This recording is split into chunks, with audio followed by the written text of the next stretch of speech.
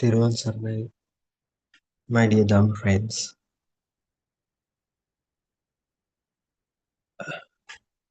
Today also we are starting our Dhamma talk in this way with the intention of making these explanations would benefit some other person who are trying to see the truth. So we have been talking about how this world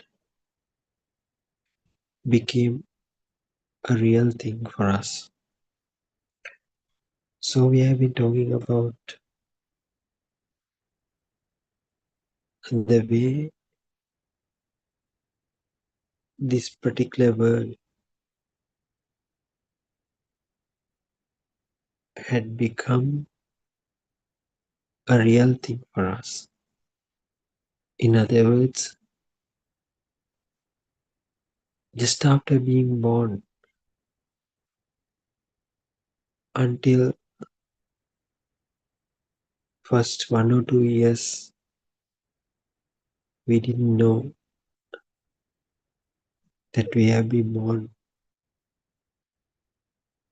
And also we didn't know who is our mother, who is our father as well. At the same time, we didn't know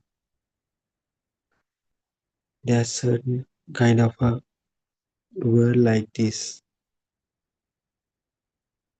So it is not very difficult for us to understand by observing a newborn child, unless reacting to whatever the stimuli that come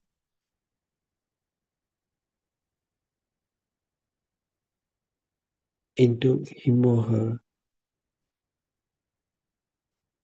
he or she doesn't have any kind of idea about themselves as well. In other words, they don't know these small kids, small babies don't know who they are, what the gender is, and simply telling they don't know that they have been born. So for that kind of a mind, it is so radiant. That's why we tell these little kids have radiant minds. Absolutely speaking, we can't say that they have minds. So in order to assign a sort of a kind of mind in them, they at least should know who they are. And also, you know by now, the building block of the mind is a thought. So there should be at least one single thought with them to tell them to tell that they have a mind. So whether it is absolutely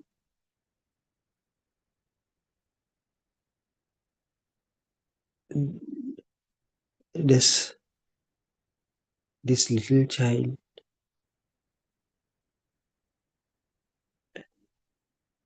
have thoughts or not?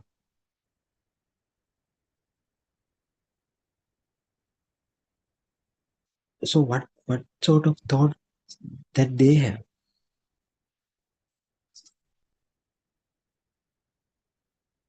As I said earlier, as they keep on responding, whatever the stimuli that is received through their senses, they don't possess those thoughts. That is the nature of the radiant mind. But as they grow older, when they turn into age of 2, 3 and 4, they tend to recognize these worldly perceptions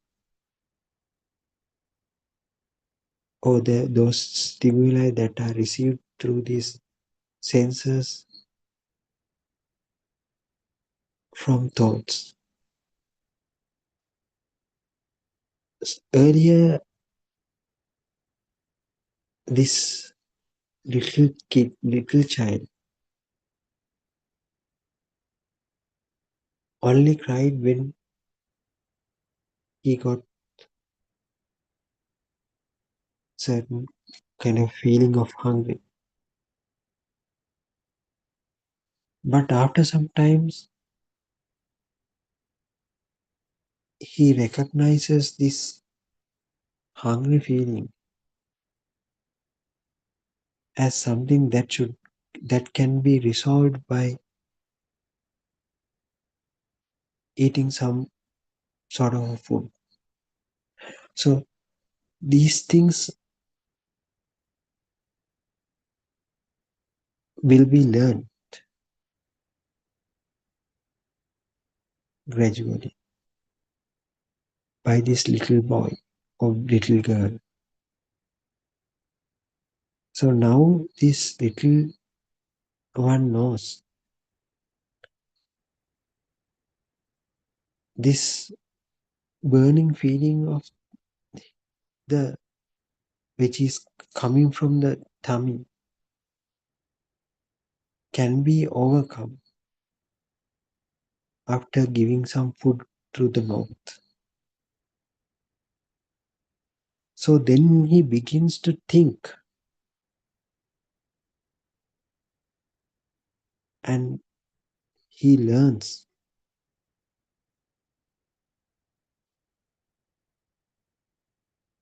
if there is certain kind of a burning feeling in the tummy, what they have to do is eating something or drinking something. So this learning process happens gradually.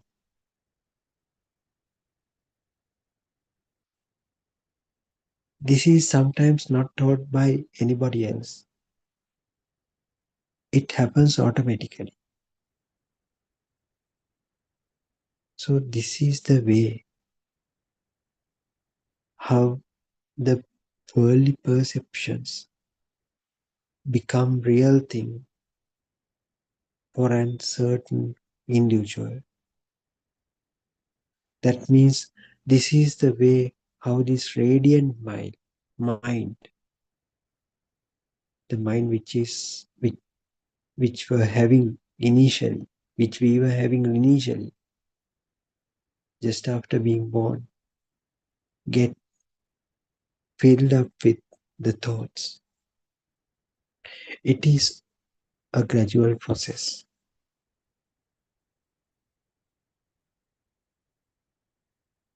So after getting these things known by that particular baby, Now he or she try to work out with these thoughts. So now earlier what he did was just reacting whatever the stimuli that were received through this his or her senses, but now he or she starts to react according to the thoughts that is coming or that those are generated within his or her mind. So this is the point where he starts to believe his thoughts. From that point onwards, he tend to keep on believing these thoughts as real things. Actually, this entire process had not been done by involvement of this little kid, or no one make him to believe this is this were these thoughts as true things or not. But this is the nature. This is the way how this nature rolls out.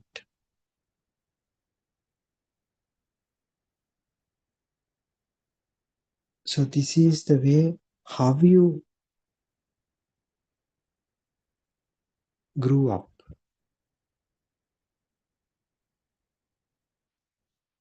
After after that, what happens? Whatever the things, whatever the thoughts which comes into your mind, you tend to believe them as true things.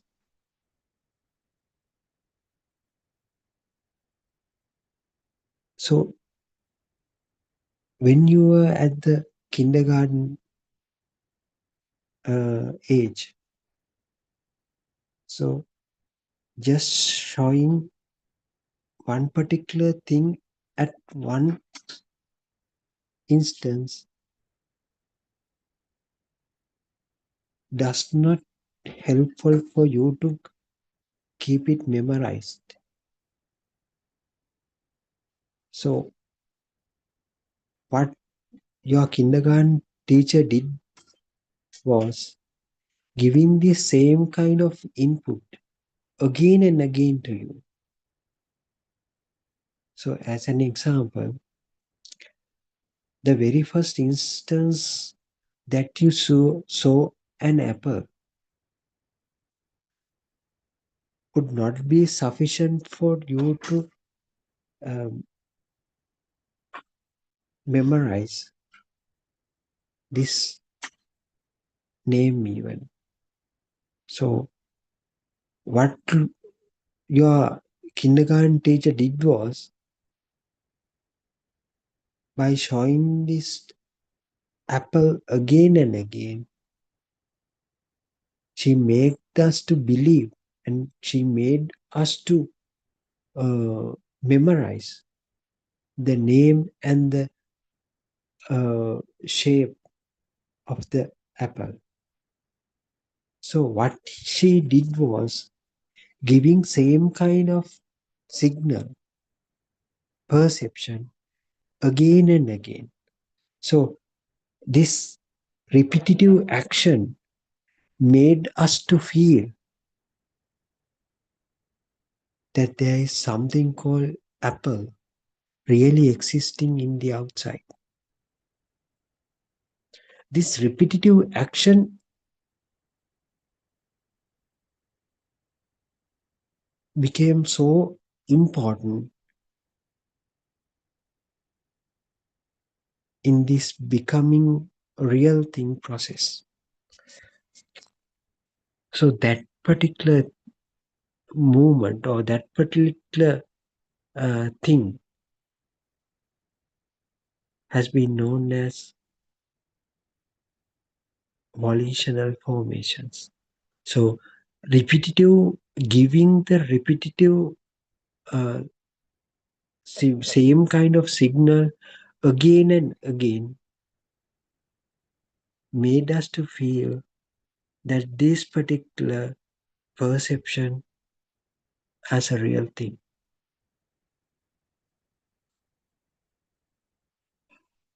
In the explanation of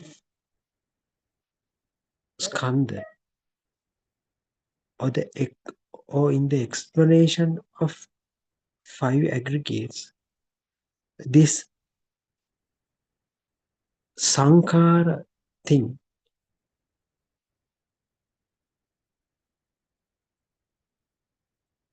had been explained by Lord Buddha in depth. Sankara means coming the same kind of signal again and again. So that will make us to feel this particular signal or the perception as a real thing. So when it becomes a real thing, certain real kind of feeling is brought about within us, has been generated within us. It is a certain kind of a feel. But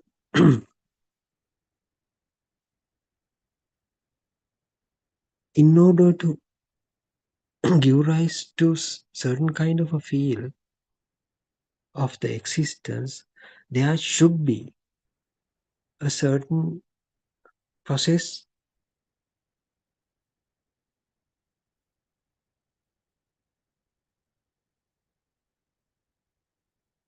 to happen. So this process is known as sankhara.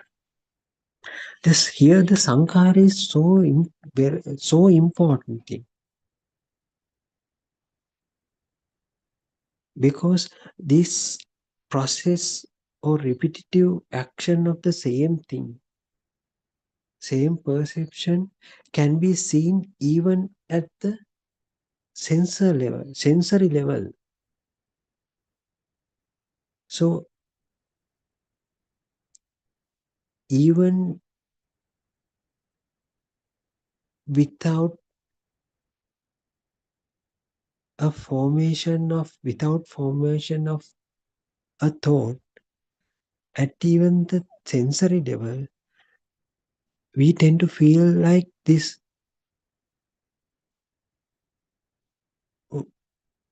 what you call this, light as a real thing. And also we feel like whatever the sounds we hear as real things. And also tend to feel whatever the taste we taste through our tongue as real taste. So likewise, whatever the perception we recognize through our skin sensor as real things. Why these kind of feelings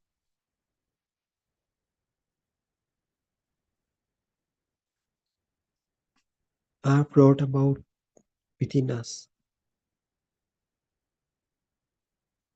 due to formation of the sankhara.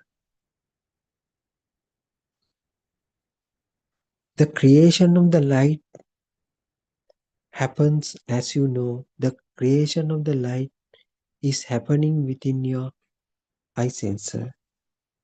But it goes beyond that level. It means it keeps the process of the functionality of the eye sensor is keep producing this light again and again. So it doesn't stop after producing one single spark. So as you keep your eyelids open, it continues to produce the perception of light again and again. So that repetitive process made you to feel as this light a real thing. So it is a field, but what you saw is a perception. From this materialized perception, the production is some sort of a feel. So you feel this perception of the light as a real thing. Just because, why does this happen? Just because it kept on creating again and again of the same similar perceptions. So then you tend to feel, then you began to feel the light as a real thing. So similar principle can be applied to your ear sensor as well. So the function of the ear sensor is producing sound. So it does not stop after producing one single perception of sound. So the functionality of the ear is producing sound again and again, again and again. So what ultim- what is the thing that ultimately happening here? You get a feeling of the of you get some sort of a feeling that you tend to feel this sound is as a real thing. Why does this happen? Just because your ear sensor kept on producing same kind of signal again and again. Then you felt this particular perception as a real perception. So similar kind of a process is going on within your rest of the other senses as well. Even if you take your tongue, even if you take your nose, even if you take your skin, at all these places, similar kind of thing is going on.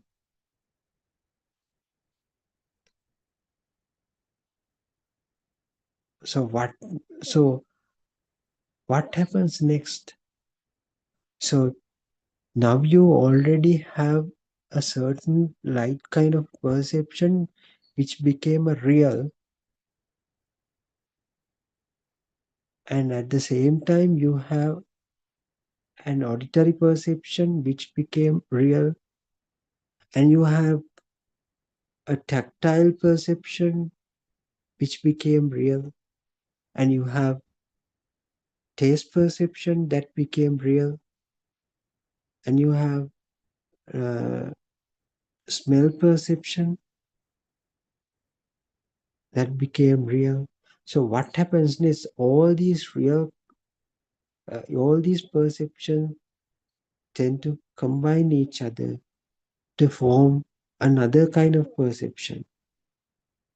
That is the point where your thought has been born, thought has been created. So that is the exact point where your mind gets created. So after combining of all these existing type of perceptions, the brand new kind of perception would arise as a thought. That is the perception of the chair. That is the perception of your mother. That is the perception of the tree. That is the perception of the book. So this brand new perception also contains a similar kind of energy that was there in the sensory level as well. So this particular brand new perception also keeps on coming again and again. So same thing has been done by the kindergarten teacher when you were at the level of at the age of 3 or 4. What she did was giving the same kind of perception. So as we took the example of the um, apple. So she kept on showing us the apple again and again, and she kept on telling the name of this particular object as apple repetitively. So that is the way how we felt this apple as a real kind of existing thing. The same principle now being applied to this particular thought of book as well. As this perception of the book keep on coming again and again, keeps on coming again and again. So that is the sankhara, that is the volitional formation. So this thought of book keeps on coming again and again. So it will make us some sort of an existing feel within that particular perception. Along with the particular perception, we tend to feel this book as a real kind of object. We feel this book is a real thing. Just because this all the uh, contributing perception had the same kind of a feeling within us, made same kind of a existence feel within us. The light had a certain kind of a feeling of existence. The name of book had the feeling of existence, as well as the solidness which we perceive through our skin sensor also had some sort of a existence, a real kind of a feeling. So after combining all these feelings, now the book has per se a kind of existence feel as well, just because of the formation of sankhara. Actually, this sankhara has not been created by someone else. It has not been created or generated by you either. This is this happens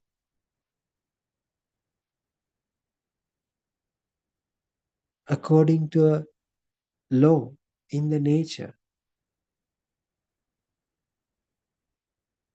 That is why, that is the reason why um, Sela Terania said, Nahidang parakatam, Nahidang parakatam bimba, Nahidang parakatang gagang. This perception had not been created by anybody else, neither by you. It is the system.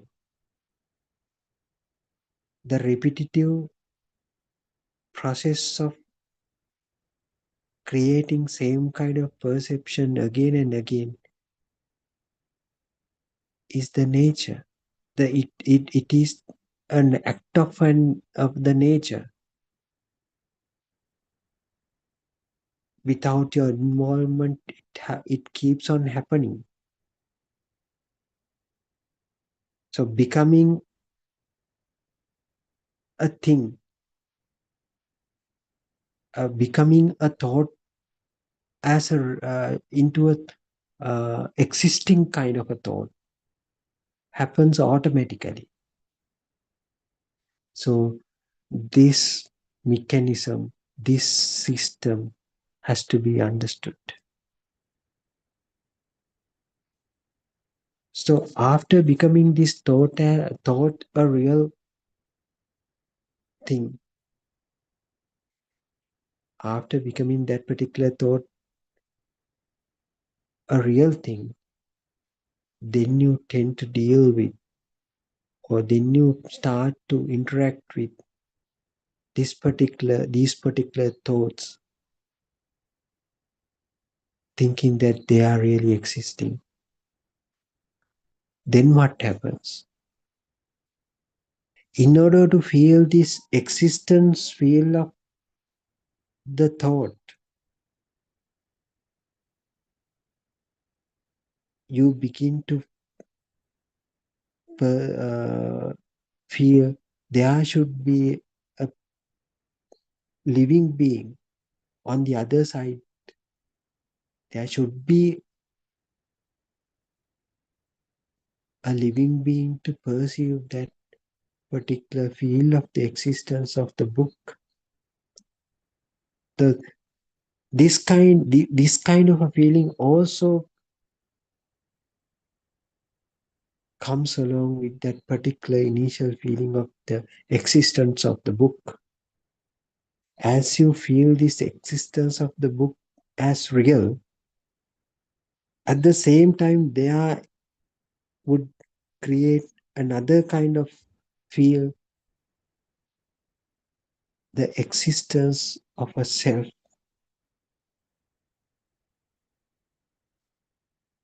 Though so these two feelings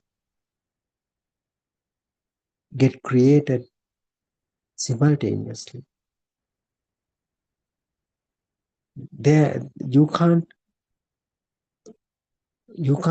um assign a time gap for that. It happens all of sudden. So as this sankhara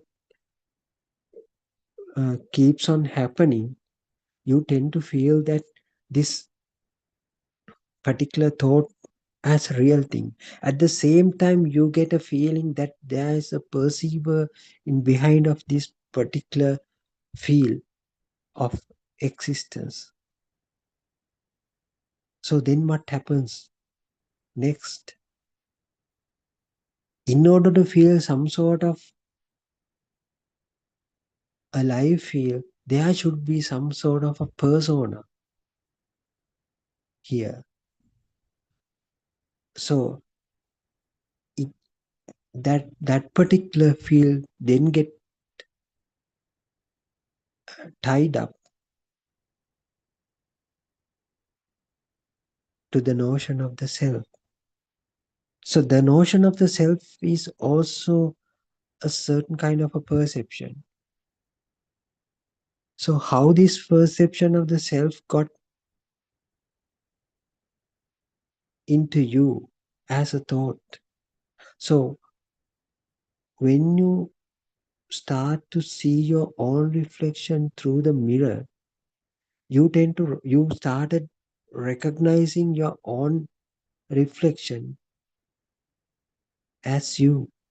So that was just a perception, but it kept on coming again and again.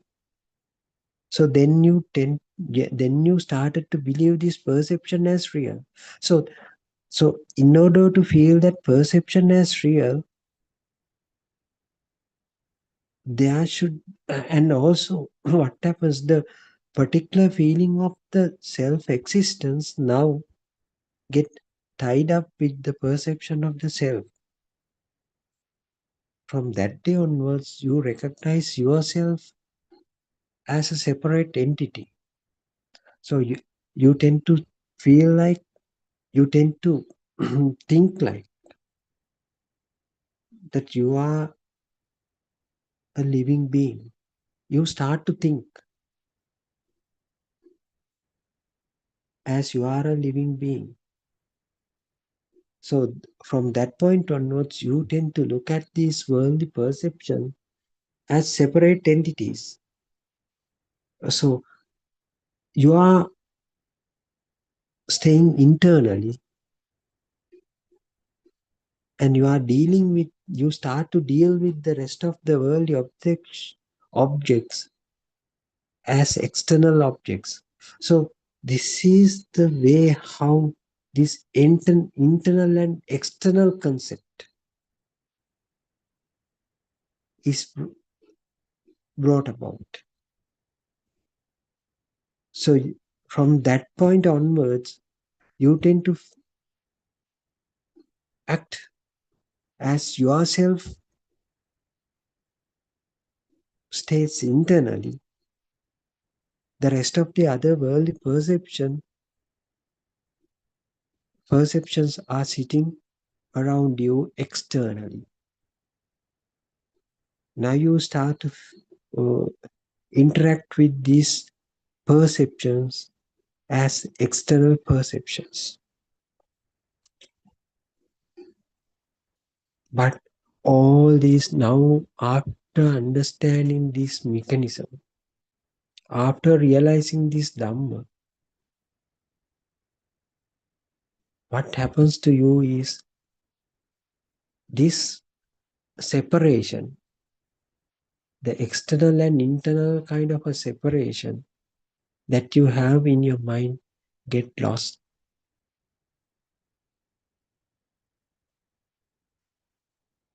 So you will start to see this world as one single kind of entity. So you tend to recognize, you start to understand yourself as another kind of perception. So this perception, the self perception also, you then realize it should belong to the external world. So me, my mind concept, now you recognize it as just a concept, as a concept. So then you recognize yourself also belongs to the same world. So the separation of the internal and external, Ajjatta Bahita concept will no longer be there with you.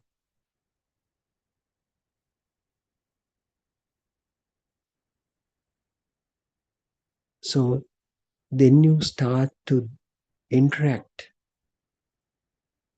or deal with the particular thoughts without a self. Because now you understand that there is no certain existing living being known as me or myself.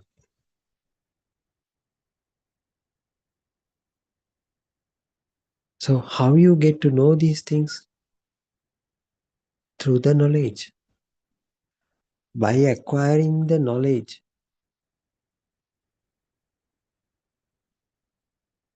about this entire process, you comprehend that there is no such a self here. There won't be a chance of creating a self kind of a feeling here, because you know these things are thoughts.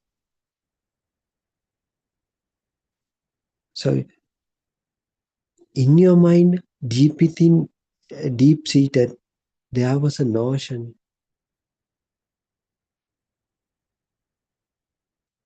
of a self, existing kind of a self. So this notion included that you are a human. This notion included that you are a man or female, male or female. And also that particular notion included whether you are a engineer, you are an engineer, doctor, and so on. So all these things were there deep seated within your own mind as thoughts. So as as those thoughts became repetitively coming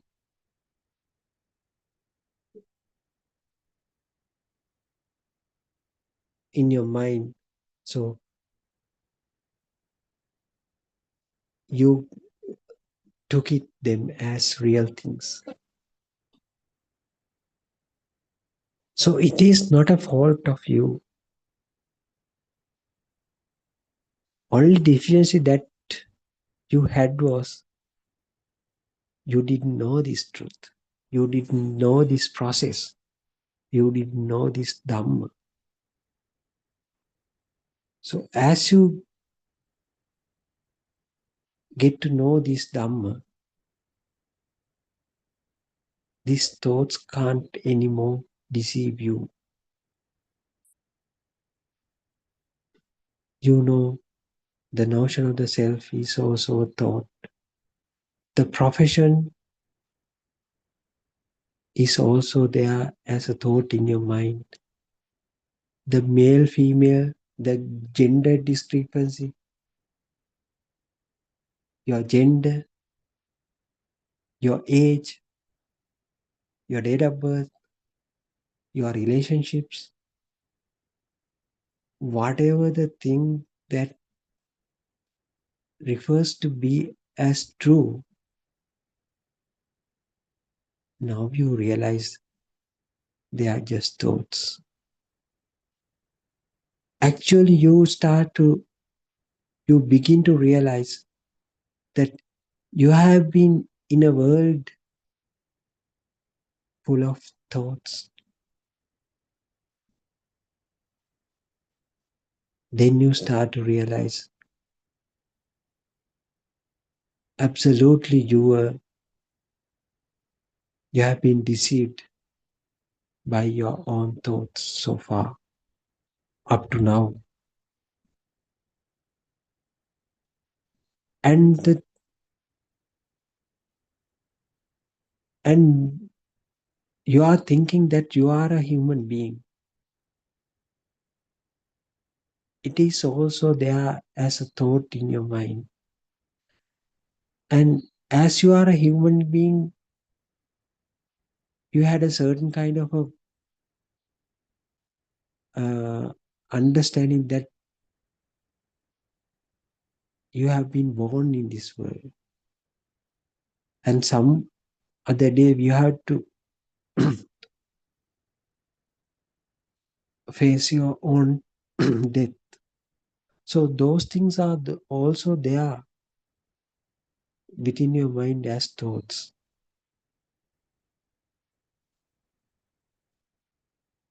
So now you know these thoughts have no any value in them.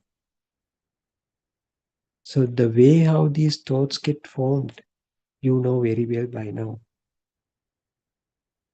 Without your senses, without your faculties, there's no way of creating thoughts. So you are thinking that you have a certain thing called mind, but you understood there is no such a permanent thing called mind other than a rapidly flowing stream of thoughts. So the beauty of this mind is it can produce or it can generate more and more thoughts by itself without without involvement of the rest of the other senses which contribute to formation of the which contributed to formation of the initial thought. So after forming the mind, it keeps on forming more and more thoughts. So that's why your mind itself behaves as another kind of a sensor. As such, Lord Buddha showed us that every human being has six senses. This sixth one, this so other than five visible kind of senses that you have, namely we can say eye, ear, nose, tongue, skin, uh, you have another kind of a sensor, that is the mind. Absolutely, there is no such a permanent thing called mind, but after forming the mind, it keeps, it starts to act as another, the sixth sensor for you, just because it can give rise to more and more thoughts. So even these thoughts have been formed with combination of five senses. Oh, even this thought had been created by your mind on its own.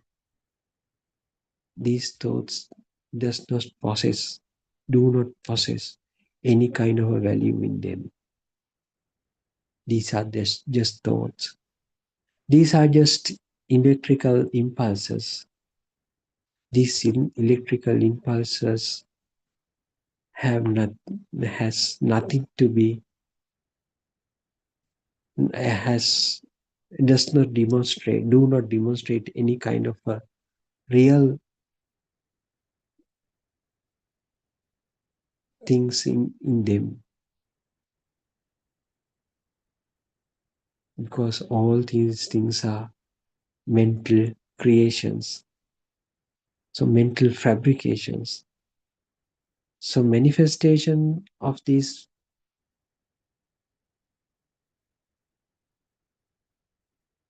so these mental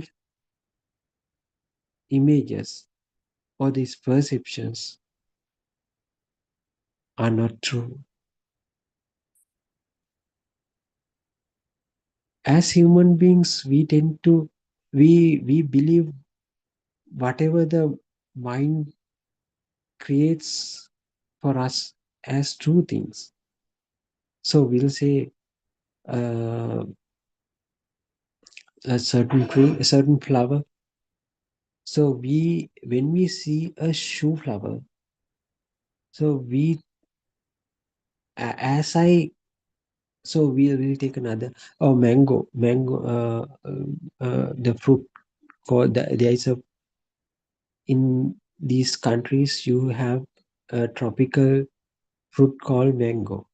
So when I say the word mango, you get a certain mental picture. So in that particular mental picture, even though you do not see the mango right now, that mental picture has a certain color in it, maybe green or maybe yellow green color. And also, as I tell the word mango, you also hear the same kind of uh, auditory perception along with this perception of the mango. And also that mental image contains the texture of the mango or the solidness also they are in that particular mental picture. You know, if when I tell the word mango, you know it is obviously not uh, a liquid like thing. You know, a mango is a solid kind of a thing. The particular mental picture got that was that is created within your mind do consist of the solid perception as well. So now it is not very difficult for you to understand that you have been dealing with similar kind of perceptions in the real world as well. When you see a mountain at a distance, you have a certain feeling of the hardness of the mountain. And if when you see a picture of a scenery or picture of uh, I mean snowy weather, so snowy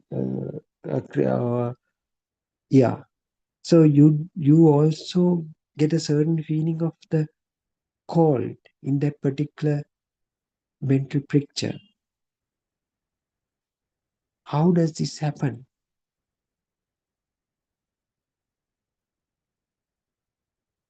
Just because this mental picture is capable of generating different kind of feelings for you.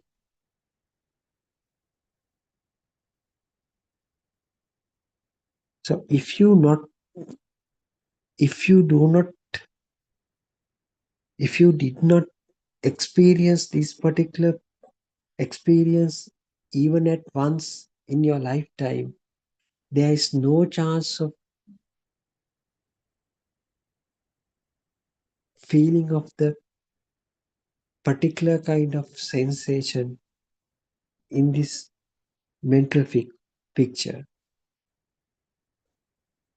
So if you don't have any kind of experience, previous experience prior to this present experience, there is no chance of uh, feeling that particular feel in this particular instance.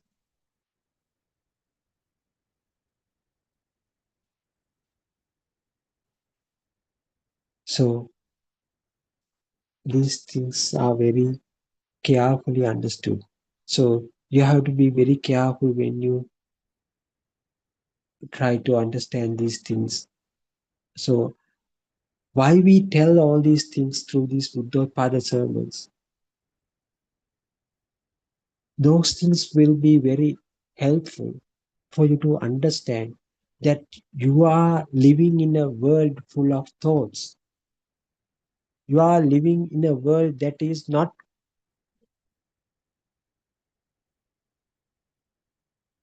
a real world as you think. You are just thinking that you are living in a real world, and also you are thinking you are a living being. But all these things are thoughts. These thoughts are no have no value as you think. These thoughts have been made up of mental images or perceptions. They are just electrical sparks. You yourself is also there in your mind as a thought. So that thought also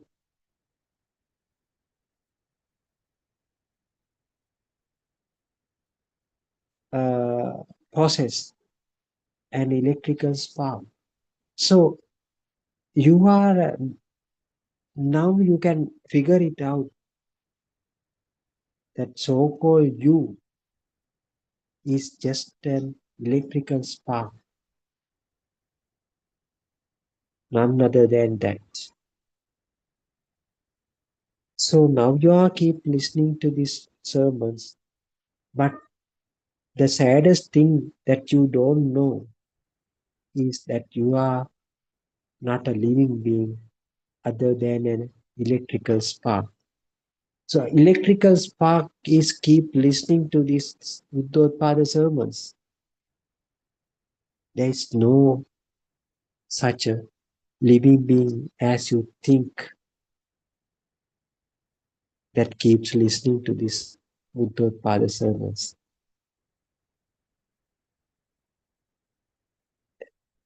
You are only an electrical spark. So where this electrical spark is situated, you can't assign a place.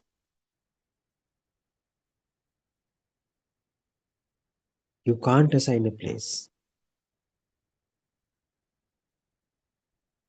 As this world became a real thing for such a long period, you mistakenly took yourself as a real kind of a person. That's why you kept on thinking that you are a human being. That's why you kept on thinking that you are a male. That's why you kept on thinking that you are a doctor and so on. But all these things are manifestation of that so-called electrical spark. You are no one. You are not a human being as you think.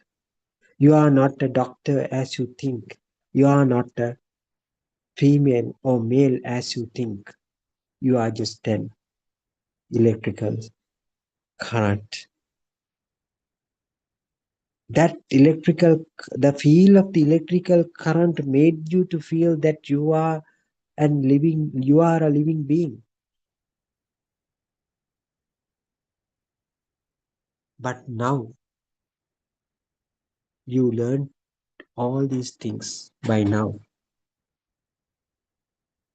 And you are very confident that there is no such a self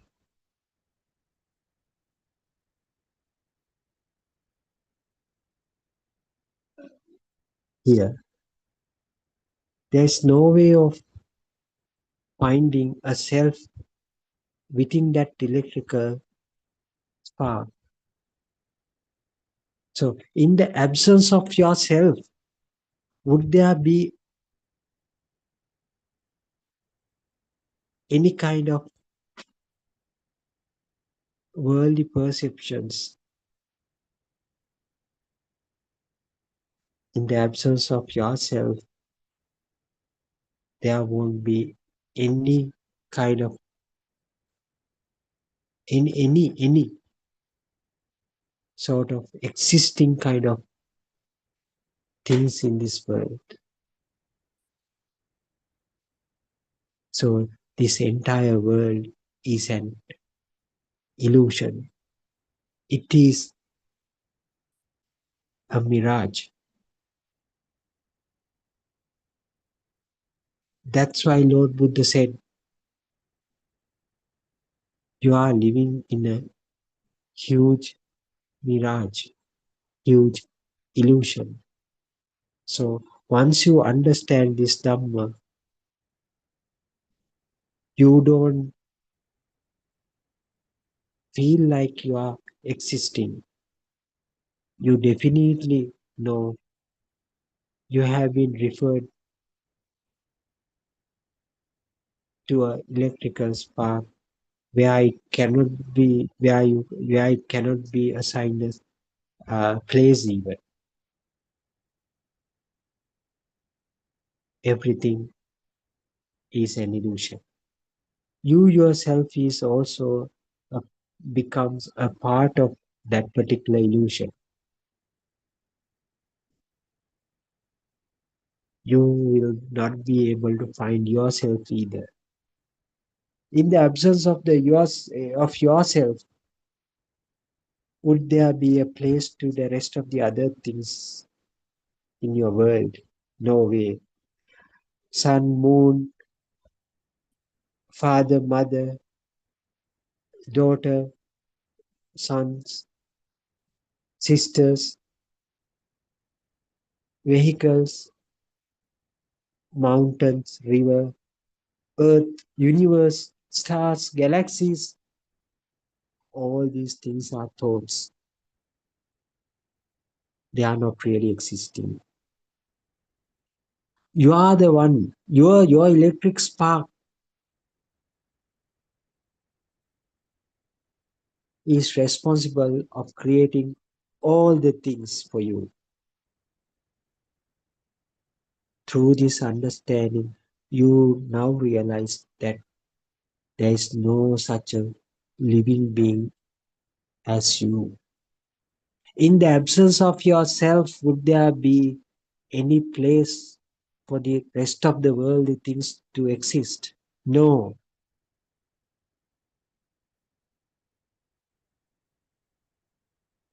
So,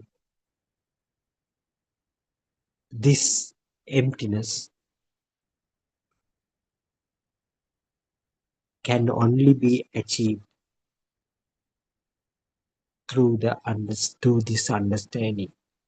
What you would understand is the mechanism of which the thoughts get formed, the self get formed. So when you become so confident with that, that would lead you to the supreme state of nothingness. Or in other words, it is known as Nibbana.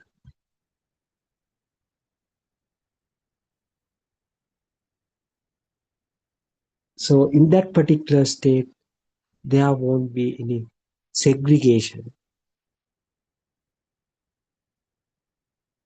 because you are not there. You don't find yourself in that particular place. So you don't feel like that you are living in a separate kind of a world. But as you tend to feel the taste, as you tend to feel the smell, as you tend to see the images or colors or shapes, as you tend to hear the words as normal. But only thing that is lost is the perceiver part of this entire scene. The perceiver will be lost. In other words, you yourself has now been lost. The rest of the things would happen as usual, but only thing you will not be there to perceive any kind of perception as earlier. That's why Lord Buddha said, what I only lost during this entire understanding process, is the existence field of the self only. What Lord Buddha lost is the feeling of the self only. The existence field of the self now got lost. That is the state of Buddha. That is the state of Arahatun. That is the state of Nibbana. So I think we can conclude today's explanation like this way. So we can talk further tomorrow as well. Until then, good night. Take care. May Triple Gem bless you all.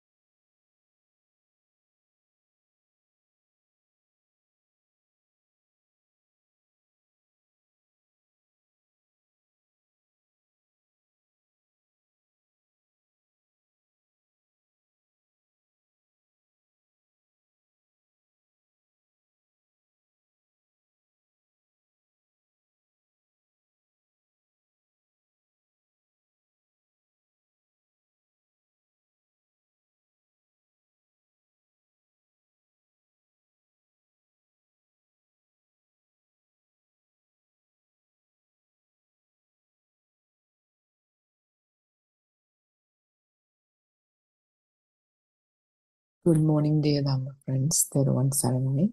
Before we begin, let us respectfully pay homage to Buddothpado Aryan Mahanse, our noble friend and teacher. Theruvan Saranai Aryan Mahanse. Your noble guidance has illuminated our path to Nirvana. Your unwavering dedication to sharing the ultimate truth and reviving the wisdom of the Arahants is a gift of immeasurable value. We're truly fortunate to witness the unfolding of this profound truth under your compassionate care. May you live long and continue to guide us. Ayubo Veva and Thiruvan Saranai.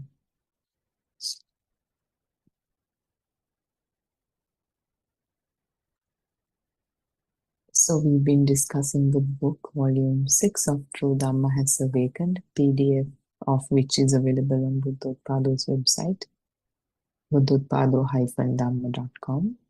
And today we are starting with page 121. These are creations that occur through vibrational energies. And the feeling that I am alive is created through this process. You talk and act not because sounds or colors make you feel an individual self,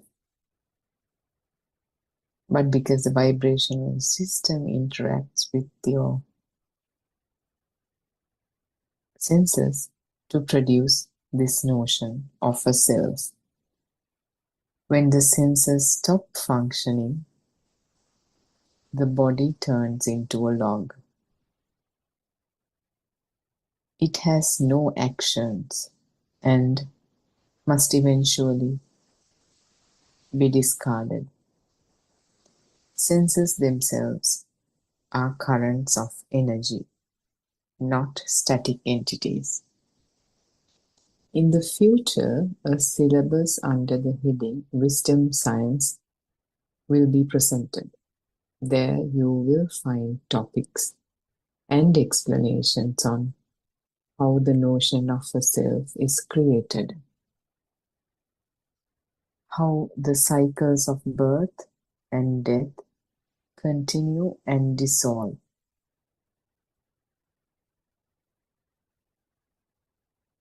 and the mechanisms behind them. This is the wisdom of Asia, forwarded by Buddothpado Aryan Mahanse, and it will be a treasure for the world. The Buddha spoke of Sila, Samadhi, and Prajna, the discipline, the concentration, and wisdom. Here, wisdom does not refer to knowledge. Knowledge itself is associated with the illusory mind.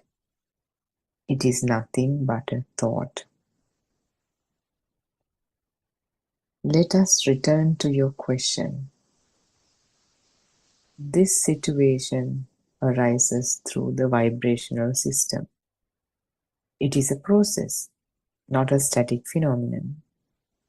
For an example, light is created moment by moment.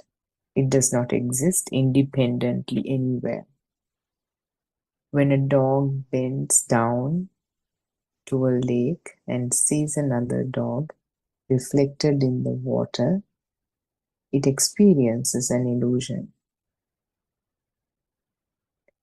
In the same way, we perceive objects as existing, but in reality, nothing exists as separate, independent entity.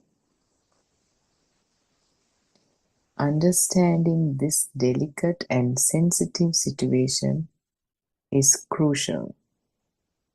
Only according to your level of understanding can you observe the feeling of the ego and the feeling of an existing self. The power to see is tied to a vibration, prasadaya. If someone cannot perceive certain colors, such as red, that color does not exist for them. Similarly, a bull can perceive only red, and for it, the world appears entirely red. This demonstrates that the world is a creation of sensorial activity and consequently of mind consciousness. Vibrations are interconnected. When one vibration occurs here, a corresponding vibration occurs elsewhere. This is a telepathy system of sorts. When this process is not understood, things first appear as sounds, colors, or sensations, and then they coalesce into objects and the creation of a living being or self, bhavasanya. This is why we feel the notion that we are alive, ajjosaya tittati. The result is the feeling of separate existence or jati, the creation of objects, me and mine. However, these are only thoughts, nothing but thoughts. When you say a wall exists, it's merely a thought. If objects exist, your sense of existence is also created on this end. Sensations such as sweet or burning tastes are not intrinsically tied to the notion of an existing being.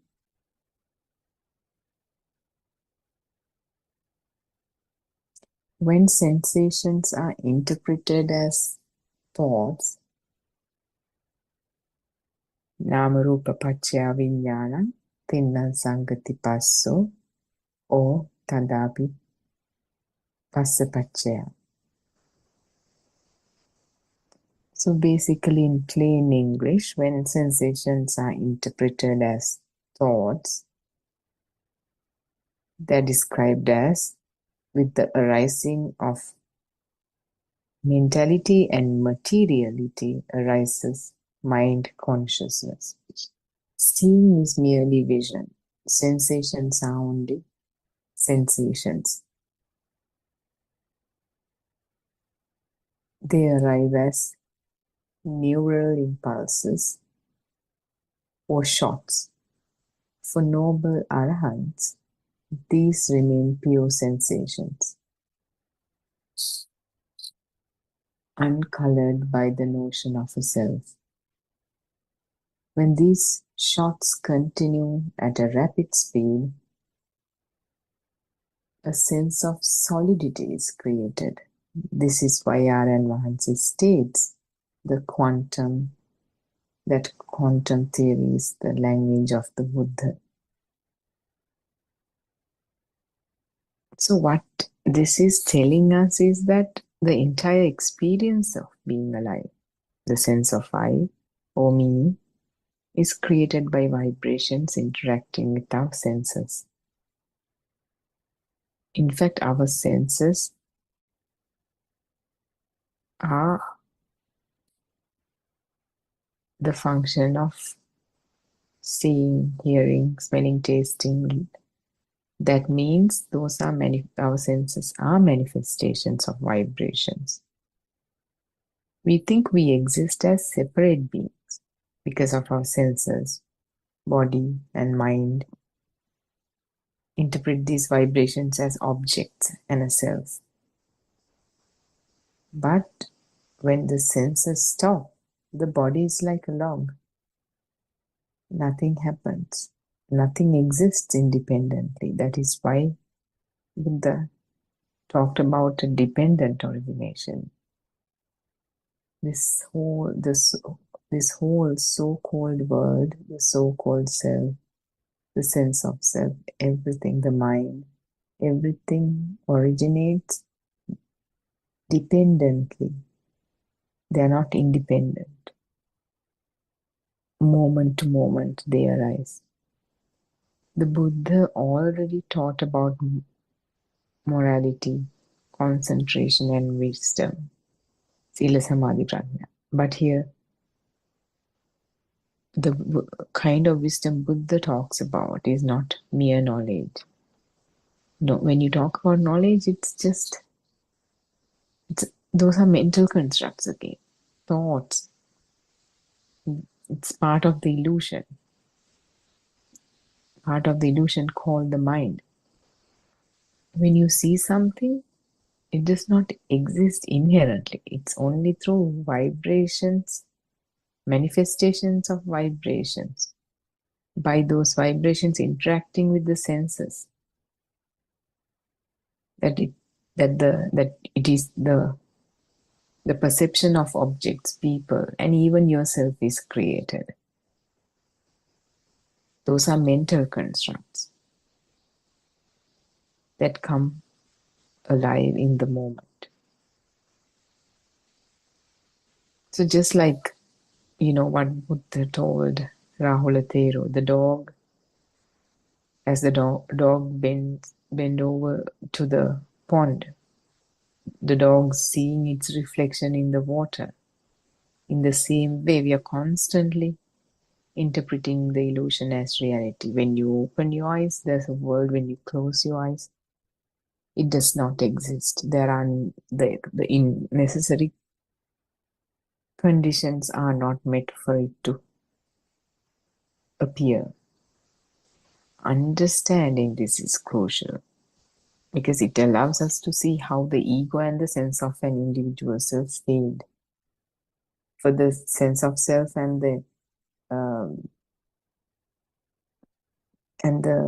ego, the self-identifying view to fade, we have to know how it was created in the first place. Just as how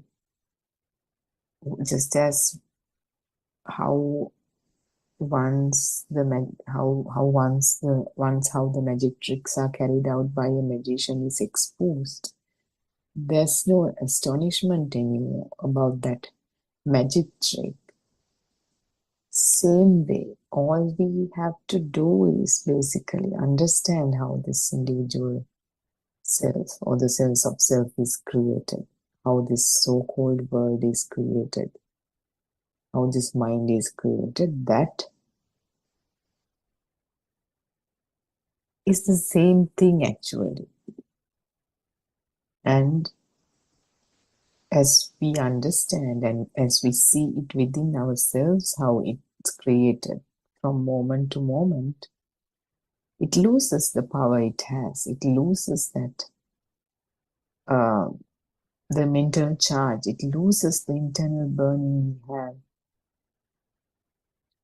Internal burning that arises in the moment, embedded in thoughts.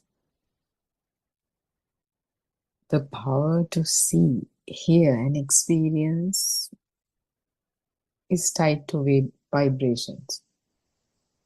A color or a sound exists only because the mind interprets the vibration. For an example, a bull sees only red. So for it, the world is entirely red.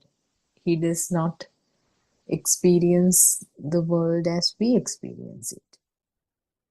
Yet we assume that they are in the same world, they see the same things we see, they experience the same things we experience. Why the bull experiences a different world is because of the nature of the senses the bull has. Because of the nature of the senses the humans have, us, we experience a different kind of a world, more sophisticated, more detailed kind of a world.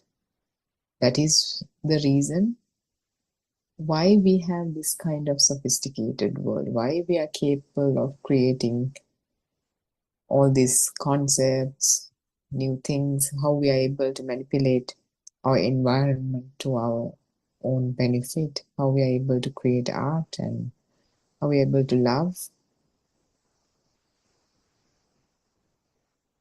This difference of senses across different realms, different animals.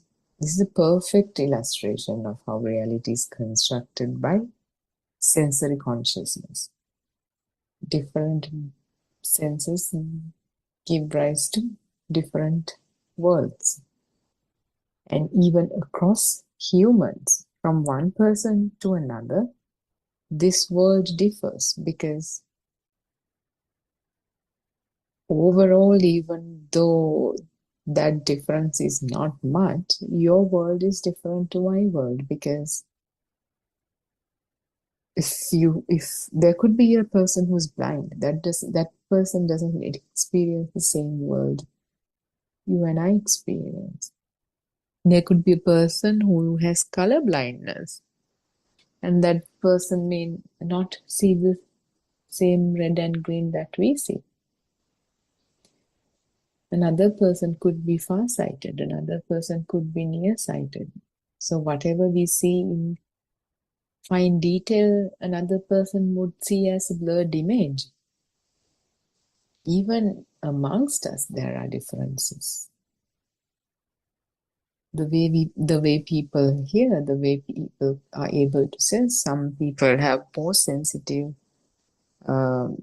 noses than other people. Some people have more sensitive taste buds than other people. That's why they're able to become top chefs. So across senses, even amongst humans, these differences do exist. And my concept of the mother is different to your concept of the mother. Your mother is different to mine, and my idea of a chair is different to your idea of a chair based on what kind of chairs you've been exposed to. My idea of a bank is different to your idea of a bank. So even we use the same language, same perceptions, same signposts, same language to communicate things. It's like using currency to exchange something, but we are using this currency, which is the language. We are kind of exchanging and communicating our words with each other yet they're not the same word. There are subtle differences amongst humans also in that sense. Even vibration is connected. I'm sorry, every vibration is connected. When one happens, another responds. This is why the world appears coherent, why we sense telepathy in a subtle way. When these vibrations combine, they create objects,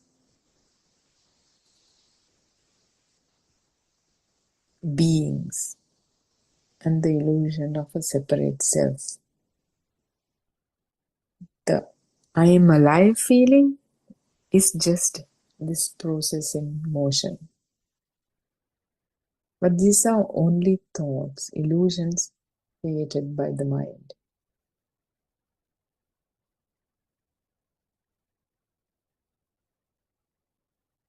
So even these vibrations, for an example, you walk on the road, there's a certain smell, and the nose can smell it, and immediately there's a thought, it smells like my mother. So when that vibration of that smell is present, the entire combined vibration that had been created for the perception of mother, that includes the name of the mother, the image of the mother, smell, taste, and touch of the mother, is vibrated when the vibration of this smell is detected right now. So now all of a sudden, after getting this smell, which is now detected as the smell of the mother, everything we've known about the mother appears in the mind. A thought about the mother appears. Oh, that smells like my mother. Oh, I miss those days. So something like that. I haven't talked to her in about a couple of days. I should call her. Every thought appears like this. Vibrations giving rise to more vibrations. Those vibrations giving rise to other vibrations, different vibrations, and us using thoughts in the process.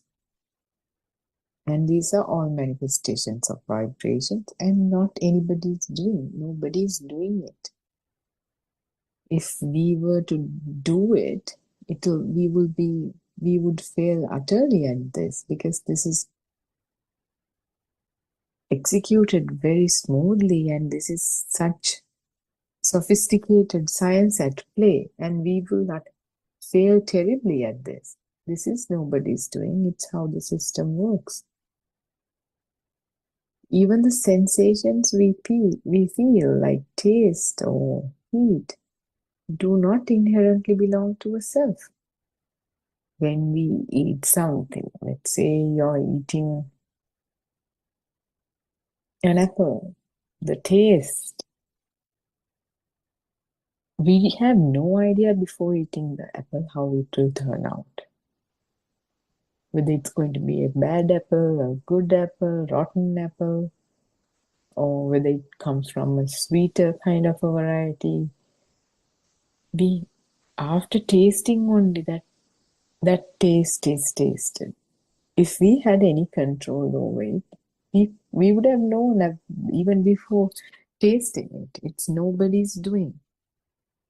So we bite into it, and the taste is tasted not by a person, by the faculty of the tongue, through the taste buds.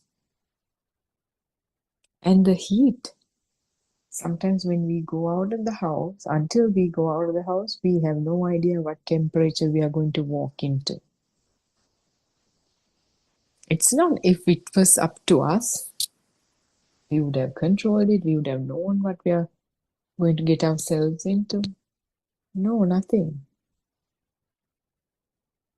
We just go out and then sense it. We don't sense it. It is the faculty of the touch, faculty of the skin, detecting the heat or the touch, or if something is solid or not. They do not inherently belong to a self. They're just impulses interpreted by consciousness.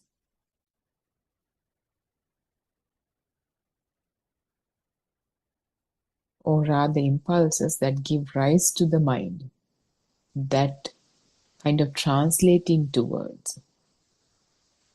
For an arahant, these remain pure, uncolored by ego.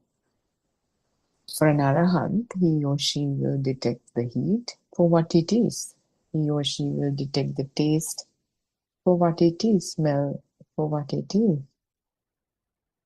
whatever the colors for what it is, not for the mentally constructed names or qualities or characteristics. When these impulses are fast and continuous,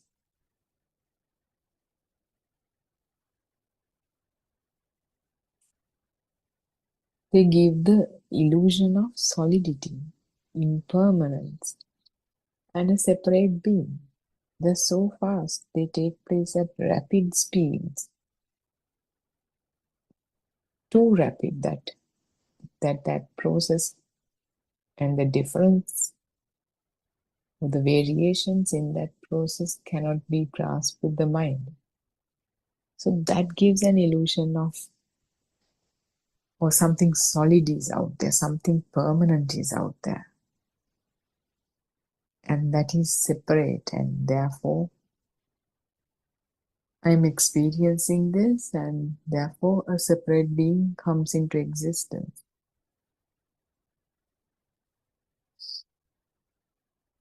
That is, this is exactly why Aryan Maharaj says that the Buddha was describing the world in the language of vibrations. Now, these same principles, they use in quantum theory. They call it quantum theory, but everywhere the Buddhism is explaining whatever is discussed, however this system come into existence, whenever this mechanism is explained, this underlying mechanism of telepathy or resonance is inherently everywhere. Science only talks about it in terms of special situations, special occasions. For an example, when we were studying science, they would explain resonance as some special phenomenon that could be seen when an opera singer sings, the wine glasses break, or when a troop of soldiers march to the same beat across a bridge, the bridge collapses. So there are many, or when there are two tuning forks of the same frequency.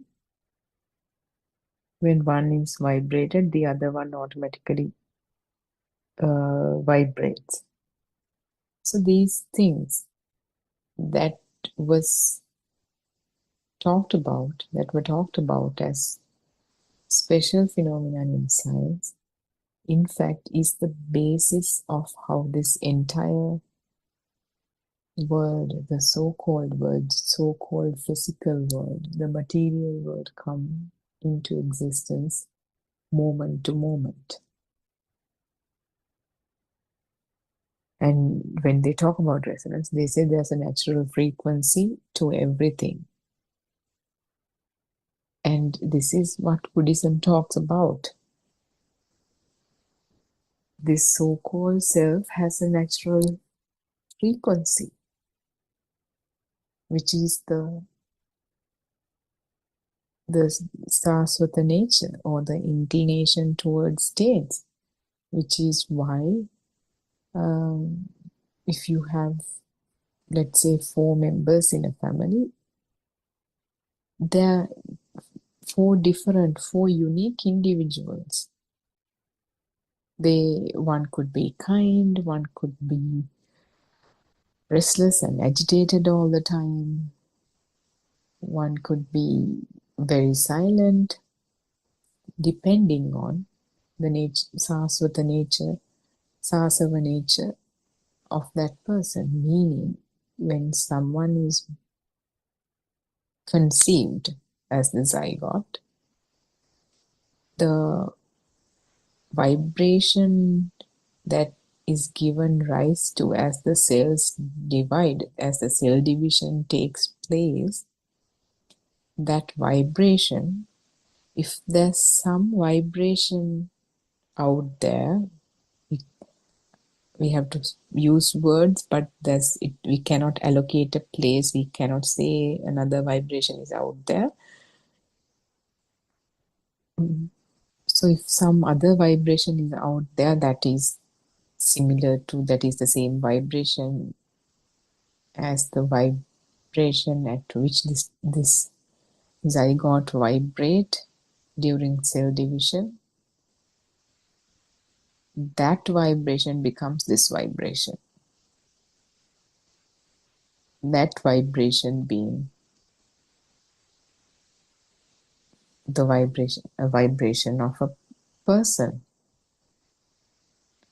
So if someone dies, all of us have this vibration, this frequency. Even when the body is deteriorated after death, the vibration is still there. If there's a suitable zygote with the same vibration, this vibration becomes the same vibration as the vibration of the zygote. So that is how the cycle of rebirth continues. So this zygote now has that same vibrations, the eyes, ears, everything vibrating at the same vibration. And they are able to give rise to, once the baby is born, the vision, the hearing, the smell, taste, touch. And these vibrations have different manifestations. The experience of seeing something is different to the experience of listening to something. The experience of smelling something is totally different to the experience of seeing and hearing. Similarly, the experience of tasting and touch, that different experiences on its own. When all of it comes together, the resultant vibration or the sense of self is formed. They kind of go hand in hand. They created from the same vibration, manifested, and we say when they come together, the mind is born. That manifestation gives rise to the mind. The mind is manifested.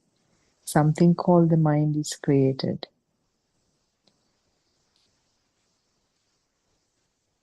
So we've talked about how the mind is created in great lengths. Even yesterday we talked about. And Mind is created, the baby is born, then now baby has the mother, father. If there's a mother, if there's a father, then there should be a self to whom this experience belongs, is the first thought that was, is one of the very first thoughts that's created by this system of the mind. So from that day onwards, there's a self-identifying you, there's a thinking, there's a belief system that there's a self here. And there's an underlying feeling and an underlying power to it. So this self is updated with every new label added to this system, updated, evolved, the thinking process. I like this, I like that. I'm this kind of person, I'm that kind of person. So the ego is created, the false self is created. And underlying power is there. There's this duality, and there's pain and pleasure. And even whatever we see are just manifestations of vibrations. Whatever we hear, smell, taste, touch, just manifestations of vibrations, not objects that exist out there. And since we didn't know that, since the child doesn't know that, since the child is in ignorance, a world is existing for the child, for us, before we stumbled upon this Dharma. Everything exists, and with respect to it, I exist. I exist, and pain and pleasure is drawn from that. But as we understand this Dharma, what we realize is even pain and pleasure is a creation of the mind due to the assumption that this so-called world exists, and with respect to it, I exist.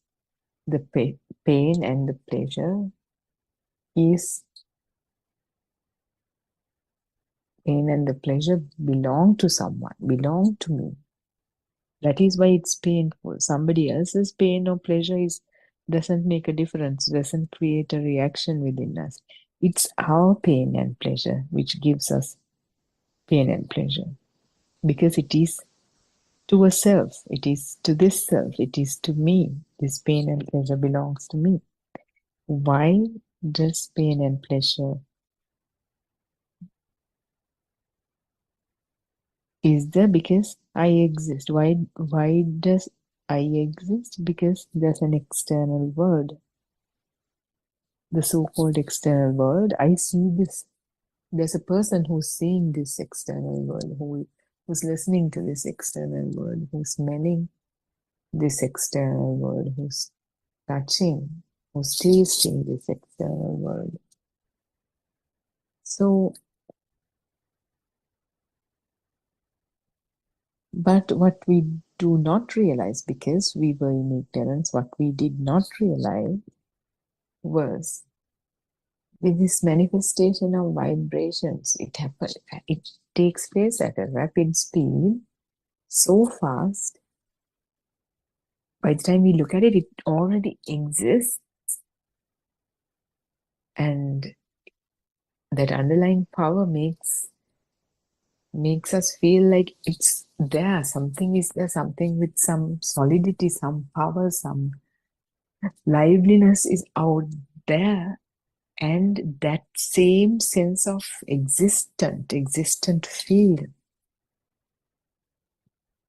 Because however much I tell you that this is an illusion, you're not convinced, because for you it feels like it's out there. It's this three-dimensional plump kind of thing. That is due to due to the speed, due to the rapid speed at which these vibrations occur. These natural vibrations, everything has this natural frequency at this. Because of the speed, it feels like it's there, and it is the same feeling that gives rise to I am here. But it is one singular kind of a feeling, and that existent feel is kind of extended to become the sense of self. That feeling that I exist. It's one and the same. There's no two different feelings. It's the same feeling that is being extended due to the rapid speeds, continuous rapid speeds. Yet, since the mind comes alive as this process happens, mind is the thought in this moment. Thought is communicated in some language, the language you know, and language follows duality. Language comes into existence to explain the dual nature of the world. But the truth is non-dual. So this existent field transforming into the sense of self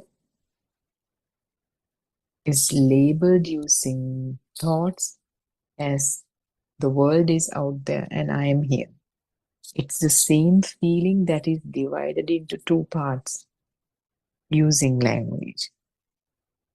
So the self-identifying view is always continuing and maturing. And this self-identifying view is embedded in every thought we think about, even though it's said that we think. It's the system. There's no self, there's no person here. This is a wrong identification. We wrongly identified this process and labeled it as a self. Now it is continuing until one is realized. One realizes that there is no self. One's self-identifying view is kind of demolished or eradicated. And not just that, one's sense of self is completely diminished. There's always some angle of self, especially if the self-identifying view is intact. Whatever is done whatever is seen, whatever is heard, whatever is felt is wrongly identified to be I see, I feel, I hear. That is the wrong identification. But wrong identification doesn't change the truth. Let's say there are different kinds of balls, and there's a label with the ball noting its color. A red ball has a tag that says it's red. Blue ball has a tag that says blue. Let's say somebody switched this. Just because somebody switched this doesn't mean red ball is not a red ball. Red ball is a red ball regardless of what you call it. Similarly, whether you call it a self or whatever, there is no self. It is just a system. We can misidentify it all we want, but it doesn't change the fact. It doesn't change the truth. So whether you think I do it, whether you think this happened to me, whether you think I'm being stupid or whatever it is, whatever your life situation right now, it doesn't matter. The truth is there's no one here. Even when you say I am doing this, nobody's doing it.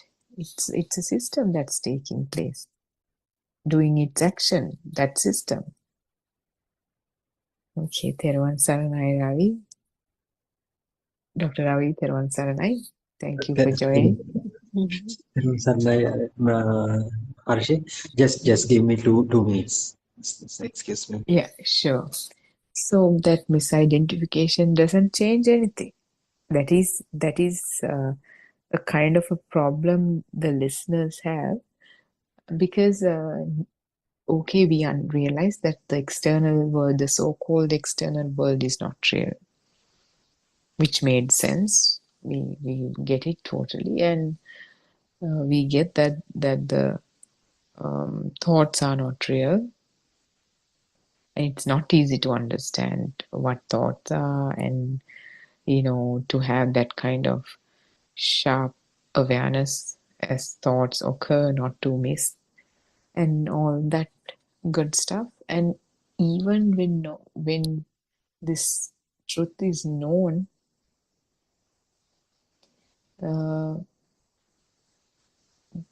this underlying belief that I do this, I do that is could be intact. When in truth, it's what we need to see is that it is the system. Yeah, Dr. Ravi, if you're free, Yeah, yeah, there there on was some like, Saranai. yeah, there was some like, Harshit, there was some, there was some like, everyone. Yeah, as you said, the problem is the feeling of the I-ness. So we do feel, unfortunately, we do feel that we are living. So that is the problem. For that brings us everything: the sorrow, the joy, the happiness, uh, and eager, anger, clinging. All these things happen because we feel like we are living. So as Harshi said, yes. So what we have to do is just we have to put some effort to see how this living feeling, life feeling comes up. Is it a, so people might say it's the nature of a living being. So feeling the alive feel is the nature of the living being. So how can you say so it's not there? And so is there any kind of a, argument beyond that? So they will ask like that. Being a human is also a, so the humans can be also categorized as another living being. So being a living being is the feeling of the aliveness. So the scientists might argue with you. So that is the fundamental fact that that we we are being categorized as living beings, because just because we feel the alive feel. But Buddha said was something different. So even though we think we have been categorized as a living beings, just try to figure it out what this alive feeling is. Whether this alive feeling is a real thing or not. That is the exact point that Lord Buddha addressed.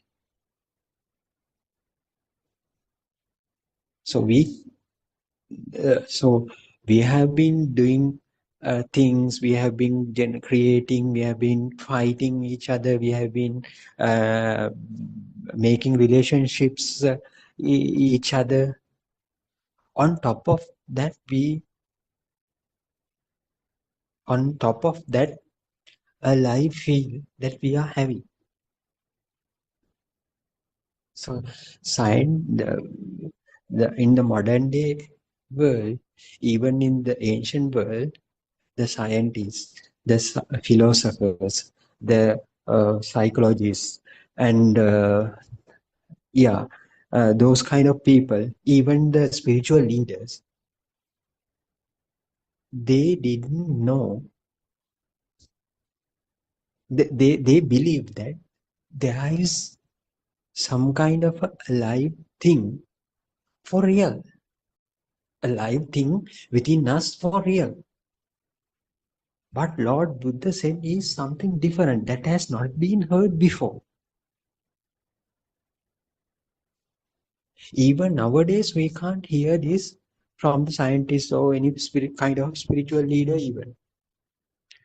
What is this message? What is this message? That there is no so-called a living being within you or within so-called other living beings. There is no such a thing called a living, a live thing within you as well as the other living beings. That is the message that Lord Buddha wanted to convey to this world. It is so. So the challenge is there. What is the challenge? We have been feeling that we are living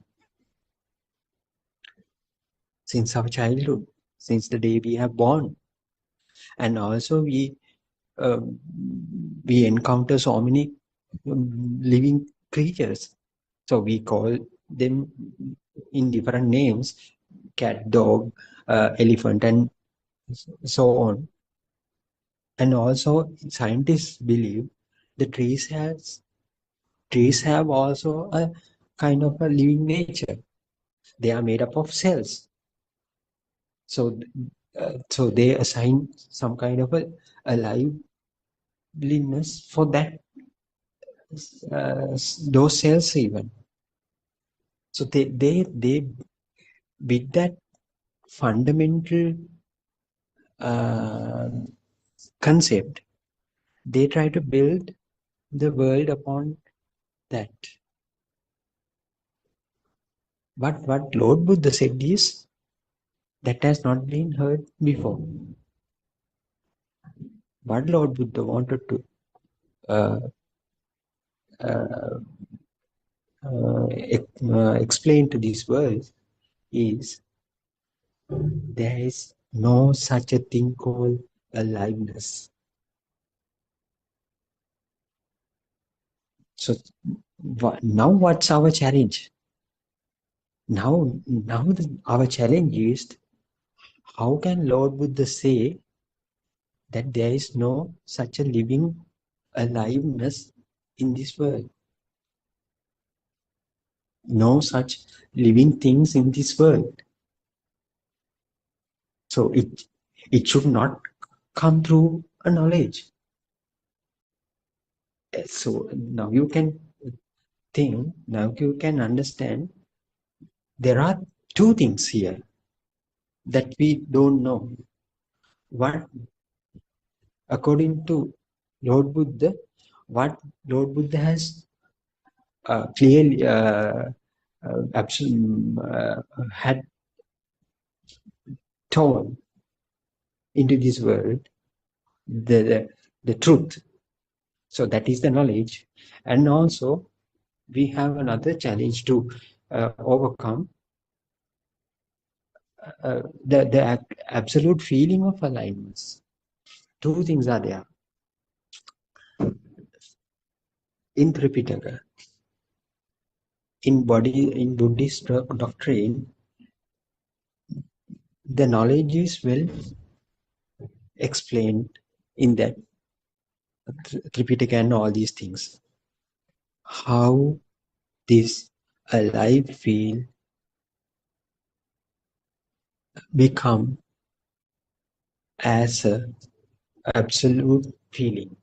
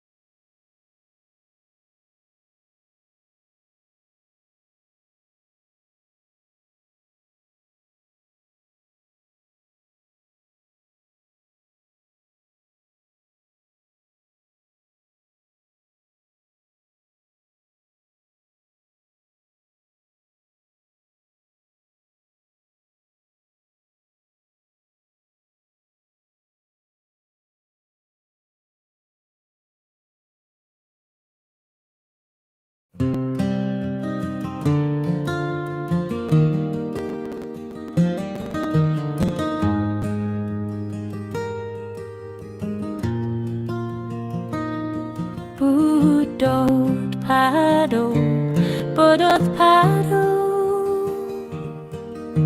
awakening in silence deep.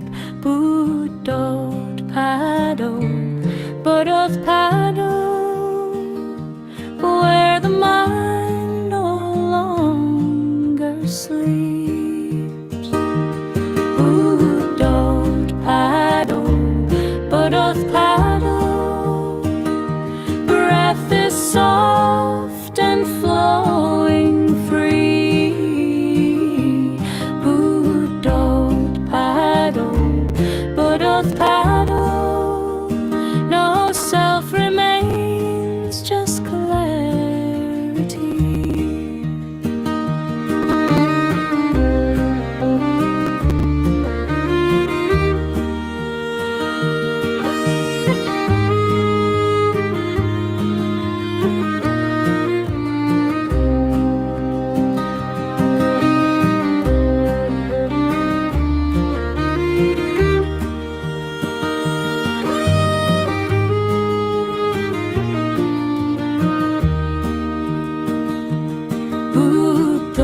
Buddothpado, Buddothpado, stillness shines like morning light.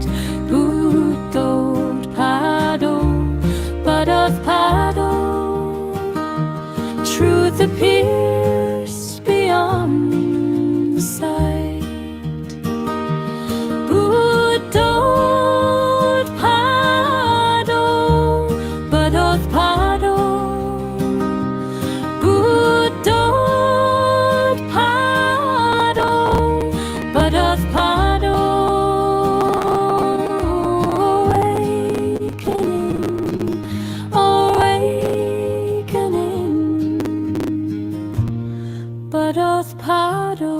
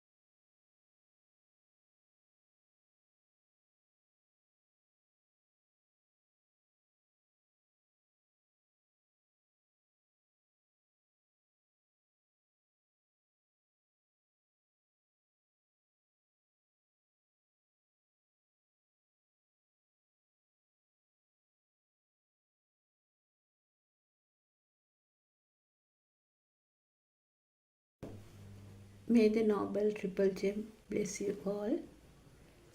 Therwan Saranai Aryan Hansa. May I pay homage at your feet. Therwan Saranai, everyone. So now we know that the world is created by our senses. Eye creates the seeing world. Ear creates the hearing world. Tongue creates the taste world. Nose creates the world of smell. Body creates the feeling of hot and cold. And mind creates the thoughtful world. So we know that the world is created by our senses. Lord Buddha said, I is your world. So even though we think this is a simple message, it gives a vast meaning, isn't it? We know that the baby in the cot, though his senses are working, still the thoughtful world is not created for him, isn't it? But he also feels when hungry, feels the pain if a needle pricks, or he feels an insect bite. And when he's happy, he smiles. When he's sad or uncomfortable, actually, he cries. So we say he has a radiant mind. What is this radiant mind? Radiant mind is pure. It's pure like a white sheet. No defilements whatsoever. But he also feels the light. He also feels the sound, the smell, taste, hot and cold. He feels that something is there. But still, he can't identify it, isn't it? So, if someone is interested to know how the mind is created, he can go back to the radiant mind, the baby in the cot. So, then we can observe. So, baby in the cot, he does not have any suffering, isn't it?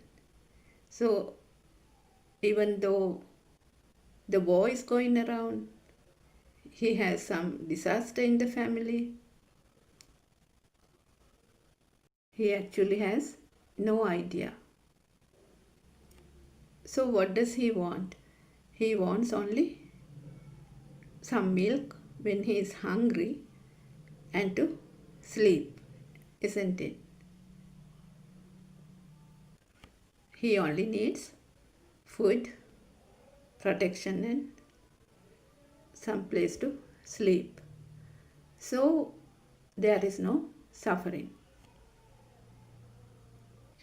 So even if he is taken to another country and raised by a different type of parents, will he know? No, he won't know it. So we can see that all are perceptions. In other words, if we go deep and see, all are vibrations. Vibrations in the senses. But we know that babies do some actions later in life, isn't it? Like turning to sides, lifting the head, crawling, moving the hands and legs, sitting down, also standing up by holding to something. Though he has not given any names to these actions, he does it automatically, isn't it? So where does this power come from? There should be some power, isn't it? So this power is the Shastra power, the vibration. So now we can see that for the baby, we can't actually implement a world. So Lord Buddha said, the birth of your eye is your birth. So how does this happen? So this means the child has to identify the things to implement a world for him. For example, say we keep a phone near a baby in the cot. he will not even look at it, isn't it? But if we give it to his hands, what will happen? He will obviously grab it with both hands. He will turn it around, put it in his mouth. So if there's a music, he will listen to it. And once you try to take it back, he will definitely hold into it tightly, isn't it? And he might even cry. So that is the Shasrava Swabhavaya, or the glue for the attachment. But he does not give any value to it. And he does not know what is it. He does not know what is it at all, isn't it? So say the phone is given to a 1-year-old child.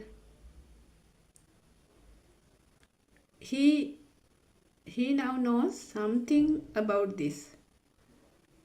He knows actually what about toys. So he might think it is a toy. And he might play with it. Sometimes he might try to talk to it. So he also will cry when someone tries to take it back. But still, he does not give any value to it, isn't it? So he might even hit it on the ground and break it. So what will happen? The father or the mother will be very angry because they have given a value to the phone. But the child, he does not have any value.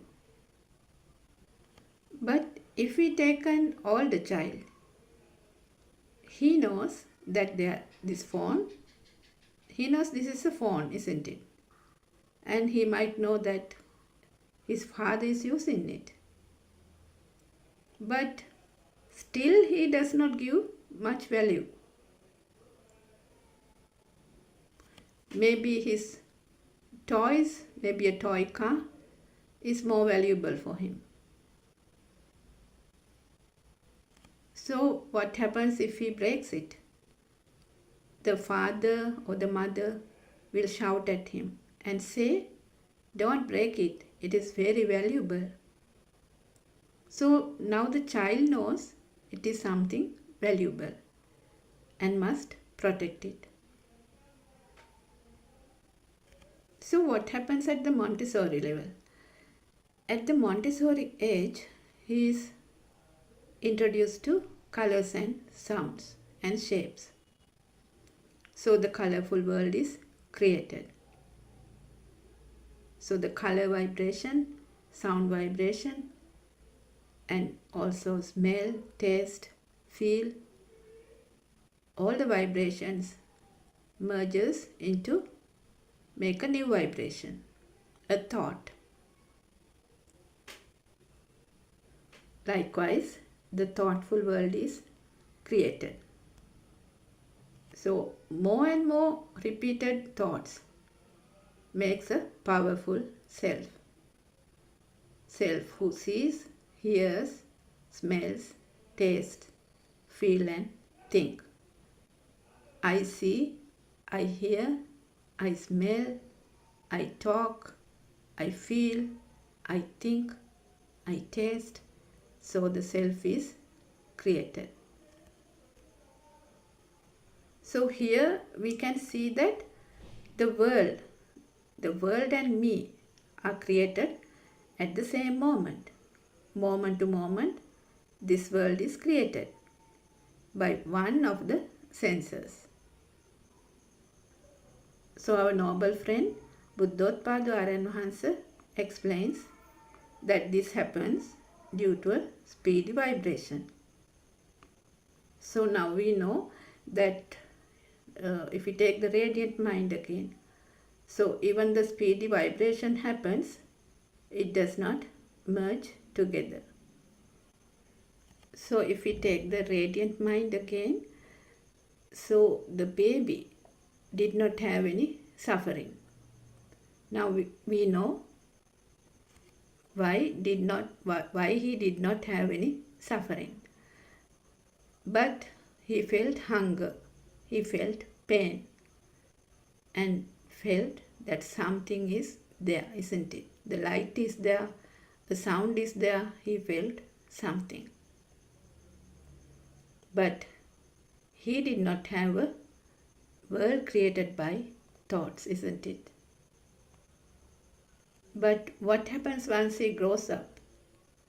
So once he grows up and the mind sensor is created and the self also is created then and there.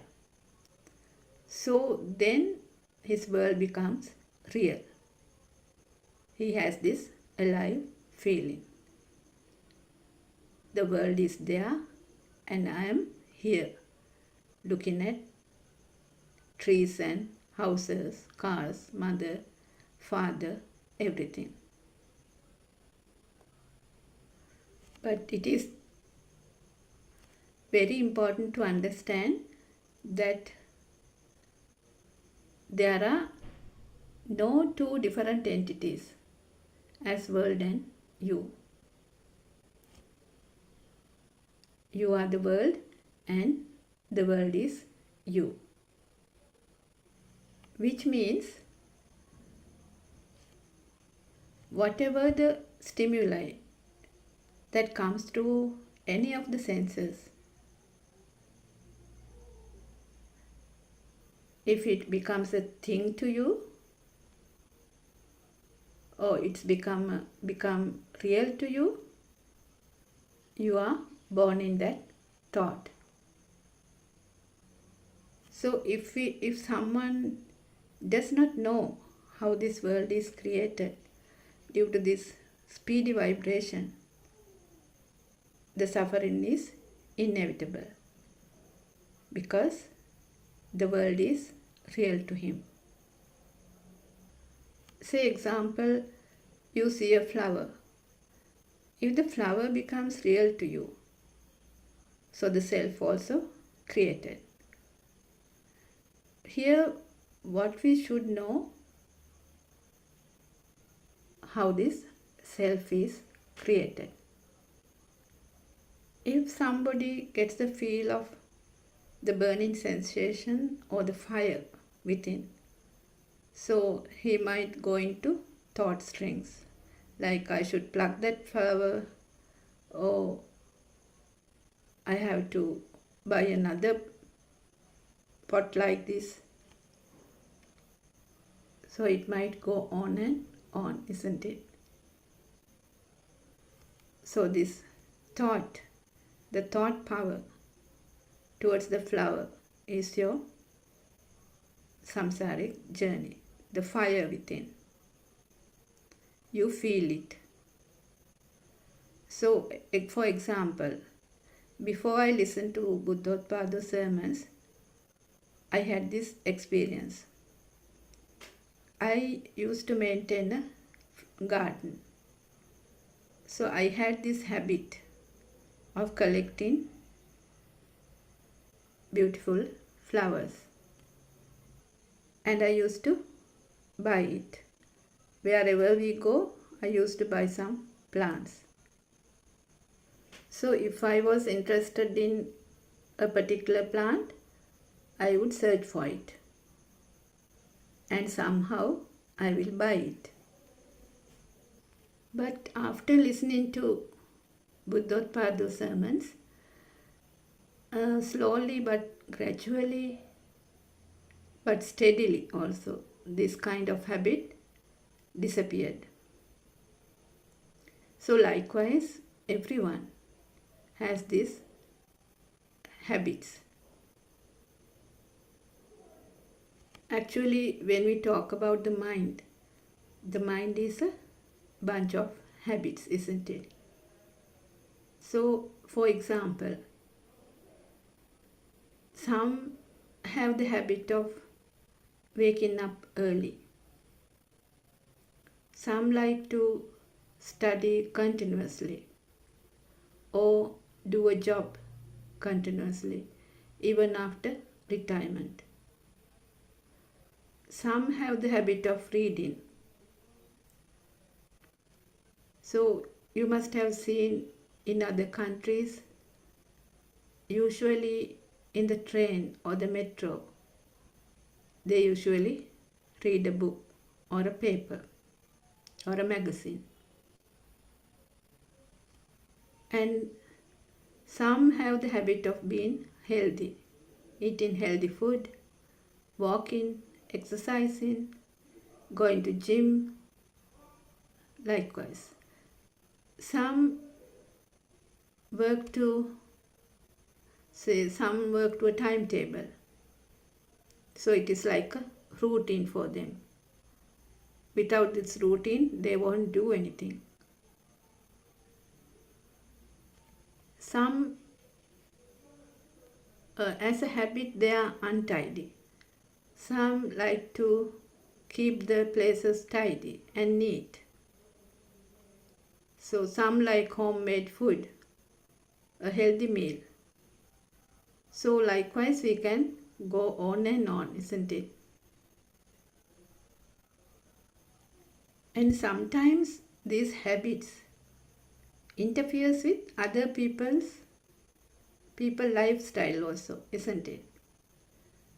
So if we talk about parenting, some parents are very strict. They are very strict to their children. So maybe their parents were strict to them too.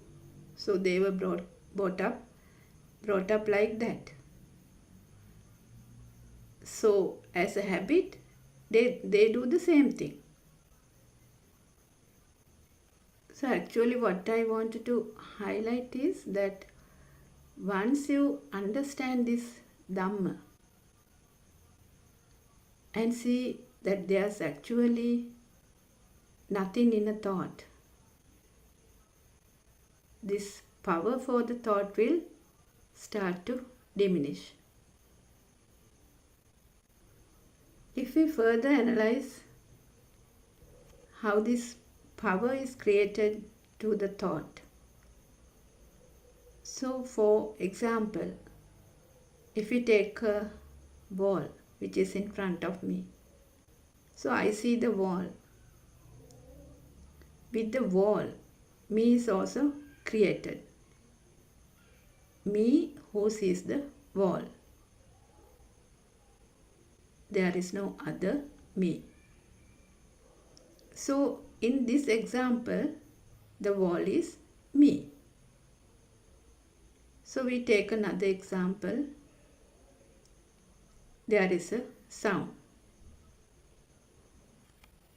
of a radio.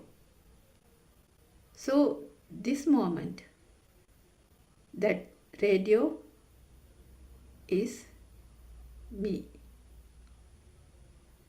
Likewise, if we take smell,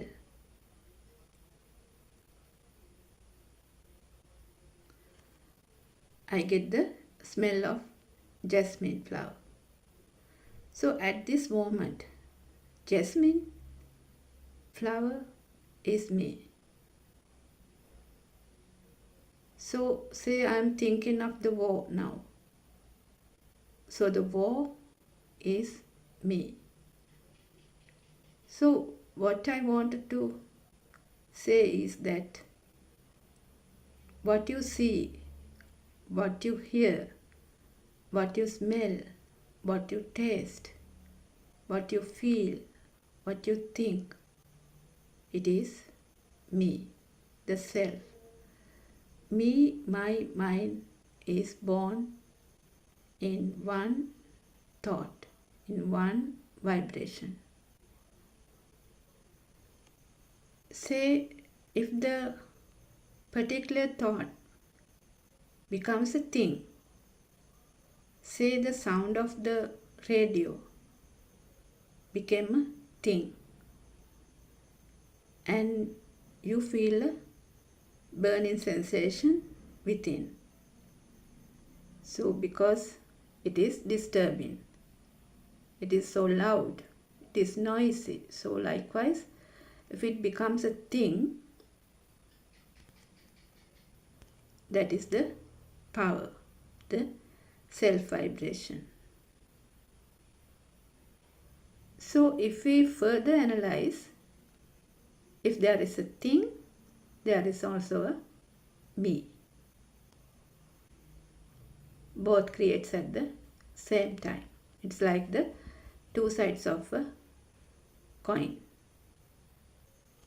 Me who sees, me who hears, me who smells, me who tastes, me who feels, me who thinks. Likewise, the me also creates. So Lord Buddha said, if there's a thing, there is you.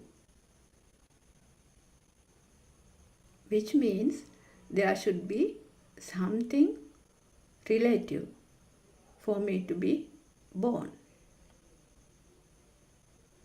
So likewise, if there is something to see, then there is me who sees it. If there is something to hear, then there is me who listens to it.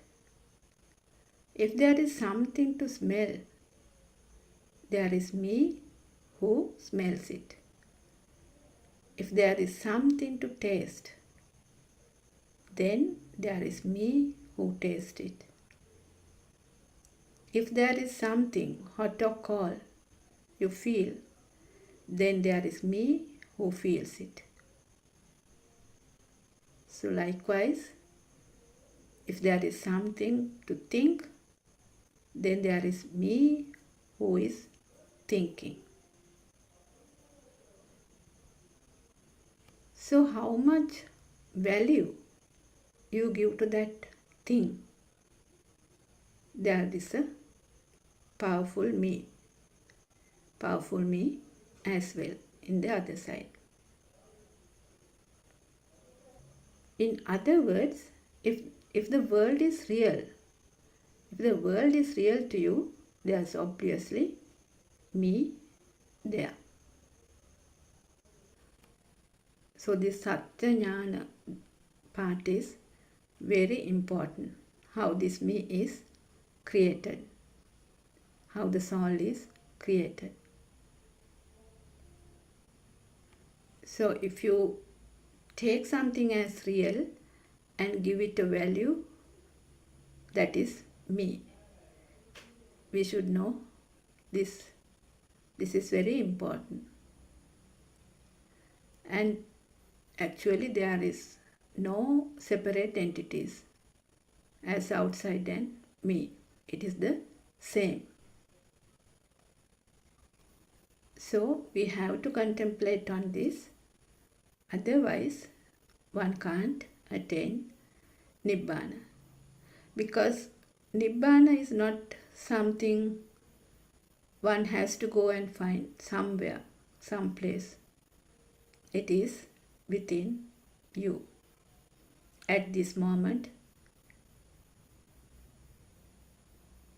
a moment-to-moment creation.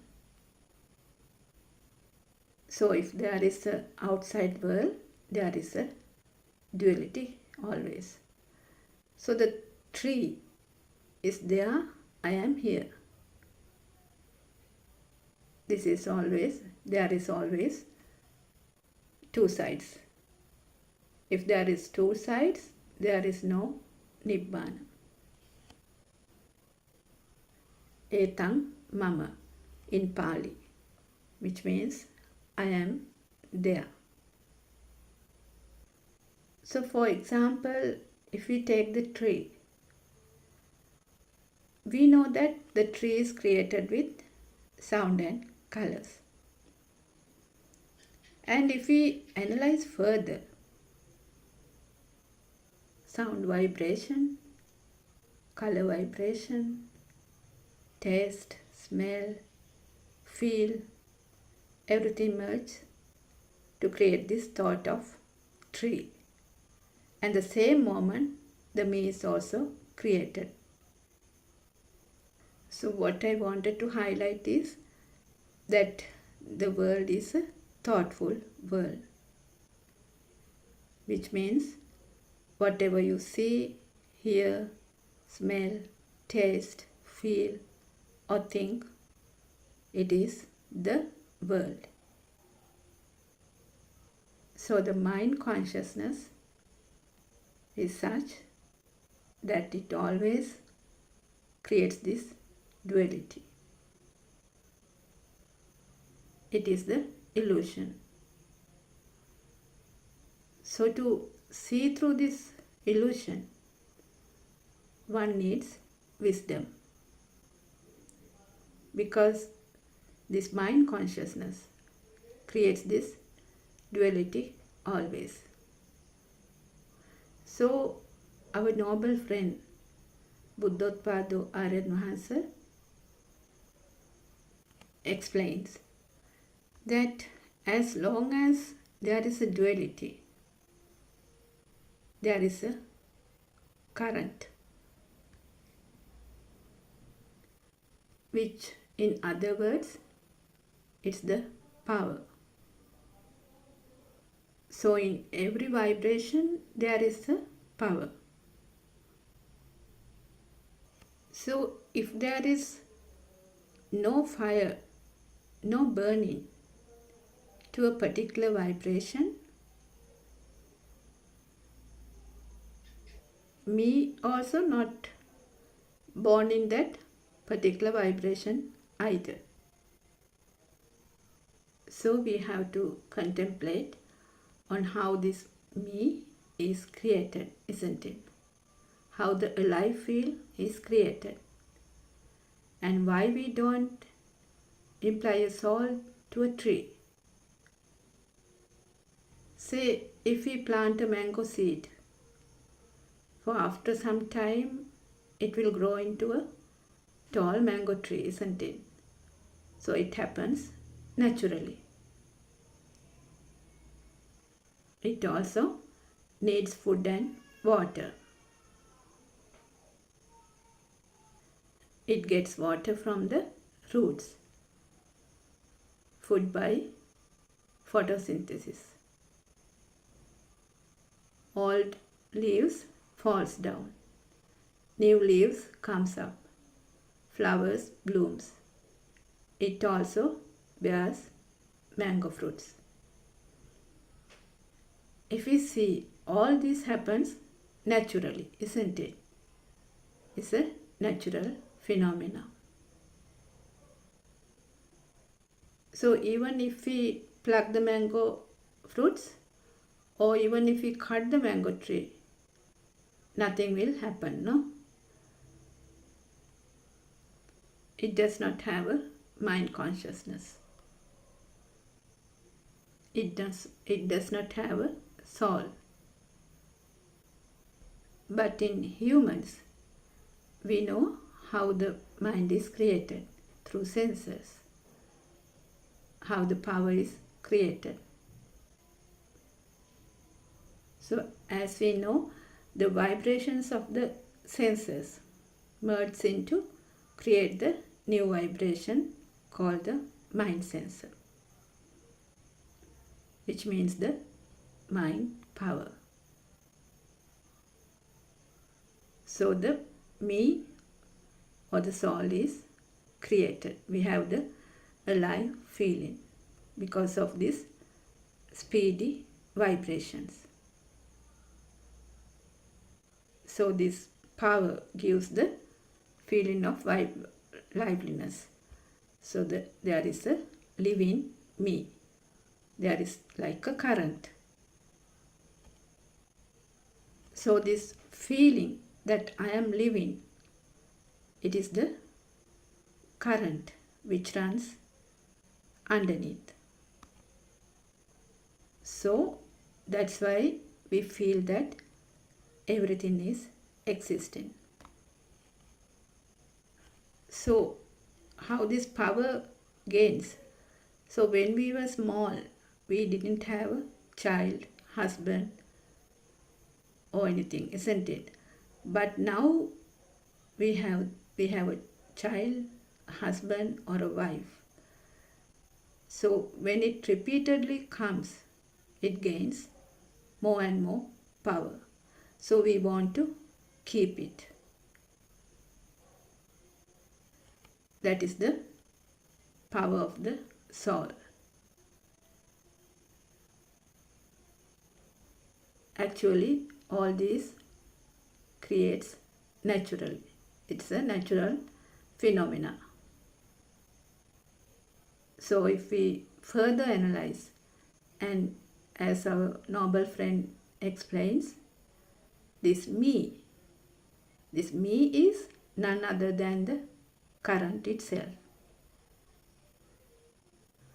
So actually there is no soul, it is a current.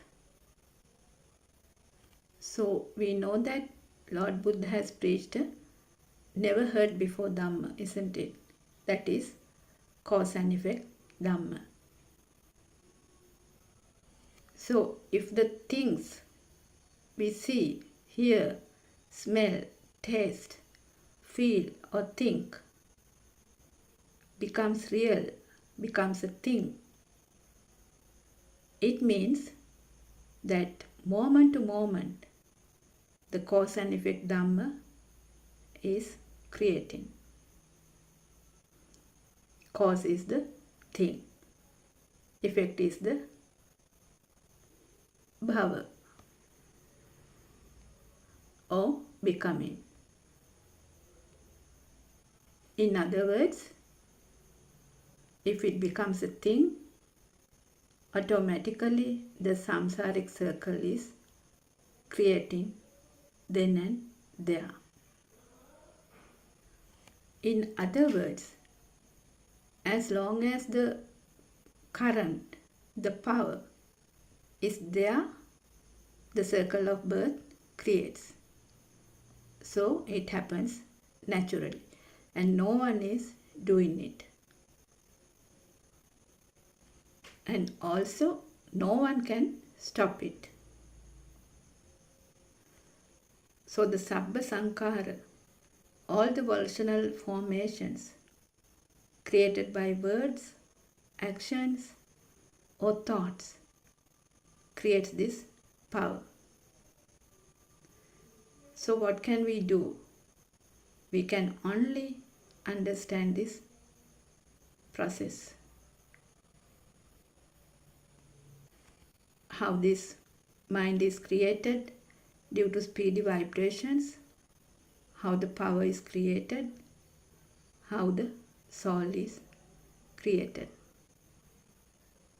It is only a creation. Actually, there's nothing called me. It is a moment to moment creation, a current. It is the soul. So we feel like we are living due to this power, which happens due to the speed. So every vibration has this power. So we feel that the light, sound, smell, taste, feel, all are existing. So we feel like the trees, houses, mother, father, children, husband, books, cars, sun, moon, all are existing. Imagine you are in a deep sleep or you were given general anesthesia. So all your senses are numb, isn't it? Senses are, you can say, sleeping. So does the world exist then? The world does not exist to you. So where is this me? There is no me. Imagine somebody meets with an accident and was unconscious for a long time. If he wakes up, sometimes he forgets everything, isn't it? Including his name, his immediate family, even he forgets the time, anything, his name, everything he forgets. So what happens? He has to learn from the beginning, just like a child in the Montessori, with colors and sounds. Say he is a soldier who was found in another country, say in China, so he has to learn the Chinese language, isn't it? He will be given a new name, a Chinese name. So can we find a me there? No, we can't find a me. So just like the child, he has to learn everything from the beginning.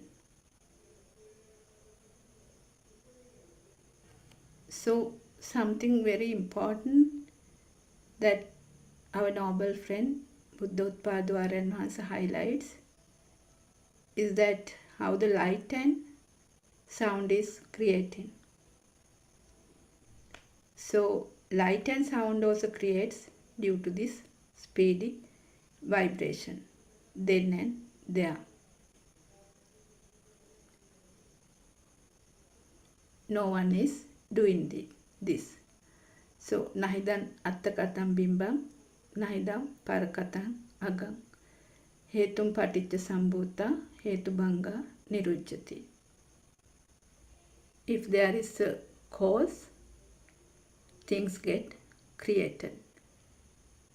And if there is no cause, there won't be a creation. No one is doing it. It is a natural phenomena. So like the creation of 4 seasons, creation of action and effect, creation of a germination of a seed, and the creation of the mind is a natural phenomena. It is a system, a process. So when we contemplate on this, we can feel that there is nothing called soul, but it is only a current or a power. Because of this current, we feel that things are existing and we are living. It is the self-vibration. It is a natural phenomena. So this me is a current. So once you deeply concentrate and see through insight meditation, you will know, like everything else, the wall, the tree, the book, the phone, dog, animal, anything. Me is also a creation, a current, which creates moment to moment. Actually, there is nothing called me. If there is a thing, then the me is also there. So what we have to understand is that there is no separate me. If the tree feels existing, then me also, they are alive. Otherwise, the tree is me. So when we talk about the senses again, the eye sensor sees, the ear sensor hears, the nose sensor smells, the tongue sensor tastes, the body sensor feels hot and cold, the mind sensor thinks. So that is their duty. So imagine we are eating a mango. We have the taste. We get only the taste. But the thought comes as, I am eating the mango, which is a sound and colors, which is a thought. I am eating mango is a thought, isn't it? So likewise, whatever we feel, say, those are thoughts. So to any thought, we tie this me as well, which becomes I see, I hear, I taste, I smell, I feel, and I think. So if we have eyes, we see. If we have ears, we hear. If we have nose, we smell. If we have a tongue, we taste. Likewise, if we have a mind, we think. So it all are natural phenomena and a system working. So imagine one is blind. He can't see. So he does not have the world created by the eyes. Say someone is deaf. He can't hear. So the world created by ears is not there. So imagine if someone's nose is blocked. So the world created by the nose is not there. If someone's tongue is burned, he can't taste. So the taste world is not there. Likewise, if someone is unconscious, the world created by thoughts also not there. All the senses are not working. So this also shows if there are no senses, the world is not created. And also a me also not created. In other words, as long as the senses are working, only that current, the power, is generating to function, isn't it? So where is this me? There is actually no me, isn't it? So one has to understand this through wisdom, that there is no self at all. So what happens once somebody sees that there is no self? So then the power which was created by the senses, through the senses, it will start to dissolve. And once you truly understand this, the illusion, the thoughtful world begins to break down. but actually it happens slowly.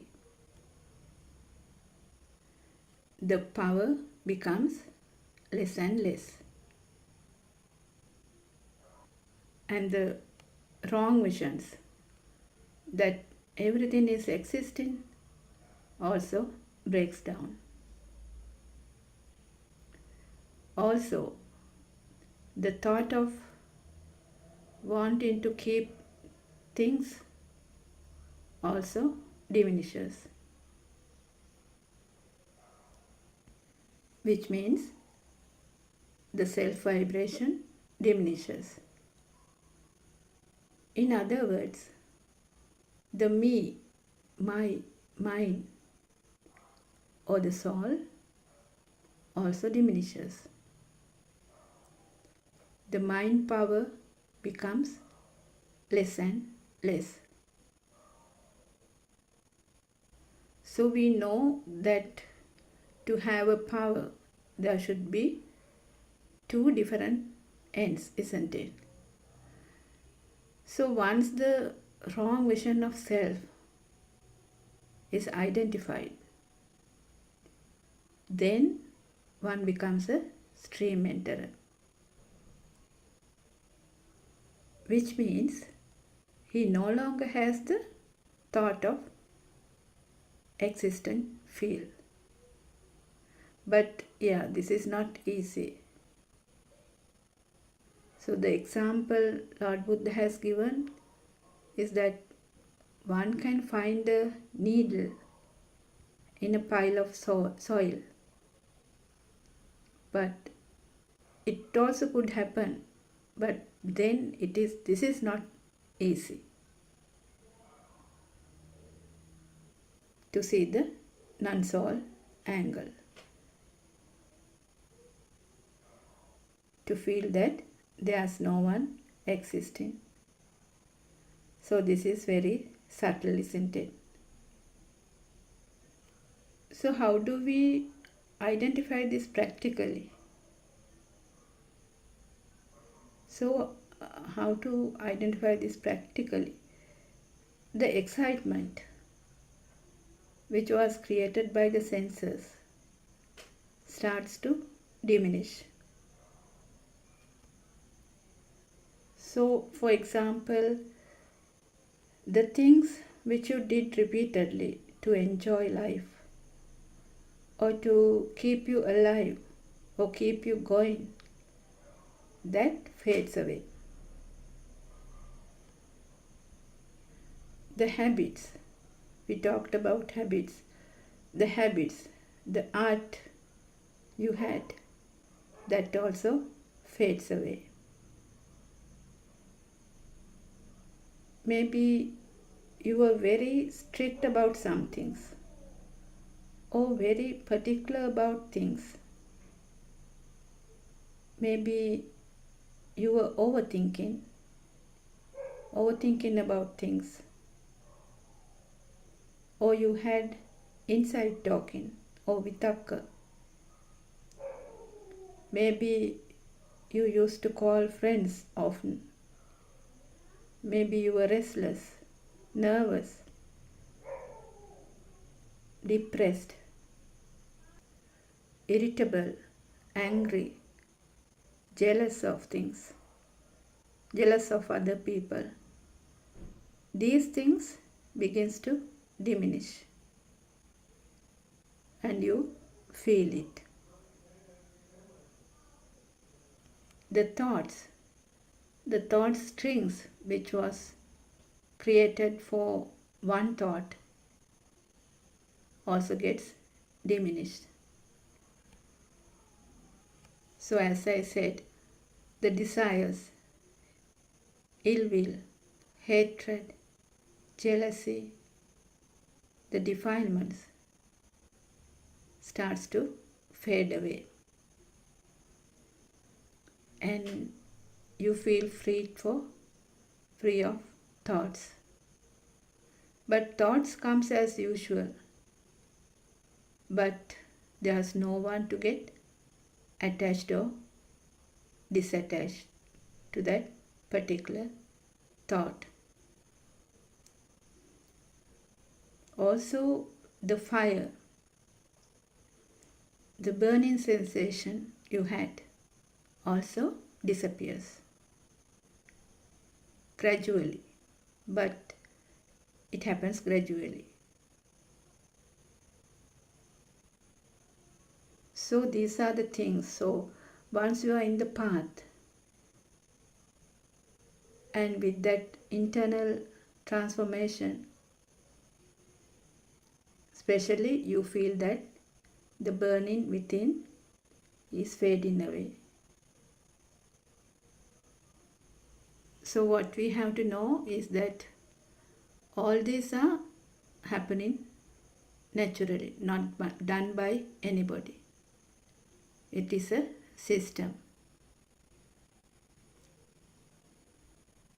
What one has to do is to show the truth to the system. So you feel the power of the soul is getting less and less.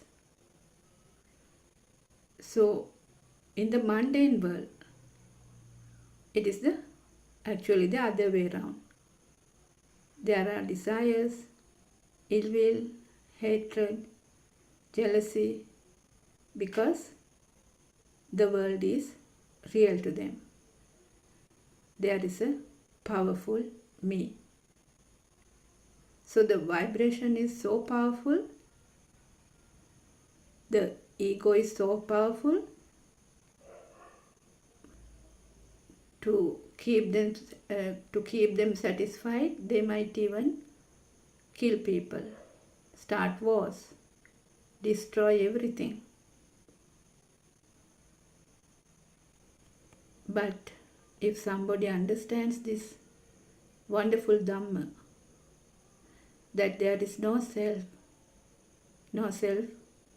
there to stimulate, all will be peaceful, isn't it? Now we know that with concentration meditation, one cannot practically experience this Dhamma.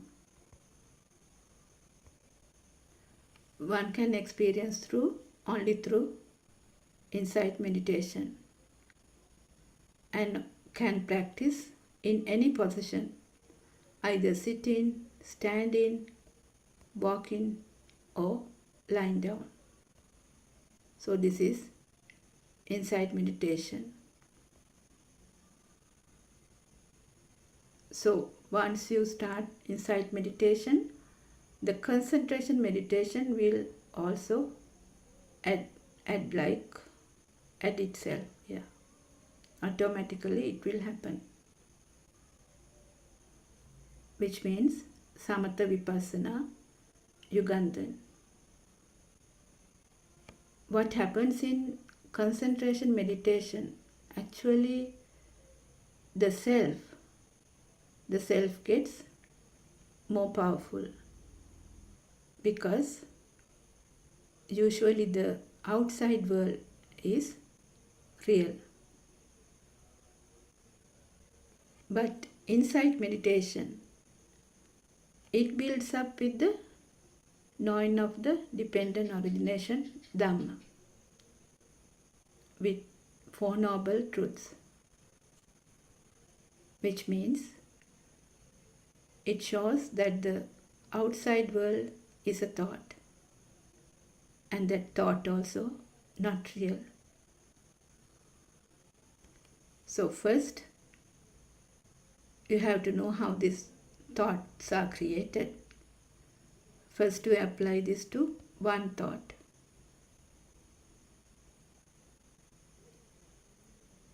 And you will know that all the thoughts are created the same way, with colors and sounds.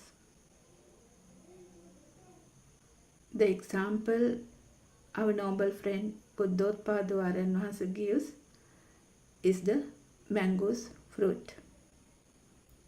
Once you cut open, you will know that the inside is white, isn't it? And after that, you don't have to cut all the mango's fruits. Likewise, you have to see the truth of only one thought. Then you will know that all the thoughts are created the same way. If we talk a bit about the three worlds, the sensual world, form world, and the formless world. The sensual world, where everything is happening. Everything has a value. The thought power is more. There are desires, ill will, hatred, jealousy, and all the defilements are there. The duality is there. The form world. Form world is where we know that the world is created by senses, but it's a thoughtful world. So in a thought, everything is there. Still, the thought power is there. The formless world. So Aryan Mahansa these days explains a lot about the formless world, where the Shastra power is underneath. In other words, the power of defilements. Shasrava, Ashrava, Shinasrava, Anashrava. Anashrava is when the power is becoming zero. So our noble friend Buddothpado Aryan Mahansa explains that all the three worlds, sensual world, form world, and the formless world, are in one vibration. So what we have to know is that as long as there is a vibration, there is a suffering. Actually, there is no self to suffer.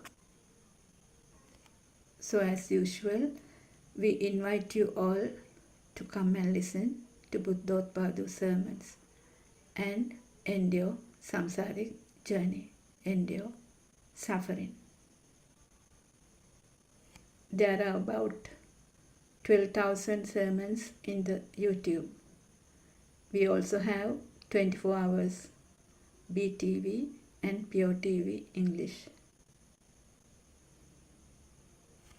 Also many Zoom discussions where you can join and ask questions.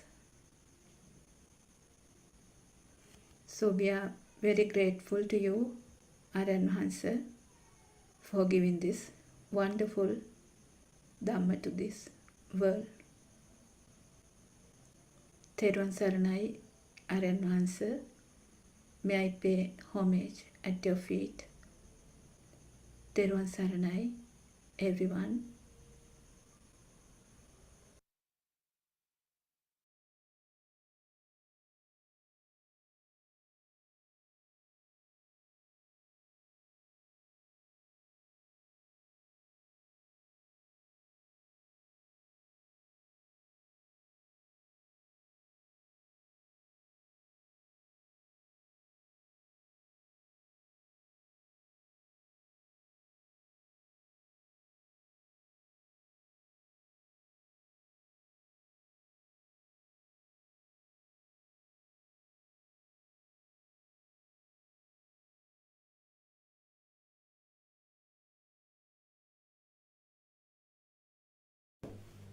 May the Noble Triple Gem bless you all. Theruvan Saranai.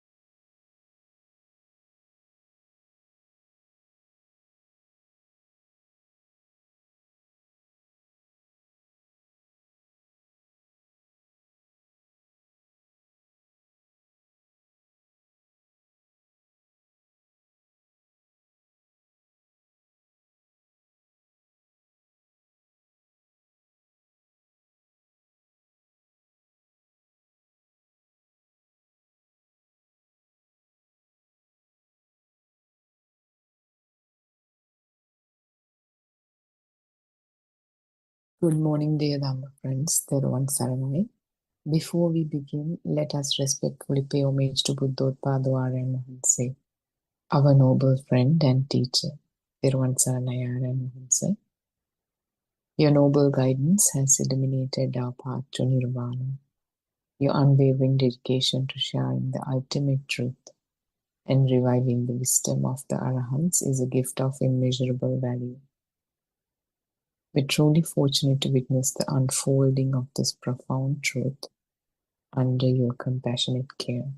May you live long and continue to guide us. Ayubo Veva and Theruvan Saranai.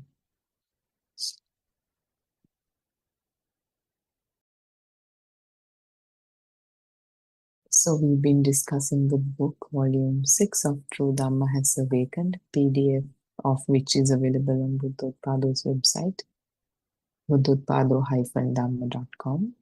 And today we are starting with page 121. And these are creations that occur through vibrational energies. And the feeling that I am alive is created through this process. You talk and act not because sounds or colors make you feel an individual self, but because the vibrational system interacts with your senses to produce this notion of a self. When the senses stop functioning, the body turns into a log. It has no actions and must eventually be discarded. Senses themselves are currents of energy, not static entities. In the future, a syllabus under the heading Wisdom Science will be presented. There you will find topics and explanations on how the notion of a self is created, how the cycles of birth and death continue and dissolve,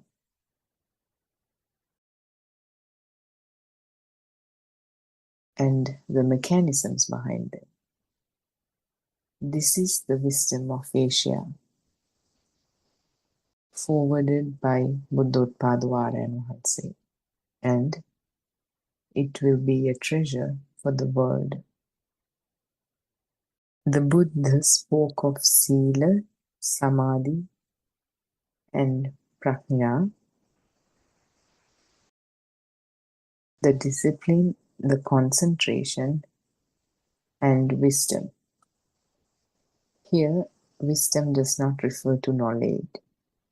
Knowledge itself is associated with the illusory mind. It is nothing but a thought. Let us return to your question. This situation arises through the vibrational system. It is a process, not a static phenomenon. For an example, light is created moment by moment. It does not exist independently anywhere.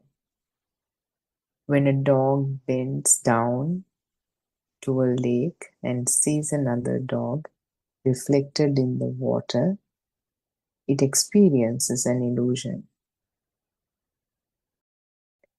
In the same way, we perceive objects as existing, but in reality, nothing exists as separate, independent entity. Understanding this delicate and sensitive situation is crucial. Only according to your level of understanding can you observe the fading of the ego and the feeling of an existing self. The power to see is tied to a vibration, prasadaya. If someone cannot perceive, certain colors, such as red. That color does not exist for them. Similarly, a bull can perceive only red, and for it, the world appears entirely red. This demonstrates that the world is a creation of sensorial activity and consequently of mind consciousness. Vibrations are interconnected.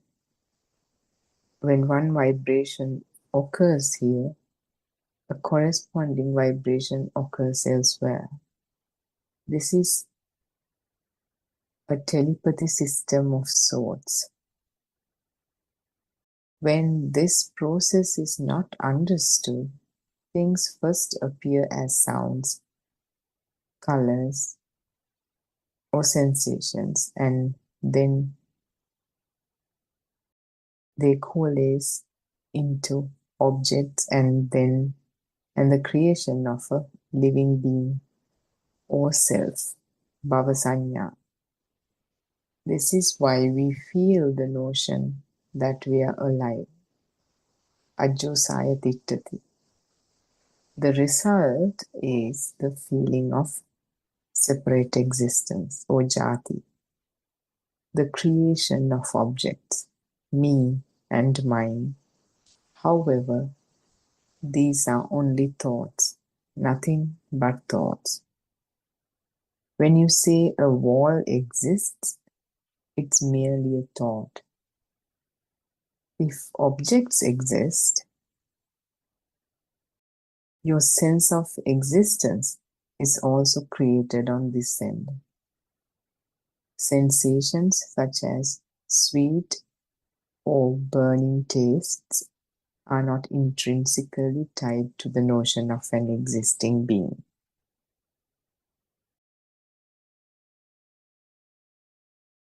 When sensations are interpreted as thoughts, nama rupa paccaya viññāna tinna sangati passo or tadapi passa paccaya. So basically, in plain English, when sensations are interpreted as thoughts, they're described as with the arising of mentality and materiality arises mind consciousness. Seeing is merely vision. Sensations are only sensations. They arrive as neural impulses or shots. For noble arahants, these remain pure sensations, uncolored by the notion of a self. When these shots continue at a rapid speed, a sense of solidity is created. This is why R.N. Mahansi states that quantum theory is the language of the Buddha. So what this is telling us is that the entire experience of being alive, the sense of I or me, is created by vibrations interacting with our senses. In fact, our senses are the function of seeing, hearing, smelling, tasting. That means those are our senses are manifestations of vibrations. We think we exist as separate beings because of our senses, body and mind interpret these vibrations as objects and a self. But when the senses stop, the body is like a log. Nothing happens. Nothing exists independently. That is why Buddha talked about a dependent origination. This whole so-called world, the so-called self, the sense of self, everything, the mind, Everything originates dependently. They are not independent. Moment to moment they arise. The Buddha already taught about morality, concentration, and wisdom. Sila Samadhi Prajna. But here, the kind of wisdom Buddha talks about is not mere knowledge. No, when you talk about knowledge, those are mental constructs again, thoughts. It's part of the illusion called the mind. When you see something, it does not exist inherently. It's only through vibrations, manifestations of vibrations, by those vibrations interacting with the senses, that it is the perception of objects, people, and even yourself is created. Those are mental constructs that come alive in the moment. So just like, what Buddha told Rahula Thero, the dog, as the dog bend over to the pond, the dog seeing its reflection in the water. In the same way, we are constantly interpreting the illusion as reality. When you open your eyes, there's a world. When you close your eyes, it does not exist. There are the necessary conditions are not met for it to appear. Understanding this is crucial because it allows us to see how the ego and the sense of an individual self fade. For the sense of self and the ego, the self-identifying view to fade, we have to know how it was created in the first place. Just as how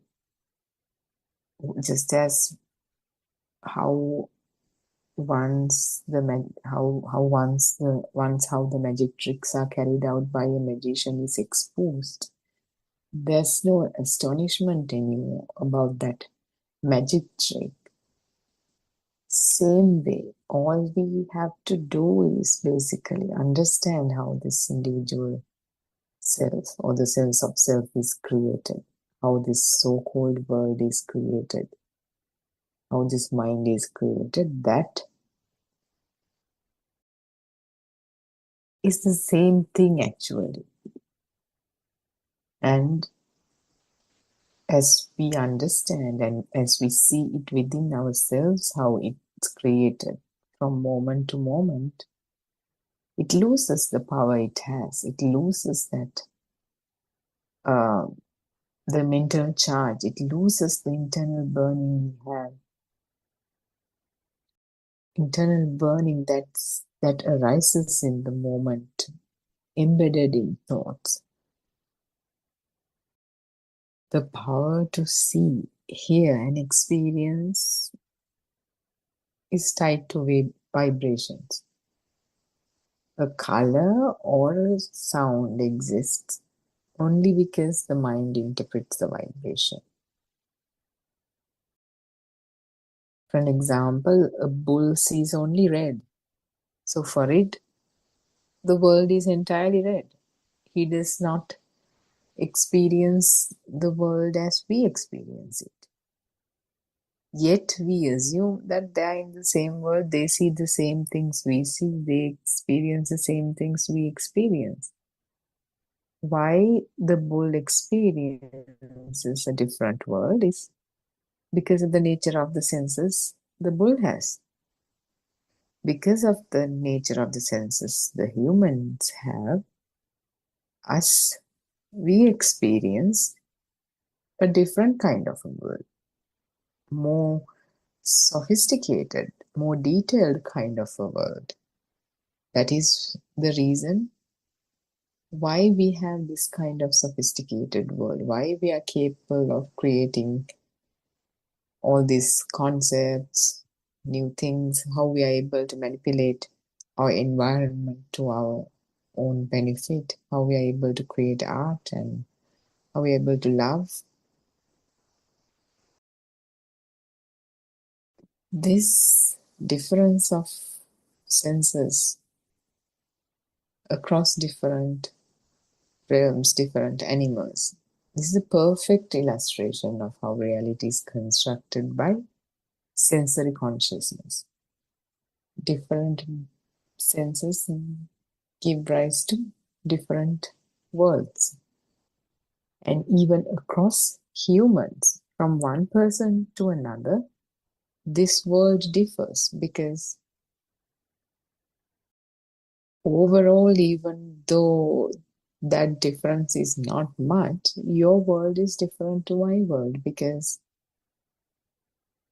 if there could be a person who's blind, that person doesn't experience the same world you and I experience.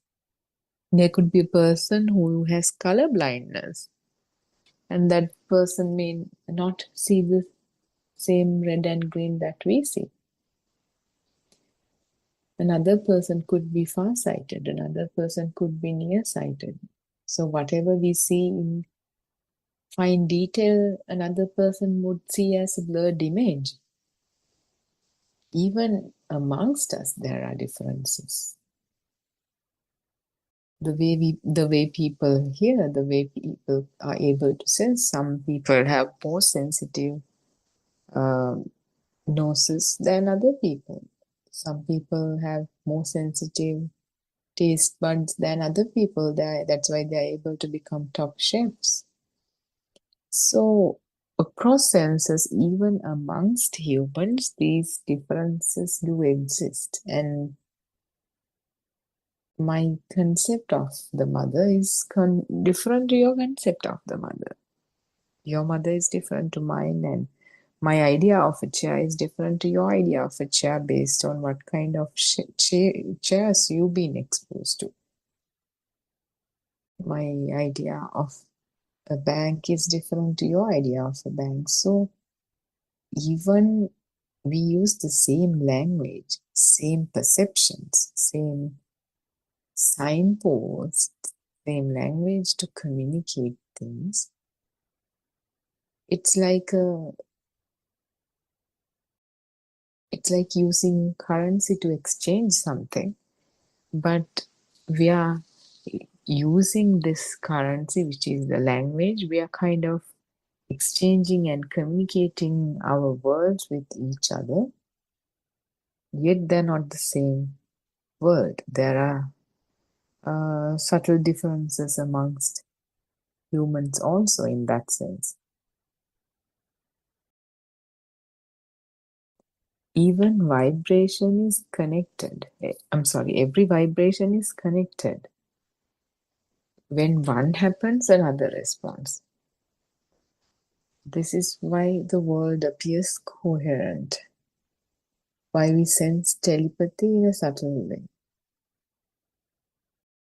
When these vibrations combine, they create objects, beings, and the illusion of a separate self. The I am alive feeling is just this process in motion. But these are only thoughts, illusions created by the mind.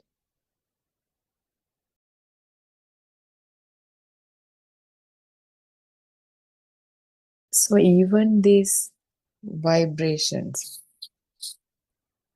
for an example, you walk on the road, there's a certain smell, and the nose can smell it, and immediately there's a thought, it smells like my mother. So when that vibration of that smell is present, the entire combined vibration that had been created for the perception of mother. That includes the name of the mother, the image of the mother, smell, taste, and touch of the mother is vibrated when the vibration of this smell is detected right now. So now all of a sudden, after getting this smell, which is now detected as the smell of the mother, everything we've known about the mother appears in the mind. A thought about the mother appears. Oh, that smells like my mother. Oh, I miss those days. So something like that. I haven't talked to her in about a couple of days. I should call her.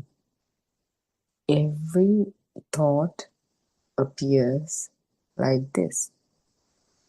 Vibrations giving rise to more vibrations. Those vibrations giving rise to other vibrations, different vibrations, and us using thoughts in the process.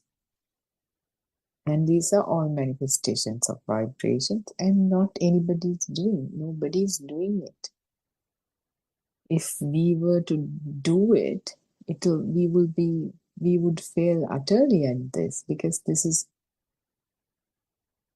executed very smoothly, and this is such sophisticated science at play, and we will not fail terribly at this. This is nobody's doing. It's how the system works. Even the sensations we feel like taste or heat do not inherently belong to a self. When we eat something, let's say you're eating an apple, the taste, we have no idea before eating the apple how it will turn out. Whether it's going to be a bad apple, a good apple, rotten apple, or whether it comes from a sweeter kind of a variety. We, after tasting only, that taste is tasted. If we had any control over it, we would have known that even before tasting it. It's nobody's doing. So we bite into it, and the taste is tasted not by a person, by the faculty of the tongue, through the taste buds. And the heat. Sometimes when we go out of the house, until we go out of the house, we have no idea what temperature we are going to walk into. It's not, if it was up to us, we would have controlled it, we would have known what we are going to get ourselves into. No, nothing.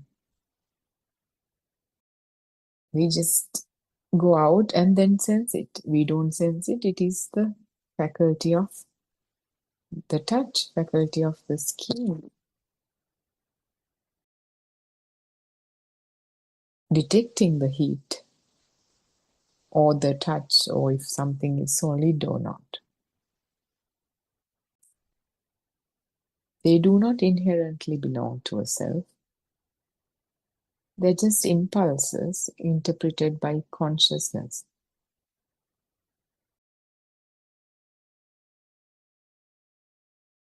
Or rather, impulses that give rise to the mind, that kind of translate into words.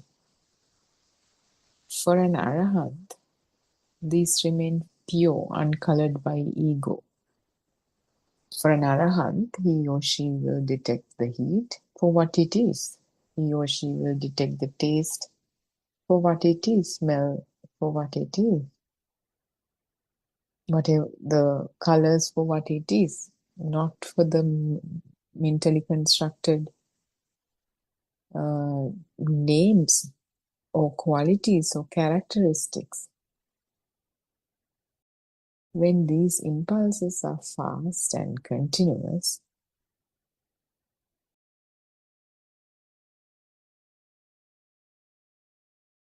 they give the illusion of solidity, impermanence, and a separate being.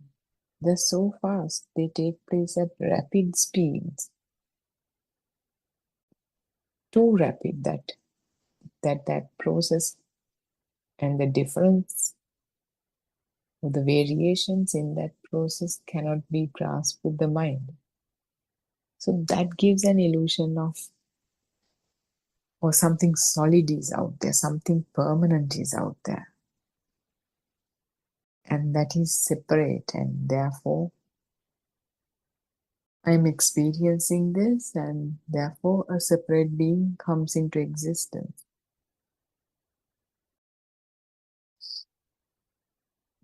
That is, this is exactly why Aryan Mahansa says that the Buddha was describing the world in the language of vibrations. Now, these same principles, they use in quantum theory. They call it quantum theory, but everywhere the Buddhism is explained,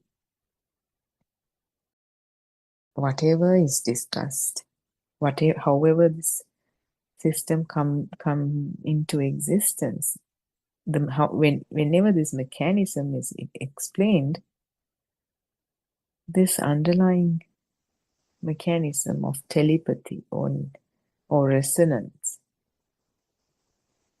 is inherently everywhere. Science only talks about it in terms of special situations, special occasions. For an example, when we were studying science, they would explain resonance as some special phenomenon that could be seen when an opera singer sings, the wine glasses break, or when a troop of soldiers march to the same beat across a bridge, the bridge collapses. So there are many, or when there are two tuning forks of the same frequency. When one is vibrated, the other one automatically vibrates. So these things that were talked about as special phenomenon in science, in fact, is the basis of how this entire world, the so-called world, so-called physical world, the material world, come into existence moment to moment. And when they talk about resonance, they say there's a natural frequency to everything. And this is what Buddhism talks about.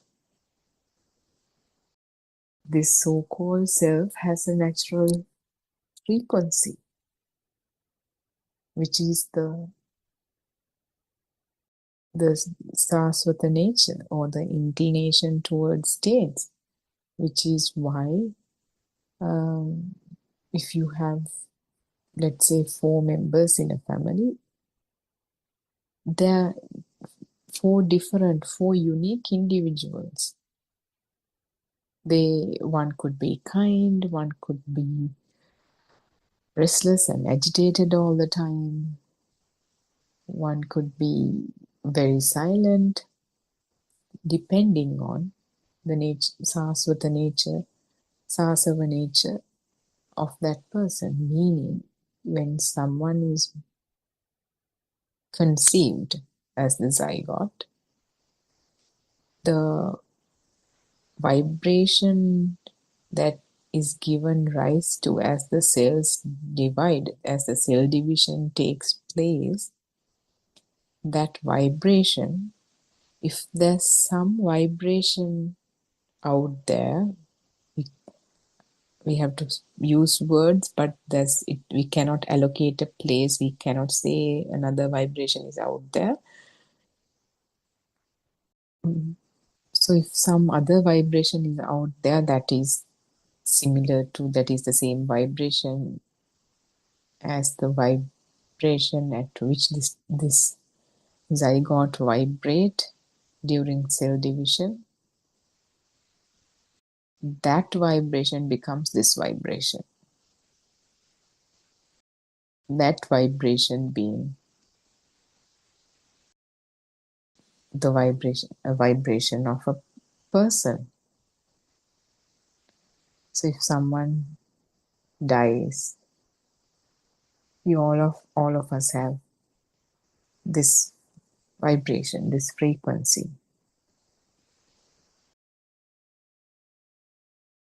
Even when the body is deteriorated after death, the vibration is still there. If there's a suitable zygote with the same vibration, this vibration becomes the same vibration as the vibration of the zygote. So that is how the cycle of rebirth continues.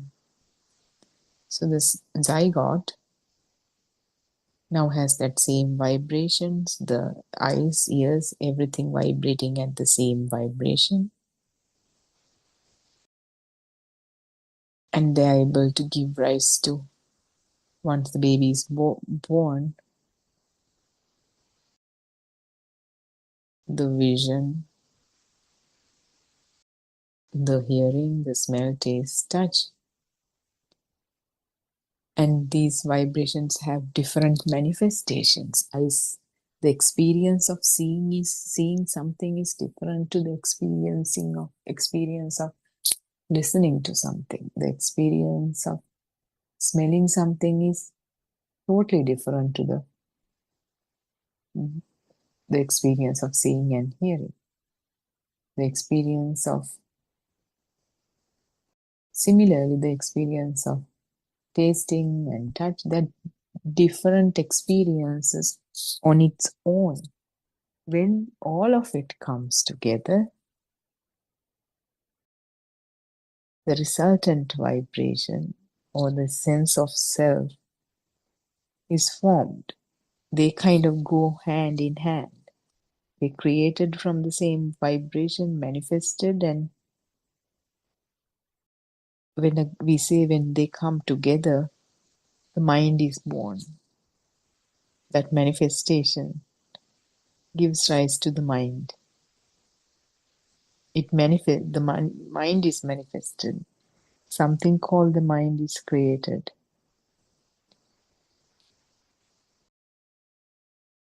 So we've talked about how the mind is created in great lengths. Even yesterday we talked about. And mind is created, the baby is born, then now baby has the mother, father. If there's a mother, if there's a father, then there should be a self to whom this experience belongs, is the first thought it's one of the very first thoughts that's created by this system of the mind. So from that day onwards, there's a self-identifying you. There's a thinking, there's a belief system that there's a self here. And there's an underlying feeling and an underlying power to it. So this self is updated with every new label added to this system, updated, evolved, the thinking process. I like this, I like that. I'm this kind of person, I'm that kind of person. So the ego is created, the false self is created. And underlying power is there. There's this duality, and there's pain and pleasure. And even whatever we see are just manifestations of vibrations. Whatever we hear, smell, taste, touch, just manifestations of vibrations, not objects that exist out there. And since we didn't know that, since the child doesn't know that, since the child is in ignorance, a world is existing for the child, for us, before we stumbled upon this Dharma. Everything exists, and with respect to it, I exist. And pain and pleasure is drawn from that. But as we understand this Dharma, what we realize is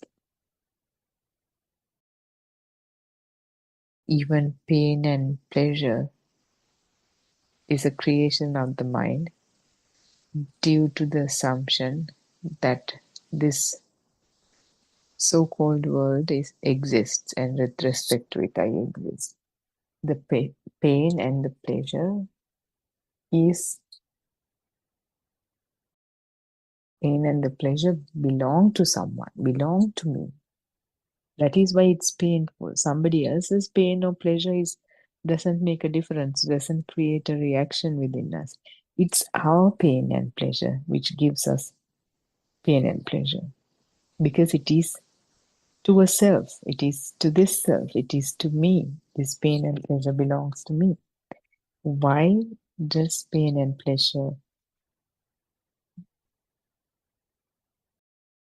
is there? Because I exist. Why does I exist? Because there's an external world. The so-called external world. I see this.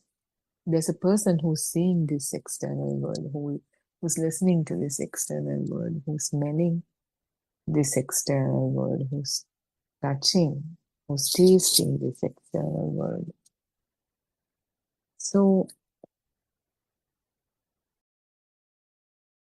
but what we do not realize, because we were in ignorance, what we did not realize was with this manifestation of vibrations, it takes place at a rapid speed, so fast. By the time we look at it, it already exists.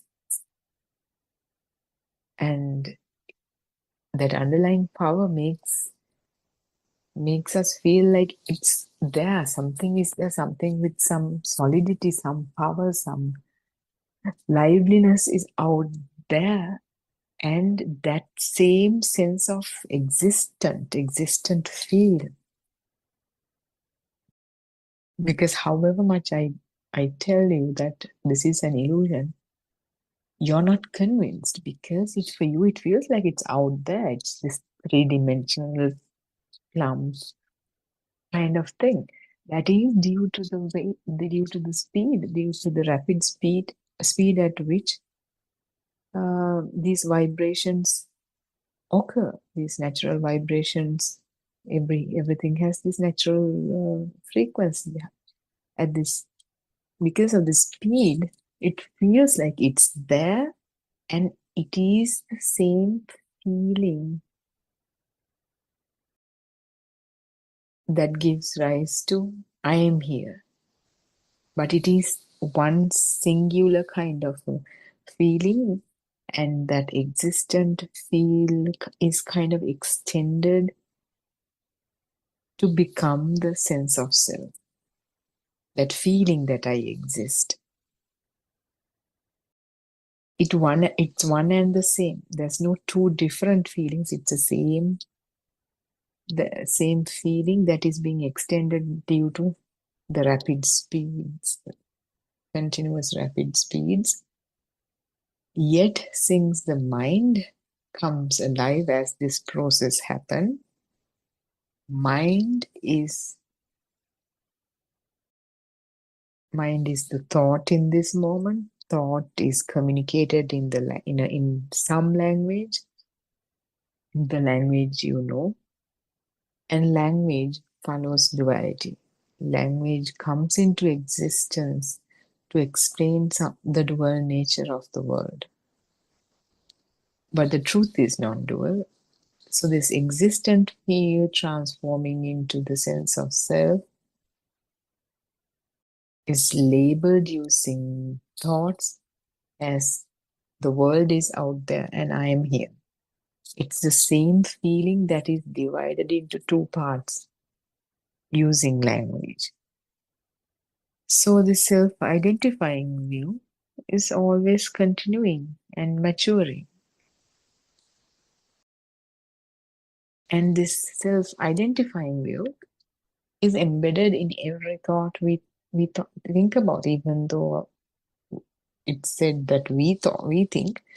It's the system. There's no person here. This is a wrong identification.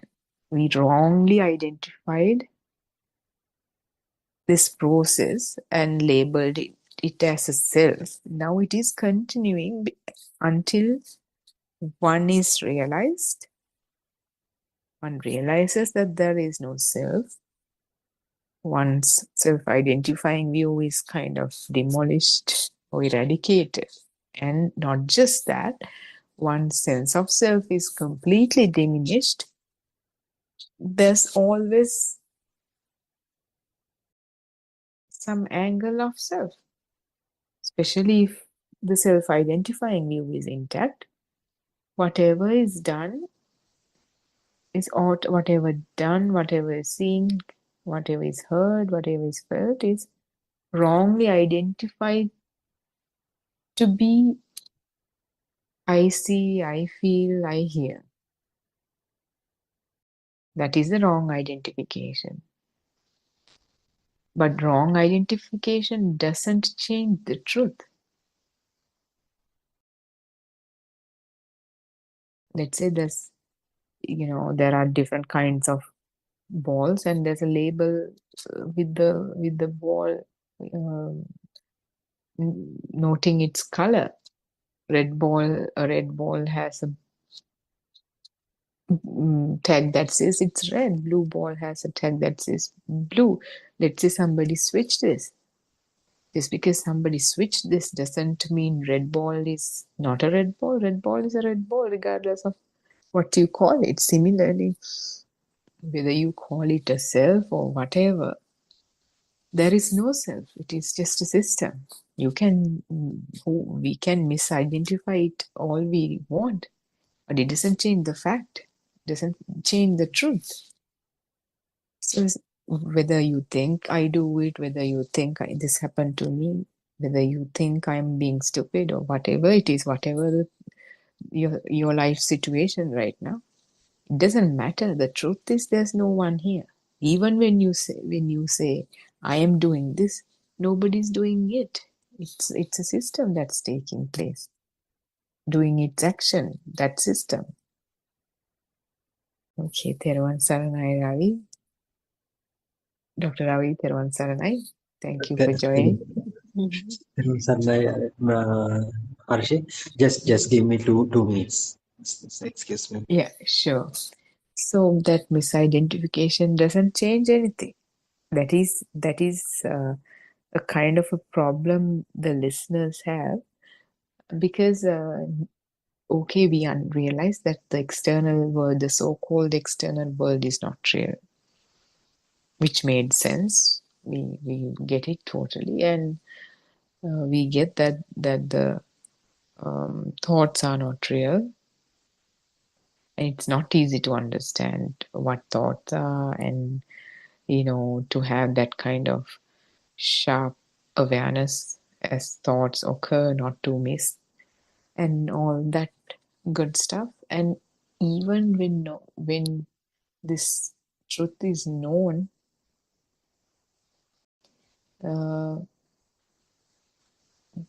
this underlying belief that I do this, I do that could be intact.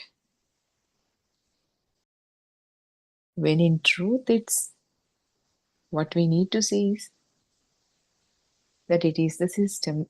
Yeah, Dr. Ravi, if you're free. Yeah. Theruvan Saranai. Harshi, Theruvan Saranai Arena, Theruvan Saranai, everyone. Yeah, as you said, the problem is the feeling of the I-ness. So we do feel, unfortunately, we do feel that we are living. So that is the problem. For that brings us everything: the sorrow, the joy, the happiness, and eager, anger, clinging. All these things happen because we feel like we are living. So as Harshi said, yes. So what we have to do is just we have to put some effort to see how this living feeling, live feeling comes up. Is it a, so people might say it's the nature of a living being. So feeling the alive feel is the nature of the living being. So how can you say so it's not there? And so is there any kind of a, argument beyond that? So they will ask like that. Being a human is also uh, so humans can be also categorized as another living being. So being a living being is the feeling of the aliveness. So the scientists might argue with you. So that is the fundamental fact that that we are being categorized as living beings, because just because we feel the alive feel. But Buddha said was something different. So even though we think we have been categorized as a living beings, just try to figure it out what this alive feeling is. Whether this alive feeling is a real thing or not. That is the exact point that Lord Buddha addressed. So we have been doing things, we have been creating, we have been fighting each other, we have been making relationships each other. On top of that,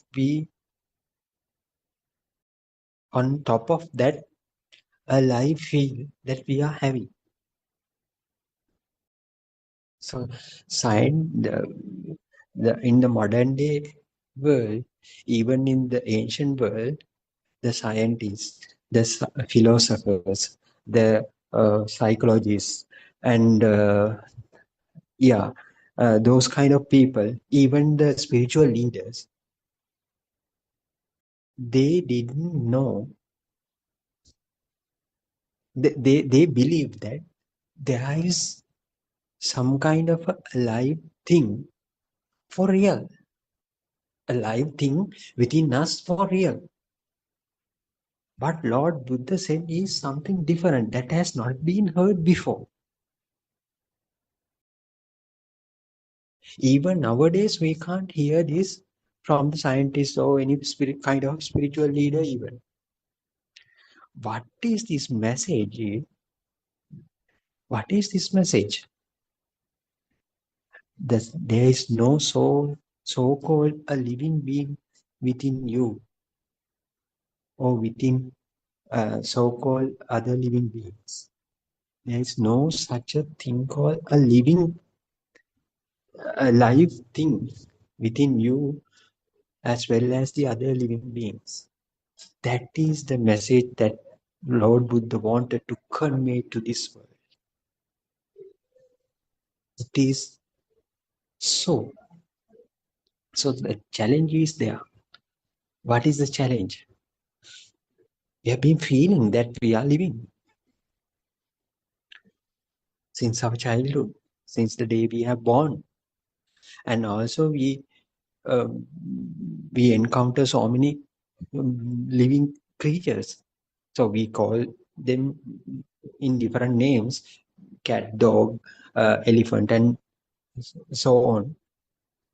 And also scientists believe the trees have also a kind of a living nature. They are made up of cells.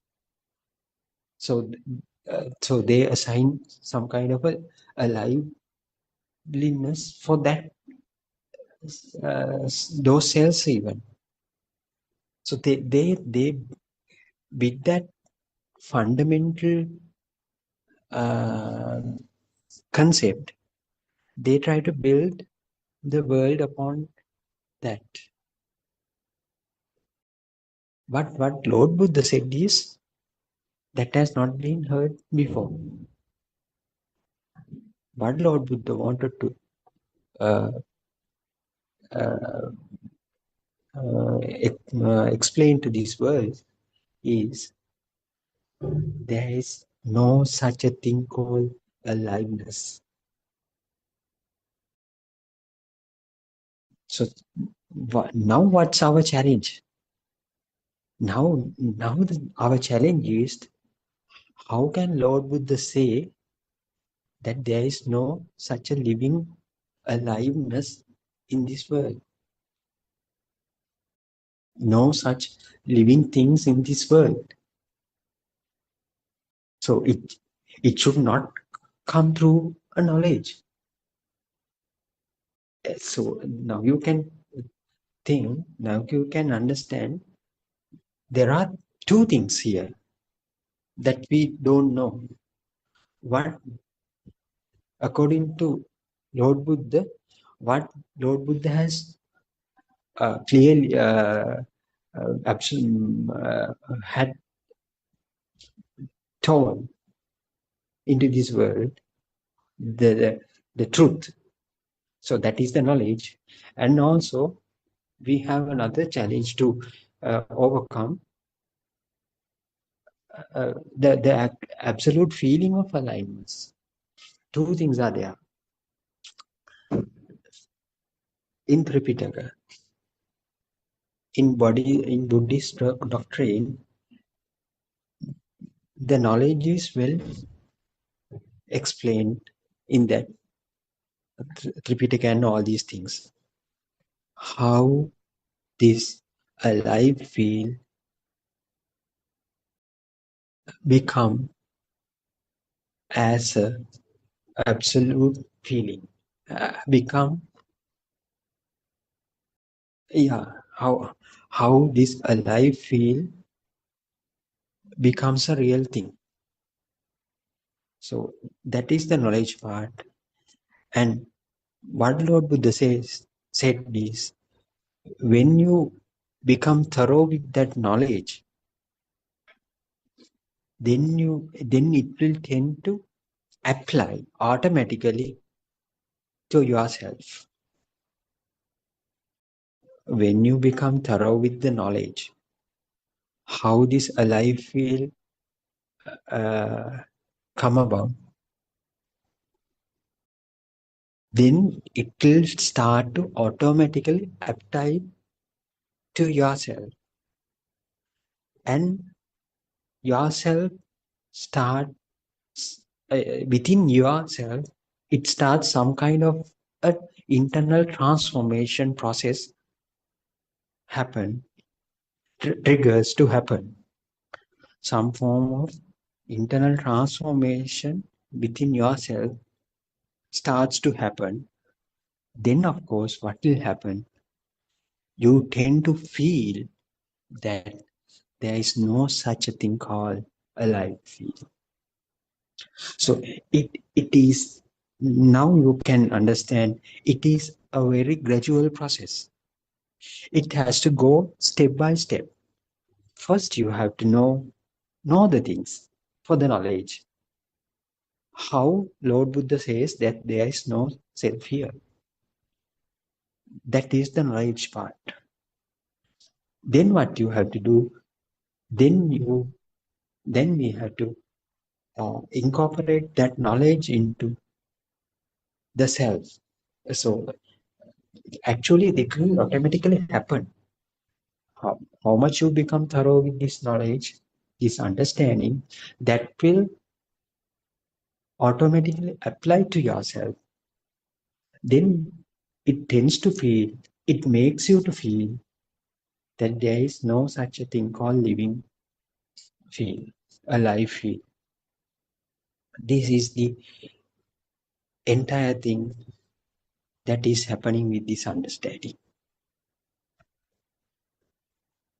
So that's why Lord Buddha said,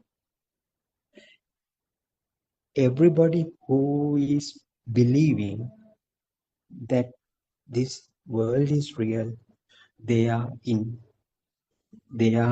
having this ignorance. Because as they don't know, as long as they don't know this truth, so they tend to feel that they are living. But if you understand this Dhamma, then it will tend to apply to yourself gradually. Then ultimate result will be that you get a feeling of none soul here, no one is here. So that is the ultimate feeling. That that will definitely take some time, because first you have to be thorough with the knowledge what actually Buddha said, and then you have to it will take some time to um, uh, apply to yourself. So that is the practical approach, practical part of this Dhamma. First is the understanding part, then the practical part, then uh, uh, the absolute feeling part. So in these three parts are well defined in Buddha's doctrine. So that is called Satyajnana, Krutanyana, and Krutajnana. The knowledge, practice, and the actual feeling. What is this actual feeling? The ultimate feeling is the feeling of non-self, no soul feeling, non-self feeling. If you are able to go there, that level, absolutely, you can understand that there is no one who is responsible for that particular feeling, because self has been dissolved by that stage. So self will be no longer there if you come to that Prutajnana state. So it is very perfectly said, and it has been covered under the sands of time for about 2,500. So that's why we were lacking of Arahat, people who attained at Arahat. So there were no one there during past few decades, over 2,500 years. We couldn't see any person who attained this arahathood, because this uh, this truth has been hidden under the sands of time. But fortunately, after 2,000 years, 2,500 years, now this hidden truth has been again surfaced, become, yeah, now we hear the true Dhamma. We have to be very thankful to our noble friend Buddothpado and Manse for bringing about this true Dhamma again to this world. So now we can gain knowledge again from him. We can ask the questions, we can get the things clarified. Then how you become thorough with, how much we become thorough with this knowledge, it will tend to automatically apply to ourselves. So that is the practice. So that will lead us towards the true feeling of non-soul state. So we should not be hurried. We should not be delayed. Also, So it is there now. Truth is here. Now anybody can have a look. Anybody can have the experience, the real internal transformation. What is the internal transformation? I'm telling it again, the feeling of non-self state. Nisato nijivo shunyu state.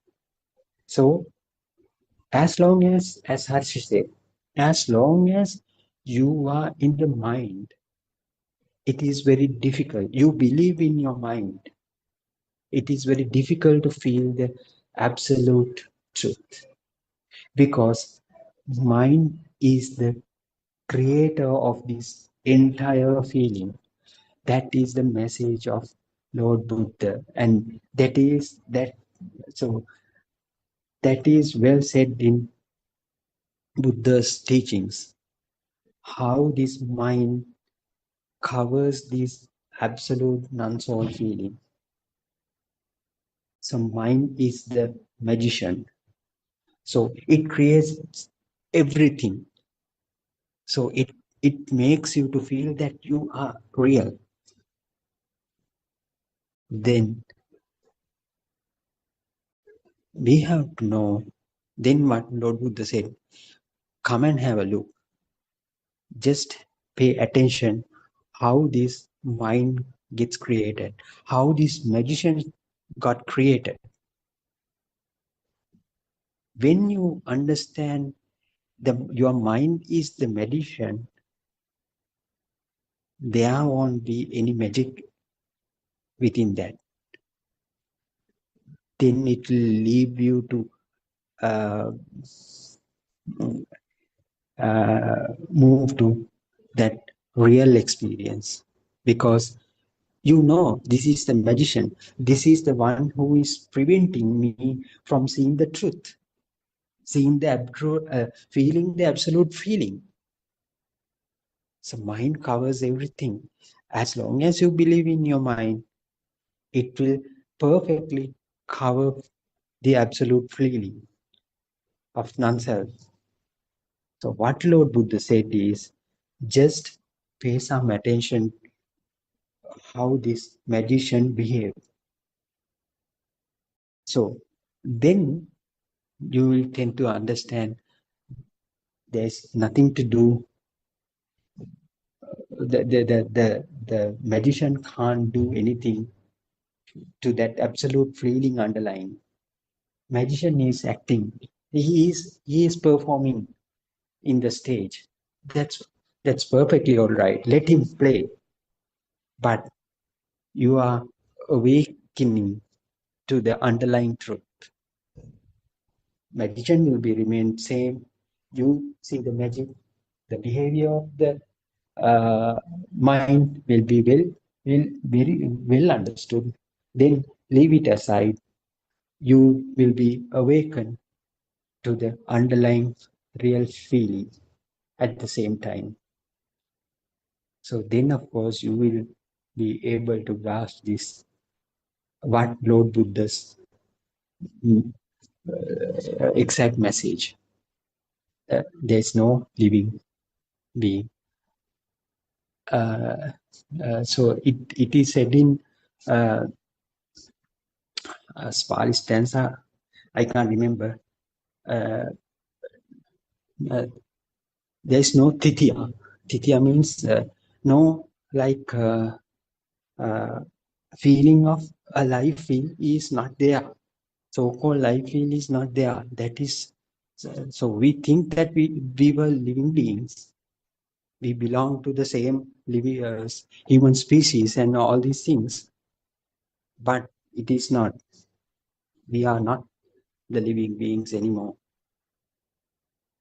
So that is the message that has been given by Lord Buddha. So in order to understand that thing, we have to understand the magician first. How the magician gets created, how the illusionary worlds get created through the actions of this magician. So then, of course, what will happen? The value towards the magician's creations will not be there.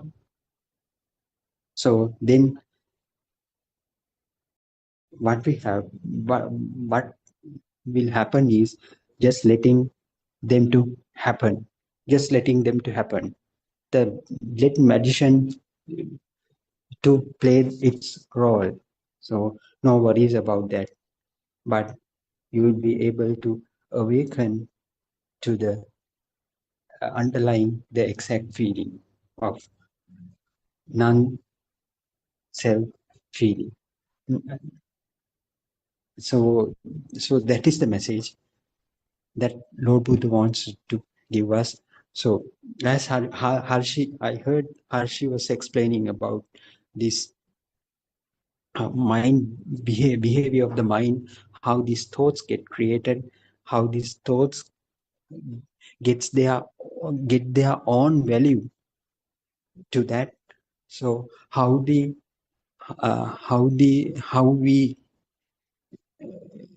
will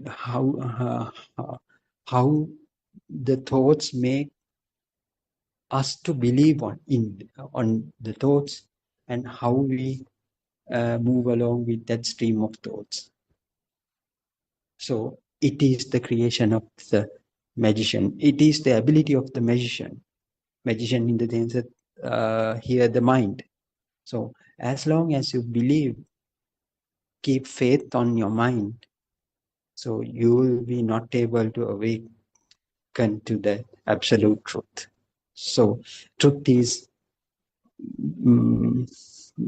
sitting beneath that. So what you have to do is you have to uncover the curtain from the mind. Then you will be able to see the absolute truth. So mind is the magician. You know how the magician tricks you. Then you will not be able. You will automatically not be deceived by that tricks. By those, you cannot be cheated. You cannot be cheated by the tricks that type of that are done by the magician. So you will be always, you will be there with the absolute truth. That is the moment that you become awakened to the truth. So if it remains persistent, if that state continues to happen, that is the state of super awareness. You can see how magician performs its play, and you don't get any worries over that, because you are seeing the absolute truth. There is no person to feel any kind of things. So that will bring your samsaric journey to end towards the end. There is no way of creating more and more illusions, because you know this mind is the sole responsible thing that creates the illusion. There is no room for mind to play within your territory, because you know the boundaries of your territory, of your premises. So just come and play, but it can't affect your underlying understanding. So I think, Harshi, do you have anything to add or comment? Or Teruvan Saranai? Dr. Ravi, thank you for that wonderful explanation.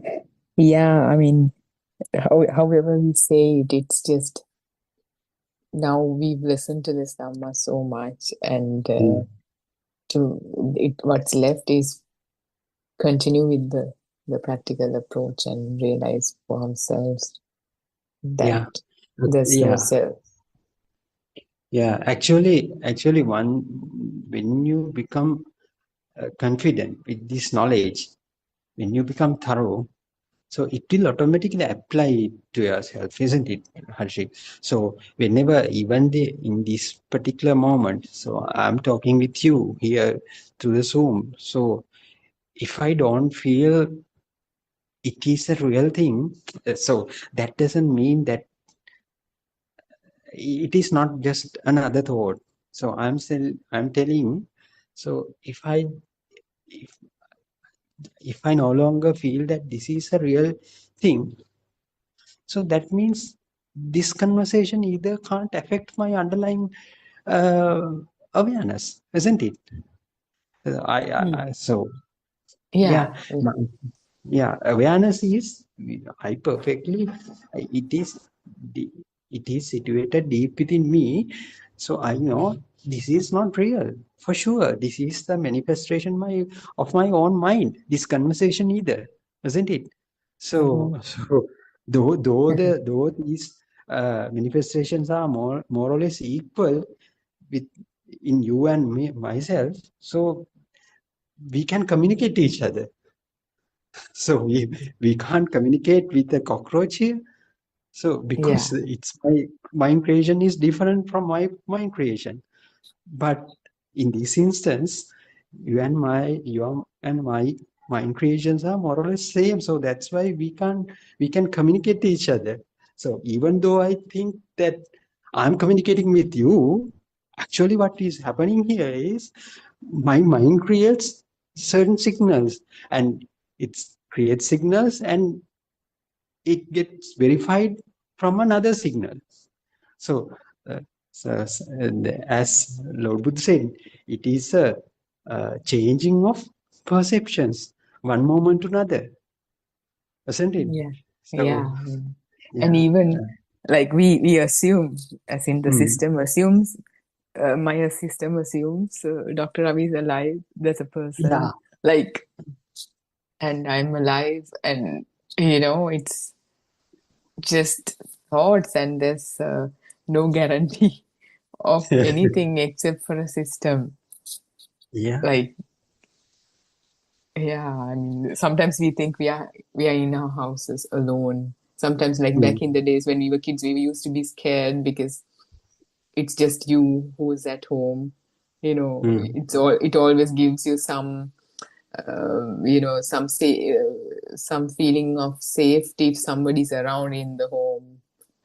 But now, like this, that is also a mental construct, and Yes. and funny, isn't it? So you just remembered your childhood. So it Yes. happened in this moment. That is another kind of a spark that happened right Eh, now. Yeah, yes. so isn't it? Yeah. So Yes. it gets covered up with some kind of thoughts even. So Hmm. and we justify that signal. Ah, that I remembered my school age. So when I was alone, I felt scared. So likewise, again, what's happening? That initial perception gets justified with another perceptions. Yeah. So previous signals become new signals. Previous signal becomes, so we feel like, so I'm the one who is speaking for about 5 minutes now. So likewise, so I'm the one who is living. So likewise, we get certain kind of a feeling that I am living. I'm speaking. So I'm the one who is contemplating. Likewise, so it is really a magic. So if you don't believe this magic, what will happen? There is no person here that the underlying truth is there within us. Even whatever the things happen at this right moment, that is not the absolute truth. Yeah. What do you think? Yeah. Very true. Like, I mean, there's nothing to call alive or nothing to say that we are alive. It's just the experience of the senses. That's it. Whatever is gone above and beyond is the doing of the magician. Yeah. Yeah, Yeah. like Only there is only an interplay among these sensors. So mind sensors gives kind of a some kind of a memory, fast memory. So it will confirmed by some kind of a hallucination thing. So we hear the same sound at this moment. We see some things. So it get visualized even. Mm-hmm. So it is the magic. So so Yeah, so it is. in Yeah. Sinhalese we have these songs, Rallin Rallada Pavinaru. It's like that, from vibration to another That's vibration to an, correct. yeah. Yeah, very correct. Yeah, move from one vibration to another vibration to another. Likewise, we are And thinking that we are the one who are living. So it makes us to think like that. So we are helpless actually if you don't know this truth. As long as you don't know this truth, so we are helpless. That's why Aaron says always so innocent they are, so helpless. People are so helpless, so we can't blame them as long as they don't know this truth. So they are suffering. So they, what can we do? yeah, it's not. See how for how long we've been listening to these sermons, and like, Mm, how many hours a day. So it mm, took so long to kind of, the simple truth that to get to the simple truth that there's no such thing as an external world. It's a creation of mm. vibrations. To at Yeah. least, to get to a reasonable understanding, not to a full realization. How Yes. long it took. So such a deep dharma. Mm, Obviously anybody is helpless, even if we tell someone, okay, you're suffering for the wrong reasons, there's nothing to worry about. I mm. mean, we probably wouldn't be a do a good job like Buddha did, like, to figure out what exactly to say so that that person's vibration will go to a zero. Mm. So uh, so people are helpless. Yes, they are helpless. So yeah, So I think yeah, other so there are no other friends here, right? So yeah, we can, today we can, I guess, wrap it up today, right, Dr. Ravi? okay. Okay, thank you very much for joining today and for your great input. Let's meet again tomorrow and let's pay homage to our Wahanse at our faith. Terwan Saranai, Aryan Yeah, Wahanse. Teruvan Saranai, Terwan Harshit. Saranai, Dr. Ravi. Terwan Teruvan Saranai, Saranai, everybody. everybody.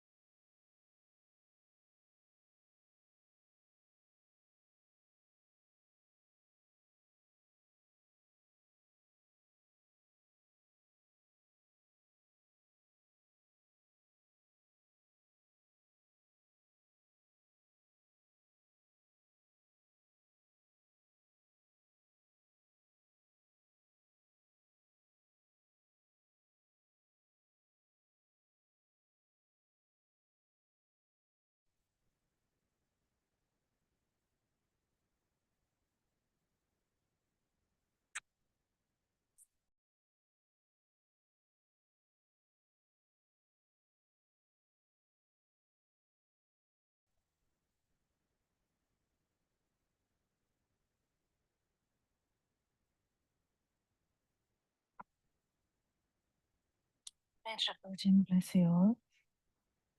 Thank you, Arana, for your noble guidance. Actually, you took a massive effort to spread Dhamma in Sri Lanka. You continue to take that.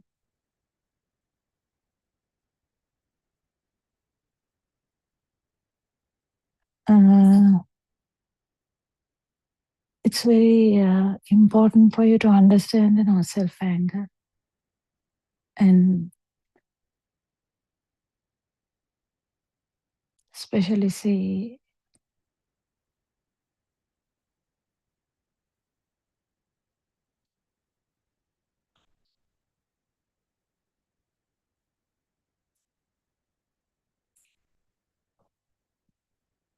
what is happening.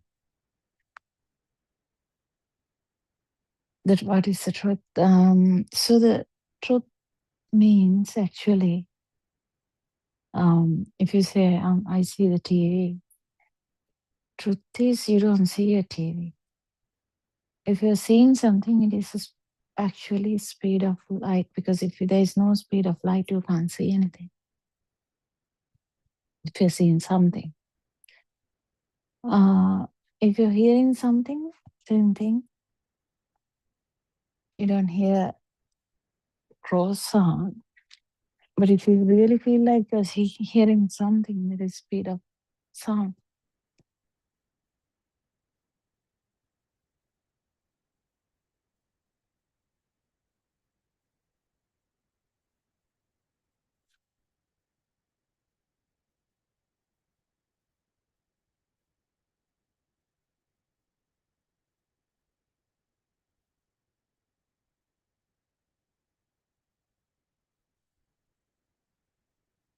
If you really understand that there's actually what you feel as there is not there, 100% the value of that is gone. You are also not there. But this you have to feel. This you have to actually feel. You have to become the non-vibration, and that's the only way to prove this. At least for a moment.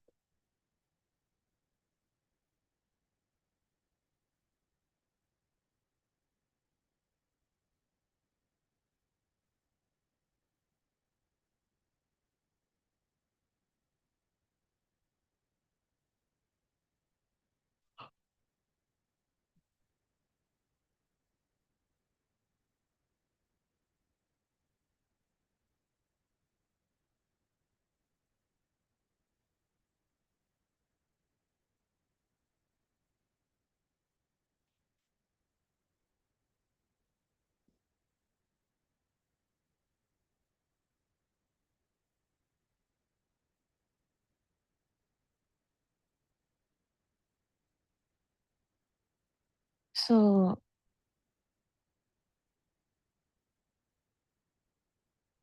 to become the non-vibration, first you have to find the vibration, actually speaking. So what is there to become the non-vibration? If there's a vibration only, you can become the non-vibration, right? Yeah, so did you find that? That's the question I don't ask also all the time.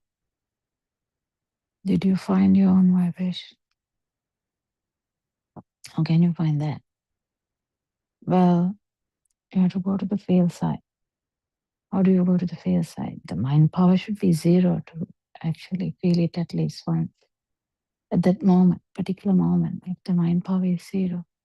Not the mind is closed down, mind is there all the time. The mind power is zero. What is the mind power? Power of TV, power of chair, power of table, power of fan, power of carpet, right? Yeah, they are the thoughts. They are the stimuli. That's the skandha. A lot of people, people who by had Dhamma long time ago, they know Rupa Vedana Sanya Sankara Vinya.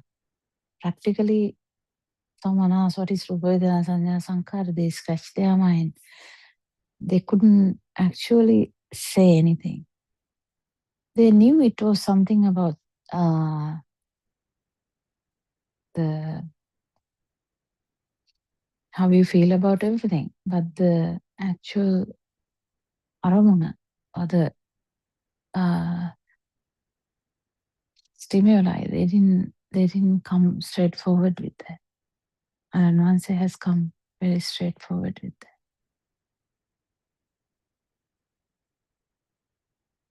At one time, there's only one stimuli. So the one stimuli, you should know this. If you don't see Dhamma, because you have to see the non-vibration in TV or the crow sound or the ice cream. That's how it works, because it's only one thought that you are born and actually you're not there. If it is not a thing. If the stimuli is not a thing, you're not there. The constant feel that you have as you are there is not there.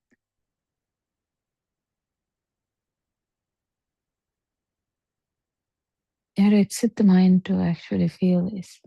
How do you exit the mind? You can't really exit the mind. That means the power should be less. Power should be low. In a sense, zero at that moment.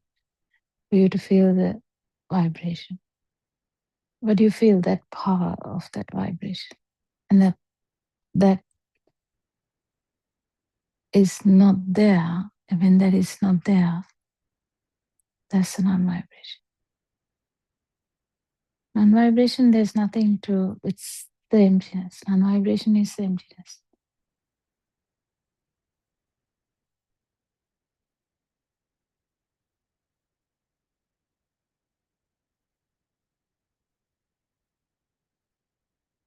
How long can it take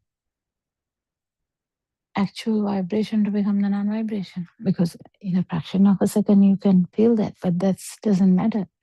I mean, that does matter, but that's not the actual task. Is actually to become the non-vibration. How long that can take, we don't know. It depends on how strong the vibration is.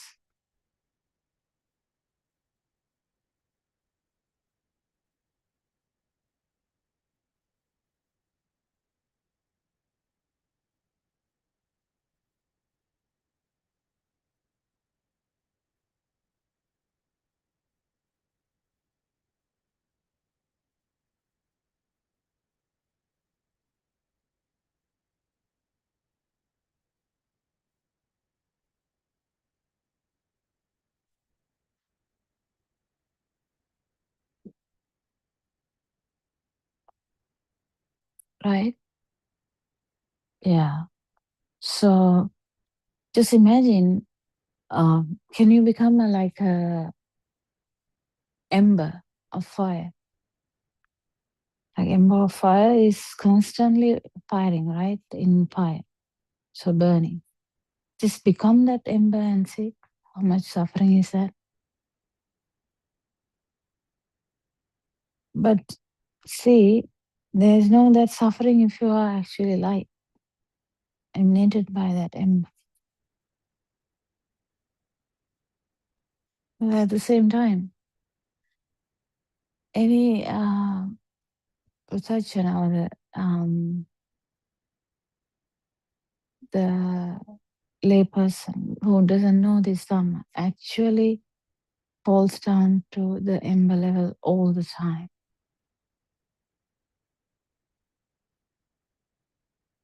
We fall down to the ember level all the time because that's in the system. It's been true. So even if they are like the light, and even if they become asanya, that they don't feel anything, still, as soon as there is some causes coming together for you to feel the self vibration,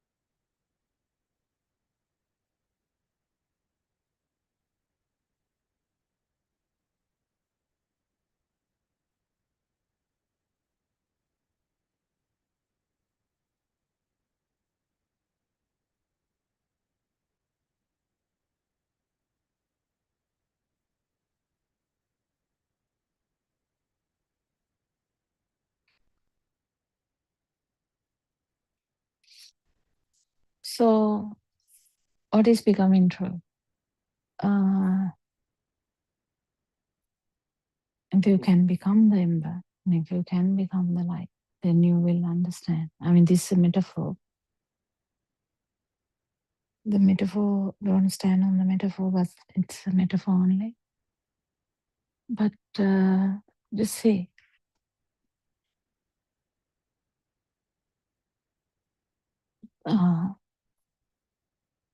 if you have the self-view, even if you become the stage where you don't feel anything, still with the causes coming together, effect will be actually manifestation of embers again. You fall into the lowest level because that's where the vibration is highest. The constant cycle between the embers and the light.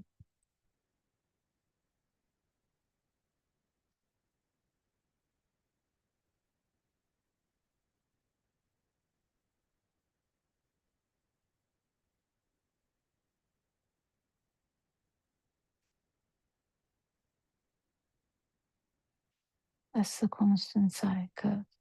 It's like the water and the steam.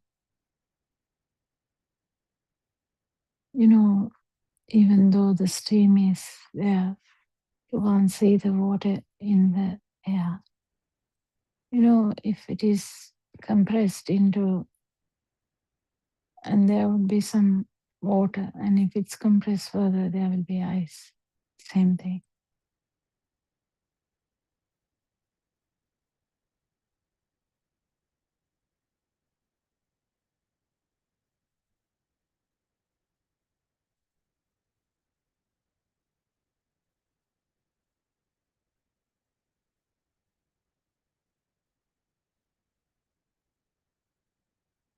Same metaphor, you can understand that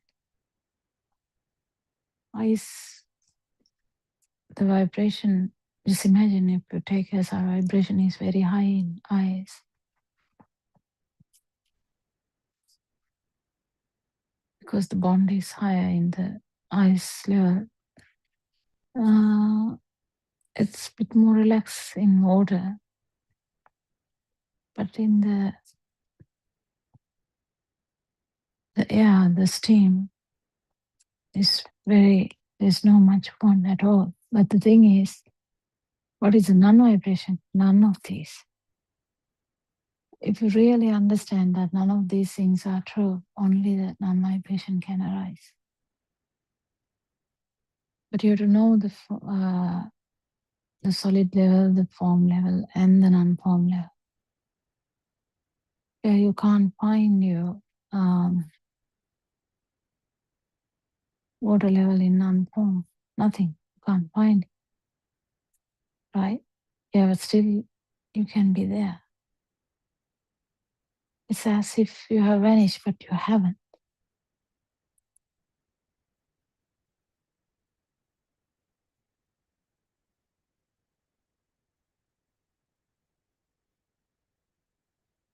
Thing is trying to, understanding that you can become in your mind, you can't really understand how you can become the water drop. But yeah, for an example, if you try and understand, if you become the water drop, how it would be to, if you don't become the non-vibration, if you want to become the non-vibration, actually you have to understand the full sensual world, form world and non-form world. Non-form world, if this is falling anywhere, it is pratachana. But if it's not falling anywhere, that's the suttavas. Because you can't actually call it anything.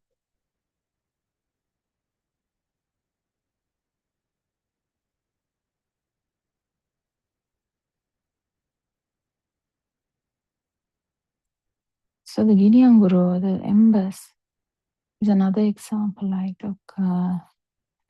Came out last night actually in the discussion. It has come to me multiple times, but didn't come that clear. So if you become the embers, the Ginyanguru, you can understand how much suffering it is. Because you thought that that is you burning. Even if you are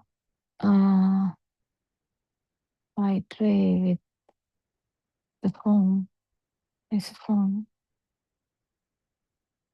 same thing. They're suffering, but less suffering than them. If it is a feel only, you can't really see anything. You have become the light. No, actually, before that, it is the form level is the shape of light. Because there's a shape of light.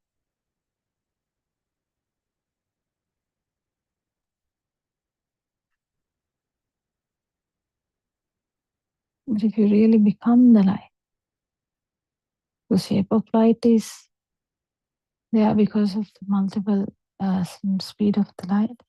But you become the light and you can feel how there's no power, how it will not fall anywhere.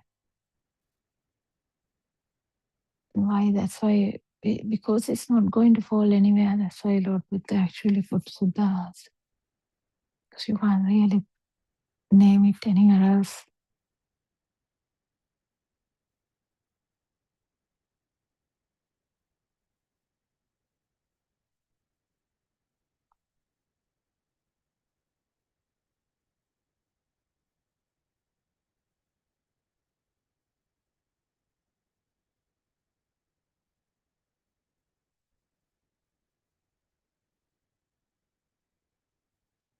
Even though it says Rupa Vachara, the Suddha, so you can really call it, I mean, at the end, there's a level of non-form as well. Yeah, you feel.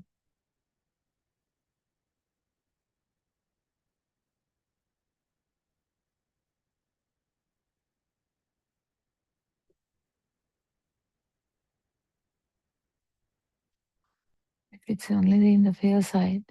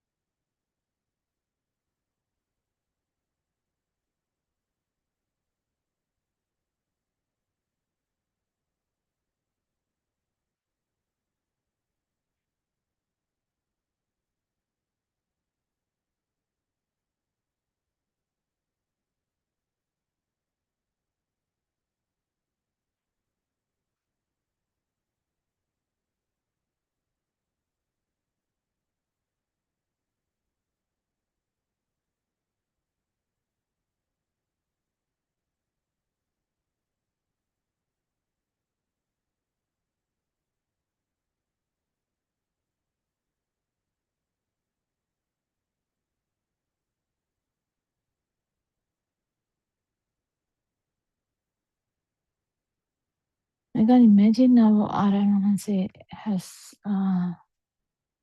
seen this is clear. I appreciate it so much, and I appreciate how Lord Buddha actually saw this without any help, because this is Lord Buddha's era, not been 5,000 years yet. So it's always Lord Buddha's power, that's non-vibration power that anyone is synchronizing to.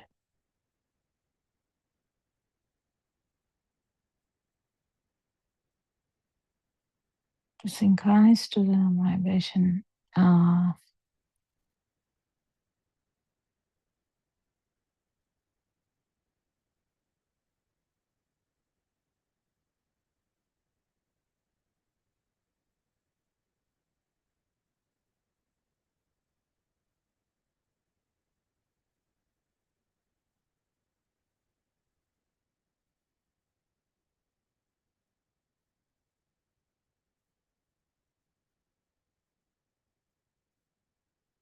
Anxiety that there is a next moment is very, very, very a part of this ignorance.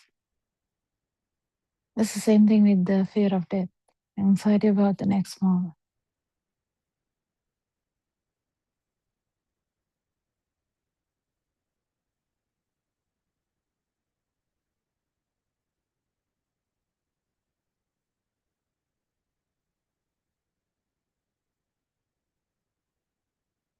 Next stimuli, does that mean next stimuli may not happen? I mean, may or may not happen, it doesn't matter. But the thing is, anxiety about it, or expectation about it, or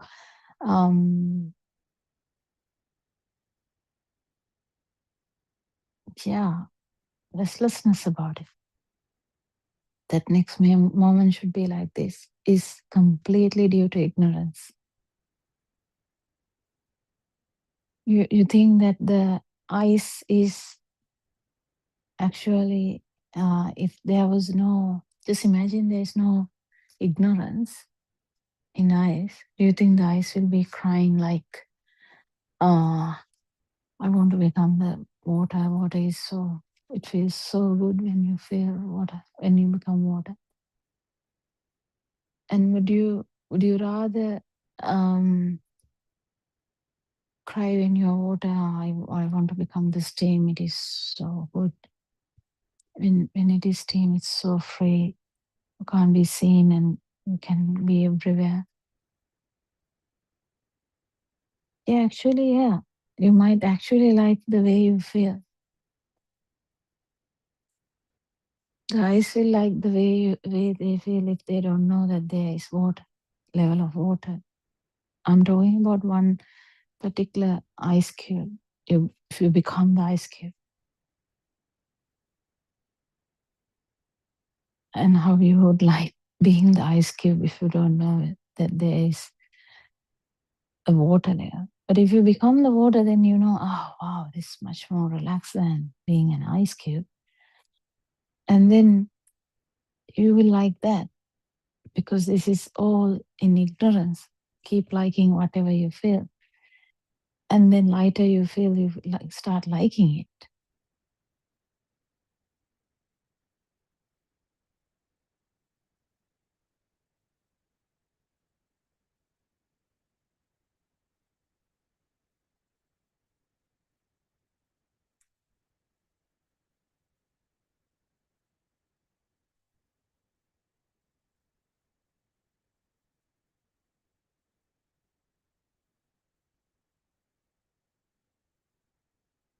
And just imagine that the water bubble became steam.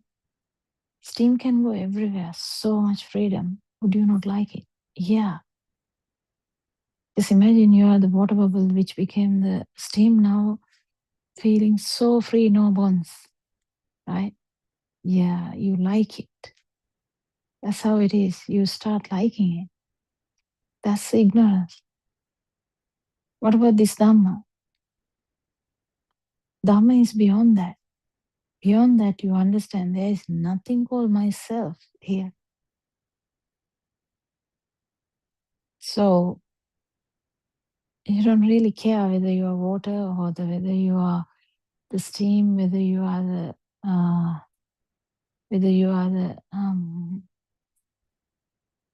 ice cube or the water or the steam, because you know there is no self there. But the thing is, then it automatically becomes a steam, and when the steam lifetime is over, it will be over. It won't fall back to the ice level. It's an example only. People will be like, what are you talking about? How can you become an ice cube? Yeah, it's a metaphor, but you can. It's a metaphor.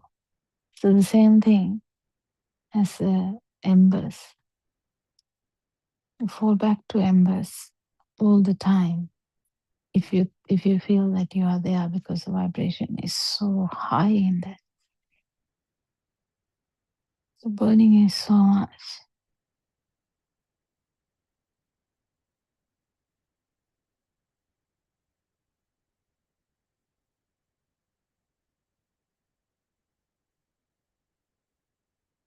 The self vibration is similar to that. If you feel like a solid you, then of course it's very, very, like really high vibration. But if it becomes like water, there is a foam, like, but then that means sound wave and the light wave together. There is a foam, but feels much free because you're free of this solid form.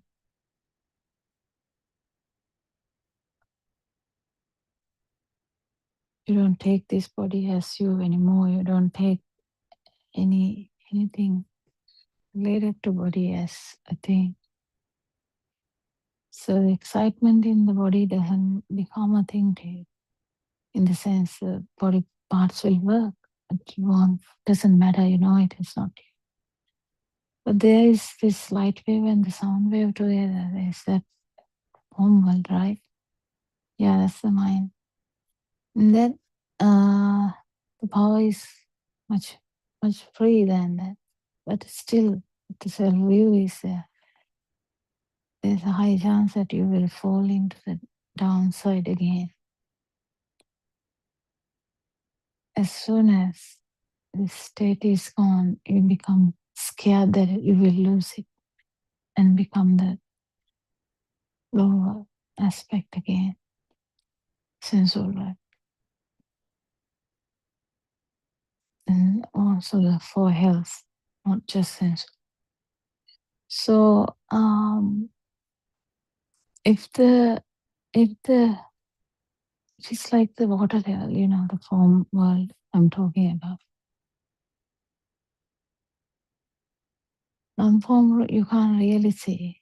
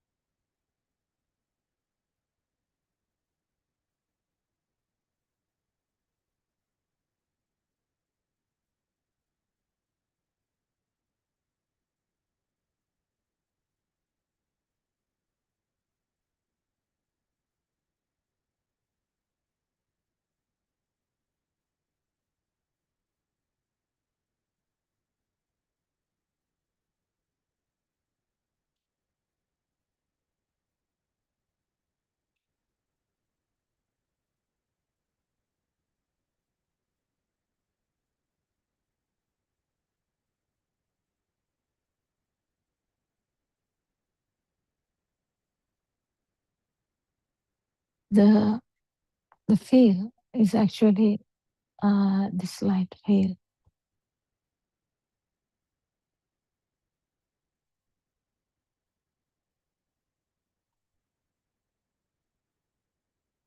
But when you're going to lose it, then you get so frustrated you can become the ember again or the lower hand again because of the self view. If the self view is not there, it's like a torch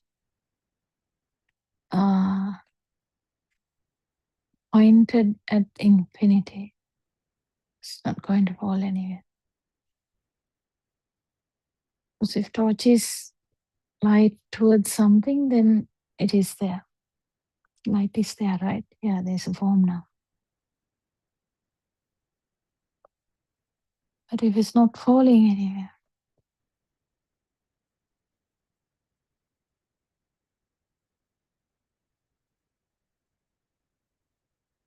it's a complete feel I'm talking about, not about actual seeing. You never fall again anywhere, any form. It will become the non-vibration. Non-vibration is the vibration without self vibration.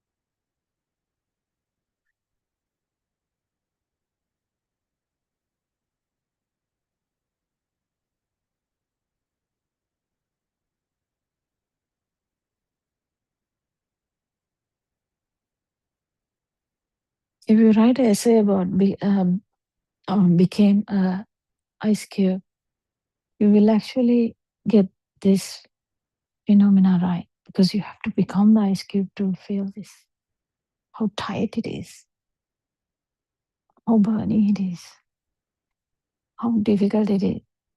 Then if you become the water, the ice cube becomes the water, you can feel how relaxed it is. And if you become the steam, which you can't see,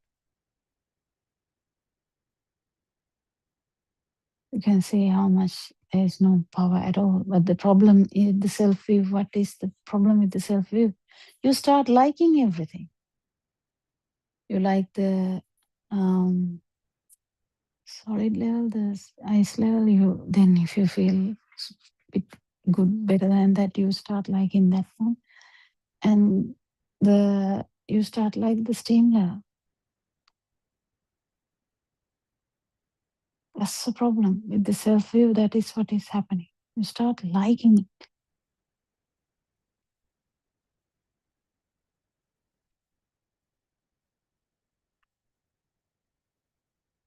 But if the self-view is not there, self-vibration, self-perception is there, still there is this problem. But if the self-perception is not there, the feel side, self-vibration is there, still there is this problem. But when the self-vibration is absent, that is called non-vibration. Then does it matter whether you are the steam or the not? It doesn't matter, but you are the steam. And steam will vanish. What time? We don't know. Lord Buddha, it's 5,000.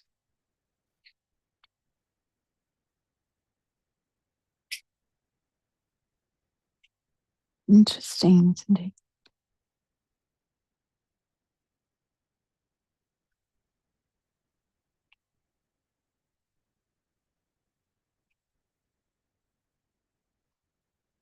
Yeah. If the power is not there, you don't like.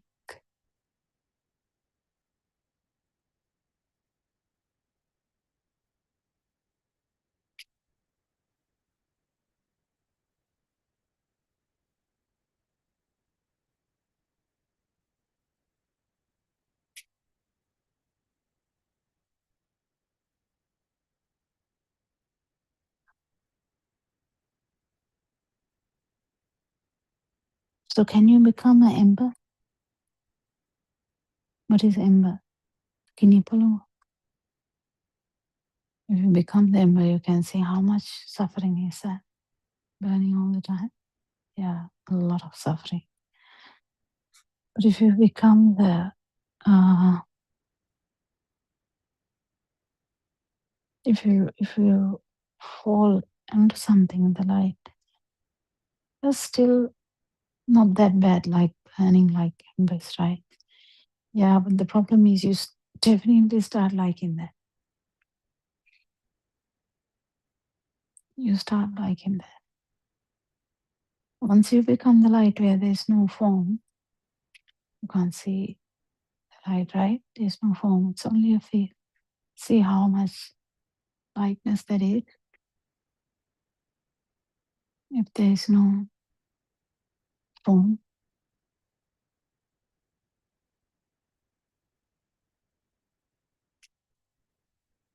self vibration is the same way. If you have the self view, it's kind of very, very lot of suffering. It's all in the sensual world side because your body is a thing. Your body is a thing. If the body is not a thing, sensual world story is gone. But still, you if it is just in the human level or God level, still the vibration is not as bad as the lower, like hell status, because in hell status the vibration is very high. In the human and the God level, it's not that high.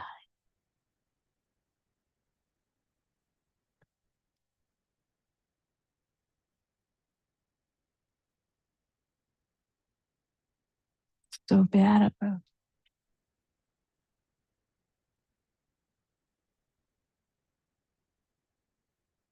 Bearable self vibration, right?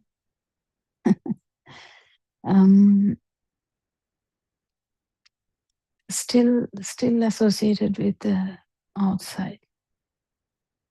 Associated with outside with no burning.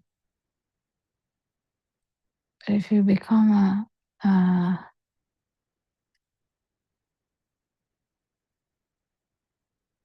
like a form level, you're falling into something, then that is the reflection that you know how the light is there. So you reflected on something. Without reflection, you can't say the light is there, right? Yes. If the whole world is illuminated, you can't say all the time, you can't say that the light is there. Yes, when there's a shadow only, you can say, oh, the light is there, the darkness. Likewise, there should be like a thing for the reflection for you to say that the light is there. That's how you know the light is there. That is still much better than the ember level, but still you feel like you are there. Much relaxed. And if you become the non-form, it's just to feel only, there's no form as the actual light vibration. Light, actual light. The light wave. The light wave doesn't have a form as such. You can't see the light.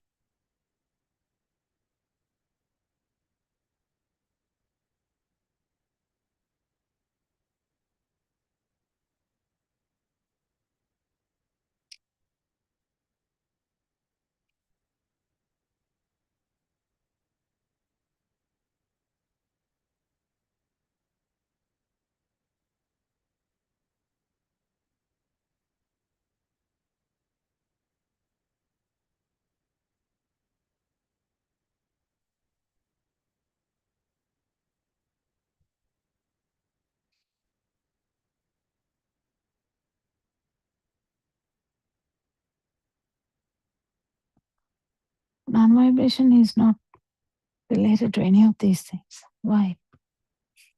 Because non-vibration is empty. It's empty. Can't talk about anything. That means you can't talk about light, you can't talk about water, you can't talk about sound, you can't. It's not, it's devoid of any of these concepts. So understanding mind is very important. Because what I was describing, everything is in the mind.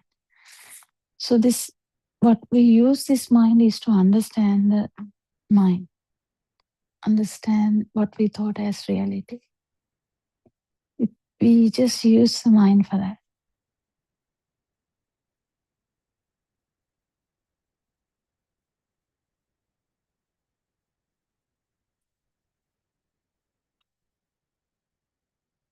But just realize that if you become a light wave without the self wave, how much it would be like.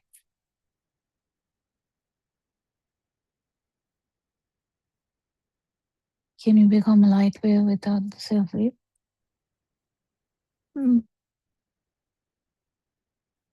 That's like in the field, right? Yeah, that's in the field.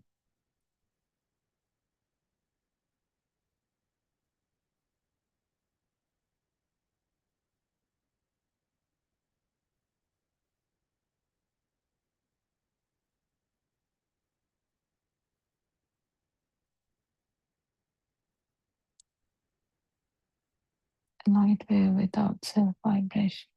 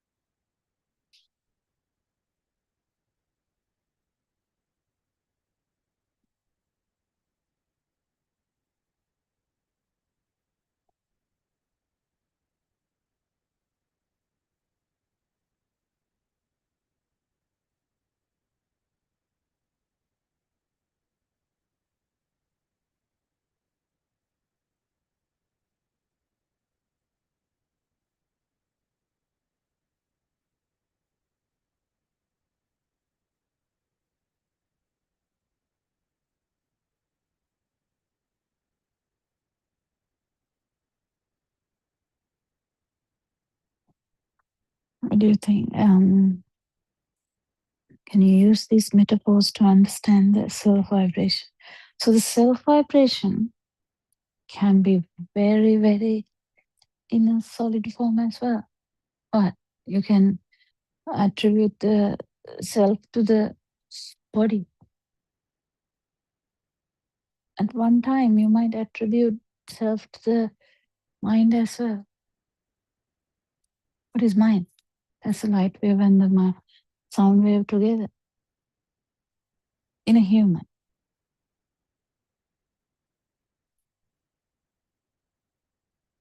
Light wave and the sound wave coming together, that's the mind. You may attribute self to that as well. But it's much free because it's not tied to the body anymore.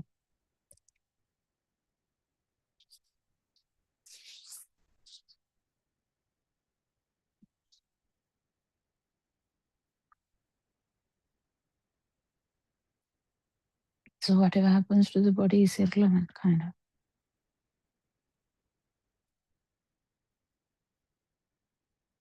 But the problem here is not that. If the self vibration is there,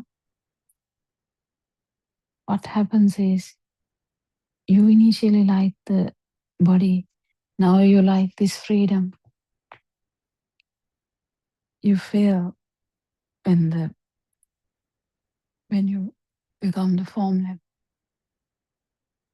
That's the problem with the self view and the self perception and the self vibration. Self vibration is like a glue kind of thing. It ties everywhere. It attaches every level. Even if you become the non-form, it is again just there's no mind there. So it's just a feel only. That feel, just imagine how free you will feel. But the same thing, if the self vibration is there, you like it. Only by fully realizing Dhamma that one can say, none of these levels have a self. It's just a phenomena. And self feel is not there when the when this thing is not a thing.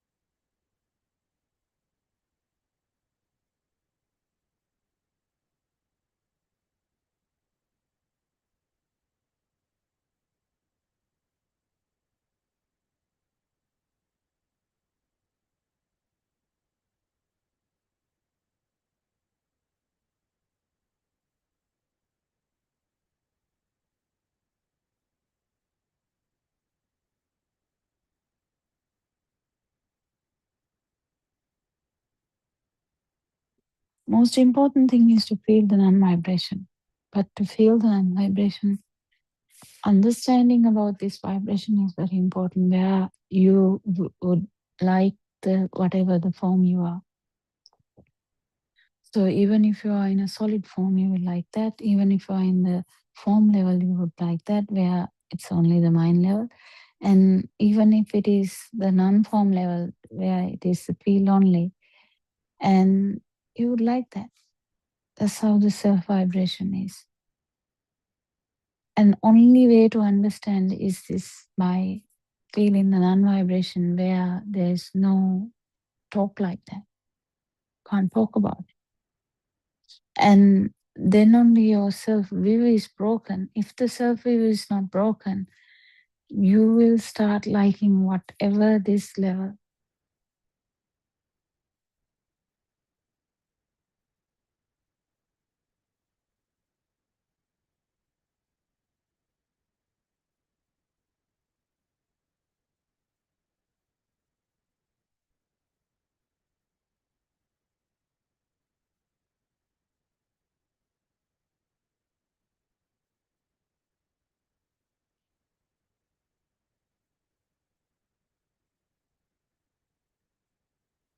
So if you become free and you will like that freeness, still the self-view is there. Still the self is there. That's the thing. Can't even understand how strong that is. But if the self-view is not there only, you know that it is just like that. It's just like that. Not a big deal. Whether you are in the sensual world or whether you are in the form world or whether you are in the non-form world. And it's a phenomenon which you can't change.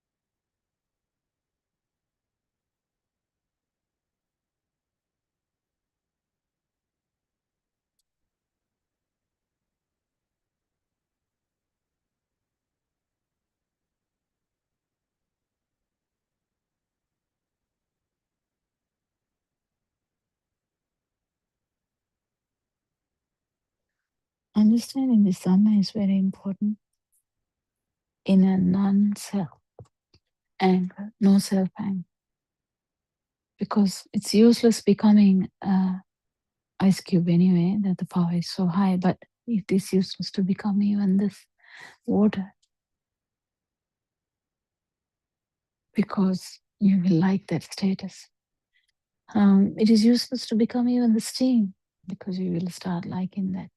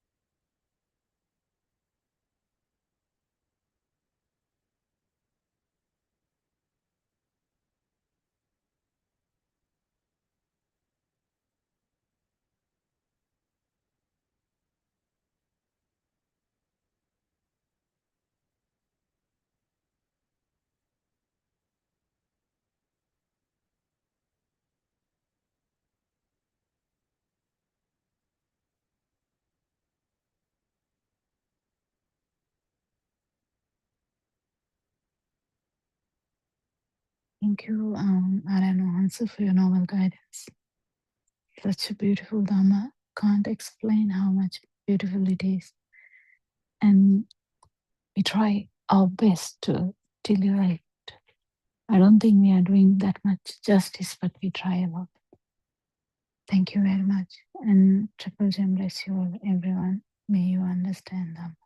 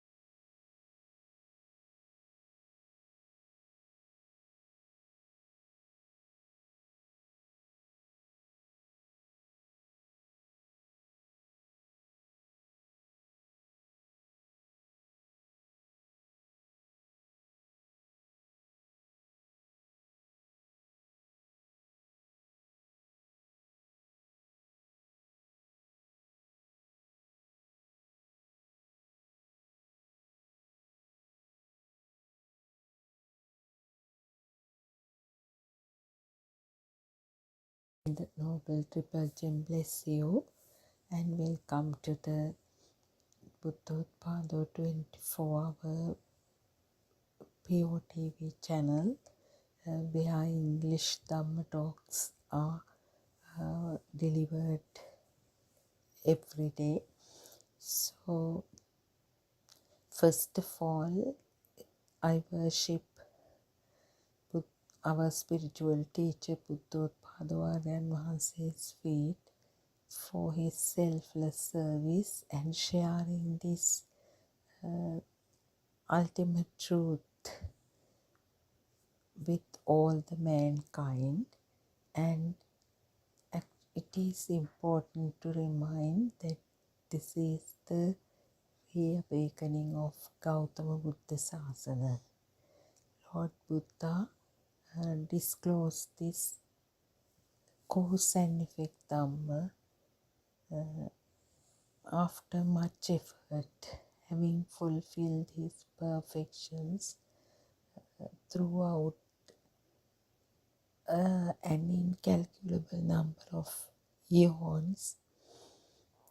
Ultimately, he attained the Buddhahood and revealed this Dhamma of dependent origination. So, let's look at this philosophy to understand the real nature of the self and the real cause of suffering.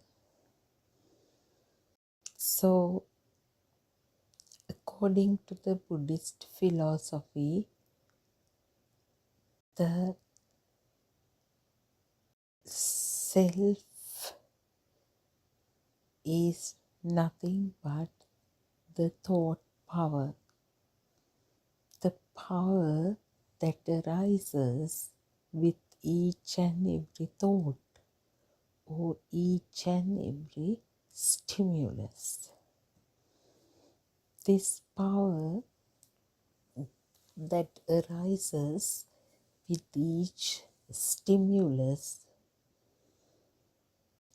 is exactly the power that telepathized into the zygote when the sperm and the ovum got combined to form this unified cell. So where does this power telepathize from? That answers the beautiful question whether there is a rebirth for all beings. So Lord Buddha said, when someone asked whether at the next birth, is it exactly the being of this life that gets the rebirth or a different being? So Lord Buddha's answer was, it is not this living being itself, nor a different being. Always this Dhamma in all levels touches the middle path, the moderate. It's moderate. It doesn't fall into any extreme. It doesn't fall into the two extremes. It is there or it isn't there. So actually what happens is the thought power of the last thought, known as Chutisita, telepathizes into another vibration which has the similar frequency.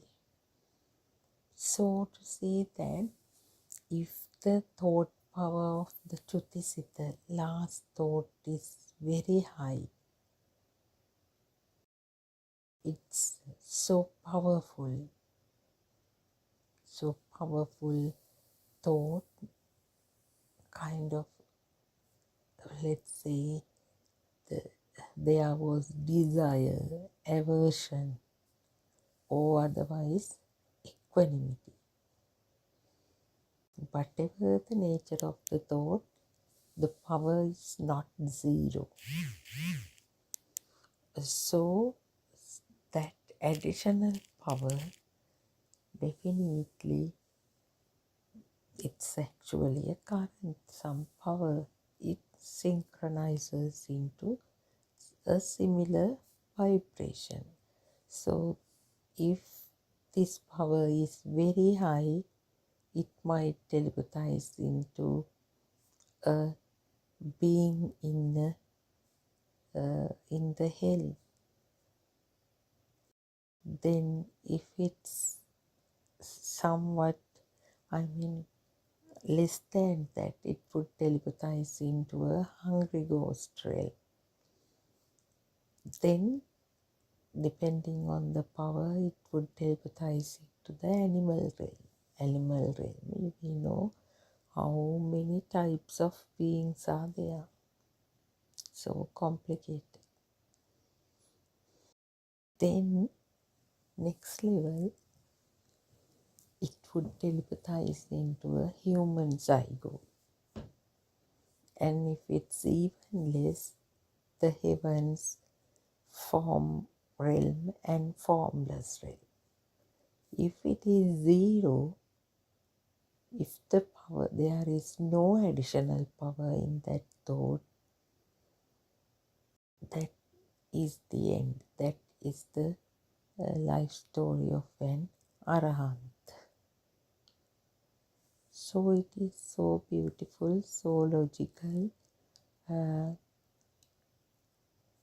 So whatever the power that telepathizes into the zygote will repeatedly occur every moment, every fraction of a second. It is a natural phenomenon. So what happens after the birth is, as the child matures, is this power definitely goes up with the functioning of the sense faculties.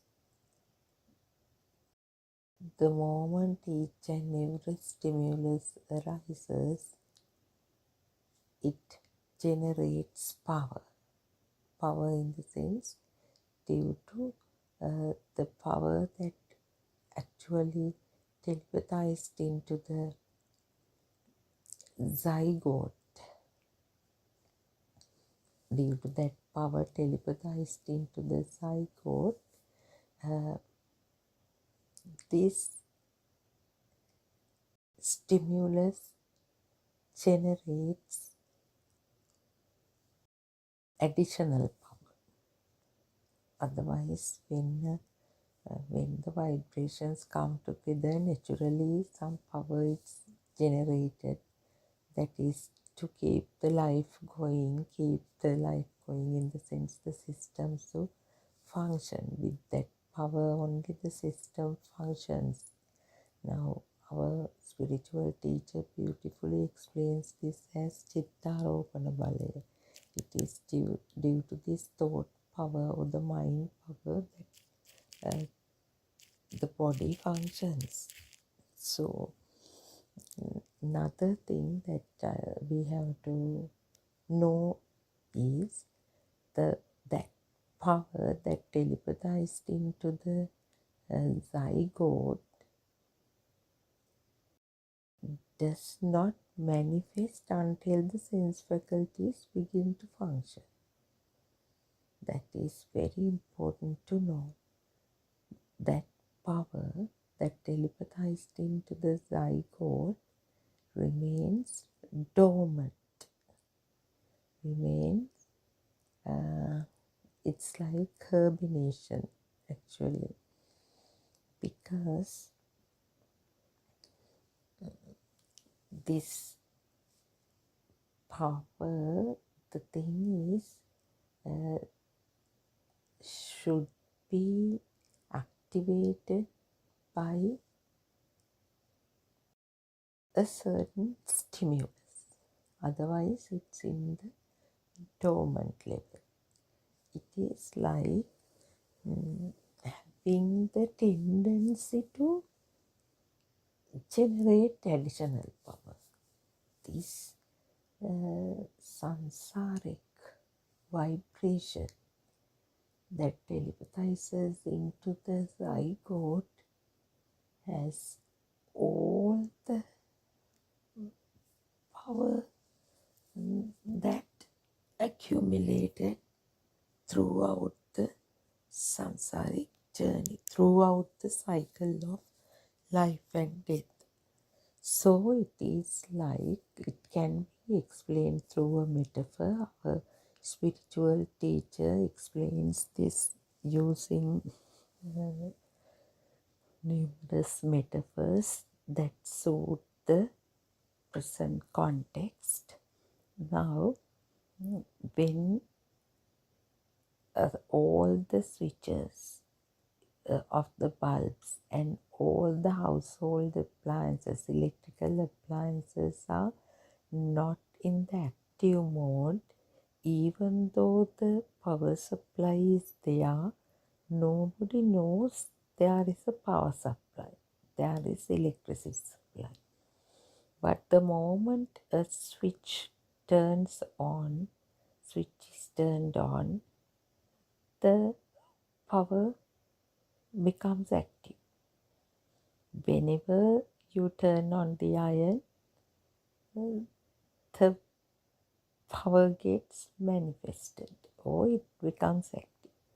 So this power from the previous lives that telepathized into the Pratisandhichitta or this zygote is actually like that electricity supply, which always has the tendency to manifest. So it is this underlying power which is in dormant level that begins to manifest the moment the sense faculties begin to function. So that is why Lord Buddha said, monks, the birth is the birth of the eye. Birth is the birth of the eye. So all Dhamma sermons, or actually the entire Buddhist philosophy, explains the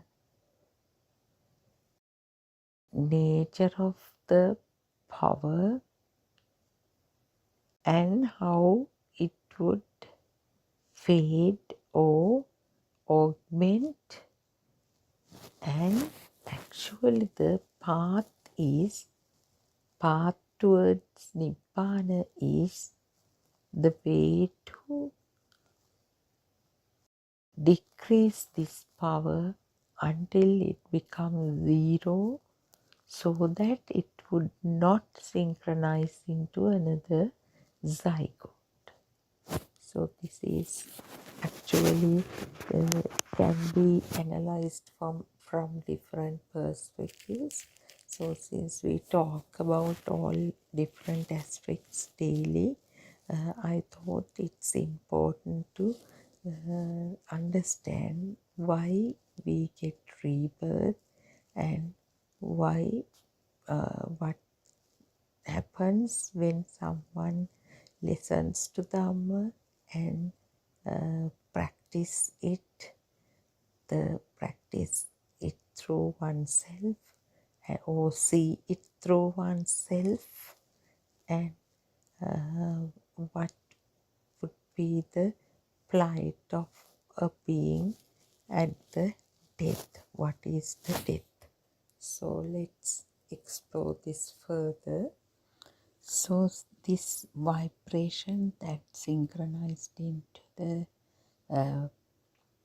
zygote, it actually reflects all attributes, all qualities, all characteristics of a certain being throughout this long cycle of samsaric journey.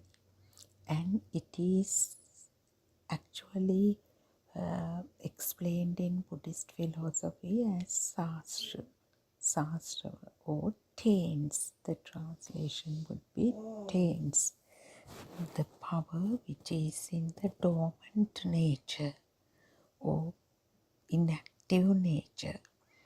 So what happens is, as I reminded before, Lord Buddha specifically said, the birth is the birth of the I. Here the I represents all sense faculties because predominantly or most of the stimuli arises in relation to the I faculty. So that is why Lord Buddha said, birth is the eye of the birth, because now we can understand the prime importance given to the sense faculties. Actually, this answers the question, who are you or who am I? What is this sense of self? How do we feel alive? Or is there actually a self? When Lord Buddha says birth is the birth of the I, everything else actually is a natural process due to the hormone systems of the parents. They this reproductive system functions, and then actually a male and a female coming together, this attraction happens due to the hormones. And after the puberty, this hormone system of a human being gets activated. So now we know that the phenomenon of pollination that happens in relation to the trees. So this reproduction is a similar natural process. But the thing is, we get involved due to ignorance. We get the ownership of everything. So actually now it's beautiful. We would say that it is me who chose my partner, who organized the wedding, who organized everything. Actually, it is just a repeated occurrence of perceptions. Sanya, Abhisankarani, we can talk about them in greater detail, and we already do. So please listen to these sermons on regular basis, and if you can actually understand Sinhala, please listen to more the sermons of our spiritual teacher Buddothpado Aryan Wahanse. He explains all concepts in greater detail. There are sermons done by him in English as well. So always it's a bit of a challenge to translate everything into English, but still we try our best to do it for the benefit of the non-Sinhala speaking nations all around the world. So actually, due to ignorance, we get the ownership of the natural process called living. So it is basically a telepathization system that functions on its own. So at this point, what happens is after the so-called birth in the conventional terms, the human baby doesn't have any awareness of the four projections of the sense faculties, but only that tendency to get attached to or tendency to deal with sense faculty experiences is there. The tendency to deal with them, that is that samsaric vibration, or that tains or sastrava, which is just a vibration. So the beauty is, it is the same vibration that reoccur with each stimulus. So that is why each system becomes unique. Just like now the entire world population, when they use mobile phones, they have a unique phone number. However, it is being identified. So, although there are so many mobile numbers, there is no problem whatsoever. The coding system that when you dial a number, it doesn't go to another person. I mean, in conventional world. Similarly, the last thought power telepathizes into the correct system, whether it's a system in the hill, system in the hungry ghost realm, system in the animal realm, human realm, or even a realm above. So this is so beautiful. That is but due to ignorance, we believe that all systems function the same. There are a lot of similarities basically because it's a natural phenomenon. Now, in the plant kingdom, we have classified plants as Mangifera indica, heterochrome. I actually can't remember those botanical names. Coccus nucifera, all those, there are classifications. So one species display similar characteristics. Similarly, humans display similar characteristics, but some plants grow well, some plants, they are, not, they are undergrown actually. Some plants grow really well of the same species.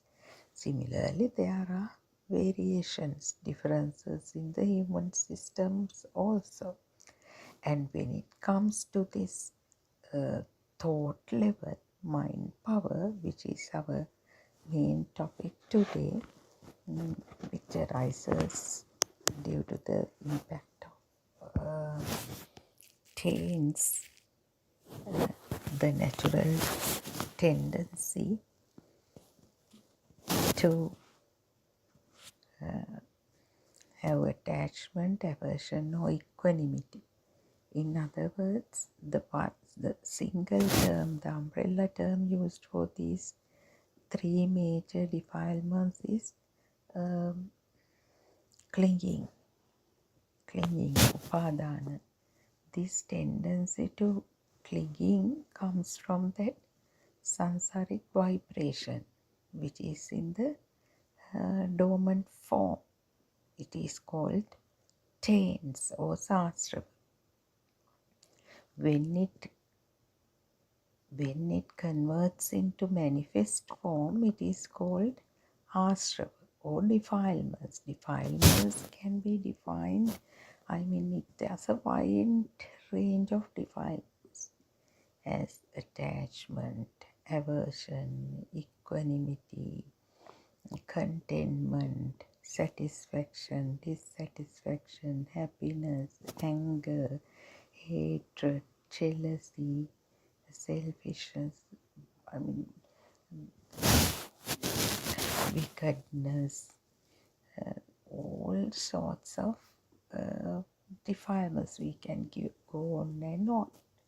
So all are manifest forms of sastrava or taints. So there aren't gaps in this philosophy. It beautifully explains every concept, every step of life and a life feel. A life feel is the basic, the most important aspect that we have to realize for liberation.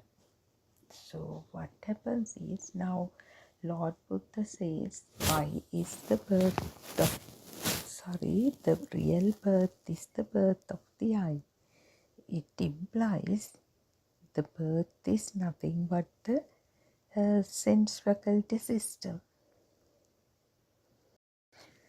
So as I mentioned before, at birth of the conventional world, this human baby does not have any awareness of the world.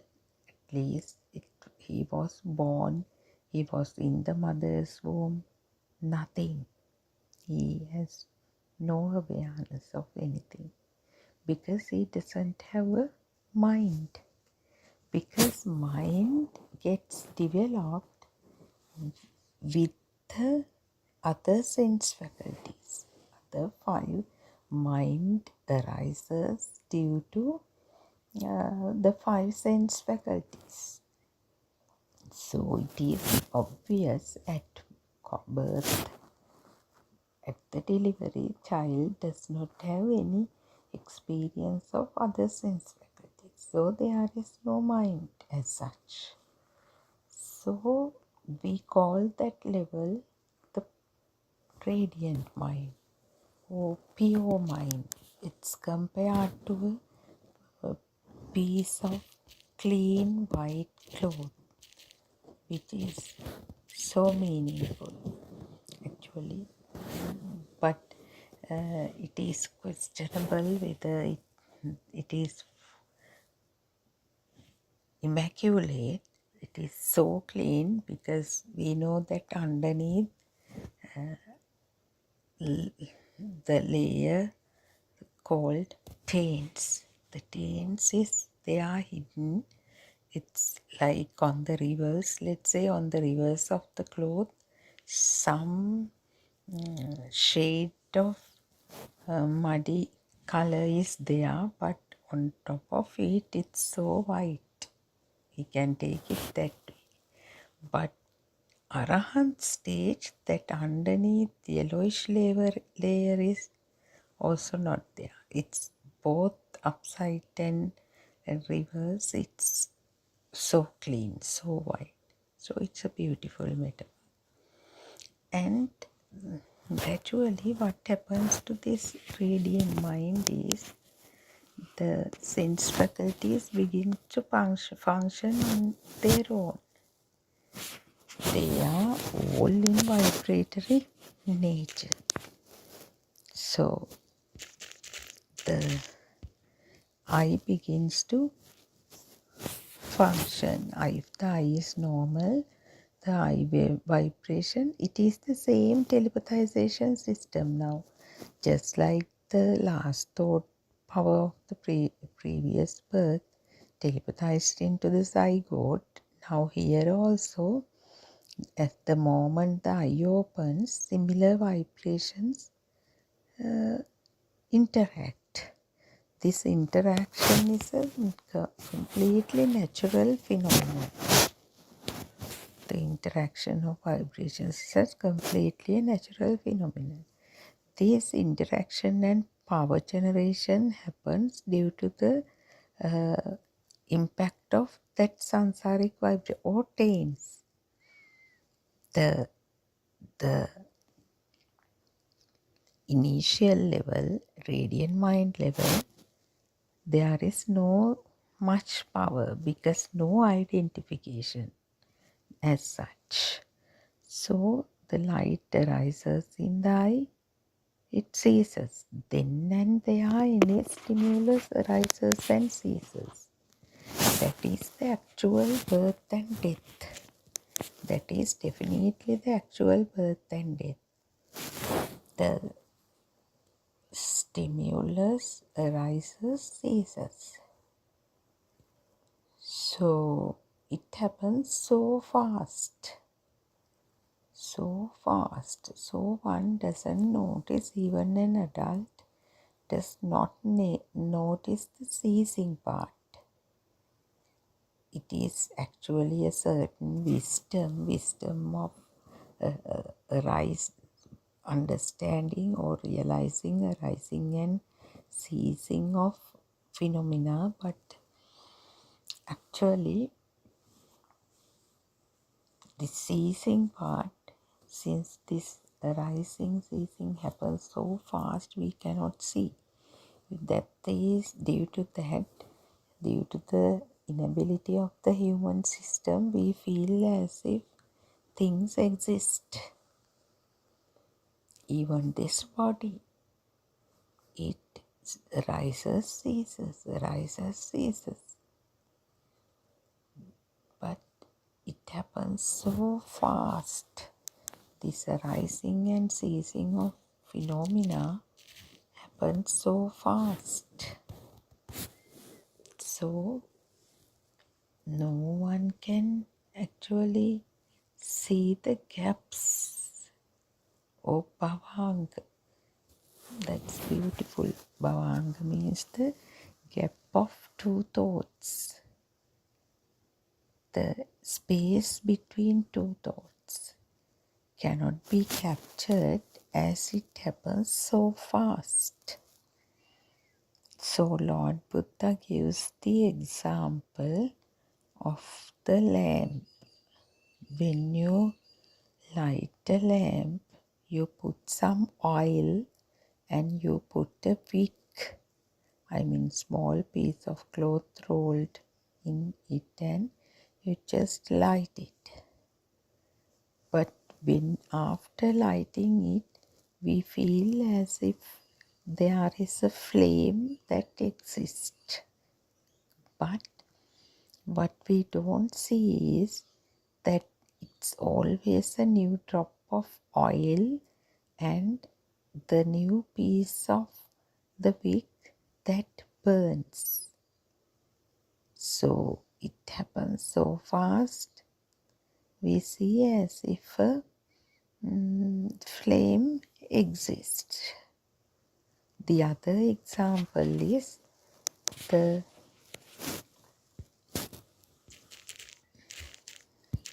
fire band, kinipenel.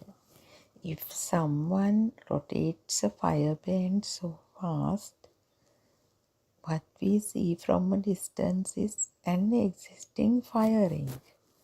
But if you slower the pace, you will see the fire band. But the human system is unable to capture that speed, the detect the gaps. It's so fast. So due to that, we see sky is existing. Even this body, when the eye perceives the hand, leg, we feel as if they are existing because we don't see this arising and ceasing nature of stimuli. It should be seen through the wisdom. So, how to gain this wisdom? That is the next question. So, what Lord Buddha recommended is you must initially develop the wisdom of listening, Srutamaya Jnana. For that, you have to go on listening to sermons one after the other. We did 6, 7, or even more than that per day. By now, there are about more than 12,000 sermons. So, in the www.buddothpado-dhamma.com channel. So, it is so important. It is so important to actually, it is so important to understand this phenomenon. Otherwise, we cannot figure out the real nature of the self, alive feeling, and this at least we cannot identify the suffering. Suffering, the definition of suffering in the Buddhist philosophy. We just take them easy, thinking that suffering is this mundane world.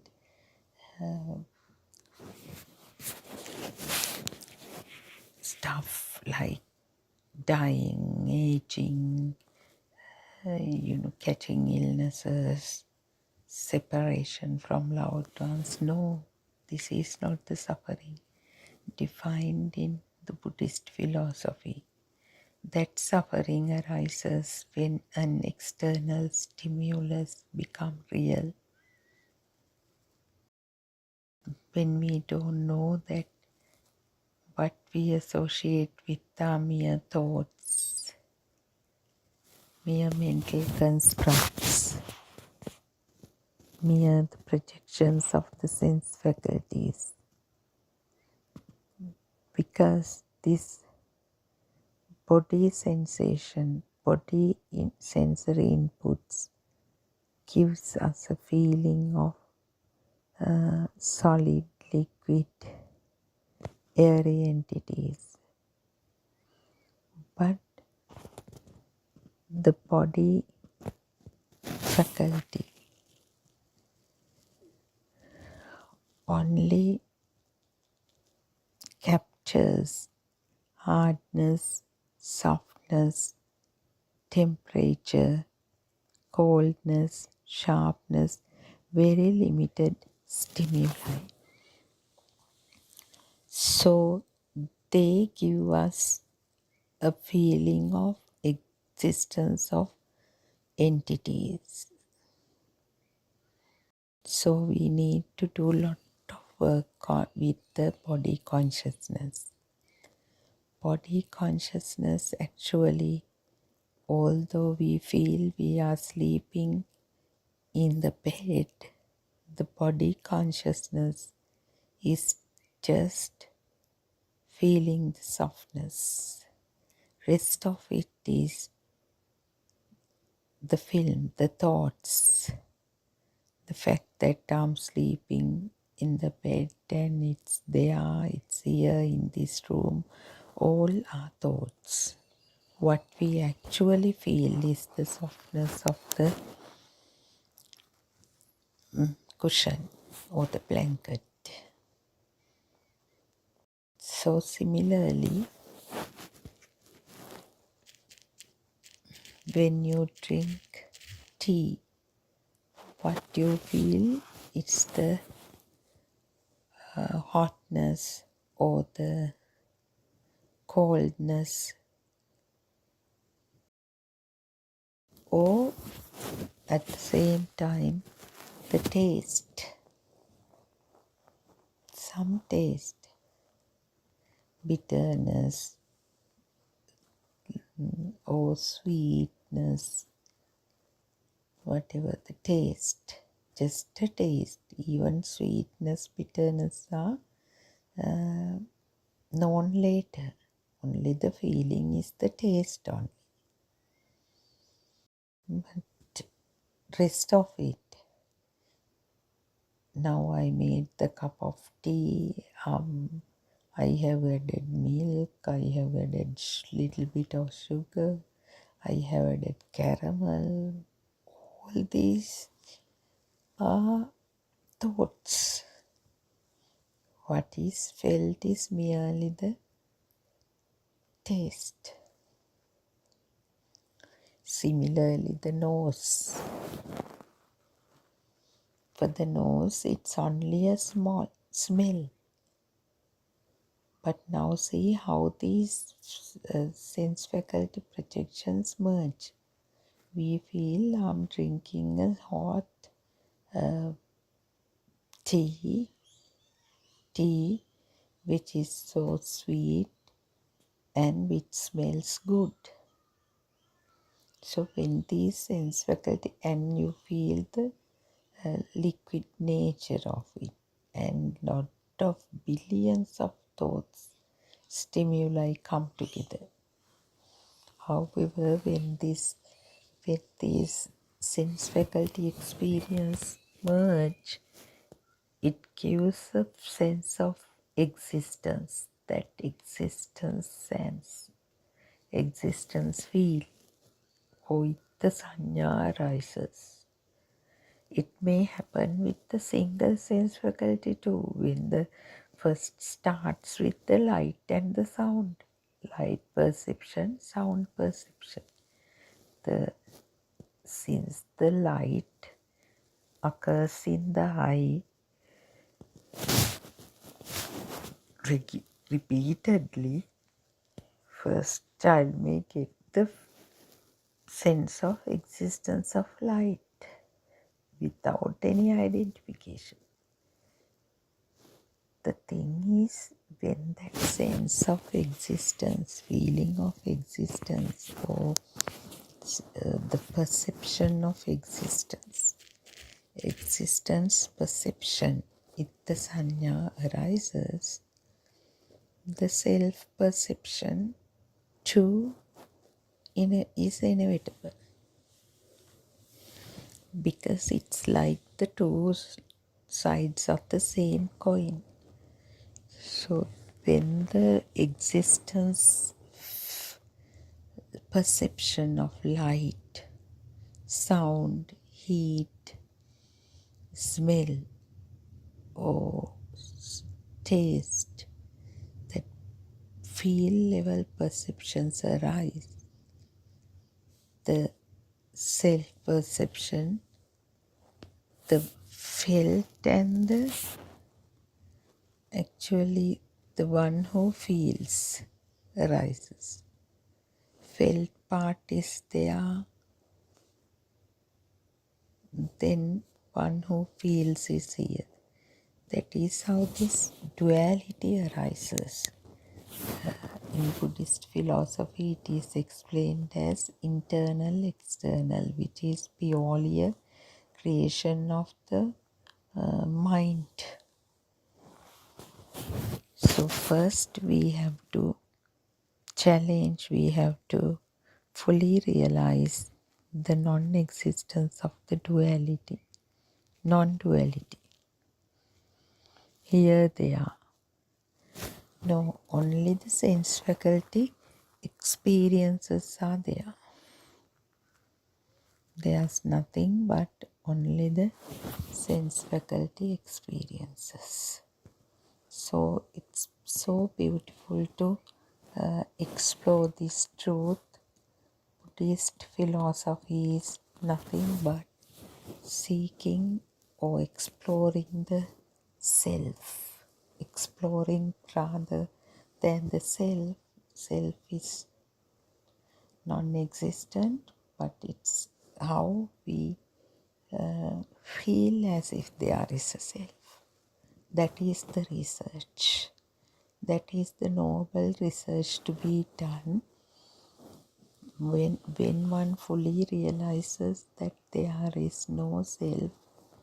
You will be liberated from this deadly cycle of life and death, this fierce cycle of life and death.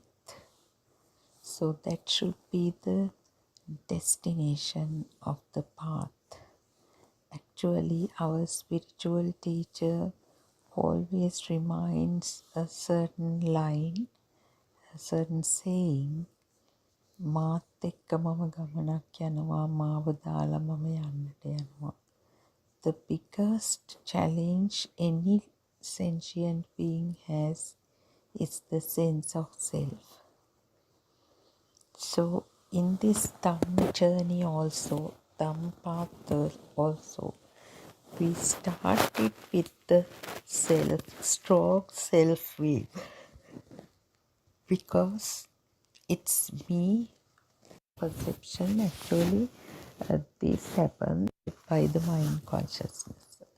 Actually, mind consciousness is the illusion itself, because it's, and so this taints mind consciousness and the sense faculties function, and actually there is no self, but we know, due to our lack of knowledge, lack of awareness of this philosophy, actually the truth, we get the ownership of everything, maintaining a strong self.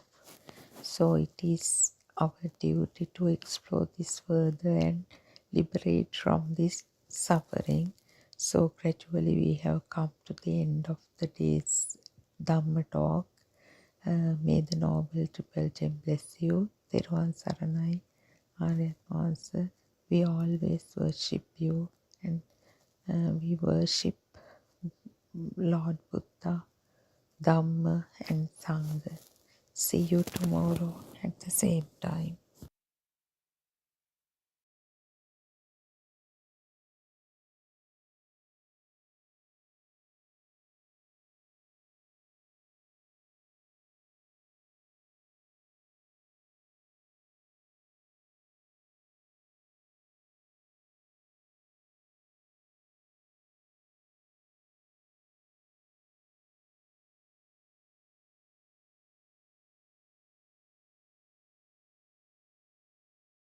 Illuminated our path to Nirvana. Your unwavering dedication to sharing the ultimate truth and reviving the wisdom of the Arahants is a gift of immeasurable value. We are truly fortunate to witness the unfolding of this profound truth under your compassionate care. May you live long and continue to guide us. Ayubo Viva and Theruvan Saranai. So we've been discussing the book, Volume 6 of True Dhamma Has Awakened, PDF of which is available on Buddothpado's website, buddothpado-dhamma.com. And today we're starting with page 119. Participant, Theruvan Saranai Aryan Mahansa. During your previous discussions, it was mentioned that we think of ourselves as people, as men or women. Now, when we talk over Zoom, our awareness catches that we're using Zoom. This itself is a thought. However, when we say that we are men or women, this does not immediately enter our awareness. After your explanation, we realize, oh yes, this is also merely a thought. Now, when we recognize our defilements, we also notice a reduction in their occurrences. Even this improvement is caught by awareness. Yet, it is obvious that underneath this, the ego still exists, saying, I'm quite advanced in my observations. When someone gives me recognition and praise, it does not affect me outwardly. However, the notion that I am in an advanced place still lingers in the mind. When you also acknowledged my achievements, I felt happy, but now I no longer feel that way. Similarly, when I realize there are people much more advanced than me, I experience an inferiority complex. I also think that they are more advanced than myself. Now, when you say we are simply people, these previously stated thoughts are not recognized.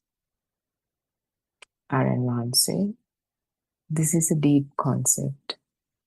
Participant, now I understand that the thought I am advanced is merely a thought. Aran say, the illusions in the mind can be compared to hiding behind a door. That is why I said, do not speak about results. Participant, I feel that I have a liking for results. Aran say, what I'm trying to do is to examine your question closely. Now you're speaking about vibrations and currents. Our senses, all of them work together, but they do not represent the notion of a self. A sound is only a sound. That is simply ear consciousness. When all the senses, such as sound, color, taste, smell, and sensation combine, forms such as a child, a house, or other objects are perceived. Due to the actions of the senses, the notion of a self arises. That is why Seda Therani stated, Nahidang attakatang bimbang, nahidang parakatang amang. There is no one who does this independently. When cause is present, results appear. When the cause disappears, the results vanish as well. Even the Rahulovada Sutta, preached by the Buddha, explains this principle very clearly. So what this discussion is pointing to is the illusory nature of our sense of self. When we say, I am a man or I'm a woman, we assume it as the truth. Yet, this is just a thought captured by the mind, not by direct awareness. It's just a thought, like underlying everything, it's kind of hidden if it doesn't get caught to the awareness. Awareness notices external tools like Zoom immediately because it is fresh in our experience. Now, when we join these Zoom sessions, there's an underlying idea that there's something called a Zoom. There's a self who's joining this Zoom. There are participants of this Zoom, and there are different thoughts about these participants. So these are the things that we need to be aware of that creates the world. But identity, that I am advanced, that kind of thought often slips past awareness. They go unnoticed, kind of hidden at the back of the mind. We have to be very vigilant to notice these things. Even when see a reduction in defilements, a subtle ego can persist, kind of whispering, I'm advanced, I'm better, I understood better than the other person, I'm getting advanced day by day, and that superiority complex, that ego, that it's a very subtle sense that can slowly be accumulated. You will be, or rather the system will be seeing the truth that the so-called external world will not become real, so-called the thoughts won't become real. With that, a subtle sense of superiority will arise if we are not vigilant enough or comparing ourselves with others. Recognizing this is the first step in understanding how the mind works. The mind's illusions are like hiding behind a door. We think there's a door, a self, orchestrating all these thoughts. But in reality, no one is behind the door. Like every thought contains that there's a doer, there's a self. But in reality, there's none. It's just the functions of the senses. When Narayan Maharshi talks about vibrations and currents, he's guiding us to see that our senses create the illusion of self. That's when he talks about vibrations and currents, it's a much in-depth kind of a revelation about how this system works or how this system comes into life. Sounds, colors, tastes, smells, and sensations combine to form our perception of the world and our identity. That combination itself gives us the sense of something is existing out there, and that sense, which comes into existence due to the speed of the vibrations, that sense itself is the one that becomes the sense of self. That's like a little more advanced, little more elaborate. It's like an extended version of the sense of something's out there, something's existing out there.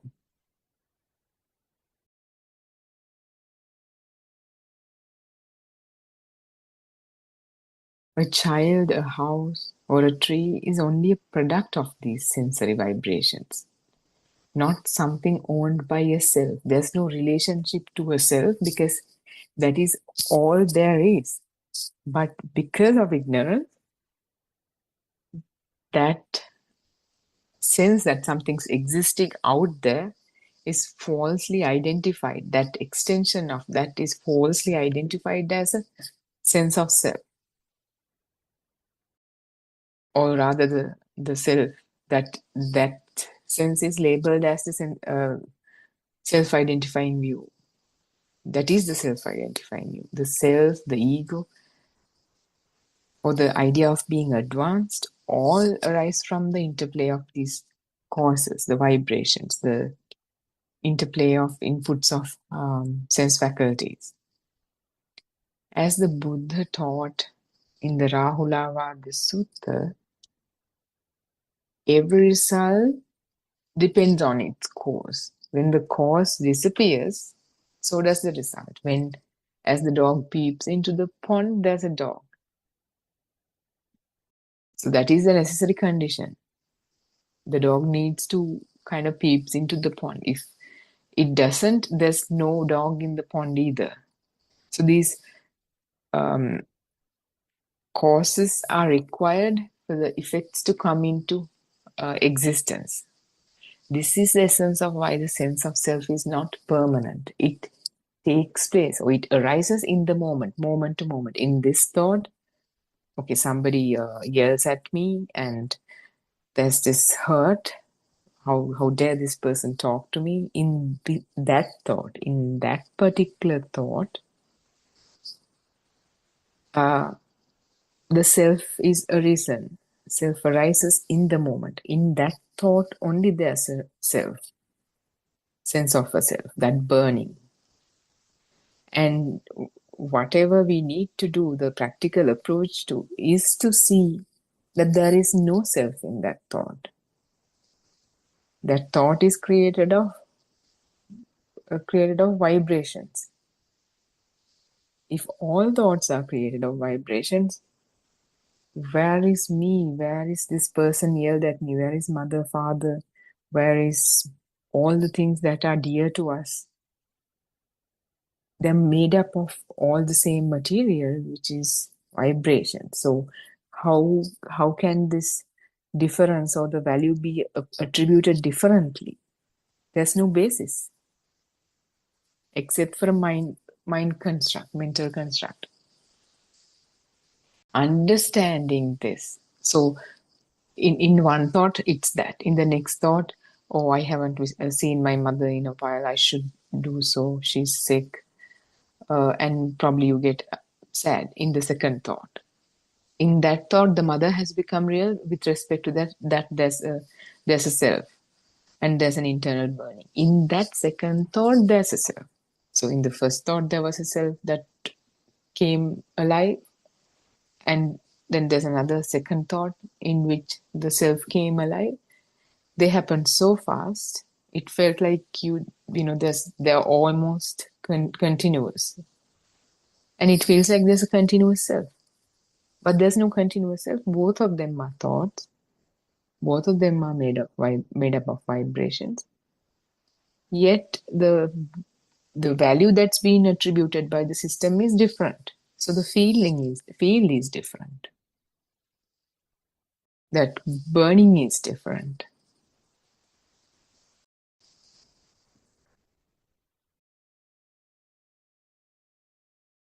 So understanding this is very important. That allows the mind to detach from these false identities, to stop clinging to praise, comparison, and inferiority, and to experience the world as truly it is, as it truly is. A play of vibrations, waves, currents, whatever we say, whatever the way we explain, it talks about the same thing. There's no permanent doer behind it. That so-called doer come into existence moment to moment. We all know, we've talked about the moment. This moment is all we have, all we ever had, or all we will ever have. Because whatever we thought about in the past, whatever we think about the past, is a thought in this moment. Whatever we think about with regard to future is a thought in this moment. So we all have this moment, and because these thoughts happen so fast, we have kind of labels attached to these, labels attached to these things we see, things we hear, smell, taste, touch. It feels like there's meaning. We go through the meaning, we feel the meaning, and there's while these things take place, there's movement of time because of the speed. And also, for an example, when we close our eyes, there's nothing. When we open our eyes, whatever is in front of you is in front of you, and you close your eyes again, it's no more, and you open your eyes again, whatever was in front of you is, it feels like whatever was in front of you is in front of you right now, but it's a new image, new picture. But since it was there before you closed your eyes, there's another thought that's attached to this, saying that this is continuously existing. If not, there's no continuous existence, because to say so would be, that idea would be coming from a past experience, and the past is in this moment. So however we look at it, in whatever the way we look at it, time is only a mental construct. There's no time. So there, and therefore we are left with the present moment, the present thought. And if we zoom in on the present thought also, there's nothing much in it, nothing much of any inherited value there. That is also a thought that's made up of vibrations. And no labeling. The labeling is a mental construct. So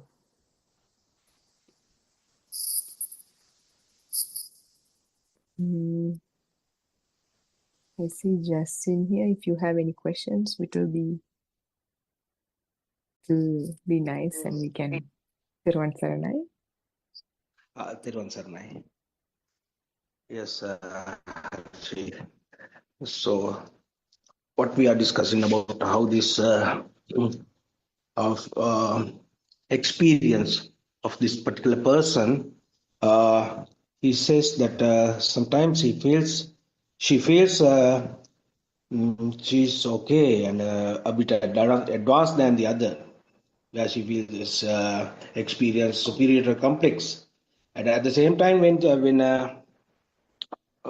she confront a person more advanced than her, she feels inferiority complex.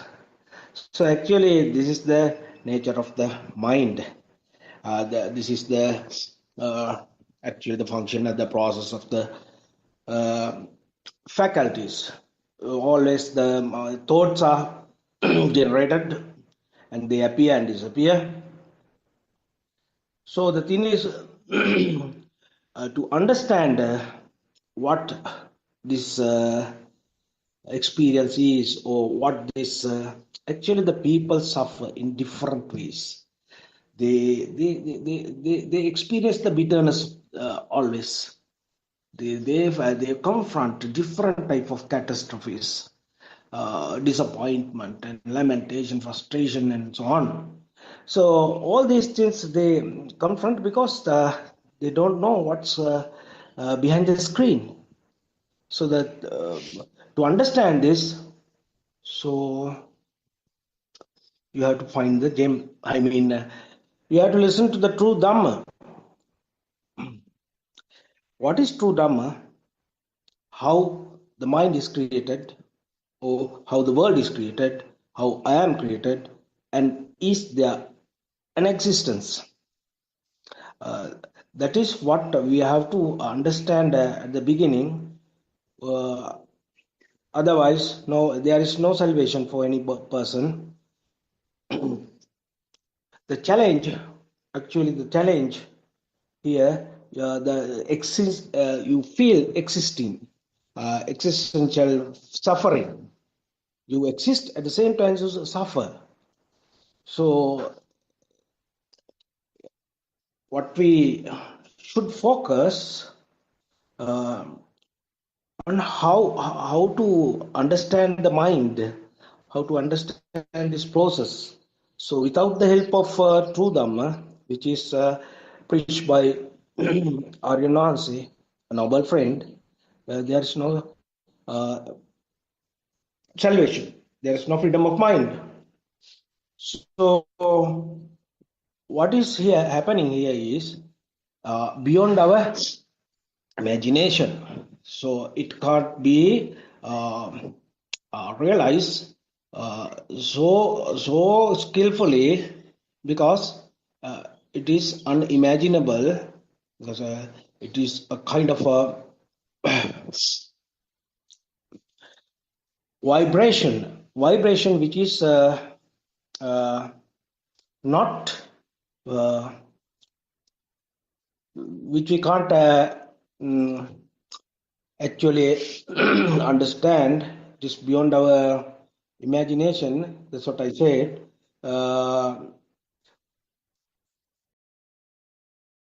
To understand this, how the mind is created, So you have to, as you always uh, explain in this forum, so understand the vibration, the manifestation of vibration. So that is very rapid. So there you can't understand it by yourself. So you have to depend on totally on to them. Then you realize these are all creations of the mind, which is not actually outside. They are in the outside, or actually there is nobody here experience it. So whenever something happens, whatever the whatever the information the faculties brings to your into your mind, then and there the inner monologue or the self talk starts. So I is here and something outside is there, and this is how it happens, as we always we describe it, explain it every day here in the Zoom. So the problem, people do not know the reality of human beings, the what is the real truth, because the reason is they keep on believe, they have been believing action and cause effect, and they, in order to get rid of that, they practice concentration meditation. So they are forcefully, pathetically sandwiched between these two, which is concentration meditation and action and cause theory. So this is what has happened to the human civilization today. Even in the past, during Buddha's time, the same thing happened. Today also, same things happen. That is what we say. This fossilized concentration meditation and the action and cause, these two philosophies will totally destroy the salvation of the human mind or the liberation of the human mind. These two are the basic and very harmful uh, uh, things that really affects our life, and they decide, they determine our life. So we pathetically, we tragically, we live in a very short span, a very short time in this world, but not knowing this true Dhamma, we just become the topsoil of this world. But this is the time now we have true Dhamma, which is uh, throughout the day, around the clock, the Aryananse preaches. So you are very fortunate, everybody is very fortunate around the world. So listen to this true Dhamma. Listen how the mind is created. This is never heard Dhamma. What is this? Never heard, because not the concentration meditation, not the action and cause theory. This is very harmful thing. This is very dangerous thing. This is what damage your life. So therefore, everybody should understand this. What has happened to us? So you have to diagnose what we have to do. Diagnose what this real this disease is, because we suffer. So why do we suffer? Because of this. Because of what? Because of we are living in an illusional world. Why are we living in an illusional world? Because the senses create this world. Nobody does it. That is the function. That is the mechanism of the faculties. All these faculties altogether bring out a vivid picture, a fantastic experience, and we feel the world is there and I am here, but actually nobody is there and nothing is there outside. Why are we always feel that I am living and something is outside there, the world is there, my sister, my family, my life, my wealth and everything? Because everything created because of an illusion. So to understand the illusion, always in this Zoom, early in the morning, we explain different types of people. They try hard, they attempt, they endeavor to bring this message to the world. So it is your time, or your friends, all Dhamma friends, listen to this. Listen, it's very important because understanding Dhamma, there you get the true picture of the world, true picture of yourself, and ultimately you get nothing, nothingness, and nobody is there. That is the ultimate experience. Therefore, listening to Dhamma and experiencing it through practical experience, which is very popular around the world, around the country. So, therefore, pay your attention. This is your story, this is your life, this is your destiny, this is your fate. So, therefore, it is time for you to think twice and understand the reality. This is the reality of the human beings. What is the reality of the human beings? It is preached by Aryan Nuance. It is really telecast in this Zoom across the world. So this is the story of the modern man, even in the past time, even during the Lord Buddha's time. The same thing was preached, but as time passed on, different type of notions, different type of misconceptions piled up, and the Dhamma, true Dhamma, uh, is no more here. Now it is rediscovered, and again, Aryan also preach it. So all the Homo sapiens around the world, this is your time. This is a kind of a mild slept. Just to inform you that this is your story, this is the time. So get ready to understand it, comprehend it, realize it, and ultimately experience and be a free human being. Experience the liberation of mind. That is the message. That is the message given by Aryan Nansen. No more suffering. There is no need to suffer. This is in vain. We understand what the reality is. That is what everybody has to listen to Dhamma and practice. That is very important. Theruvan Sannai.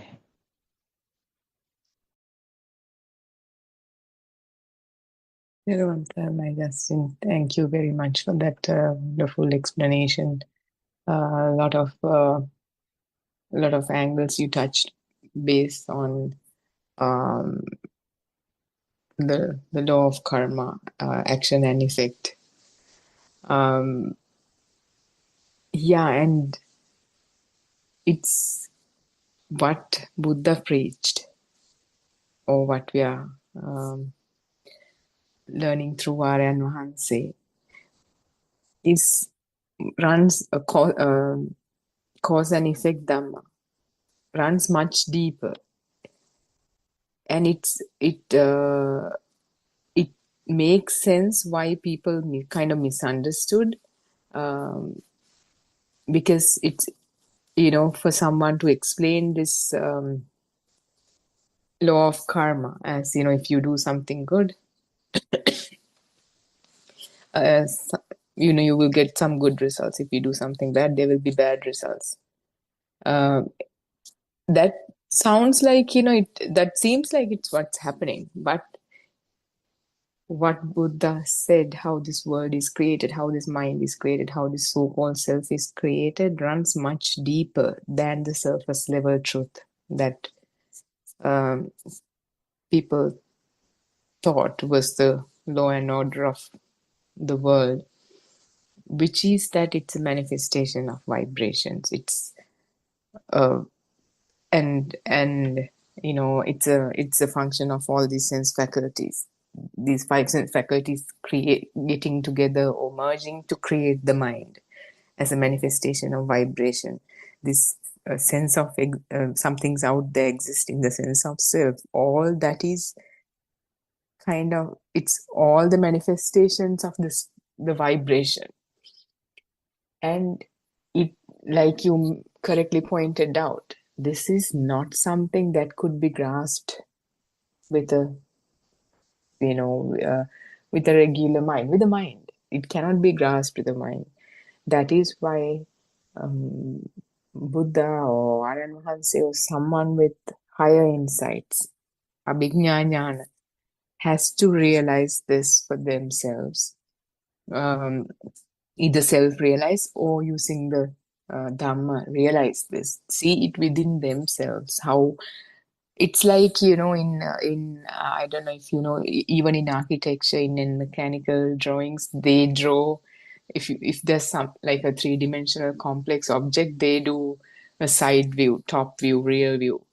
And by just back in the days when people didn't have 3D models, by just looking at these different views, a top view, a side view, and a rear view, they're able to, by grasping all that information, they're kind of able to visualize within themselves. And that is like an individual experience. So this Dhamma is something like that, but we cannot say it's the same thing, like, you know, for the lack of a better example, better metaphor, I came up with that. Dhamma is like that. We listen to this Dhamma in the form of the knowledge. We take it in the form of the knowledge through the mind. However, even when we realize it, when we apply the penetrative wisdom, when we apply the vidarshana, and as a result, when we get that penetrative insight, that whatever was discussed in the wisdom of truth or satya jnana is felt. We can't say felt by us. There's no person here. It's felt. That experience, that insight that is felt, cannot be put into words. That is like, you know, trying to put a 3D model into a 2D image, bunch of 2D images. That's probably why there's like 84,000 Dhamma aggregates. Therefore, this jnanas or insights, these higher insights, are really important. And yes, we talk about it in words. We use the words and thoughts to think about it and all that. But when we end up getting, not somebody is getting it, but in the awareness, much deeper insight. And that insight confirms that there is no self. That insight is like, Aryan Mahansa says, it's like fire, like the light of a firefly initially, and it becomes widened and expansive, and more light, and eventually the experience is filled with light. It's metaphorical light. It's not the light of a light, but the realization, this self-validating prophecy, how it becomes self-evident to you that there is no self. It starts with tiny insights here and there. First, it's like, oh, there is no such thing called a mind. Another insight would be, no, even though it's said in words, one's own realization is much deeper and cannot be put into words, cannot be grasped with the mind. So that is the beauty of this Dhamma. And when we talk about concentration meditation, it feels like it's the same thing. Like for the longest time, I was also listening to all kinds of different teachers, trying to kind of make sense of this world and try to put an end to this suffering. Or like, Eckhart Tolle and Rupert Spira and all these Western teachers. And for the most part of the journey, it felt like, how is it different to Buddhism? I mean, it sounds like the same thing because they talk about the same thing. They talk about the fact that there's only this moment and everything is a thought and all that. And we cannot, even without going deeper into Dhamma and deeper into their teaching, which is what Aryan Mahansa did too, which is what Buddha did too. It's difficult to even draw a comparison or whatever. And up until recently, it wasn't clear as to what the difference was. And now it's very clear because we've been practicing this Dhamma for a while now. And I think Dr. Kokila once gave a nice example. When tsunami came, the water all kind of sucked back into the deepest part of the ocean. So the beach area was more kind of expanded. That's what it looked like. So that if we kind of compare that to the non-vibration, our whole experience is based on non-vibration. This manifestation of vibration is manifested on the platform of non-vibration, we could say, in a way. So what concentration meditation does is, like, from time to time kind of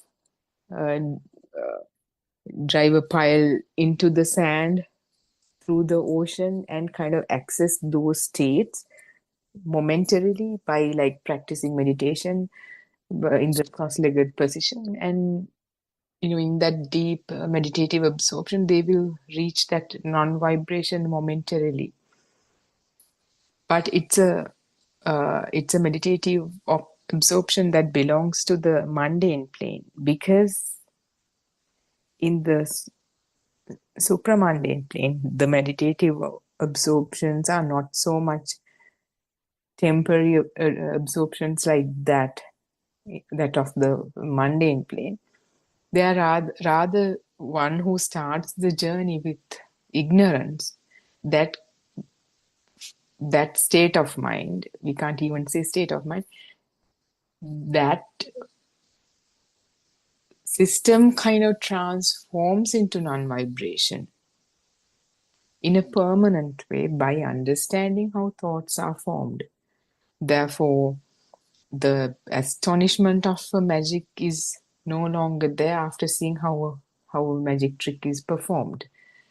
Similarly, when one sees how the mind is created, how thoughts are created in the moment, how the so-called self is created in the moment, it doesn't get projected anymore. That internal burning that's underlying all these, it disappears. This world doesn't become real. The so-called self doesn't become real. So that transformation is a permanent transformation where the system is totally convinced that there is no self here. It's just a system. And that's to happen. For that transformation to happen, those defilements, those internal burnings slowly diminish, and whatever the state that the system started the journey with is slowly transformed into the non-vibration. Whereas in the concentration meditation, it's more of a instantaneous, or more of a it's a less permanent kind of a temporary kind of a state. You have to keep practicing meditation Say, for an example, if you fall off the wagon and you haven't practiced meditation for months, and then you can't, that state is no longer there. You will have to get back on it and, start practicing for a while before you get back on it. Whereas this state, it is your inherent, it becomes the inherent state. It becomes the natural state, and it's not conditional on anything. It's an internal transformation. So that is the beauty of Dhamma, this Dhamma. And it's explaining this to someone who's coming from these backgrounds, who believe in law of karma, or who practice, religiously practice this concentration, meditation, and stuff like that. It's not easy to explain this true Dhamma, because it feels like, and it seems like, they're the same thing. And in my experiences talking to people who are practicing this concentration and meditation, they think this is just a fancier way of saying the same thing, and yet they don't see that it runs much deeper in that that whatever the teaching is behind these kind of concentration meditations, they try to kind of suppress thoughts. One thought comes, okay, this is just thought, avoid it. Another thought comes, and this is just thought, avoid it. And by sustained avoidance of these thoughts, they get to that shift. They call it an identity shift.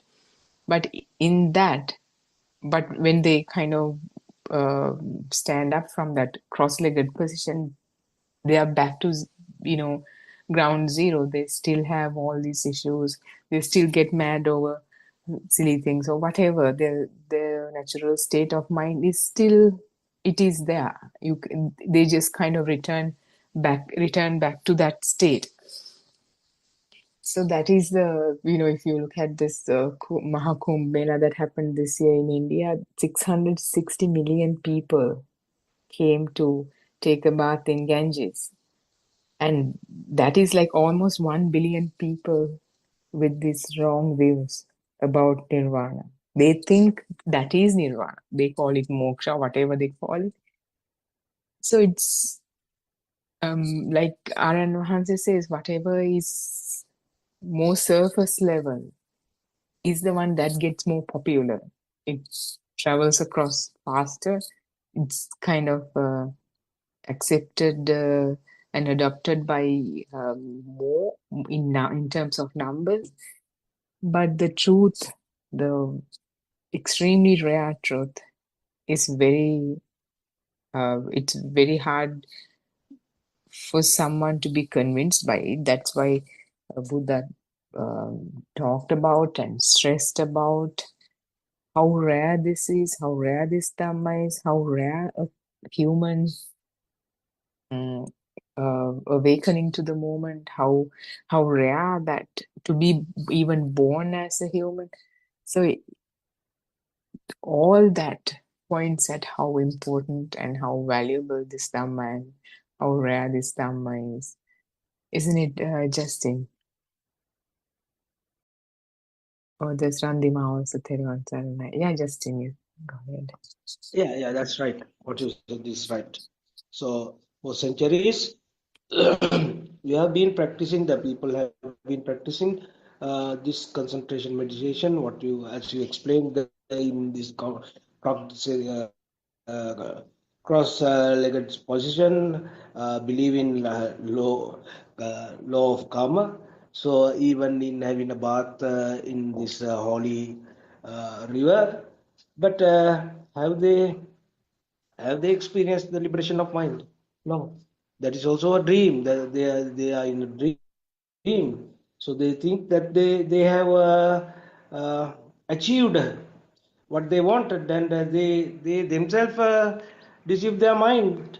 Actually, no salvation, but they think that they have uh, uh, got the freedom. They freed from all sufferings, and actually it is an imagination. uh, the actually the sad side of this, the pathetic side of this is it has been practicing for centuries, decades, and so still the human mind is at the same place.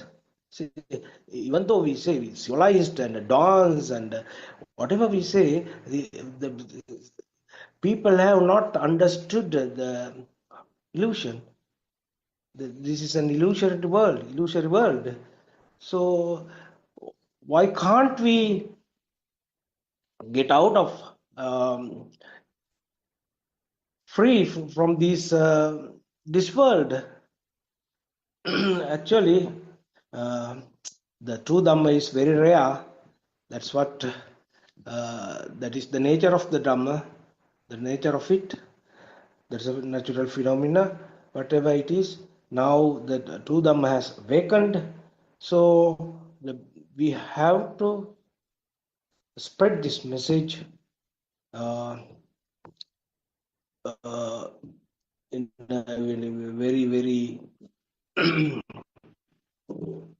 attractive way, because still the people they tend to believe, they are conditioned to believe, they are conditioned actually, and they are reacted to the same thing. They think that generations and generations, they just died without knowing what their life story is.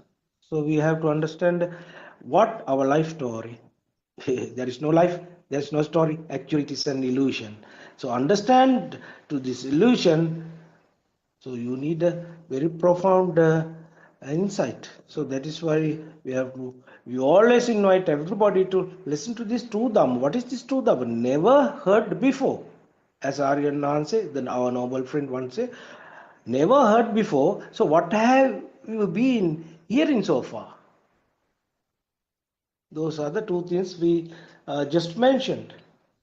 The law of karma and concentration meditation. That won't help you. That won't help. So human beings for centuries they have been practicing this, but have they liberated? No, they have not liberated. So the practical part, that is the important part. Uh, Actually, we just hearing to Dhamma won't help.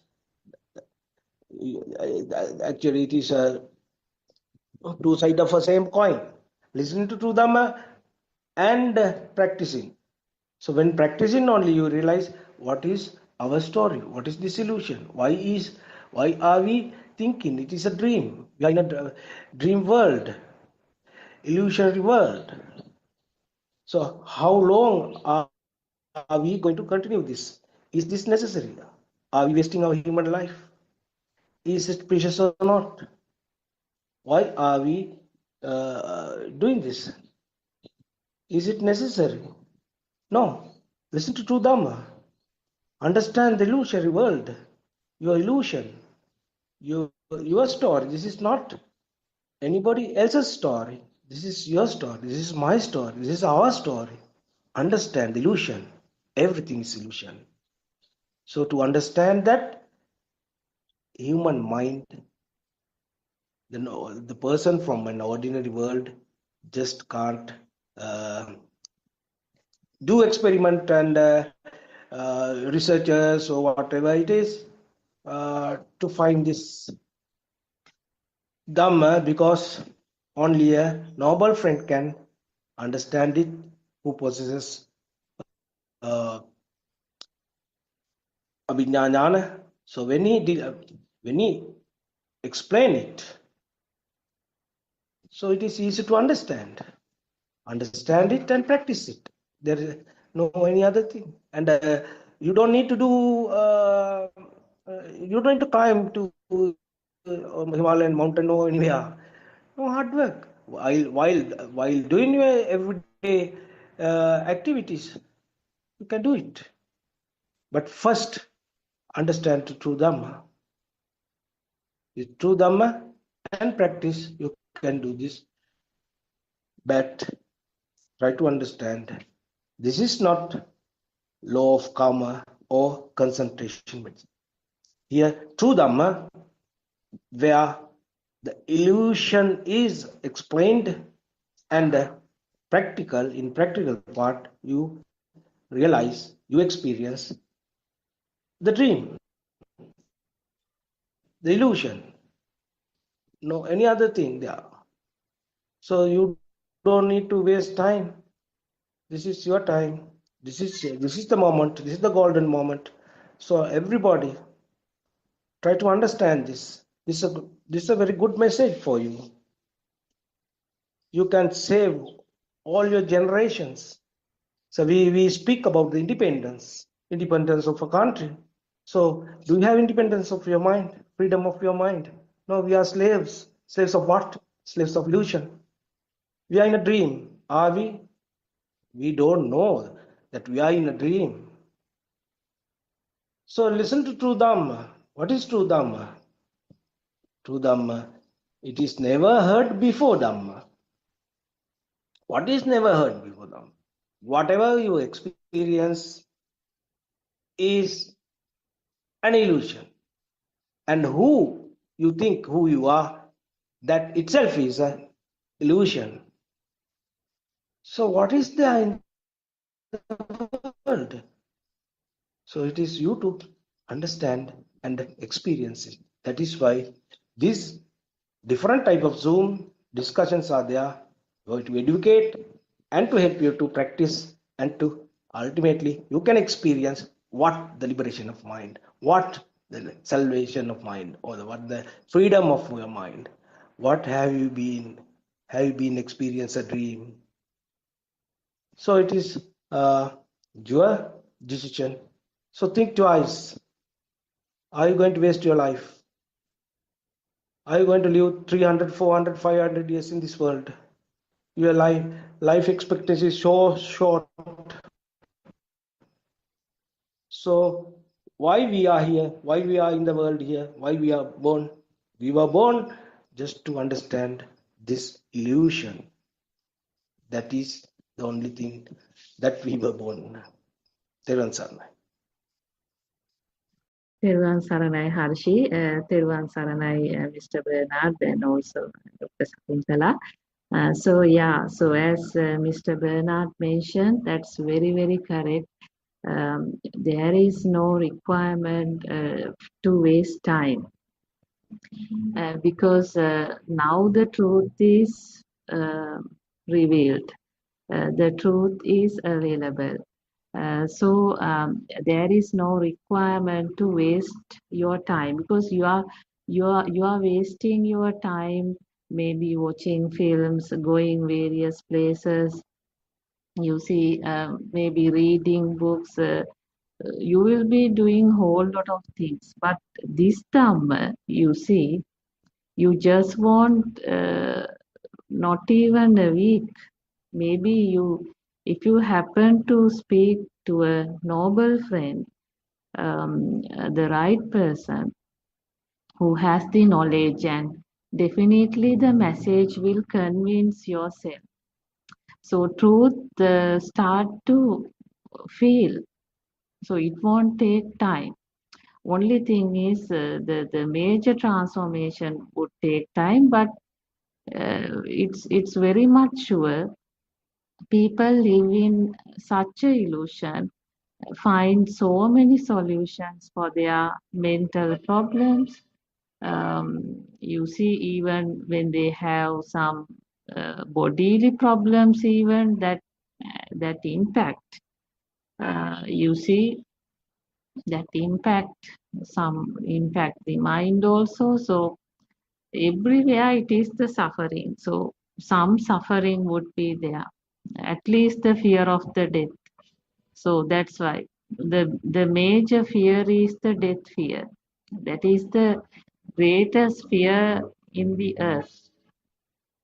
Nobody wants to die. So there is a greater fear of death, a greater fear of losing the memory power. So there is so much importance for memory. So people are very fear that they will experience some dementia, some you see some illnesses. So therefore, uh, this Dhamma would greatly benefit everyone because this really provide a chance to understand the mind, um, understand who you are, understand what is this death, what is the birth. So this is a totally you see a different science here. Um, but as Aryan Mahanse mentioned, it's very important that this Dhamma shall not be taken as another knowledge transfer, like that is just accumulating knowledge and trying to have a temporary consolation in the mind, because mind is such a thing. Mind is very hurry to satisfy itself. That's why if you listen the last couple of weeks sermons by Aryan Vahanse, there was some focused on this aspect, because most of the time what happened when these Dhamma Zoom discussions are happening, this talks about the tranquility and nothingness, and you see these things. So these are really falling to some pala, like pala in the sense the results, like.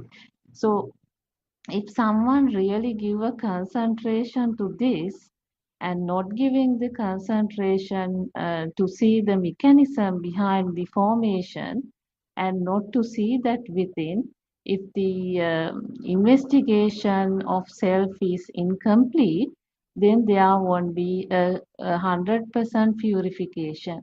So if there is no purification in the this formation mechanism process, there is a high chance that the mind is tricky. Mind try to grab the result part. So it is not seeing the cause correctly. So what happens is when you understand the cause for the result not become meaningful. That is what really needs to happen here. But if you not focused on the cause, but if you focused on the result, then there can be an issue, because result can come in the mind as well. Then there is a block back again in the necessary transformation, because still the causes are there. Still the purification has not happened. So therefore, what is important for every one of us is not to focus on the result, but to focus on the cause, and to see the real mechanism behind this formation. And these days sermons really provide greater guidance as to how one should take up this contemplation. Even so, the contemplation is really necessary, because no one so we do not know what the other people's experience, but as we understand, it is not you are just listening to somebody. When you are listening to somebody, you are still on some mind image. So it is that image is read, you see. So therefore some contemplation has to happen within. That is it is not thought, you see, contemplate, and it is not become the next thought, like, but it is what try to explain is the contemplation result on some transformation. The see, when you see the each and every formation, if it is a eye, if it is a ear, so this bodily sensation, it is not just read this mechanism in the mind. but feel the mechanism, what is happening. So every place something is happening, and that needs to be felt. So this is the trickiest part. Most of the time, the mechanism is read using words, but what is the likely transformation? That part is somewhat hidden. That is not coming out sometimes. So if we take the I is the biggest delusion. So what is the experience when somebody contemplate the I? So there is a greater delusion here. So that part is not coming out. So the I has not seen the reality of the world. It is just a statement. So what is the feel? So that is the important thing here. So in each and every place we are talking about a purification. If any part of the purification is incomplete, then that process will not occur. The process not occur in the sense we are talking about vidarshane. So when you see the formation, you should see the dissolution of this as well. So so it is the soul. You see the every worldly thing finally world become real means it is the soul. So that's why one need to see in and out. It's you see death. So it is not a thinking, but it is the you see it is this vidarshana or sensory organs. How what is happening has to sort of felt. So if that is not felt, what happens? This process won't end. The whole process continues, and it is still in the mind. Still in the mind. So everything is taken in the mind. Nothingness also taken in the mind can happen. That's why this ego is very much discussed, because why ego is there? So why still ego is there means what? Still the purification has not happened. So therefore that honesty is very important, because there is no any hurry here. There are no like several things also here. It's all about whether this world is real.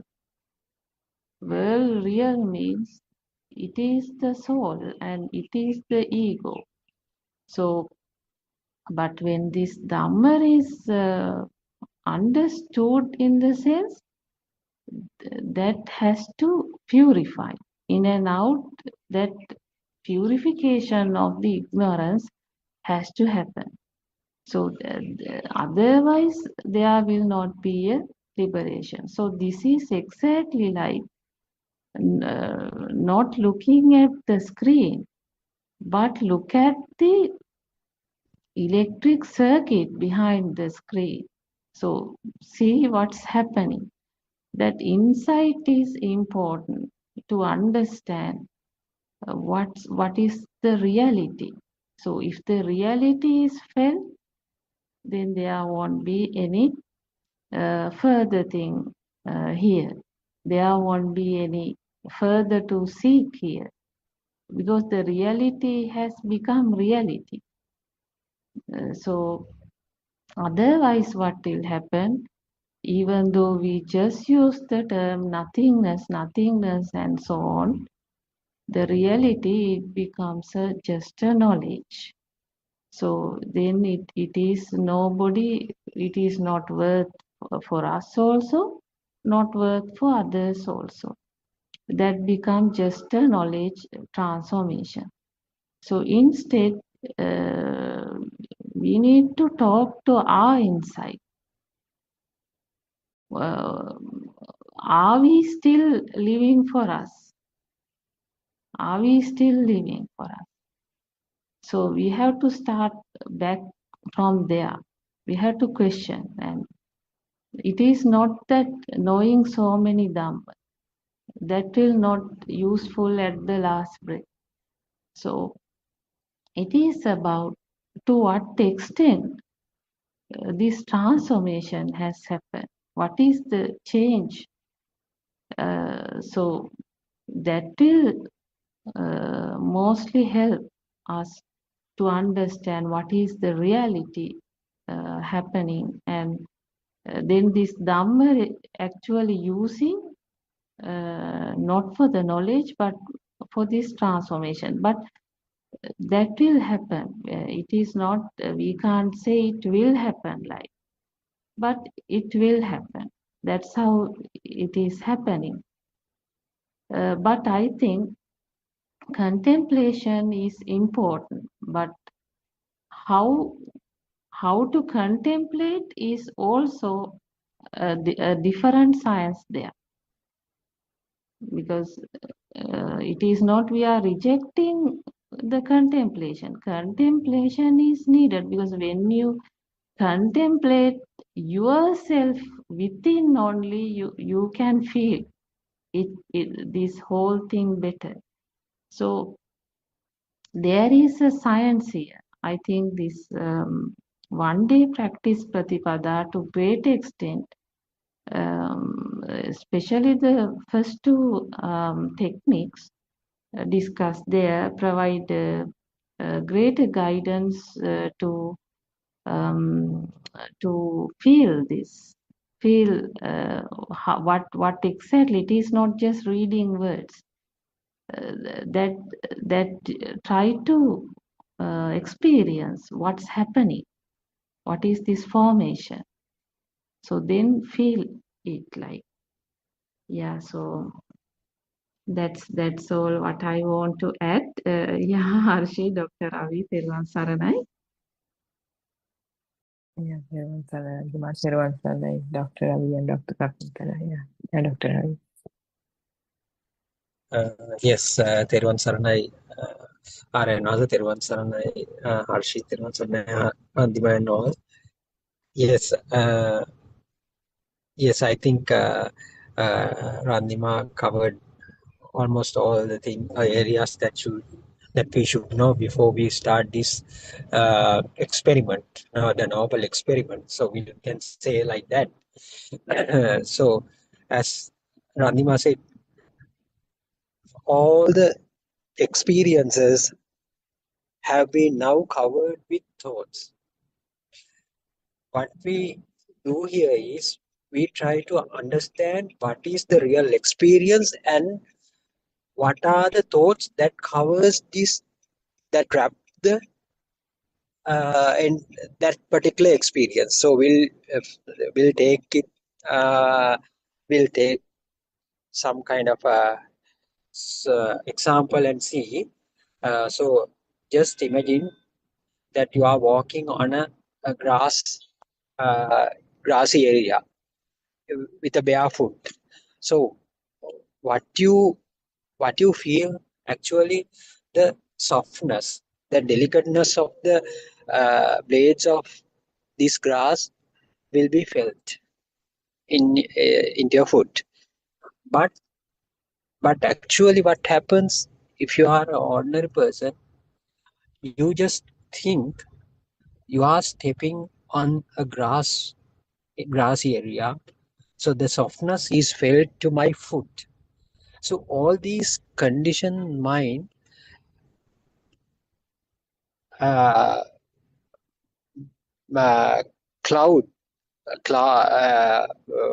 dissolve the real experience of the small delicateness of the smooth feeling of the real grass. So actually the feeling triggers some kind of a feeling triggers a train of thoughts. So we are living in that particular level of thoughts level.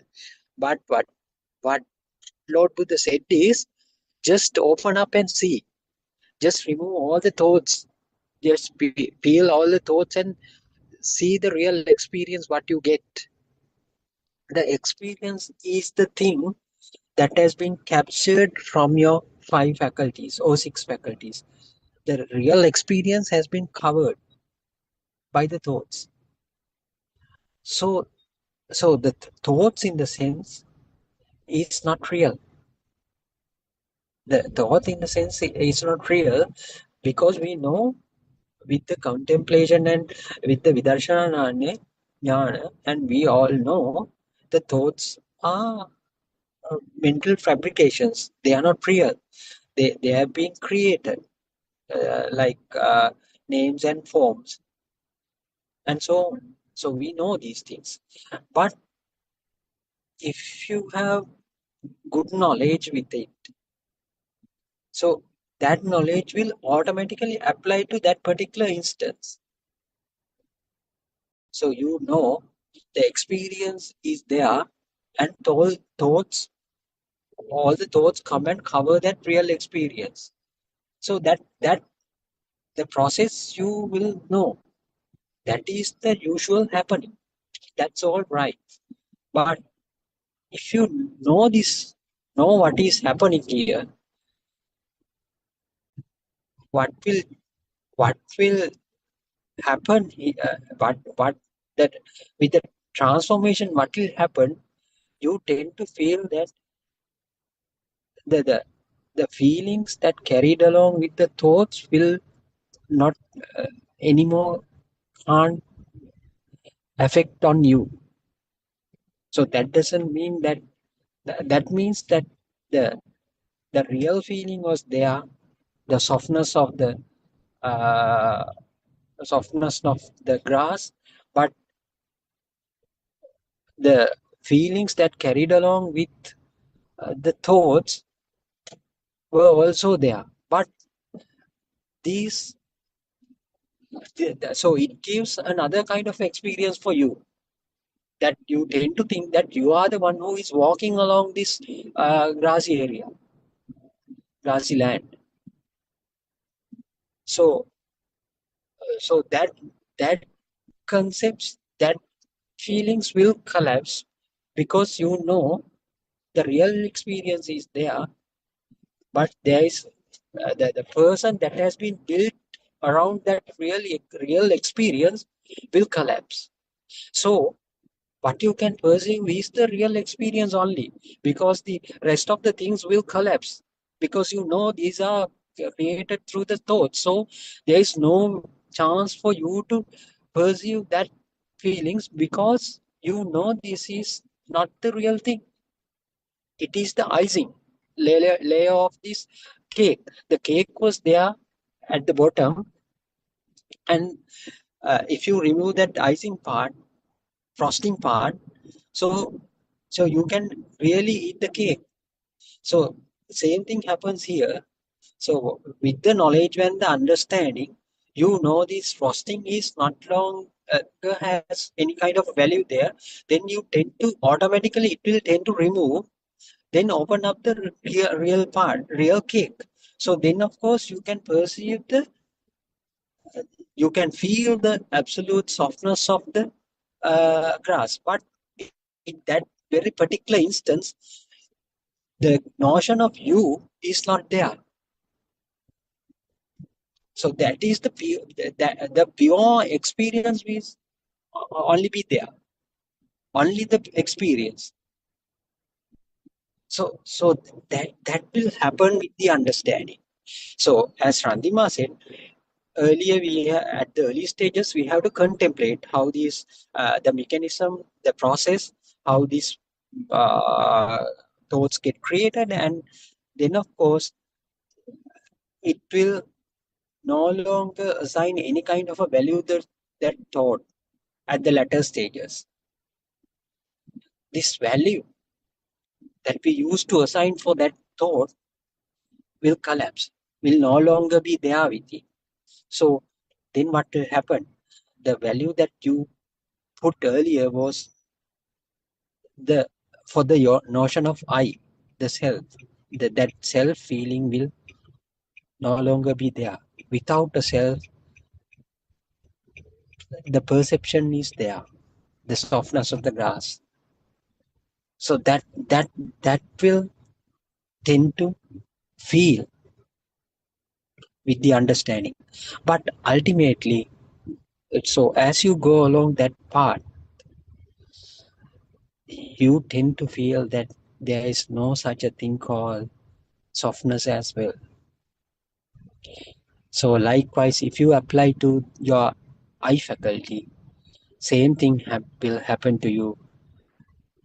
You will tend to feel that there is no such a thing called light even, no such a thing called uh, ear even. As long as your faculties are functioning, those kind of feelings would be there. That's perfectly all right. But it those perceptions are also become a part of that same illusion. So that would be the ultimate the the the, the end point of this part. So so in order to achieve that level, so you have to pass certain stages. First, you have to understand for the knowledge that these what do you call these thoughts are not real. Then you tend to feel yes, absolutely they are not real. At least it becomes a feeling.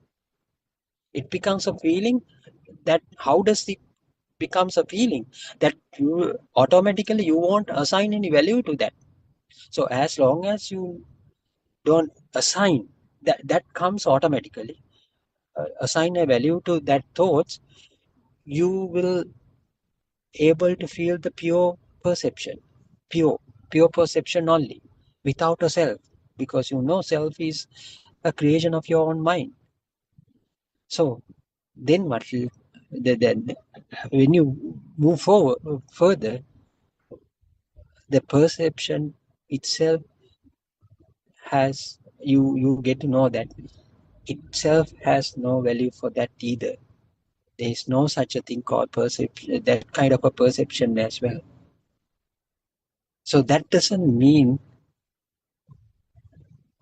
that you are going to stay away from every perception. No, you can still deal with everything, with the thoughts, with the perceptions and all these things you feel when you touch the chair in front of you. You feel the firmness, the solidity of the uh, chair as usual, but you know there is no such a feeling like hardness or firmness. That comes through the understanding. So the internal transformation will that's why it takes some time to you feel the actual internal transformation, because when you are in the mundane world you took all of these perceptions as real, but with the understanding you tend to feel, along with the internal transformation you achieve, there's no such a feeling as such. So that's why Aranvansi says this contemplation and the actual feeling goes hand in hand. In each stages, you need to do some kind of a contemplation, but at the latter stages, that you know that you are contemplating, you are well aware that you are doing here, you are doing this contemplation. You are well aware. For if you know that you are contemplating in these stages, there's no way entangling with the I-ness. There's no chance of getting entangled with the I-ness, because you know without yourself you can contemplate either. So that's why the people who became arahat also, they can plan very well. They can get away from certain risks. They can take some kind of mitigatory actions for getting out of certain risks in the future that will uh, about to happen. So but they know that they are contemplating. The contemplation also can happen because it is done with the mind sensor.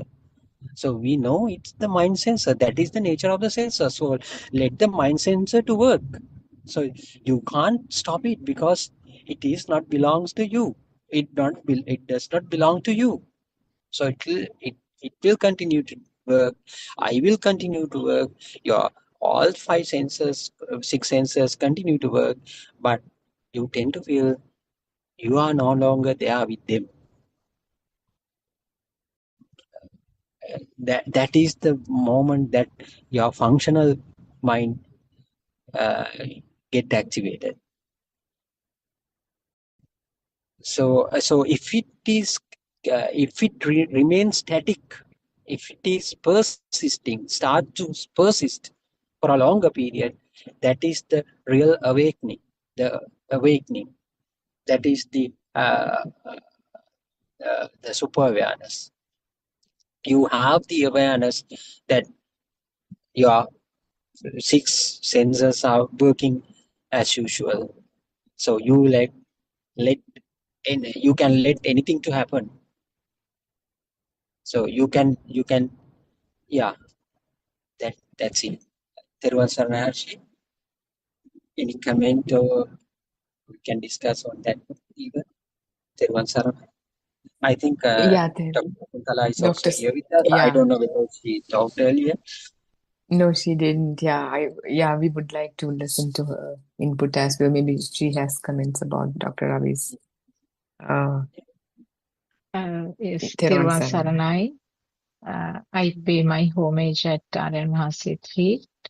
Actually, I also joined a little late, but what I felt was the discussion started with sort of very general and background type of things, and then gradually the discussion moved towards more deeper and deeper parts, which was very informative. So, uh, as Ravi said, uh, what to start with the initial comments actually about the meditation, what I wanted to say was that uh, meditation has become a kind of uh, a medal in the Buddhist practices, so because people say proudly that we are meditating and we are going for meditation classes, etc., which is a fact in all over the world. But as all of us know that concentration meditation is the one which is being practiced, and then uh, I also have the same experience, and then after so many years, I realized that there was nothing that you could expect from going on doing it, and I was practicing it in much harsher sort of circumstances also, but nothing gained at the end. So I think we know that it's just a temporary thing, so just we have to leave it aside. And then we all have been gifted by with so many things. We are born as human beings with no significant physical or mental handicap where we can understand this true Dhamma, and we have found noble friend who is explaining all these things very clearly. And we are in a country, or in areas where we can hear this Dhamma. So all these things actually have been gifted to us. It's kept on a tray and offered to us. So why not take the full advantage of what we have been gifted? Then about what Randima and Ravi explained, uh,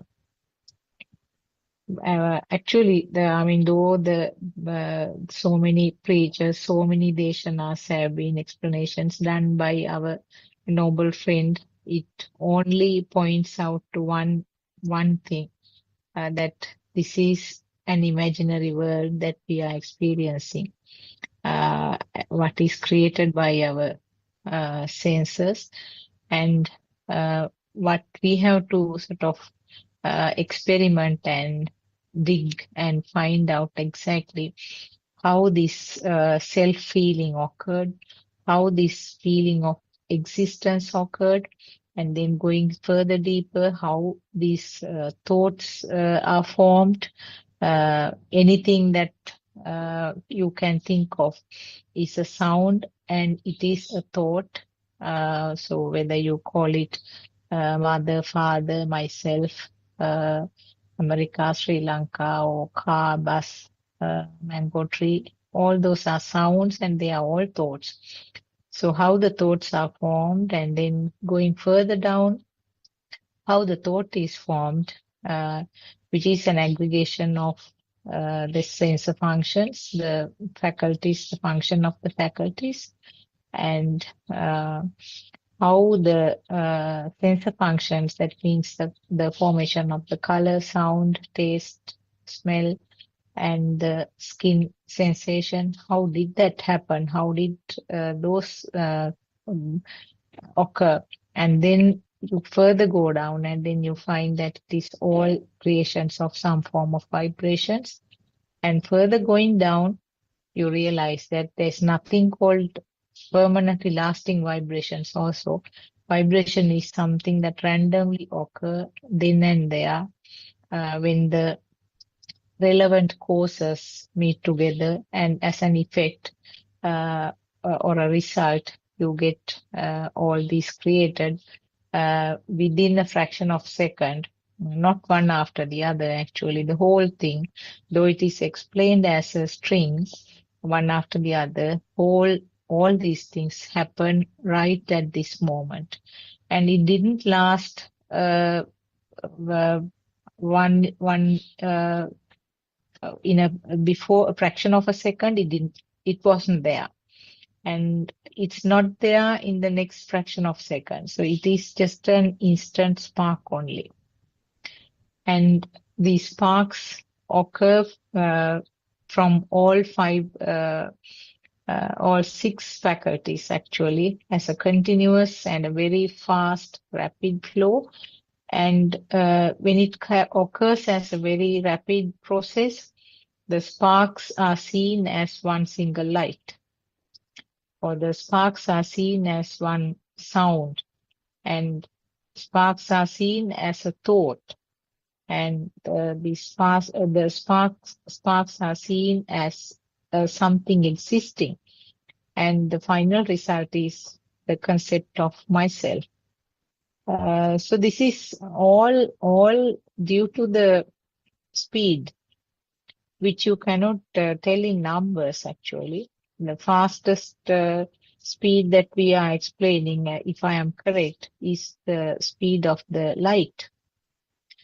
But this is much more faster than that. So the scientists will not be able to give it in number.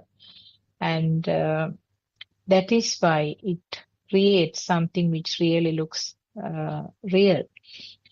So we are all entangled in this creation, taking it as real.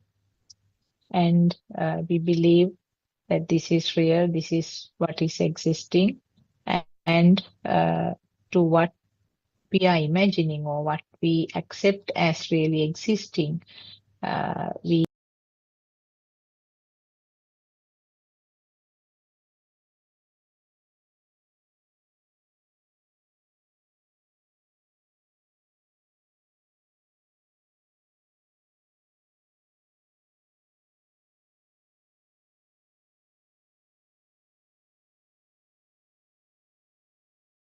now.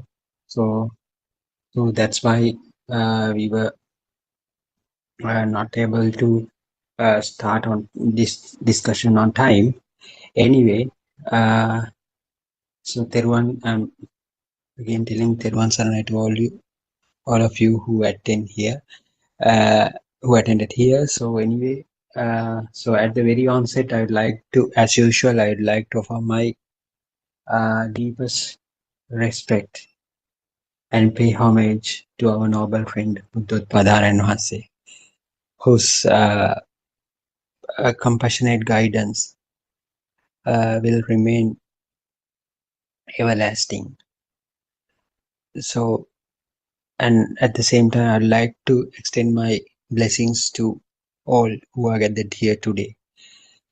So, as always, I mention every day these things. So, uh, the Nibbana was hidden for more than 2,500 years. Now it has been revealed. About 2,500 years back, Lord Buddha revealed that into the world that there is a kind of thing called Nibbana, that it is the eternal freedom, that eternal bliss that you can feel. But it was not the usual practice in that era.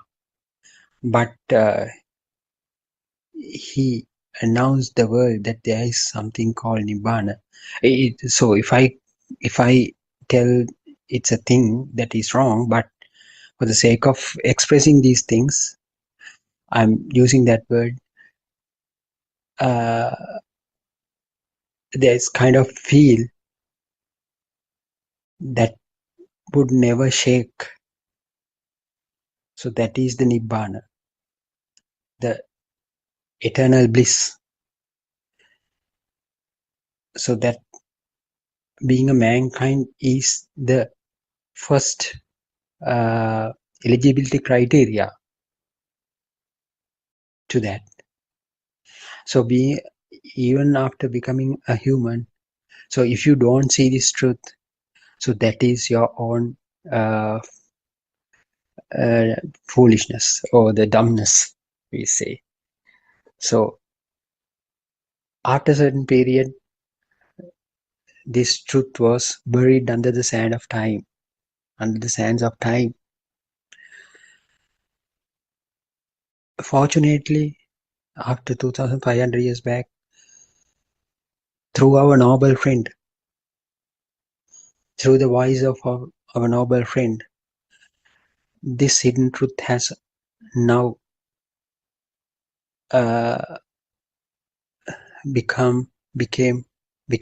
now it has become surfaced. Now it's there, it's available. So we can hear this Dhamma. So what is our duty? So what is our duty?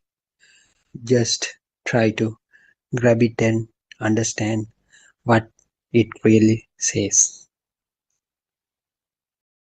So it is a dharma that should not be another kind of a belief or a faith. First, as soon as you listen to this dhamma, you will feel this dhamma is somewhat different from the rest of the other teachings. So we have been practicing, especially in Buddhist countries, the same thing that has been practiced before Buddha era. That is the concentration meditation. So after giving the message by Lord Buddha, this is not the path to the true liberation. We still, how unfortunate we are, we still practicing the same thing that has been there in the Buddha era, before the Buddha era. So that is the saddest part in this. But the truth is very rare. We have to, at the same time, we have to remember that truth is very rare. It is not everywhere, available everywhere. From the Sri Lanka, now the truth is again coming up. This will become the distribution center into the whole world. So, as Sri Lankans, we have a responsibility to see this Dhamma first. If you are able to see this Dhamma from your own, so you will become eligible for distribute this Dhamma to the whole world. So that is the most important thing. First, you have to see this Dhamma. You have to feel this Dhamma. You have to feel this truth. Then, of course, you will be able to disseminate this message throughout the world. The feeling that you are feeling, the freedom that you are enjoying, the bliss that you are in, you will be able to show to the world. So otherwise, distributing this as a knowledge won't help that much. Because there is a saying called Oadinu Parahartama Sammate Pitasite in Sinhala. That means you have to behave like a good person to give in advices to the other world, other people. So otherwise, the people will keep questioning. Even though you advise me, do you behave like that? No. So it won't help. So that's why this one is very important. First, you have to see this Dhamma, this truth within you.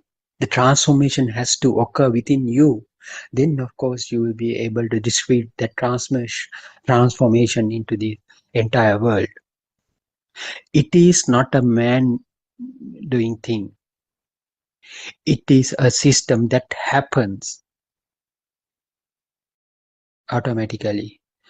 Without the internal transformation within you, even though you try to convey how much this message to the other people, it won't really happen because the telepathization does not occur in a good way. So that's why this one is very important. Just try to understand this Dhamma, just try to feel this Dhamma, then for sure you will get liberated from your mind in one fine day. So until then, what you have to do is be engaged in this Dhamma. Then the transformation will eventually occur. Let it happen within you spontaneously. From there, you can show the world this is the true Dhamma, which has been preached exactly the same that has been preached 2,500 years back by Lord Buddha. So, other than participating in these kind of discussion, you can gain knowledge and insight from our official website as well. That is www.buddothpado-dhamma.com website. So there are plenty of books that have been written under the guidance of Buddothpado Aran Wahanse. So they are available in Sinhala, Tamil and English medium. So if you are keen about the English language, if you can understand English, there are 6 volumes. True Dhamma has awakened. In the book series called True Dhamma has awakened. So they are free to be downloaded, then you can download either into your laptop or your phone, then you can read them attentively. If you have any questions or doubts, you may bring up them here so we can discuss them openly, and we have the opportunity to ask directly from Buddothpado and Mahanse. So that is a precious opportunity that you have. So please feel free to visit our official website. So other than that, another website is there, www.wisdomofasia.com. So if you are very keen about the modern day findings, so how these modern day findings tally with the ancient wisdom, so-called ancient wisdom. So it will clearly explain you how it would bridge the gap. So please feel free to visit that site as well. So before, as usual, we read few pages from the Trudham Has Awakened book series. So before we go into that part, I would like to recap some of the important points that we have been talking during past discussions.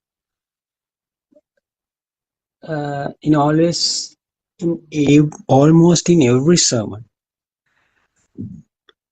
Buddothpado Aranwase explains that all the experiences, that means all the things you carry out, are volitional formations. So how can that be? Even you think, even you talk, even you move your body. If you think in depth, you will also understand the same thing. They are products of mental formations. So right now I am speaking in this Zoom. Before speaking, before put my thoughts into the words, I should think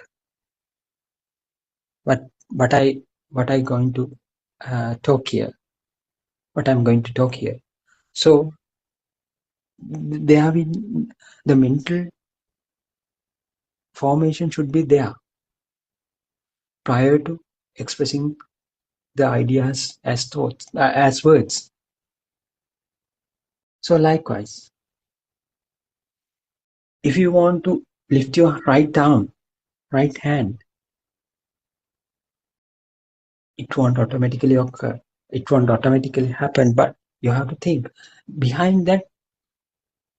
So some perceptions would be there. According to them, some action will be carried out. Again, what is there inside you, from the mind, you would understand that you are lifting your hand to this level, to that level. And also, even a thought, even you think about the past kind of incident, even this moment, it is also a mental fabrication. Likewise, for every action, the mental formation has to be formed. That's why Lord Buddha said, Mano Pubbangama Dhamma. So mind goes in front of everything. Here the mind is defined as thoughts. Without thoughts, we can't say there's kind of existing mind. Thoughts are the building blocks of the mind. So if the thought is created then and there, at this very moment, that is the moment that mind gets created as well. So then what we have to understand, what sort of a thing this thought is. So we have to analyze and see how these thoughts get created. If you have been listening this Dhamma for a while, you know how these thoughts get created. With the initial kind of vibration, due to some kind of a signal gets generated. That signal may be a form of light perception, sound perception, or tactile stimulation, or whatsoever. All these perceptions come together. They form a thought. They collectively form a thought. So within each and every thought, there is some kind of a power that have been coming from the initial vibration. So the power makes you to feel that thought is real. That is the problem. That is the problem here. That initial energy that is developed within that particular thought make someone to feel that the thought is alive. Thought is a real thing. So if you take an example, our famous example is the chair. So chair, if you see the chair at once, you don't get the color, sound and all these things. You don't get. Now you get the exact name for that, exact thought. What is the thought? Is the chair. Just after seeing, by looking at the chair, it carries some kind of power within it. So that power makes you to feel the chair is really available in front of you. The chair is real. So that has been confirmed by the perceptions. That you feel the solidity of the chair. So it gives some kind of a 3D nature for your what you are seeing. So that's proof to yourself this chair is real. It is a 3D object. So that is the chair that I used to sit on it every day when I do my office work. So those concepts are combined within that initial thought of chair. So eventually what will happen? As some kind of a value would be automatically assigned to that particular object. So why that happened? Because it happened that the chair was a real thing. If it is not a real thing, do you ever get some kind of a value within that? So when you see a photo of a chair, do you get same kind of a feeling, the value to that photo as well? No. Because you know that is not the real chair which is which you are seeing in the wall, in the picture. So what I am touching right now is the actual chair. So again you have two kind of feeling. The same thought is the chair, but two feelings. One has a value, the other one is does not have a value. So how these things happen? Like Sarah Ternia said, Nahidam Tarakatam Bimban. So it doesn't come to the Pali answer does not come to my mind. Neither you did it, no one did it as well. No, no other one did it. No one. It has been created involuntarily. That means spontaneously. So how these things happen?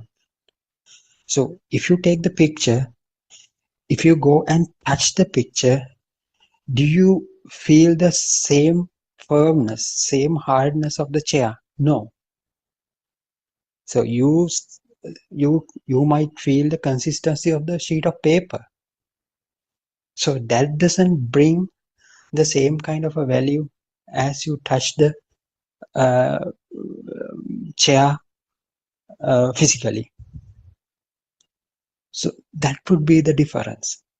The energy that carries along with the picture would be different from the energy that is being carried along with the real chair when you're touching the real chair. So when you touch the real chair, you will feel it's really existing because of the power it has. So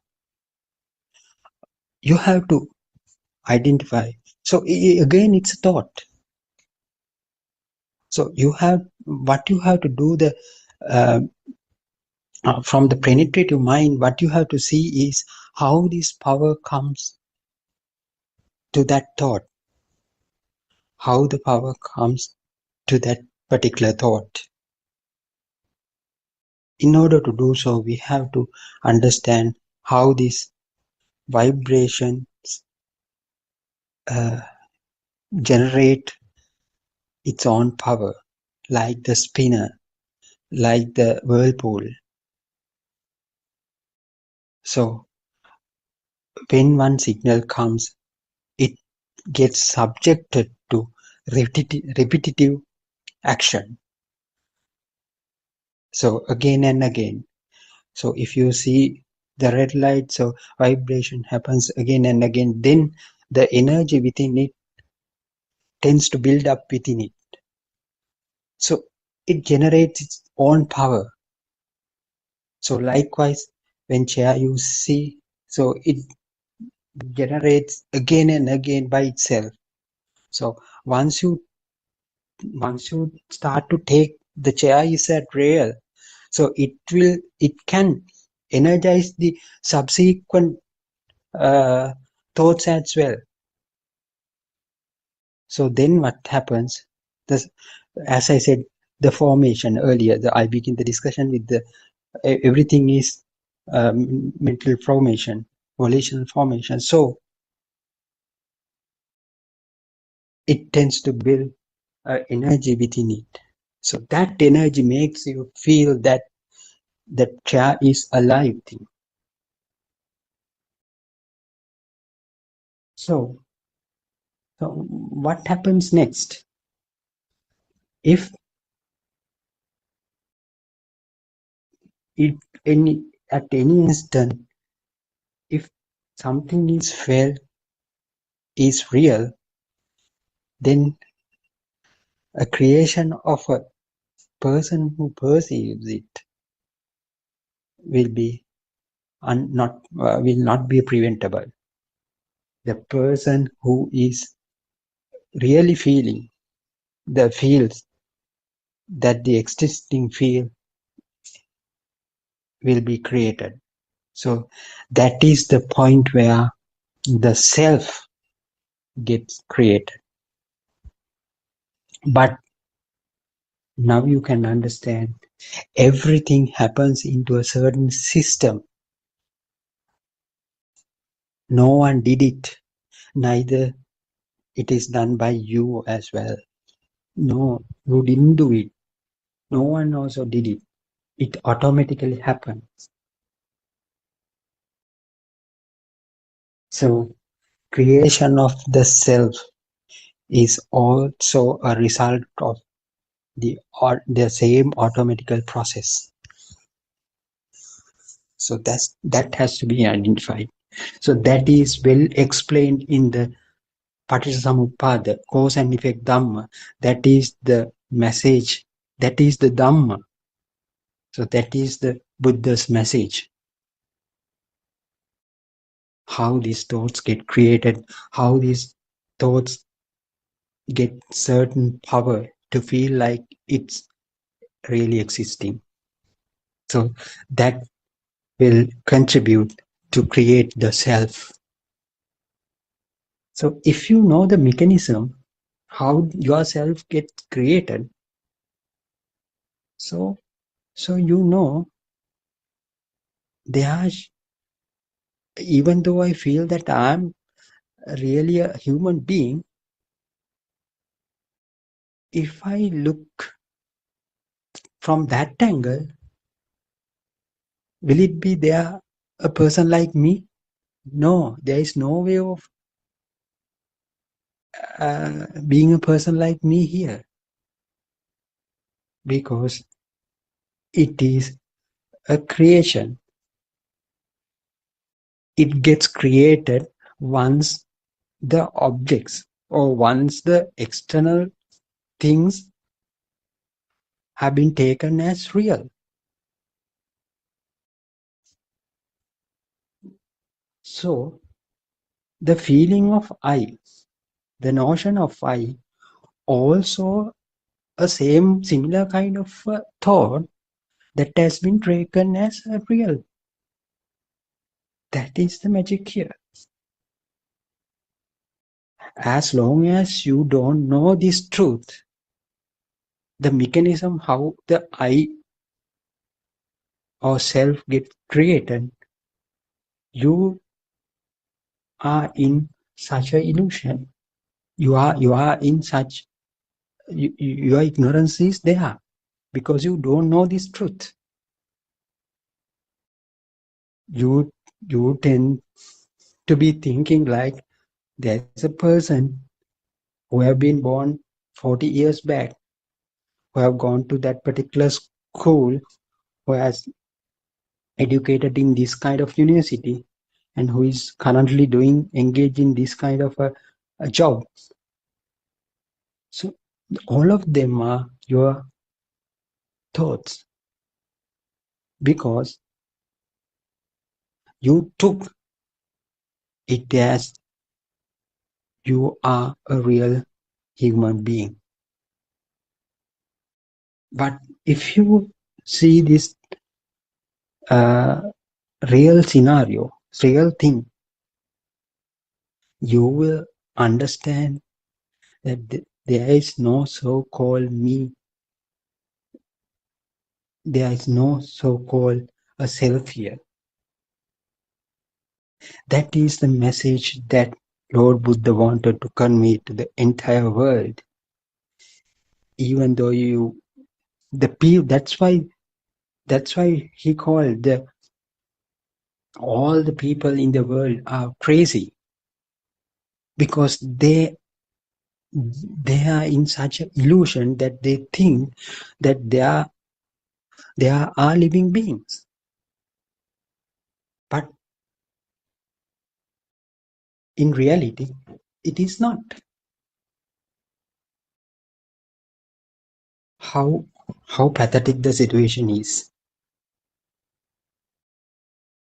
So would it be any kind of harm to you if you get to know this truth? Nothing will happen. It is exactly it is certain kind of a right to know the truth. Being a human being, human, if you don't know this truth,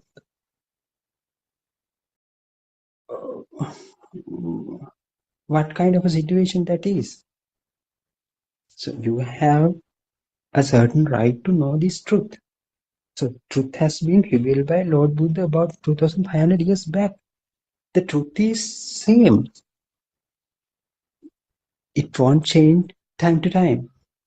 Only thing, that particular message was not there until this present state, present time. So be thankful to Buddothpado and answer. So we hear this message again.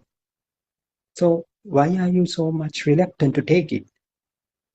So no, nothing will change, but your understanding would change. The beauty of that go beyond that as well. What happens next after understanding or after knowing this truth? There would be some kind of internal transformation that automatically happens to you as well. That is the transformation that you tend to see the world as nothing. But that doesn't mean everything in the world will vanish. No, the nothingness has to come only through the understanding. If you understand this process very well, once you understand this process very well, even though you live in the same world, you know these are mental fabrications, mental formations. So it won't harm your it won't affect your day-to-day life even from a single bit. Even from a single bit, you can do your work as you did before. You can do you can perform your commitments as usual. So you can talk, you can love, you can enjoy, but you know the underlying fact is there is some kind of a awakening within you. You are becoming kind of an awakened one among the rest of the world.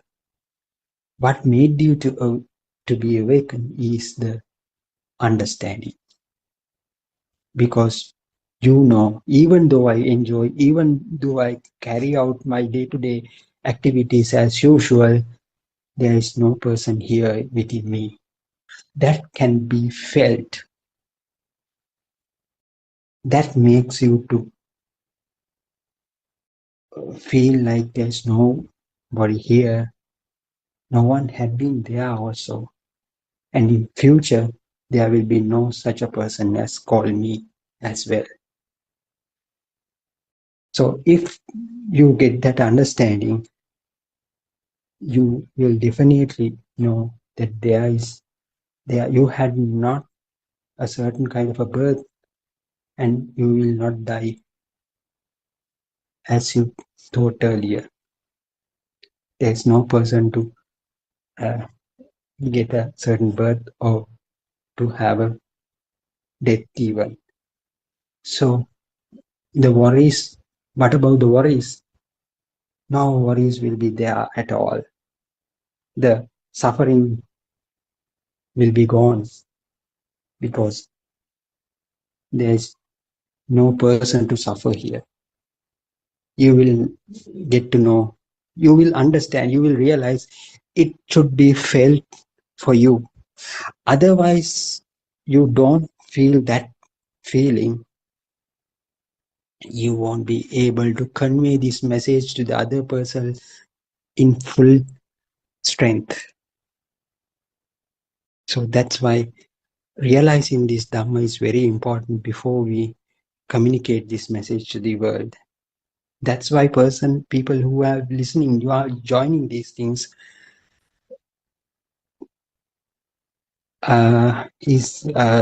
so they have to realize, and first they have to realize, then have to actually feel this truth. So yes, I think we have a lot of friends here. I think yes, Mrs. Surangika, Sudharma, Randima, all are here. Very nice. Mr. Bernard is also here with us. Teruvan Saranai, everybody. Teruvan Saranai, Randima, do you have any kind of comment on that? Yeah, So, yeah. yeah, Dr. Ravi, thank you so much for your excellent explanation. So, as you very correctly pointed out, what is important is this field of transformation. So, it is a field, yeah, it is beyond mind. So, it's very interesting. I mean, there is a greater science here. The science is that all the worldly things and all the science by now defined in terms of so many words. So that is the mind, in other words. So every word carry a mind image. So it is in a way like interesting. This Dhamma is providing a path to go beyond the mind. This is the interesting thing here, because even though the mind arises, that has no impact. Is the one which is really going to happen. So therefore, it is a beautiful thing. I mean, there is a greater science here that is it possible? One will really question, is it possible? Because everyone try to solve problem inside the illusion itself. So inside the vicious cycle, everyone try to resolve the problem, but Yeah. not finding a way out. Isn't it, Dr. Ravi? Yeah, exactly. What they have been doing even that before Buddha comes into the world, so they were practicing to suppress their thoughts. Then they try to Mm, find out some kind of a relief from that. But yeah. but what Buddha said is totally different from that, isn't it? Mm, yes. Yeah, That is the difference, no? There is a greater tranquility come when someone really understand there is nothing meaningful here. mm, So that's why it cannot be another thought or a kind of another thinking, but naturally it has happened, isn't it, Dr. Ravi? yeah. This So transformation also in a way like unexplainable. yeah. The Yeah. only thing that we have to do is the understanding the thought.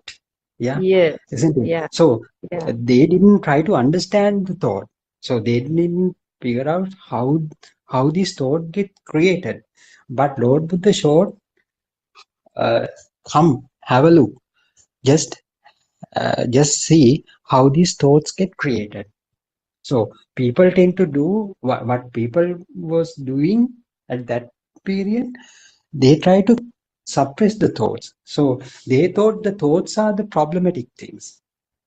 So thoughts are the things that give you the suffering. So what they thought was they try to keep on focusing some kind of a one single thought and try to suppress the thoughts coming into your mind. So that's why they needed to be seated in a certain position. So otherwise, if you try to go here and there, and so many thoughts will come, so they can't block the thoughts coming into the mind. So that's Yeah. why that particular posture was greatly highly needed for that Yeah. concentration meditation, isn't it? Yes. Yes. So one will have any some focused attention on maybe inhale or exhale and trying to maintain its focus there. Yeah, So slowly, so actually now if we take the inhale and exhale, so mhm, inhale is a speed.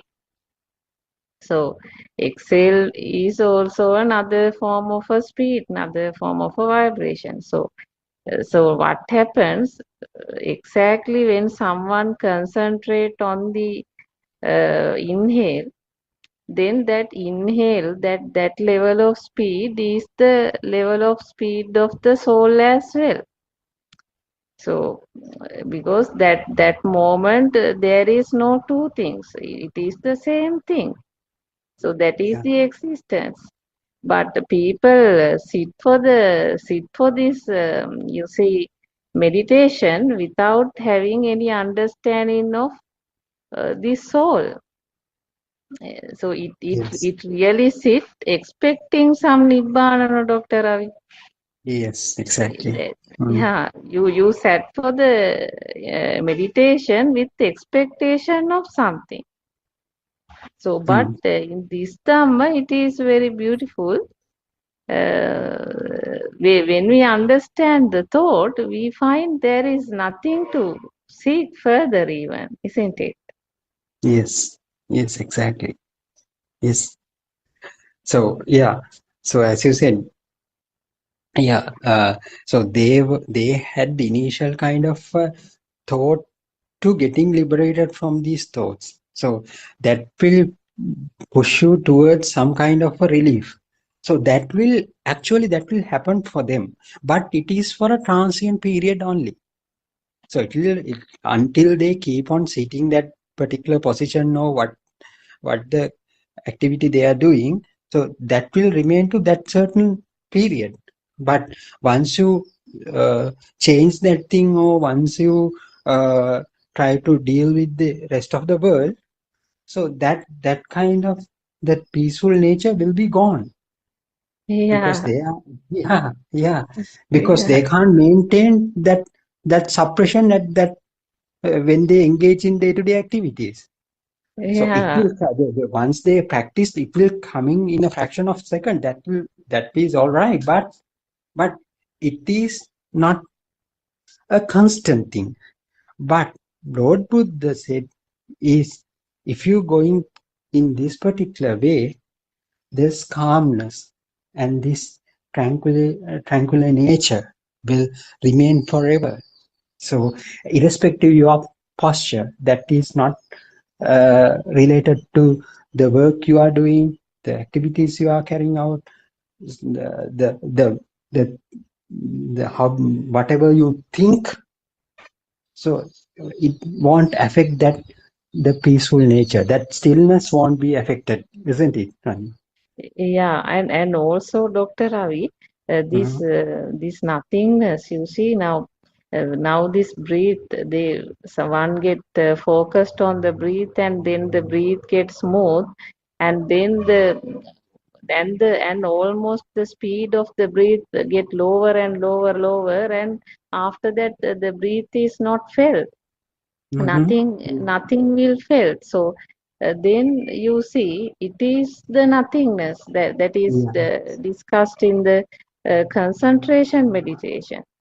So as Yes. you very correctly pointed out, when one get over from that posture, then there Mhm. is a greater difficulty of associating outside, because freedom, that liberation, you see, get challenged.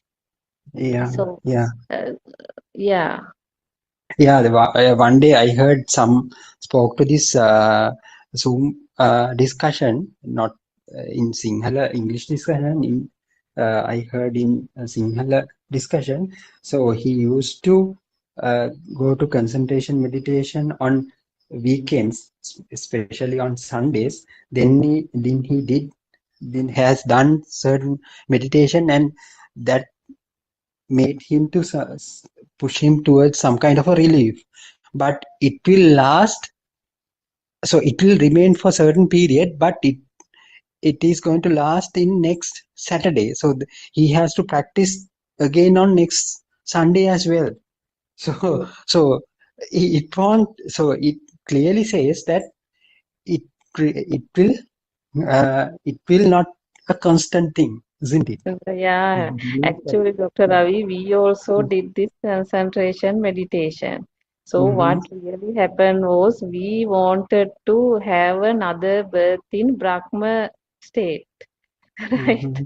Mhm. That's why we clearly sat there because that what was taught by that time.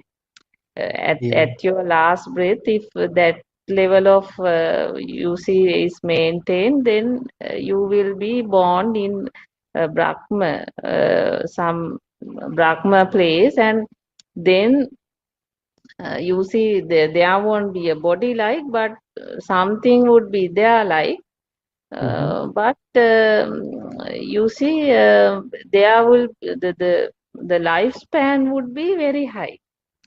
So, Yeah. due to the lifespan expectation, we also you see started practicing it. But do you know what happened when we practice that? Like Mhm. actually, the some another mind mind Brahma like now that kind of another spiritual power kind of a feel it's Mhm. gaining.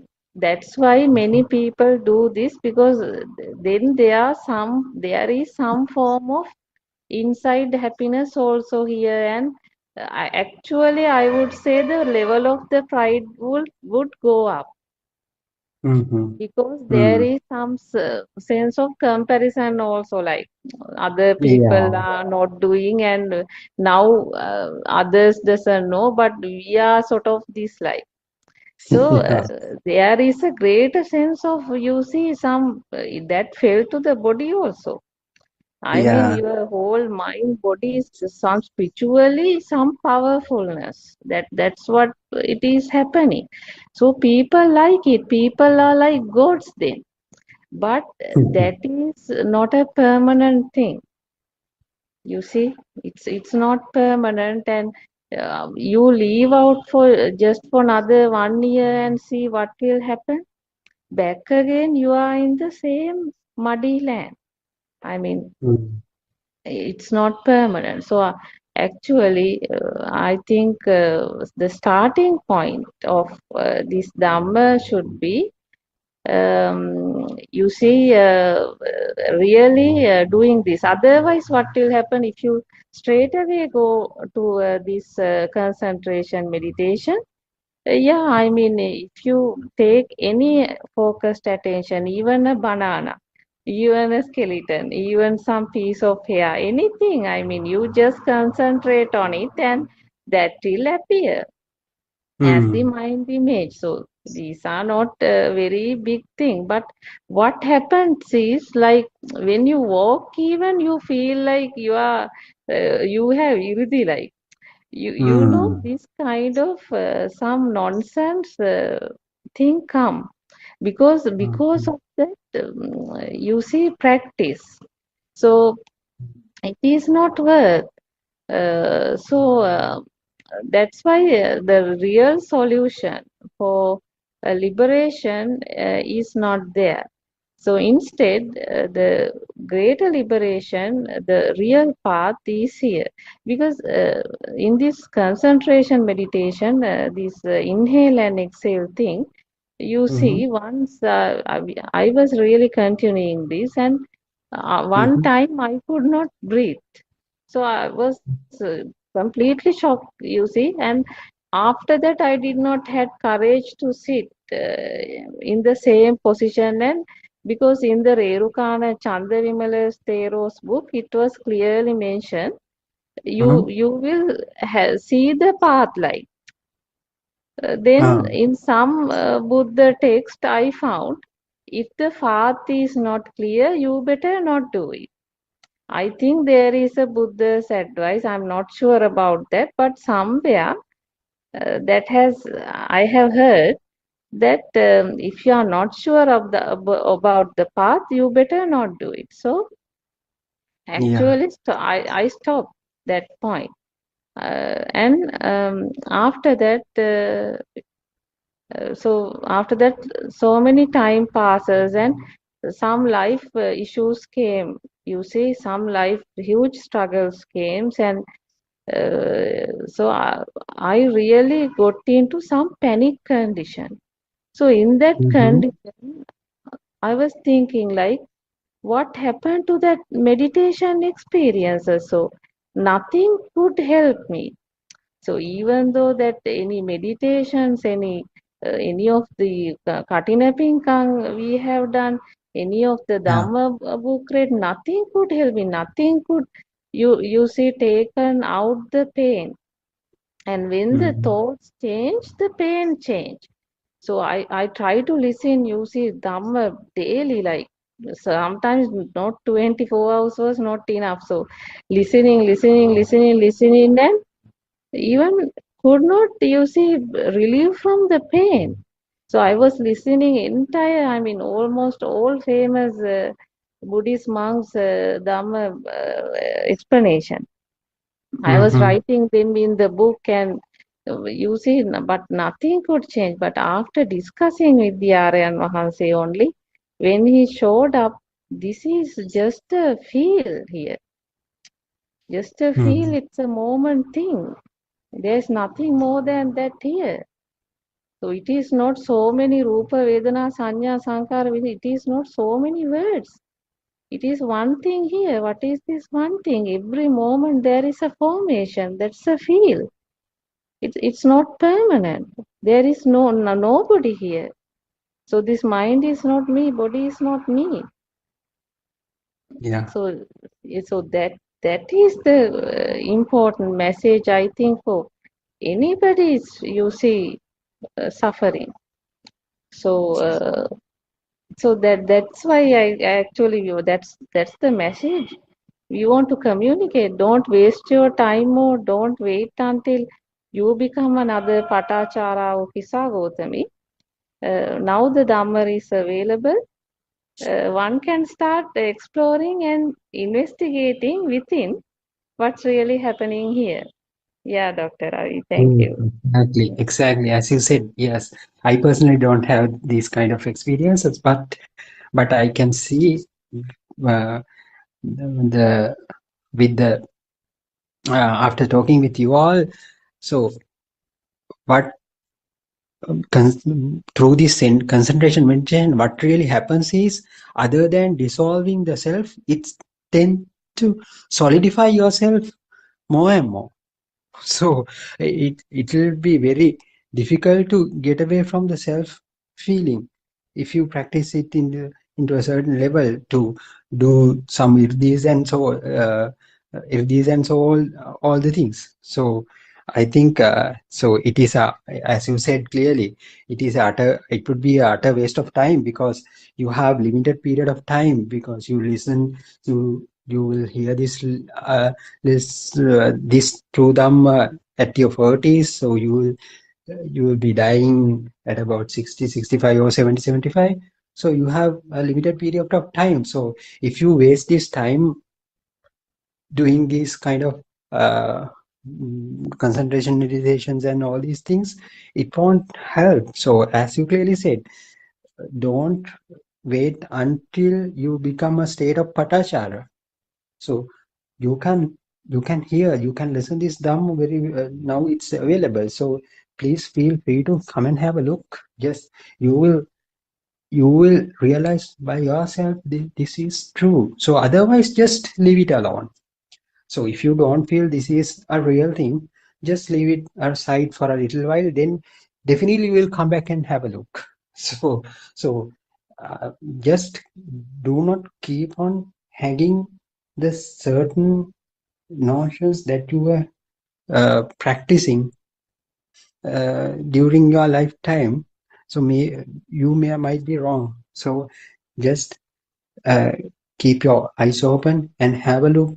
Just try to realize, just try to understand what Buddothpado Aryan Mahansa is telling, and that is very uh, in line with the what had been taught by Lord Buddha about 2,500 years back.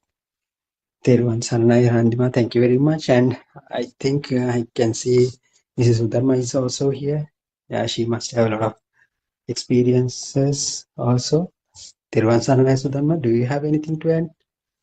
තෙරුවන් සරණයි Dr. Ravi. ආර්යයන් Teruvan. වහන්සේට නමස්කාර වේවා.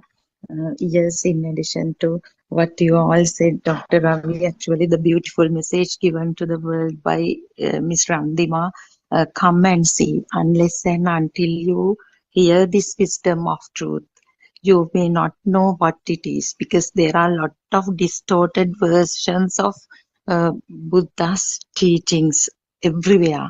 All of us at some point have experienced some sort of distorted version or a fake version of Buddhist Dhamma. Therefore, by now, uh, people may not, unfortunately, take this as true Dhamma even. They will have the same suspicious attitude towards this as well.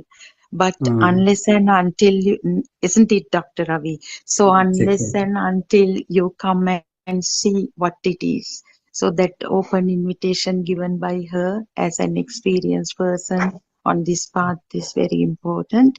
And Dr. Ravi, so every day, whoever hosts the Zoom, whether it's Harshi or Professor Kavindya, Dr. Ravi, Mr. Andima, Misaj, whoever, what you try, if you consider the summary of that presentation, it is to uh, awaken the minds or the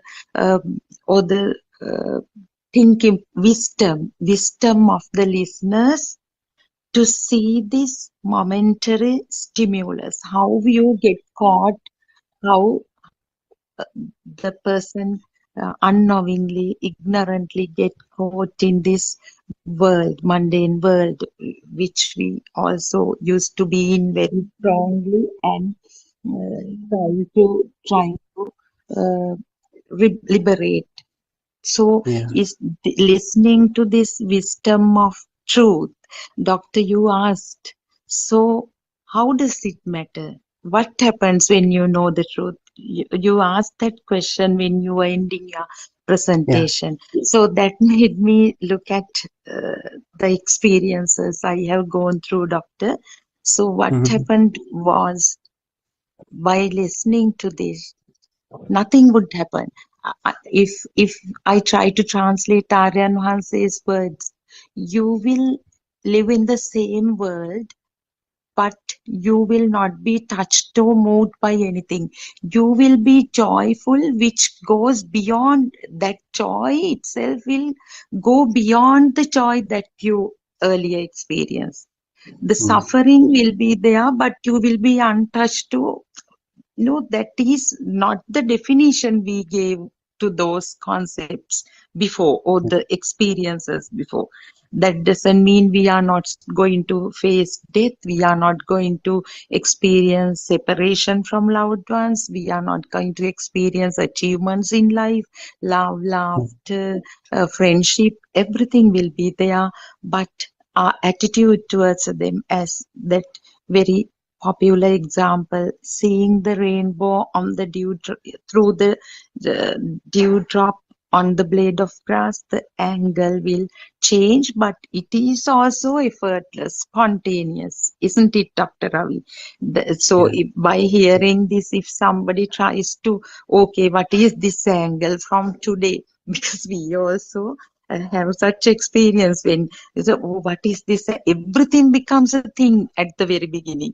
Okay, they are Mhm. talking about this angle, so it became a thing. So what is Mm. this angle? So we search for that, and effort with effort we try to look at the world from such an. So this is Yeah. not something like that. That's all nonsense, isn't it, Doctor? That we Mm. have to listen to the truth of this wisdom, the Satyajnana, the true Dhamma. As Ms. Ramdima said, she listened to all kinds of sermons. We have to listen to sermons, and then naturally, as a natural phenomenon, the Srutamaya Jnana will arise. So you have a clear-cut understanding of the mechanism of the five sensory organs, and then processes of Vattamvattati, the two rounds, how the minds gets created, and all these mental formation. You were very kind of going into depth in these mental formations, and then sankara, and then mental fabrication, abhisankarana, how we get carried away by thought. So all those are experiences, though we try to put them into words as to open the eyes of the world initially. All our experiences, kind of sooner or later, they will experience. Whoever will listen to this will experience, and we do the same. So that's all, Dr. Ravi, I can Yes. think about right now. Yes, Doctor. Teruvan Saranai. Everyone, Sarana, thank you very much for your comments and your thoughts. Yes, yes. So I'm getting a question right now. So if Doctor. if yeah, if we meet someone who is uh, doing this concentration meditation, is there any kind of advice that we can give to him or her? So same thing happened, I think, in the Buddha era as well. So they were practicing these kind of Niganta meditations for such a long period. So they, it was become very Yes. difficult to turn them to this insightful uh, insight meditation at once. So what Lord Buddha said was done, what Lord Buddha did was, so the gradual approach has been taken. Even through this Anapana Sati meditation, it can, the Vidarshana or the insightful meditation can be seen. So can you Exactly. explain how that can be explained to that person who is in that level? Exactly, Dr. Ravi. Yeah. So it basically depends on the person's attitudes. If we take someone, an ordinary person who is like we used to do that as well. So we, rather than advising, best thing is to talk to the person about how we were at that position, and what our experiences were, and have to kind of have a friendly discussion, conversation with the person, and we can ask this simple question. So Yeah. what outcome or what impact is there on this your life, or your day-to-day life, or whatever, through this concentration meditation? We don't need to criticize, so we don't need to reject it, because it Yeah. also helps a person to relax. No, in medically also, as you know, these respiration kind of relaxation exercises are recommended for people to get rid of mental stress. So we don't need to negate or argue. We can say we were also doing that, but the problem was we did not find any solution, we did not feel any reduction or diminish in our suffering in all forms. We were like, so when this, and at the same time, as you said, now Aryan Mahansa is explaining this Anapanasati Bhavana, that is that some sutra, through where how this breathing itself can be that meditation, concentration meditation, the true original form. What Buddha meant was insightful meditation, in that through that concentration meditation also, how it can be converted to signless, because there's a sign, that sense of sign, that the point where when inhaling, at which point the airflow first touches the tip of the nose, so upper lip or whatever. So that is a thing. No, it's a, so that with the help of that, one can, if that depends on that person's understanding also, doctor. So if Mm. someone who is involved in basic forms of concentration with meditation, we cannot talk about this. But if we also have some understanding of six sensory organs and how they work, so we can come to that point and say, okay, you can do the same thing in relation to understanding the mechanism of the sensory organs, the place where the Yeah. airflow touches becomes the, then how it is a sign. So it can, what you call this, nimitta and animitta.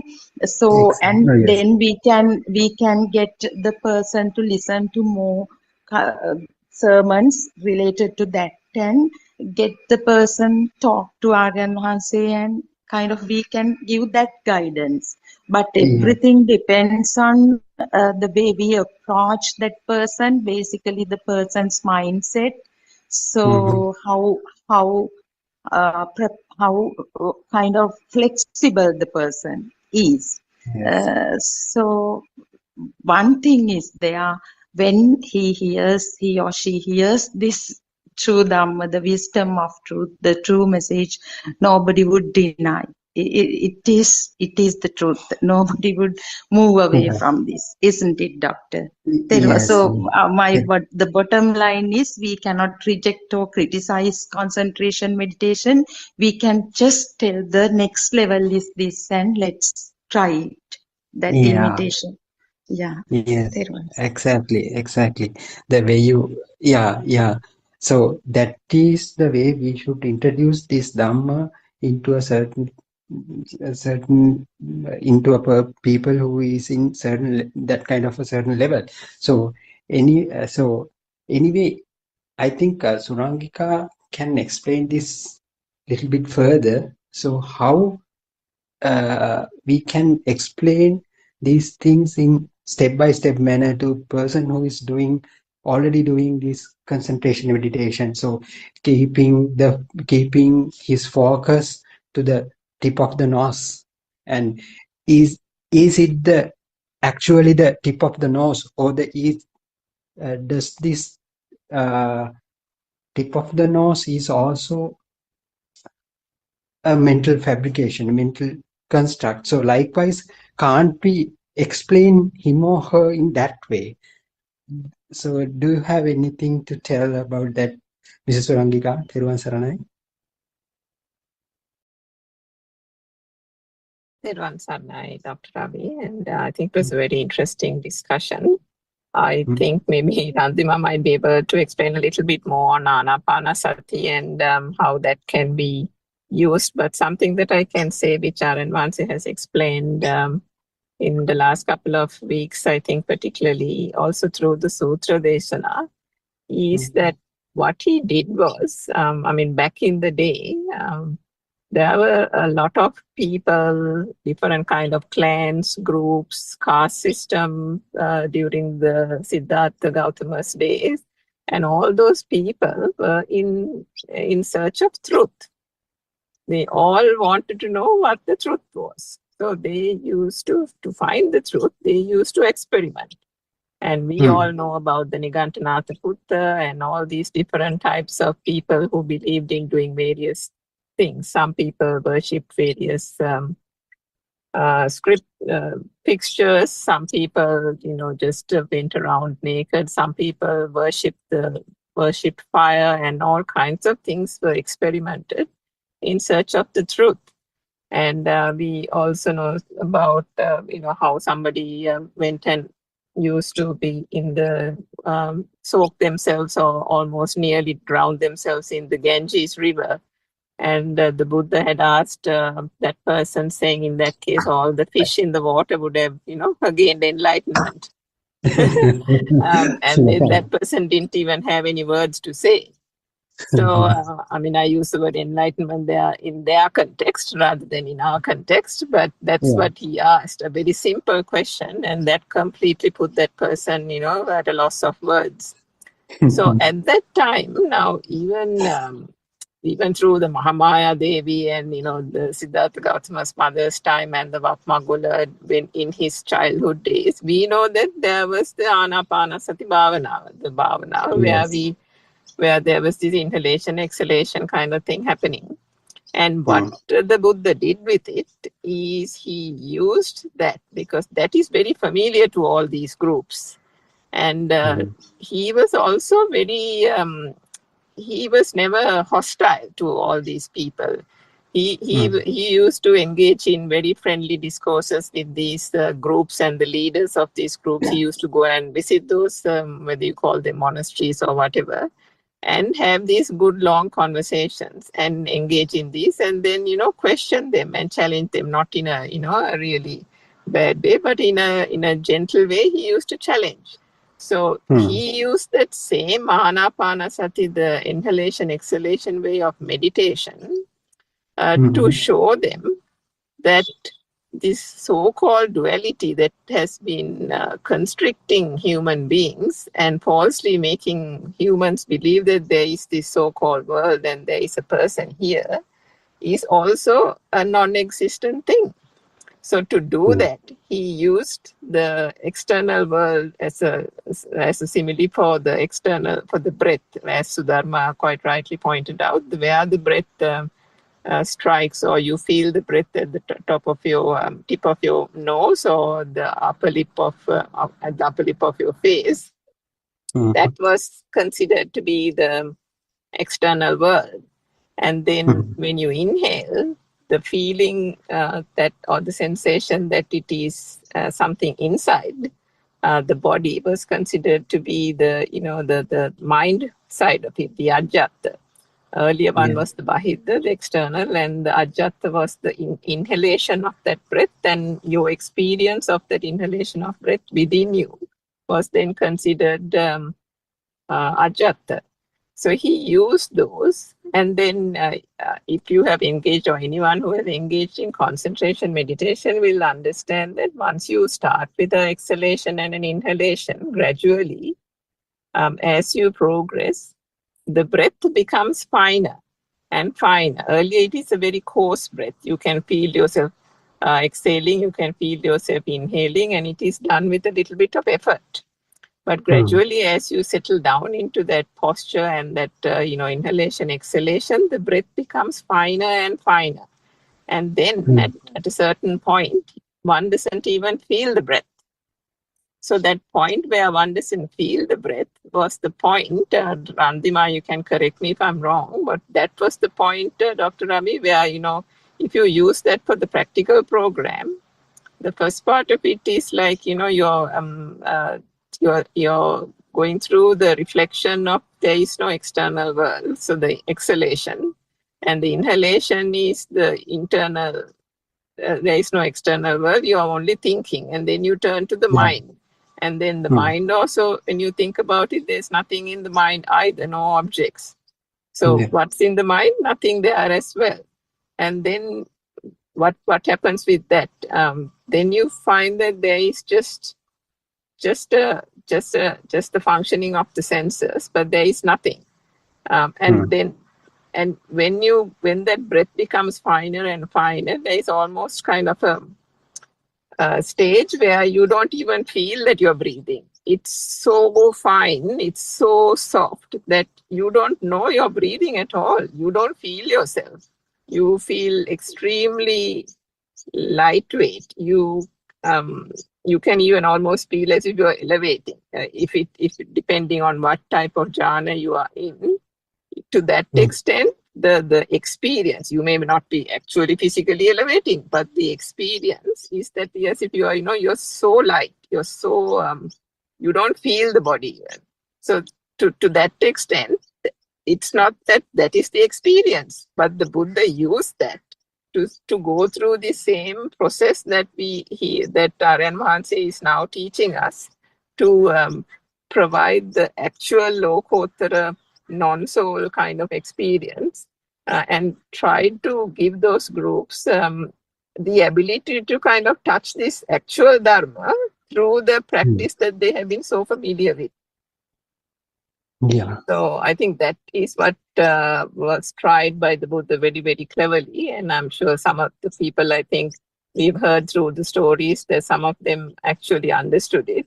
And some of them, the other thing was the Buddha also had the what you call the Parachitta Vijanana Jnana. And I mean, we used to call this in the mundane world the ability to read the other person's mind, but we know through our advance, it's not just the mind; it's the vibration itself, the ability to read the vibration and the wave, which our advance himself does when people speak to the Zoom. So that ability also comes through that, but the concentration meditation is to Sudharma's point, the concentration meditation, if you listen to even R.N. Mahanse's earlier discourses, there is a certain amount of benefit. Apart from the medical benefit, one needs to focus initially when you are doing a very deep penetrative insight. One needs to understand this thought, isn't it, Dr. Ravi? So the thought is the Yeah. thing that has kind of betrayed us. The thought is the Yes. thing that we haven't got to the bottom of. So in order to engage in the thought, R.N. Vance in his earlier discourses also say, watch the thought. Just don't, relax completely, watch the thought and see, you're getting a thought like this from this sensor. And from if you touch something, then you get another thought in relation to that sensor. So to watch the thought and observe the thought pattern that is happening, people's minds are helter-skelter. They're running all over the place. So if you have engaged in a bit of concentration meditation, the chitta ekagrata, the ability to concentrate, you get a bit trained in it by having some experience in concentration meditation. So that can be used for the purpose of first observing one's mind and then understanding that, the mind and the thought process is only an experience or the result of stimuli coming through the five senses and nothing else. To even understand that, one doesn't slow down, but if one slows down and watches one's thoughts and concentration meditation, a little bit of that helps at that point. That is actually quite good in the formative stages of this practice. And then the other part of it, and the important part that R.N. Mahansi explains that the Buddha had said, which has got covered through these other different types of teachings, is that Samatha Vidarshana Yugananda means that both are getting cultivated at the same time. Now, lots of people misunderstand this, saying that you have to do Samatha Bhavana, otherwise you can't get anywhere. That part is wrong in that sense, because ultimately, when one understands the mind and the mechanics and the process of it and how this whole thing works, as Randima quite rightly said, the inner transformation happens. And you also said that, Dr. Ravi, it cannot be hurried. And that happens. And then you don't need to sit for 1 or 2 hours in a seated posture anywhere, like people doing Samatha Bhavana nowadays. That inner transformation and the tranquility and the calmness that comes with it is something that doesn't go away, even if you sit or stand or run or walk or engage in your office activities, isn't it, Randima? Yeah. And that's the beauty of it. Thank Yes. you. Yeah, Surangika, I think it's very interesting. Actually, what is this meditation? Meditation is a systematic technique where slowly, gradually, the mind is suppressed, and you see it reaching some form of nothingness in the mind. So that is the technique here. It is a technique actually. It is a technique. So as long as you maintain the technique, it becomes a practice, and quickly one will able to, you see, become nothingness quickly as a method of practice. So there is some practice element there actually. So the more you practice, the more that kind of tranquility or nothingness is experienced.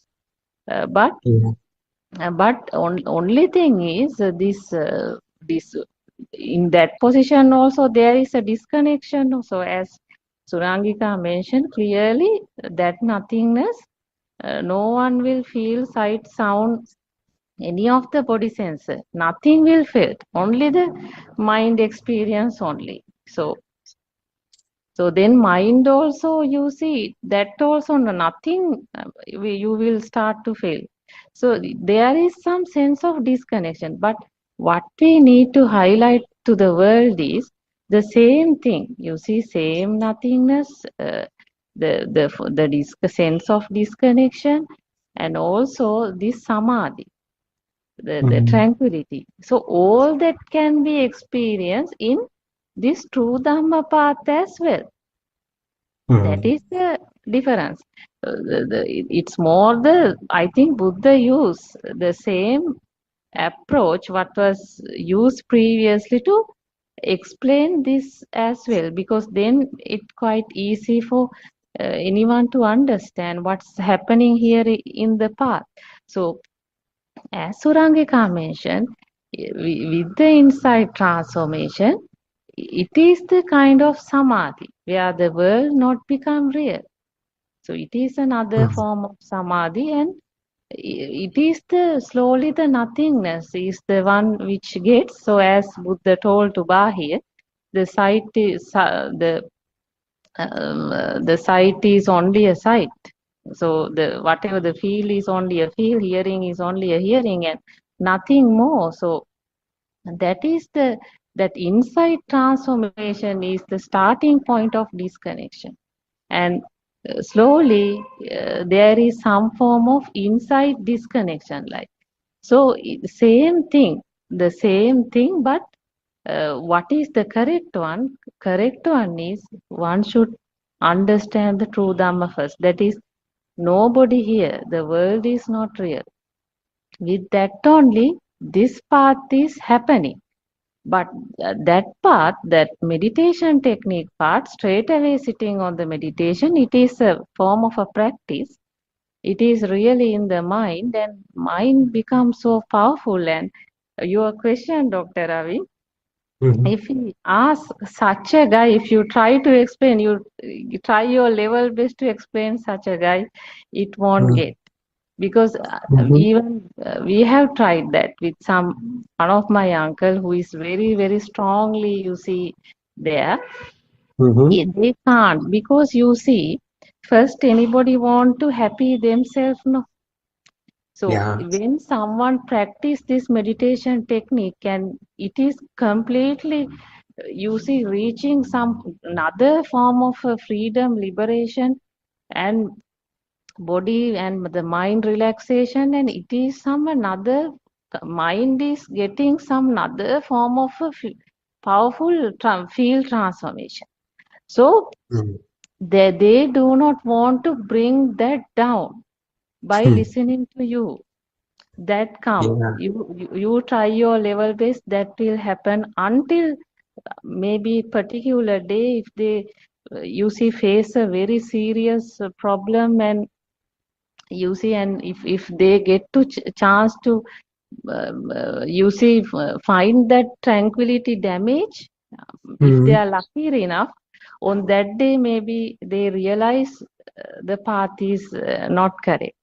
Unless otherwise, they want to have their last breath in that form. So that is so strong, and it would be highly difficult for you to change, you see, such a guy.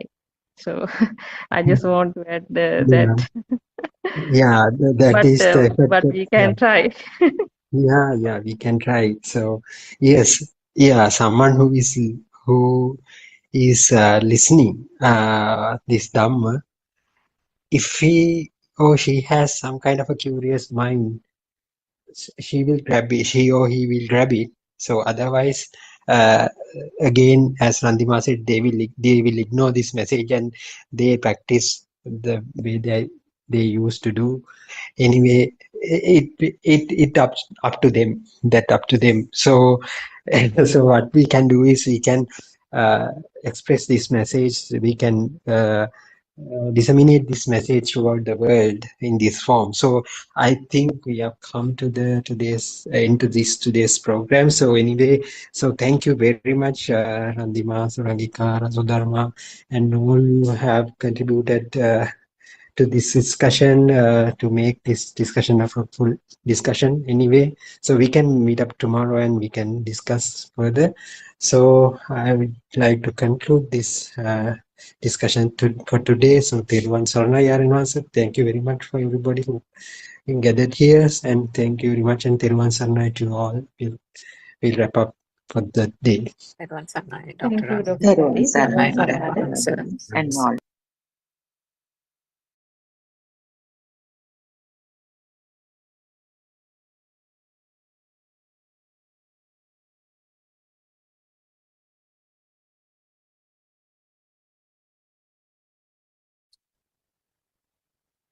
Good morning, dear Dhamma friends. Theruvan Saranai.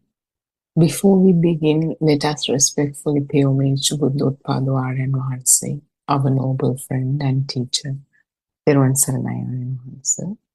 Your noble guidance has illuminated our path to Nirvana. Your unwavering dedication to sharing the ultimate truth and reviving the wisdom of the Arahants is a gift of immeasurable value.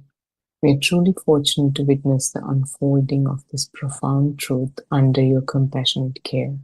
May you live long and continue to guide us, Ayurveda and Theruvan Saranai. So we've been discussing the book, Volume 6 of True Dhamma Has Awakened, PDF of which is available on Buddothpado's website, buddothpado-dhamma.com. Today we are starting with page 115. It's a new discussion titled Night Zoom Discussion on Sunday, October 8th, 2023. Participant Aryan Mahanse Theruvan Saranai. The place where it indicates that without the involvement of the mind, actions occur, Kriyasita. Or the place where it indicates everything is only colors, and if we try to describe this situation, it can even be assumed that these are same because of the ability to see. The ability to see is connected with the karma. Prasada Rupa. If I say due to karma, the ability to see is created, I feel there is a possibility that karma has a part in this process.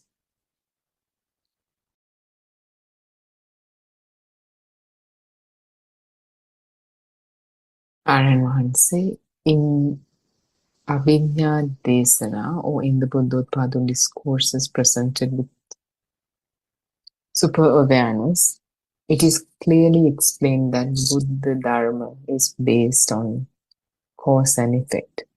The situation we talk about does not reach the karma world. The creation of a fire circle refers to the union of the aggregates and sensorial abilities. In the same manner, when two fireballs attached to the ends of a stick make a circle with rapid rotation, in reality, there is no fire circle. Likewise, due to rapid vibrations, forms, sounds, colors, taste, smell, and sensations are created. They cannot be found anywhere. They are illusions influenced by the senses. Even these vibrations do not exist anywhere independently because of the 54 Rupa particles. Abilities such as Prasada Rupa, the ability to see, hear, smell, etc., are created. This is referred to as Salayatana Loko, and Dhamma sparks. Skandhanam Patilabo Ayatanam Skandhanam Patibhavo Ayatanam Patilabo means, for an example, colors are created due to rapid sparks vibrating at unimaginable speeds, and the whole process creates the feeling of an individual self. Now, where is karma? Just like when thunder and lightning occur, the windows shake, these are sparks. Similarly, according to the speed of the sparks, sensory bases are created. Is there any problem in that? And where does karma exist in this situation?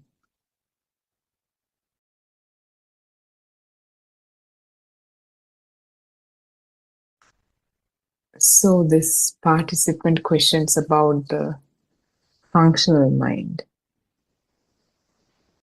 meaning the situation in which, without any involvement of the mind, the actions occur.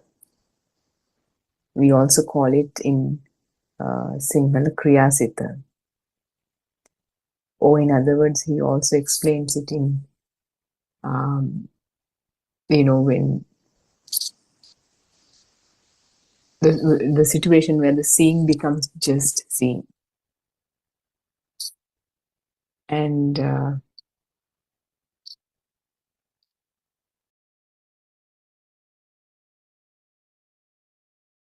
so he questions about, when even when the functional mind is there, the seeing, hearing, smelling, tasting, and touch, they are there. Prasad Rupa.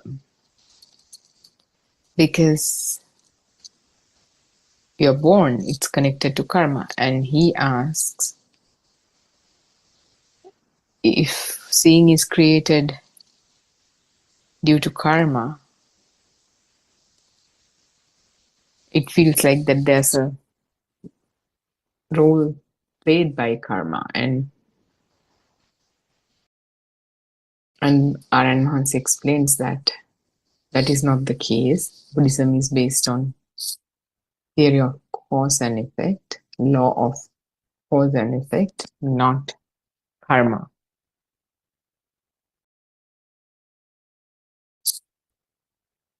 So when there's a fire circle, that means there's a fire ball that rotates at a faster speed, and it seems like there's a fire circle. It's the same thing as to say, that is a metaphor used to explain the union of the 5 aggregates. And these aggregates come together, they individually come into existence due to the fast speed of vibration. And when they come together, it seems like there's a fire circle. But there's no real fire circle. The fire circle comes into existence, or rather the union of aggregates come into existence, or in other words, these mental objects come into existence. The things that we think exist due to ignorance, they come into existence because of rapid vibrations, form, sounds, color, taste, smell. All these sensations are created. It's not that they exist anywhere, they come into existence due to the speed in this moment. And that is an illusion. It's not that these vibrations, and even these vibrations do not exist anywhere independently. It's like if I'm to clap right now, that sound didn't exist anywhere. It just came into existence in this moment, just like that whatever we see, we hear, smell, taste, touch come into existence in this moment. Due to its fast speed, it feels like it exists, it's out there, and it vibrates even faster, and that sense of something is existing out there, that existent feel, is the same feel that becomes the sense of self. due to the fast speed. And it's in that occurrence, in that phenomenon, there's no out there and me. Out there is out, I am here. It's just one same vibration. The mind is the one that creates that division or the duality. So where is the karma in that? There's no karma in that. It's a process. It's cause and effect dharma that comes into existence moment to moment. Within the spectrum of Buddha Dharma, there are no problems. We incorporate colors into images. The ability to see, Chakku Prasada Rupa, refers to the same principle.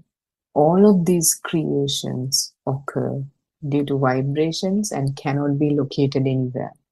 The movement of the eardrum reacts to sound or vibrations moment to moment, and there is no inherent truth in these. Just like if I am to clap, it did not exist prior to this moment, it does not exist after that moment. In that moment, the conditions come together to create that effect. The vibrational power affects various particles, and in reality, even sounds, colors, and sensations are illusions. Just like waves in the ocean, these are waves that come and go. This is similar to what is seen on TV. A vast number of vibrations and waves combine, and new waves can be generated, such as smell, taste, and sensations like hot or cold. Vibrations are limited to infinite.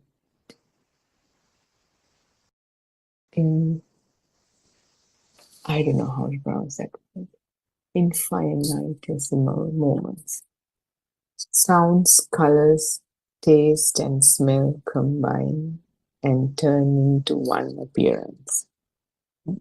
Aranhase calls it the shot. If we go back to the fire circle, the circle is created through a process. Similarly, the 5 sensorial creations rotate at rapid speeds, creating a sense of an individual being and objects such as mother, house, tree, etc. The cycle, the illusion, is created in this way and cannot be determined where it originated. It is impossible to pinpoint a location for a Dhamma spark. Just as in a vehicle, it is impossible to know where the current is generated from the battery. Ownership cannot be given to the flesh of the body for the power created by mental energy. Any physician cannot predict where current is generated in the nervous system. The physical body is not involved. That is why it is stated that we encounter the mind as a wave or a field. You're trying to absorb Dhamma via knowledge. Your question was about karma. As long as we inhale and exhale, the sparks will not stop. These come into existence through the medium of the physical body. But this system does not belong to the body. When the body becomes inactive, it is discarded. However, the energy waves continues as frequencies. So it discusses about how with the appearance of the mind, the colors become images. The ability to see, or Chakku Prasada Rupa.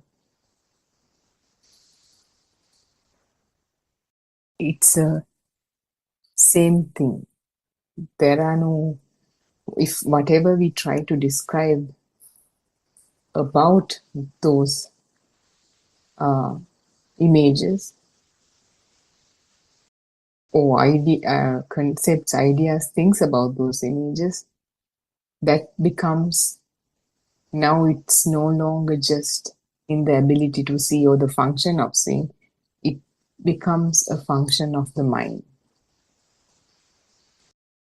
And this is all due to vibrations, and vibrations cannot be, we cannot say vibrations are in a particular place. We cannot allocate a place. We cannot say it can be located in a particular place. Moment to moment, the ear comes into existence, the eye come into existence. When we say ear or the eye, it doesn't mean the optical eye or the physiological eye or the ear. It means the function of seeing and hearing. And these vibrations, because seeing is a different experience to listening, but the difference is the range of frequencies of the vibrations. Visible range is different to the audible range, and the range that could be smelled is a different frequency range. So that is the only difference. That is why we have this 5 senses, and when all of them come together, because it happens at a fast speed, then a different kind of vibration is formed. Just like if you have if you are by a still pond and there are 2 stones dropped far apart, and whatever the waves, those rings that are created from those by dropping the stones in the water, at one point they come together and create a different pattern. You must have experienced that. And that different pattern is,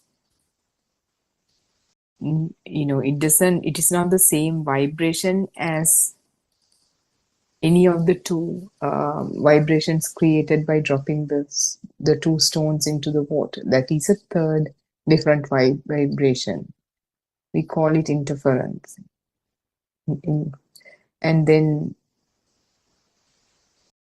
Similarly, this audible range of frequencies, visual range of frequencies, similarly range of frequencies that belong to the function of smell, taste, touch, when they all come together, a different kind of a vibration is created.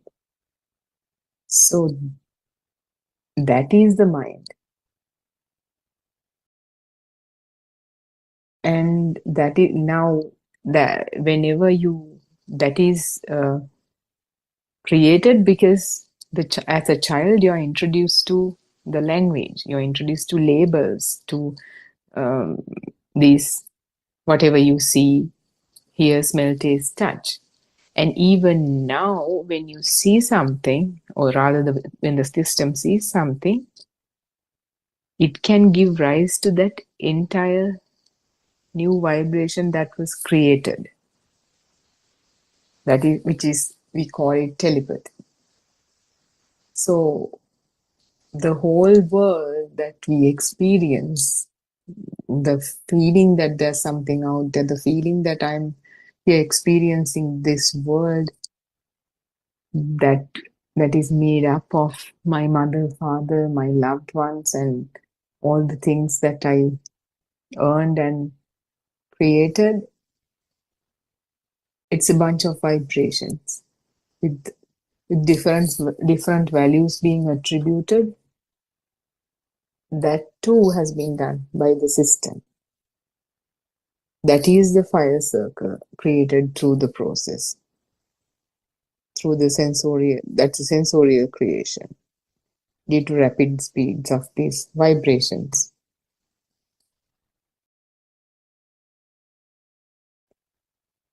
The entire world is created in a fraction of a second within a spark and disappears in a fraction of a second.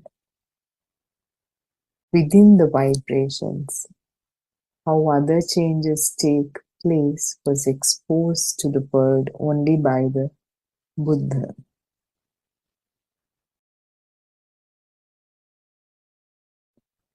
The whole process is based on energy vibrations.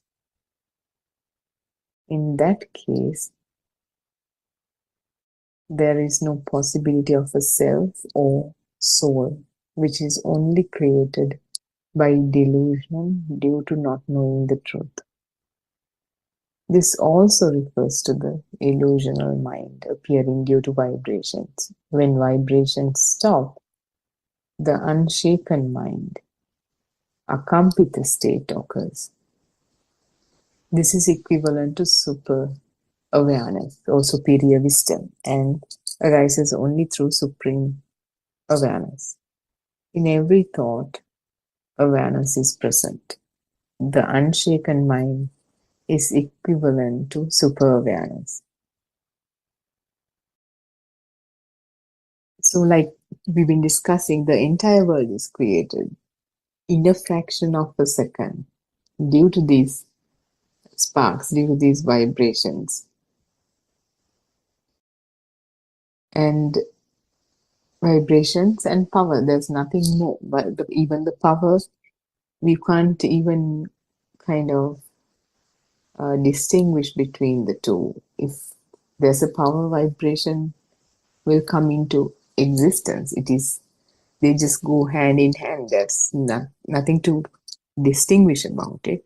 It's just for ease of explaining how this existent field come into existence and the sense of self come into existence. We use these words, but there's actually nothing. Like when you see this truth, what happens is this, in the form of knowledge, you obtain this and then you contemplate on it, really contemplate on it, really question, do that investigation within you by seeing these thoughts, by seeing the thoughts that's created in your awareness. And as you do enough contemplation, it slowly becomes evident, self-evident to you that whatever you listen to in the wisdom of truth section, Satyajnana part, is the truth. That is the confirmation, the direct knowing that you get. It's an individual experience, individual exploration. So there's what you eventually realize is that there is no self here. It's just a process, and that there never was a self here, and that there never will be. And after that, the internal burning that was created due to the ignorance, due to not knowing these are all vibrations, manifestations of vibrations, there's this restlessness, there's this agitation, that the burning, even when we think something gives us happiness and freedom or whatever it is, even in that situation, because those are all conditional things that assumes an existence of an external world, you will see when your mind becomes slower and slower, even the happiness is a suffering. And even that conditional happiness slowly diminishes, dissolves, and the sense of self slowly diminishes. And the state of mind you started with the ignorance transforms into a state where there's no sense of self.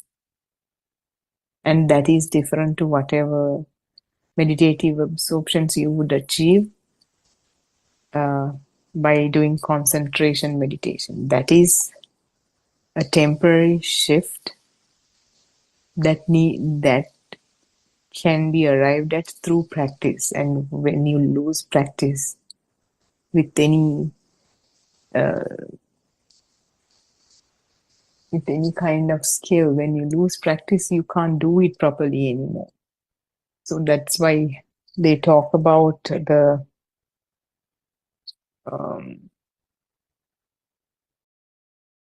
I don't know the proper word to call it. Like they are talking about if you're out of practice, you will not be able to get to these meditative absorptions, the first, second, third, fourth jhanas. So that's why it is not the same thing. This is an internal transformation by knowing how the mind is created, the secrets behind it, by knowing how the magic is performed. The surprising factor about magic will not be there anymore because you know how it's done. Similarly, when you know how the mind is created, nothing about it will give you neither happiness, no sorrow or sadness. So that internal transformation into the non-vibration, into the zero internal burning, that is the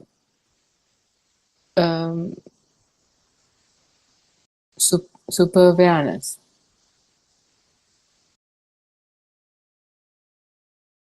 You become, we can't say you become, the system becomes the present itself, the unshaken mind. So that's all I got for today. Teruvan Saranai, everyone. Teruvan Saranai, Randima, Sindhu, Justin, Lakshmi. Teruvan Saranai Harshi. Teruvan Saranai Yara. Sir. Teruvan Saranai all the friends. Yeah. So as Harshi mentioned, we are discussing the true Dhamma, that is this mind, because this mind is the one which has all the problems. So if mind is not understood well, that become a problem. So that's how it should be worded, right?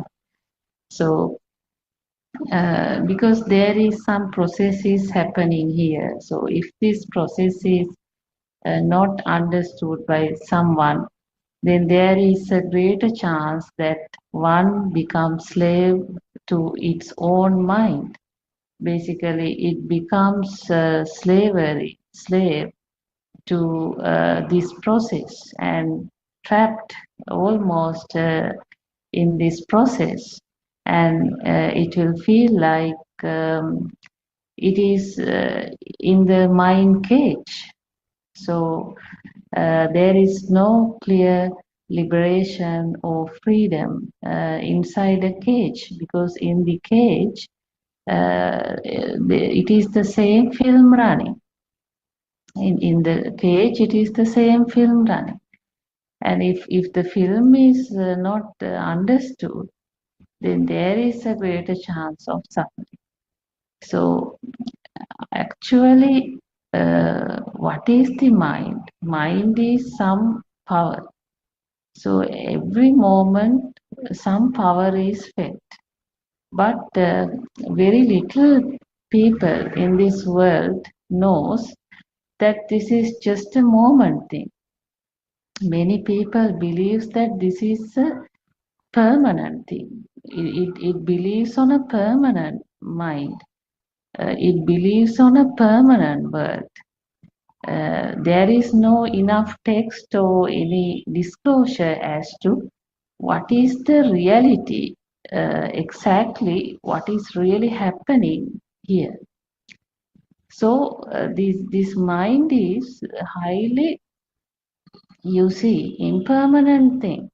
So anybody, if it's just look at what's really happening here. The thoughts flows like a spring. It's a never endless process, just one after the another, just thought come. So these thoughts, some thoughts really irrelevant. Some thoughts are maybe relating to a spark which occurred some 10 years before. So no value at all. But when this spark comes, you see, there is a greater chance that the next spark, the next thought also occur, and it is the film. So there can be some mother, maybe their loved ones, their child is dead, and but still mother is crying. So physical body is no more. Physical body can't do anything. So it's already dead. But why the mother is suffering for whole her life? So the reason is the reality is this child world, which is a perception. So this perception, this mind becoming so strong, and whenever that thought come, it feels like child is real. So even though the child is dead physically, the bodily it is dead. For that mother, child has not yet died. So this is because the mind world is such a thing, because it is always the capacity of, you see, regenerating and becoming alive. Like, so nothing meaningful give rise the alive feel and give the suffering. So in that moment, who is that mother? That weeping mother is this child perception, the child feel. There is no mother in absence of that feel also. That feel is the present moment world. So in the present moment world, it is the high pain, because now that child perception arises in a way like it's so strong, it is so hard to carry that pain, and mother sometimes will do so many things, you see, to heal herself, because when that thought comes, it's quite difficult for her. She can't bear it. So maybe she will be doing a lot of alms giving, you see, expecting that it will have some means for that child.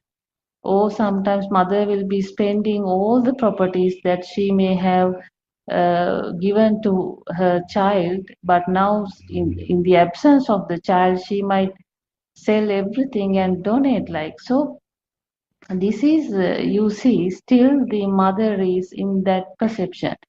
So there's nothing wrong what the mother is doing, because is there any other way for her to relieve from this pain? Because when the pain comes, the maximum what you can do is go channel some doctor and get some medicine. If it is still come and if it is still unbearable, and if you feel like stress or depression, like, you have to get some mental consultation, isn't it? Or you might have to sit for some meditation and just concentrate on the inhale and exhale, and maybe sometimes that mother still will not able to do that, even because to that extent mind scattered. When these heart pains comes, it's very difficult to, you see, concentrate on a particular thing as well, because even though how best you try to press the thought, then whenever when someone try to press it, it will come. It will come more stronger than even before. So that's what happened. So that's why don't wait until you become Patachara, Kisagotamiyo, you see, until you face very detrimental issues in your life. So instead, now the Dhamma is there, because Dhamma will shows you what is this mind, what is the process behind this mind, what is this every moment feel. There is some feel, so that feel that keeps on changing.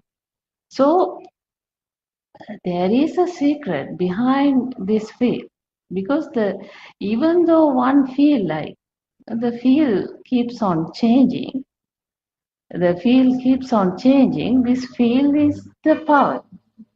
So there is a power, in the sense some power is here. All time power is here. It is not there is no power. Sometimes it is sad, sometimes it is happy.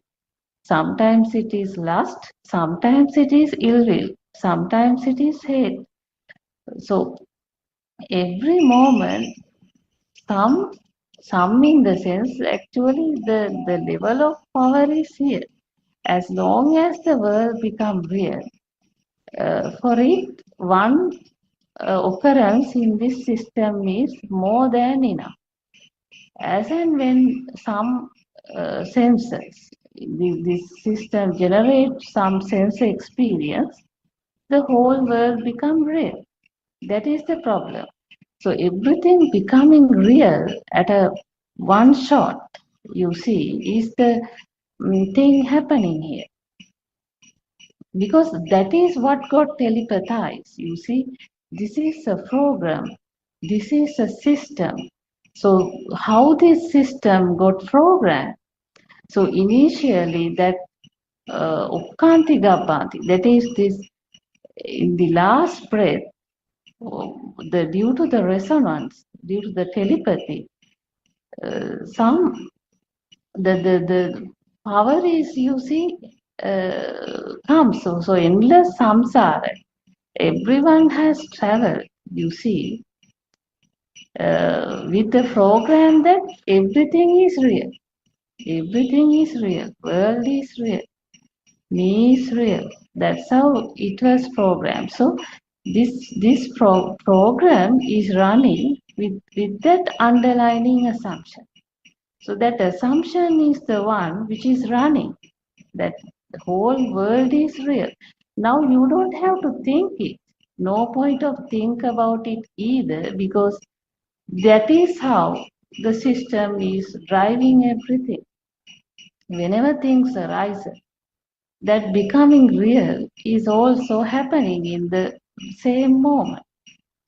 So even though you think about now it became real to me, now the pain came, now the sad came, like, no, that underlying assumption is so strong. Cannot you see suppress that by doing that. That's why this Dhamma is important, because this Dhamma will guide you towards seeing what is the reality behind the present moment formation. Are you experiencing something outside, or are you really experiencing a mental illusion? What is the reality? Is there any reality? What you experience? No. All the time, some experience is here. All that experience is the sensor illusion only.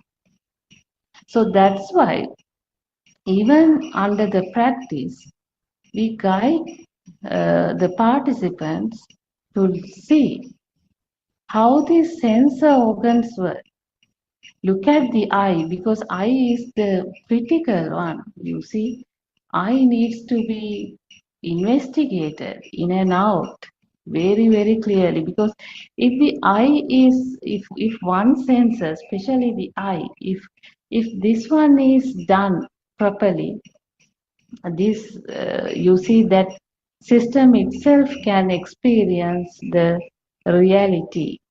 You see reality, because this I has not seen. I has not seen a world. It is thinking. The world is thinking. For the I, it is just some shape only. So there is no world, just a color world. So where is the colors? Red, blue, green. Where are the things? Everyone is thinking. So therefore, it's very important to have the practice and to see what really happening in this whole system. So the very important, because when the Dhamma is clearly convinced to the system, then then what will happen? Earlier it was running with the assumption that the whole world is real. So that underlying assumption need to be negated. Like it has no meaning. It needs to become irrelevant in the system. Then only you see the nothingness comes. Until such time, nothingness is a thinking. So therefore, it's very important for someone to understand, because you see, one can say, so that's why we all the time try to tell what you feel, not what you think. Tell what you feel. So one can feel, you see, this burning, whatever the pain, so the burning arises, is me. So can we say it is wrong? No, we have no right to say it is wrong, because the thing is there is no right or wrong here, because that is the reality. That is the reality. Because that system feels, for that system, the world become real. The world become real in the sense the soul is there. So there is another person might say, no, how can you say like that? The soul is not there. But you see, for that person, it is a thought. For that person, still the world become real. It says no soul. That no soul is a thinking. It is a thinking. So that's why this Dhamma can't argue, because that depends, you see, based on the experience. So at the same time, there can be another person. For that person, the fire arises, but in that system, there is no ownership for anything. That system, it has happened also, responded also, but it has no way connected to a like soul life. So it is a different, you see, experience. So now the first one is the bhava. That is the world becoming real. Burning is me. Burning is me in the sense that is the formation, continuation, existence. But the second one, you see, even though the fire occurred, even that has become nothing. In the sense, there is no ownership. So then it is the Bhava Nirodha. So these two things. So it has not become a thing. World has not become real. World has not become real. So it has seen and there is no any further there. So and there is no sense of connection there. So then it is the Bhava not forming, the world not forming. World has not formed. So therefore, whether the world become real, world forms or world not forms. These are field. That's why nothing right or wrong here. So when it comes to the field, various people would be experiencing it in various forms, in various ways. So we can't leave out. For example, let's say some person might say, I am doing samatha. I am doing a concentration meditation. Can we say it's wrong? We can't say, because now see, even though how much this insight techniques trying to see them, there is a pattern. You see, like how someone realize this Dhamma. So it needs to feel. It needs to feel. So until it feels, that is how that system runs. So even the concentration meditation, one do it for so long, for that still the soul is there, because it will reach nothingness. For example, inhale and exhale. So what is inhale? Inhale means a speed. Exhale means a speed. There is nothing you find there in a breath. So it is a speed. Now your concentration is on a speed. You see? So after some time, what will happen? Now the concentration is fully on the speed, and you see the speed also slowly start to reduce. So there is some sense of liberation. You see some that reduces, and whole body even will not feel. Only the breath is felt, and breath also becomes smooth. The speed becomes less, and speed becomes zero. When the speed becomes zero, it is the nothingness. But then it is very calm. Nothing is felt, no sound, no sight, no body, nothing is felt. Fully nothingness. Very cool. Very calm in the sense nothing is felt. But does that mean the soul is not there? No, there is.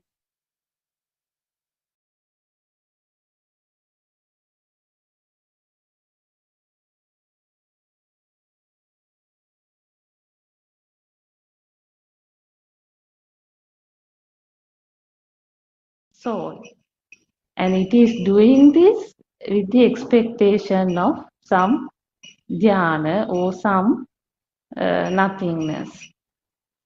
So, but when this Dhamma is understood, it is not a nothingness like that. This nothingness is the reality. What is the reality?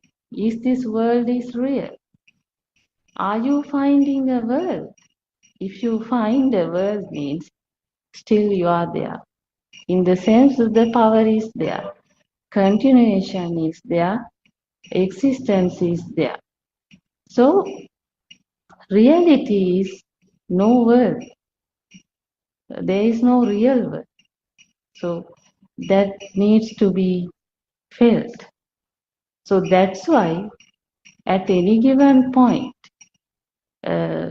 there shall not be any conclusion to this process. So, or any disclosure that it is done like, no. Instead, it's always better to be the student, a student who is, you see, who is real, have a heart to find the truth. So therefore, you see, let that to happen. So, and there's nothing to receive here, nothing to gain here. And it is this ignorance, there is this ignorance, and this ignorance is the one slowly, you see, getting fade out. So when that happens, the naturally rest of the things happen. So there is no like clear cut, you see, um, uh, thing like you have to do this, you have to do that, you have to do something else. Like, don't try to put yourself into a frame either. Instead, be open-minded and see what's really happening here. Investigate, understand what is really happening here. So that is the only thing anyone can do in this path. So everything is important. The life experiences, maybe someone may have done some meditation or whatever. Don't blame that either. So why I have been doing it for so long like that? No, even everything is the greatest life experiences that helps this whole process.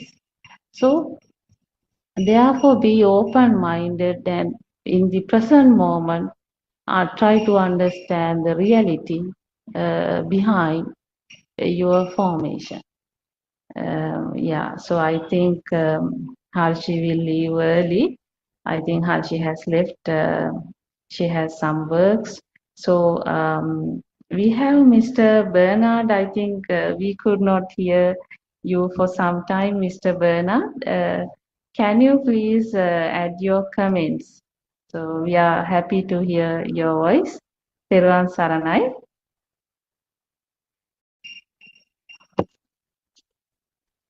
Teruvan Saranai. Teruvan Saranai, Mr. Bernard. I was listening to it. It was very interesting. Yeah. Yeah. So it is. I'm very happy to join again with you all. So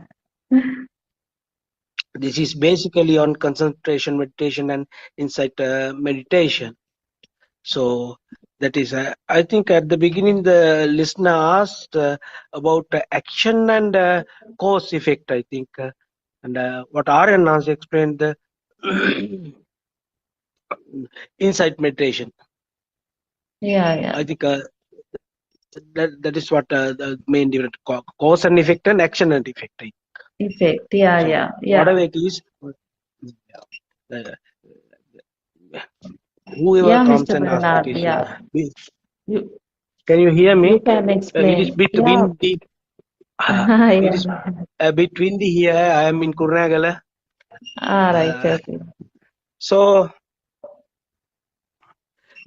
the thing is that the people who normally they come from the mundane world and they ask the same question, the traditional questions, which was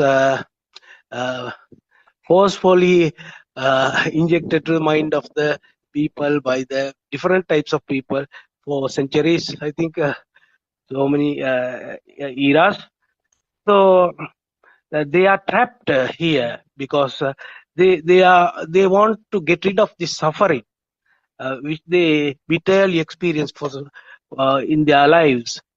So in order to get rid of that suffering, the person asked this question. But what Aryan Hans explained is the cause and effect. There is from the beginning itself, it is an illusion. Illusion is there because everything, whatever we perception we formulate in our mind.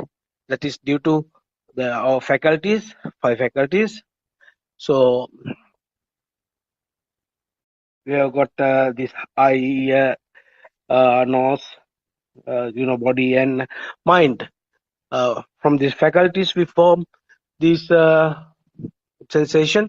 Then, with the help of telepathization, the mind creates the thing, something. That is the thing.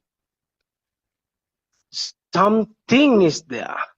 The most important word is something is there. We feel that something is there. Then something is there. With that word itself, something where it is outside. Something there in outside.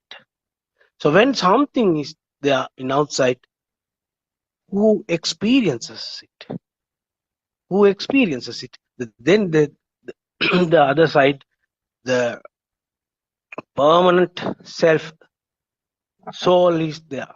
Somebody called I, or I, me, my, mine, myself.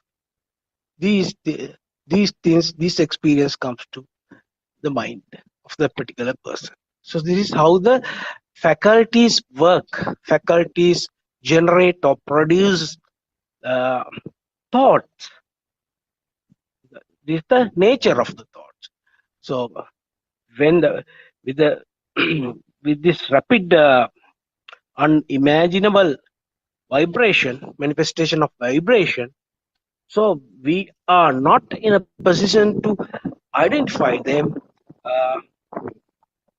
easily. Only a person who possesses abhijna jnana only can understand it, not a person from an mundane world. So these faculties form or produce a product, this thought, then we feel that something is outside and someone permanent me is experiencing it. So the suffering begins here because something is outside there. So when, for example, we take a car, it is my car, the luxury car, an expensive car, brand new car. It is in the mind. It is a thought. When it is damaged, when it is collide with some, so you get hurt, you get upset. Why? Because some value is there. Whenever something, the particular idea, something gets into your mind, value is also there. So you feel that I feel it. My car, so I have a big problem. It's a big issue. So that is how the mind works. That is how it was trained after the golden era. That is radiant mind. The child has the radiant mind. When he comes to the kindergarten age, then the society, parents, adults, and the teachers, they taught them words, give these words, feed them into their mind by showing pictures, by giving sounds, and with that, they are how it started. The value started from there. Then all the past experiences come in telepathization, and what we feel is the biggest problem, the biggest issue, the major issue is here, because I feel it, I am upset, so psychologically I have gone down. So this is a problem. So how to get rid of this problem?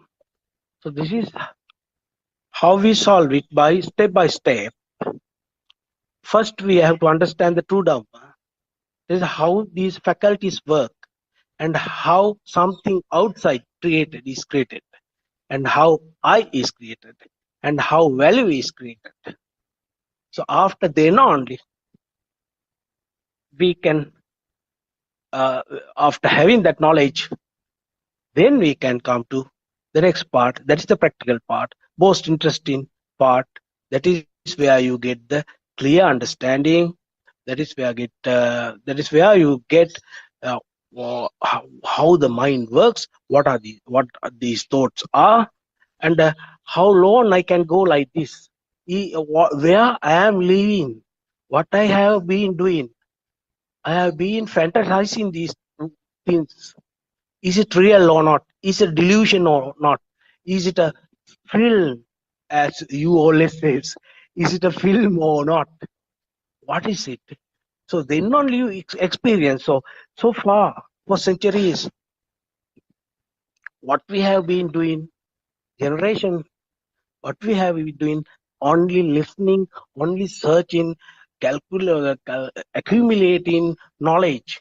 But without practicing, we can't do this.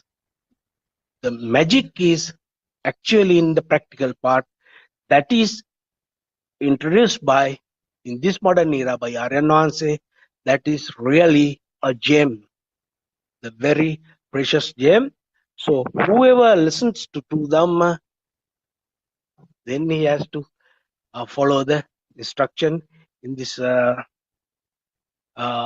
meditation approach, one day approach, that is very popular across the country and in every nook and corner of the world. Now it is popular, I think. So therefore, insight meditation is for us to understand, are we in a dream or not? Are we experiencing a delusion or not? So in order to understand this, experience this, we have to do practical approach also. That is one day practical approach is very important.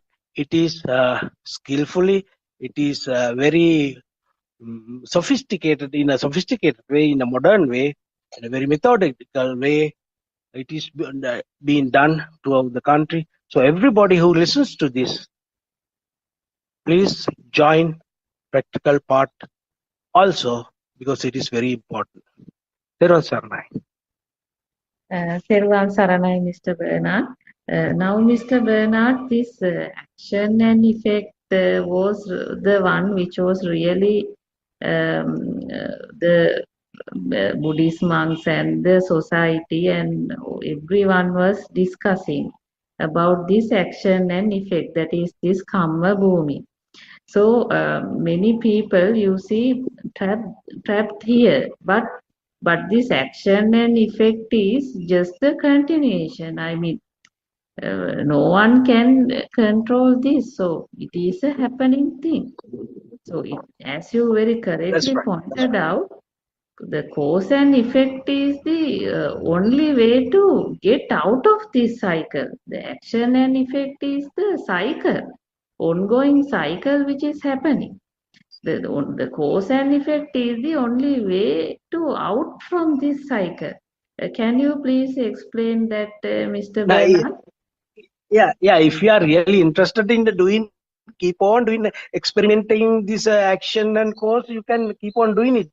But you can never become you will never get freedom of your mind. That won't help, because you have to find the cause. What is the cause and effect? What is the reason for this? What is the basic state of vibration? So if where we are stuck is that we can't imagine, because the speed is so unimaginable. That's what. So only a Vijnalabi, person who has supreme wisdom, only can explain it. So that's what we have to listen to him and contemplate it, and keep on listening and understand it. So you can't, you won't understand that by listening at once. You have to listen so many times. because it is a profound concept, profound reality, the one and only reality in the world. So if you can't understand it so easily, but it is not so difficult. It is not so challenging if you follow the way the Aryan Nuance instructs us to do. Yeah, Teran Yeah, Sarna. Mr. Bernard, that's very valid. Yeah, so actually the action and effect is not the never heard before Dhamma. The never heard before Dhamma, which the Buddha revealed before 2600 years back um, to five ascetics was this cause and effect Dhamma. Because that cause and effect shows everything arises and ceasing in the present moment. So it is a cause and effect. So the cause and effect shows nothing Action permanent. and effect. I think, is it action and effect? Or Action cause and and effect? effect is the cause and effect is the never heard before Dhamma. So the action and effect is this Yeah, karma bhumi yeah, thing. So yeah. action and effect means what is action in the sense when there is some you see some whenever some action means there is some reaction. For every action That's there right. is That is some scientific. reaction because there is some ownership for every action. So there is some There you doer. are. Yeah. That is a very good point. Very good point. Yeah. So, so that is how it is happening. But when it comes to the cause and effect, it clearly identifies there is nothing called doer here. There is some process is happening. And what is the reason for Beautiful. this process? Some vibration is happening, and that vibration gives rise to another vibration. So, so Yeah. this vibration is the present moment power. So if someone understands how this mind power is formed, it is just a wave, it is just a current in the present moment, and it occurs due to the speed of the sparking process. So at the sensory organ, the speed of the spark process is happening, and that give rise to the spark, give rise to the feel that something is there, like. But actually nothing is there, but something is there that feel comes. That's how this delusion is formed. That's how the light and sound become real. That's how the light and sound becoming real cause the chair become real, the mother become real, the father become real, and when the whole world become real and self become real. So all this is vibrational phenomena. So as you said, Mr. Bernard, this is really a gem, isn't it? This message was Yeah. not there before. Can you add to that? Yeah. The point is that who actually promote this action and cause effect, which part, which leader or which teacher, that is not Lord Buddha. That was also existed when Lord Buddha lived in that era, Nigantanatha Putra. So that was his preaching, that was his teaching. So when Lord Buddha preached these discourses, cause and effect, so that is spread. But as time passed on, again the people embraced this action and effect doctrine. So that is the uh, unfortunate. So in order to solve this, what we have to do is differentiate it, always differentiate it and show this is the difference between Nigantanatha Putra's Dhamma and the Lord Buddha's Dhamma. Those two philosophies are not identical, totally different. So this is the misconception and the confusion in the world. Wherever you go, whatever book you read, or whatever YouTube channel you experience, you see the Buddhism, the label is there, but content is action and cause effect. So we have to use, I think, novel ways, very different strategies to spread this message throughout the world. It is high time. Everybody has to get together and to raise our voice. This is the truth of human beings. Our story. This is our story. This is the truth. This is the delusion. This is the illusion. And this is the film that we are experiencing. This is not the world. This is just a spark, vibration, manifestation of vibration, manifestation of speedy vibration, manifestation of unimaginable speedy vibration. That's what. That is where people are trapped, I think. When this problem is solved, it is easy to spread the message. Teruvan Saranai. Yeah, Teruvan Saranai, Mr. Bernard. Yeah, your explanation was superb. That was really helpful, Mr. Bernard. We have Miss Lakshmi Samaranayaka also. Will you please add to this conversation?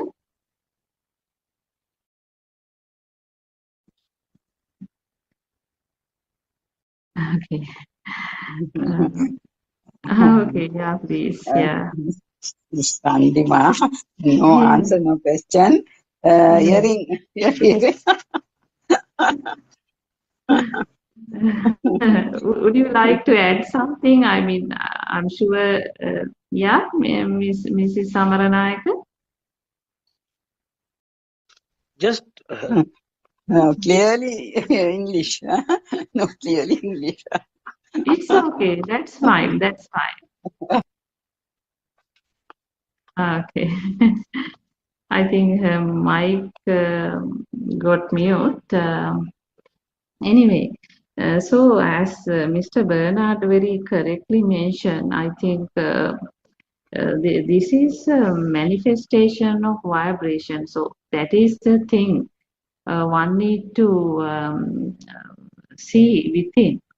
So what is the reality? Is this the you see a permanent thing, or is this a manifestation of vibration? So it is the vibrations you see forming each and every moment. So but if you take the concentration meditation, that start straight away with the meditation, and maybe some concentration continuously, some focus you see is needed to protect the nothingness that comes there. But here it is different, because first it starts with listening to Dhamma. That is the difference. It is not that meditation is not important, but under true Dhamma, the starting point is first you understand how the mind is formed. What is the soul? So what is the Sakkaya Drushti? That is the world become real. So is there a reality here? First there is some important message everyone should first listen from the noble friend who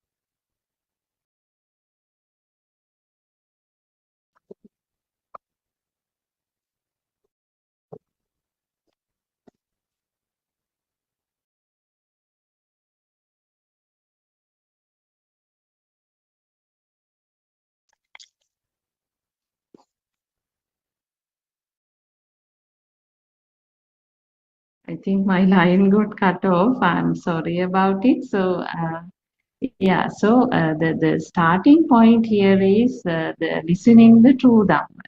So that's the most important part. That listening function is very important. So with that, the reality of the world is seen. So there is no reality find here.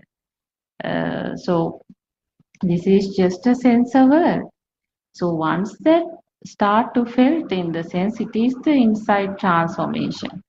And you see the lust and the attachment is the one which drops automatically. So there is no sort of a posture needed here, whether you are sitting, standing, or sitting, because this is we have to use the word understanding, but understanding is not suitable. But this is a field of transformation. That field of transformation is not applicable for any posture. You see, not applicable for any doer life. That is inside transformation. And then slowly that system, due to the reality of the worldly thing, it reaches the nothingness. So that nothingness and the nothingness which is discussed under this concentration meditation clearly different, because here you see automatically when the world, when you listen Dhamma, when this practice which is highlighted by the Buddothpado Aryan Vahanse is continued, slowly that system, all the sensor function will experience the reality. For that, the world will not become real. And you see, slowly, that automatic liberation in the present moment is experienced, because the world not found, and slowly no word, because it understand nothing found. So it is a feel, actually, it's a feel. It is not in the mind. It is a transformation. So then no matter whether you are in the sitting position or standing position, or are you in a musical show, or are you in a wedding hall, or are you doing a job, do you have kids, nothing matters here, because this is an inside given up. And this is an inside relief from the inside fire, in the sense the inside is the one getting cool. So irrespective of the setup or any environment, it is the inside transformation. And you see, that is the right path, that is the correct liberation, where then this provides the follower in the path to see whenever this current is formed, like it is crystal clearly seen. It is seen and you see liberated. So therefore, clearly the path is which is discussed by the Buddothpado Aryan Vahanse is the path for ceasing the defilements. That's very important. Nobody will attain Nibbana with the defilements. Just because you go and sit in some meditation position with all the defilements, and the defilements are suppressed, that is not come out. But in this path, clearly you see chance given to see the current, see the defilements and liberate, because there is no meaning find in any of these currents. So therefore, I think the correct path is the path where the defilement ceasing process. So if I think everyone should not waste their time. So see inside yourself, are you in the defilement ceasing path? Can you see the current? And it is seen and it is liberated. So I think today we have come to the end of the session. So we have no more friends. So I thank Mr. Bernard for joining for this discussion, and also I thank Harshi for starting and continuing the discussion. We'll end the program today. Therwan Saranai Arayan Wahanse. Therwan Saranai all Dhamma friends. Therwan Saranai Mr. Bernard. Therwan Saranai. Therwan Saranai Aryan Wahanse. Therwan Saranai everybody.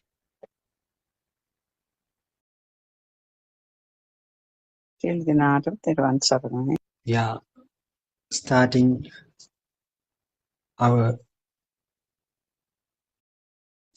English Zoom discussion in this way. So we have been doing these things, these kind of discussions in English language for about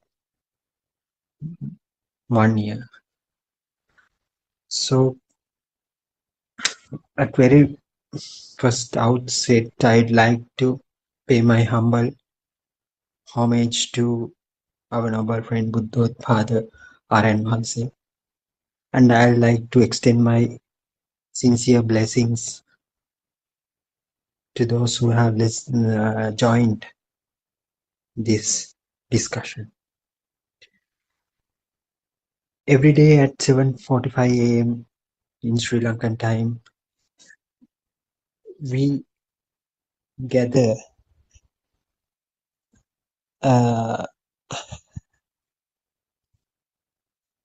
like this to seek the profound truth that has been revealed by Lord Buddha about 2500 years back.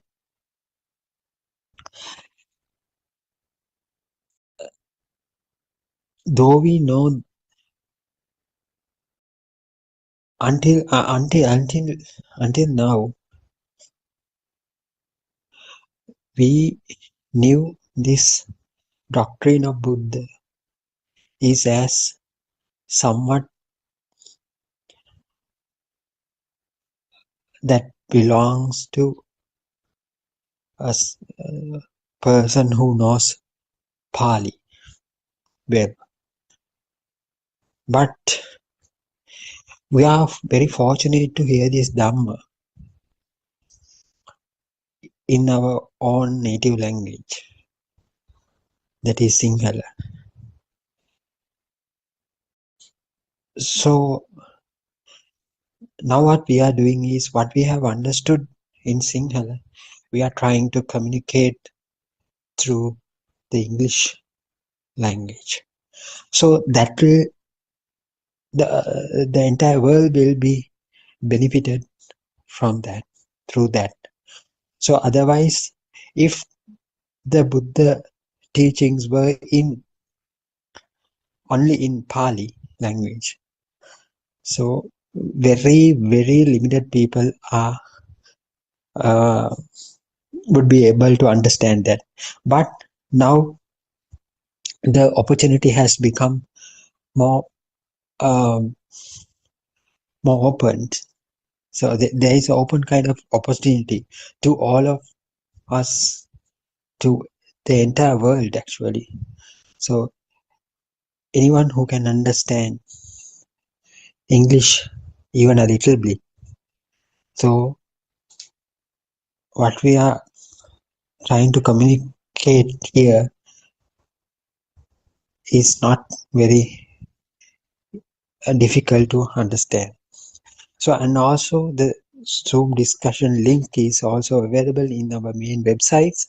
So please feel free to join this Zoom discussion online, and you can uh, start discussing about this Dhamma mm, mm, in real time.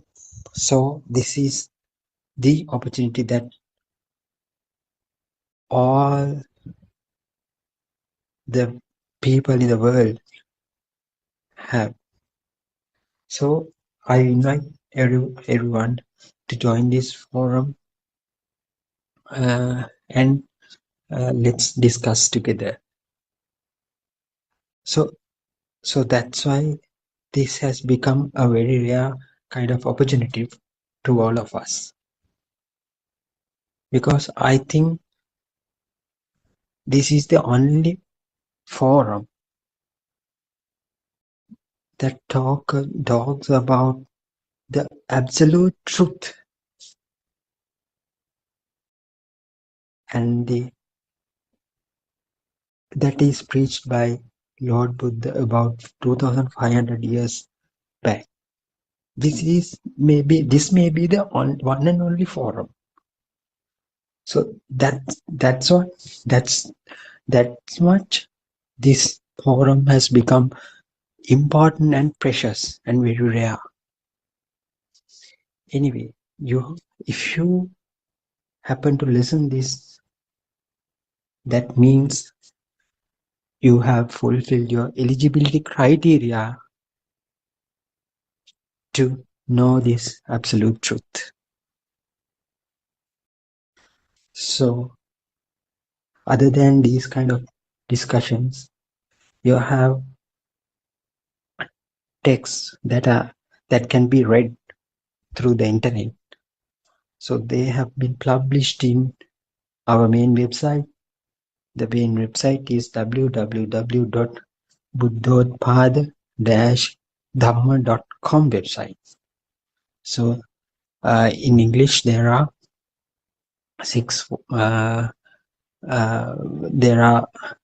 there is a series called The True Dhamma Has Awakened. So there are 6 volumes. So they are in the main website, so you can download them for free and you can read them. So I invite you to visit that site and also get them downloaded, and please feel free to read them attentively. And if you have any doubts or any query about those things, you are most welcome to this forum, and you can ask them directly, and we can try to solve those things then and there. So this is another opportunity. So for those who have already interested in modern day scientific knowledge, and if they are curious enough to see whether it really tally with this absolute truth, you have a special site that you can visit and see, and it will clearly explain how this ancient wisdom clearly bridges with the modern day findings. So that website is www.wisdomofasia.com website, and please feel free to visit that website as well. So while our friends get joined to this forum, I'd like to recap some important points that we have discussed in this forum in previous discussions. So recently, in one of our discussions, a participant shared a deep concern.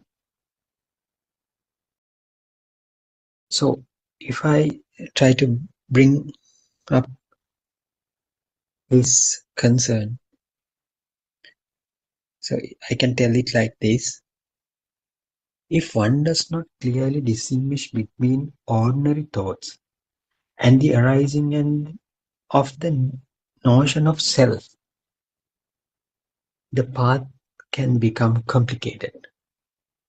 So that is a kind of statement that has been declared by one of our Dhamma friends. So let me read it again. If one does not clearly distinguish between ordinary thoughts and arising of notion of self, the path become complicated. See, what does that mean? This reflection is pretty much meaningful.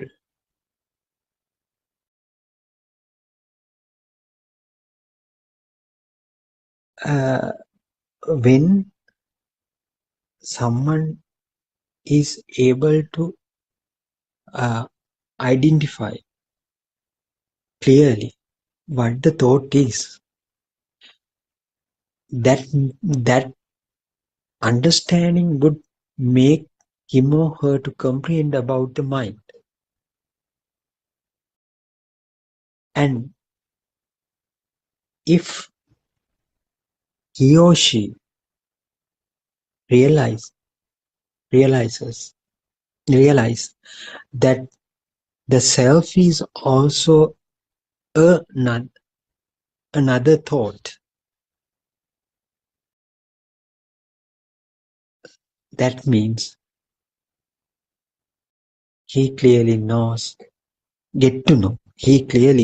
gets to know that the notion of the self is also a mind creation.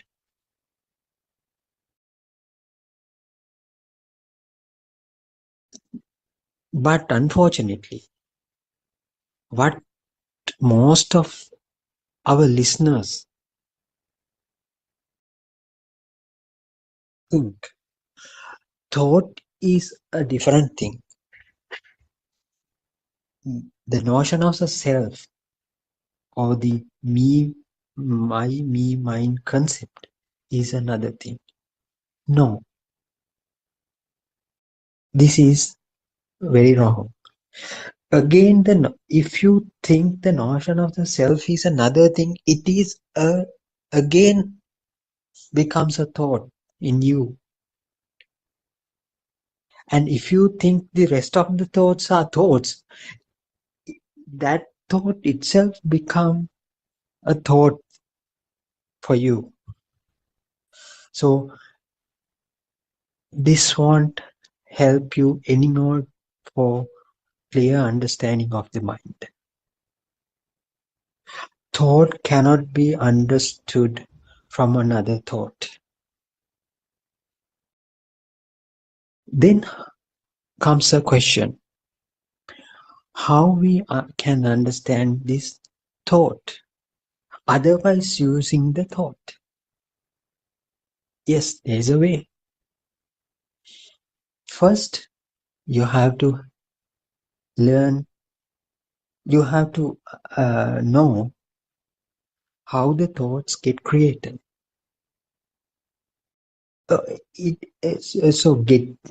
You will get to know that by thoughts. It's fine. It's fine.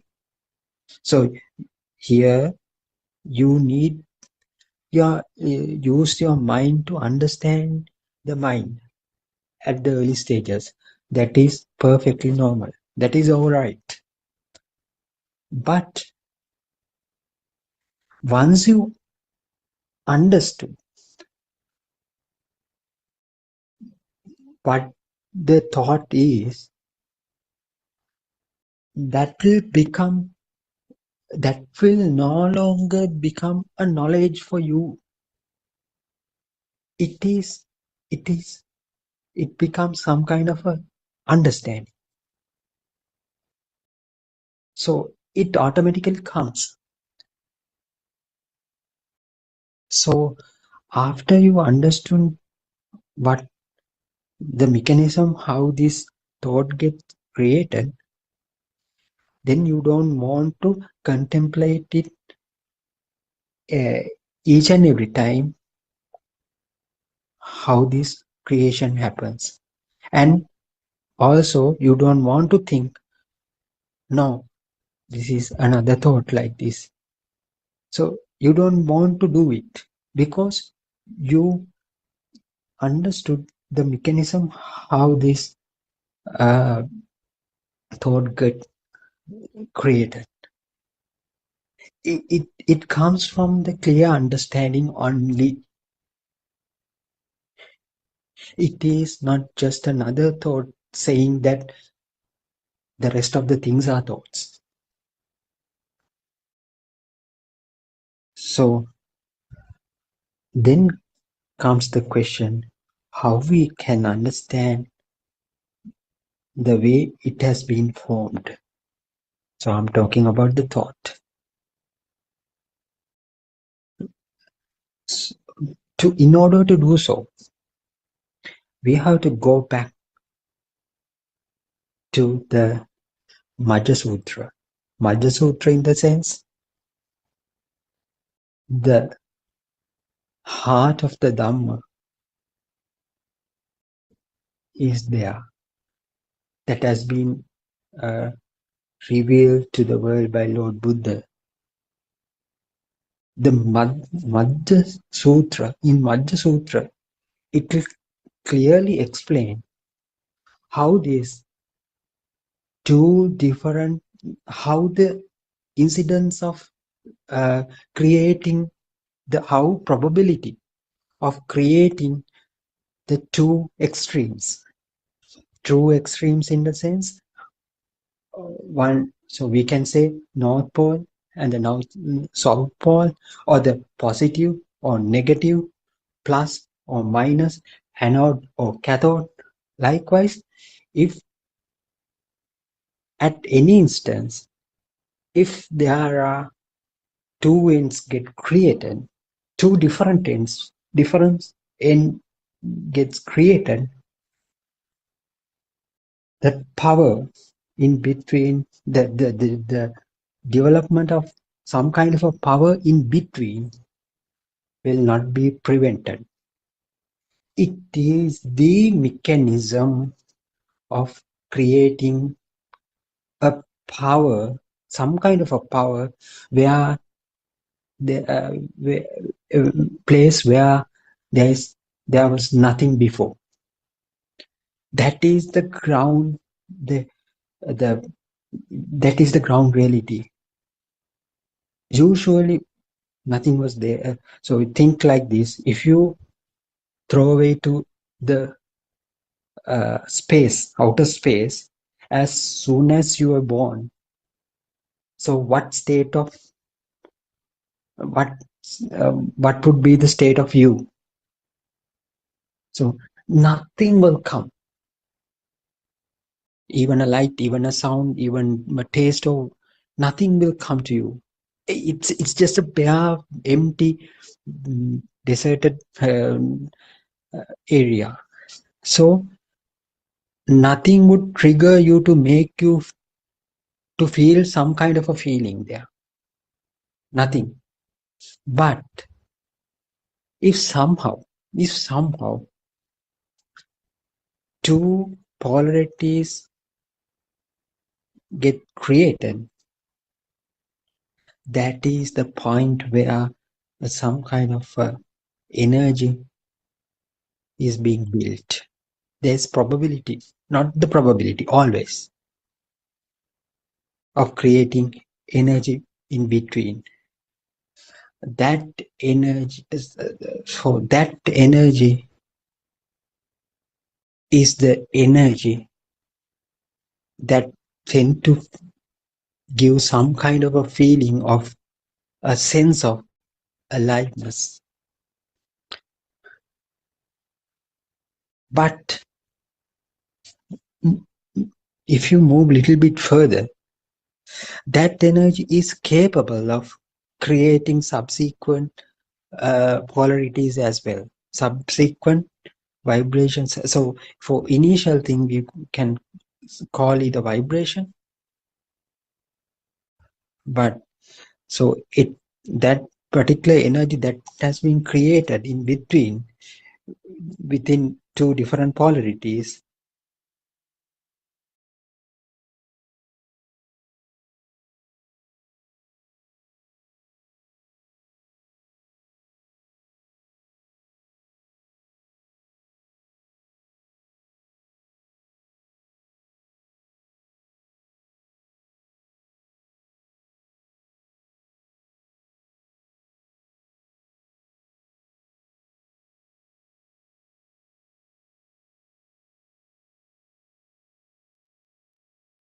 Good morning, everybody.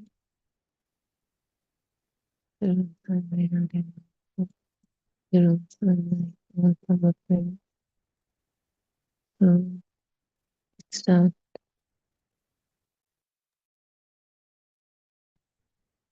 our morning Dhamma discourse. And let's observe something careful right now. The thought of it.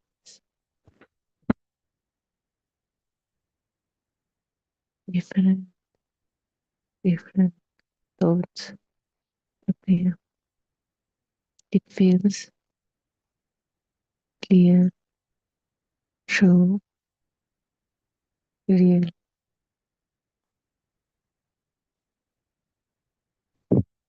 These thoughts don't feel like something that is fake, something that is made, but instead it feels like something that exists, alive, real, solid.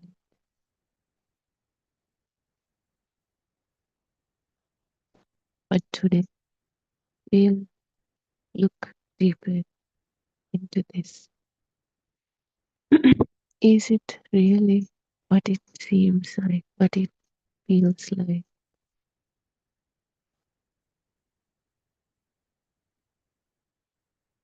Are these thoughts really solid, like they feel like?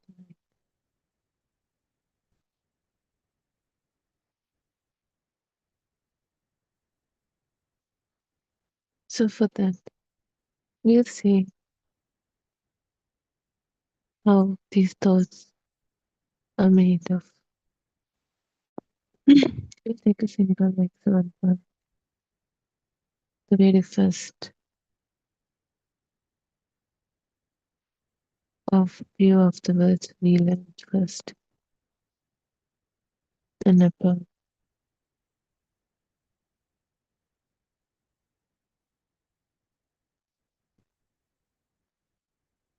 So it feels like one thing. When you just this word, this one, apple, it isn't just a sound for you. For you, it's a thing. It's a fruit. It's a red color, round object with smooth texture, sweet taste, and with a nice smell. That's how you can say. That's how you get it.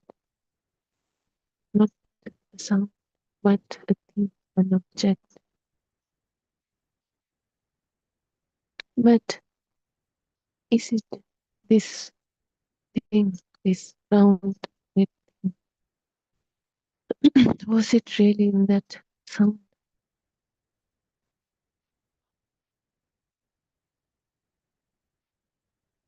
Did it come with that sound? Or did this mind gives us this image of this thing, this 3D mental formation, mental image of a thing when we heard that sound? Try to observe it slowly yourself. Try to observe it gently. So notice apple, it's not just a simple that it sounds like just sound, but it feels like something heavy, a thing, an object, a fruit, a round shaped one. So let's break it down. What do we really feel? Let's take this thought of apple. Let's take the thought that what we feel is like object, a thing. Let's break it down. But we can find these color, a bunch of colors, the sound, which is called apple, and that sweet taste of it, and the smell, and that smooth texture of it. If we have to experience an apple, that's the only 5 ways we can experience it. Apart from that, we would never be able to experience it. We would never, we would never able to go further. So these are the only ways we can experience world. From these, this thing was created, and we are limiting that to this 5 senses. Maybe we never experienced the apple because the only way we can experience it is using our 5 senses. Maybe but those senses taking, getting, creating, feeling might not be correct, but we believe that's the right exact way thing, the way even others feel, even any other animal feel. We blindly believe this illusion, these senses, these thoughts. So now let's get back to that thought again. When we break this thought down, we can only find some bunch of colors, sound wave, the taste sensation, smell sensation, and the touch texture. So these are fragments, separate content, but somehow we blindly believe as a one object. It's done by this mind. This mind combine these sense content and create a one single mental formation, mental image. It as an object.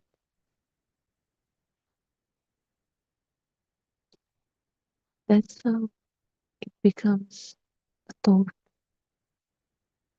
Well, at the beginning, this apple is simple, but when we learn about more things, more thoughts over the years, like more varieties, where they are from, where they were made, what are the countries, how to import, export, more details, more information, which means this thought of apple getting triggered, resonate repeatedly again and again.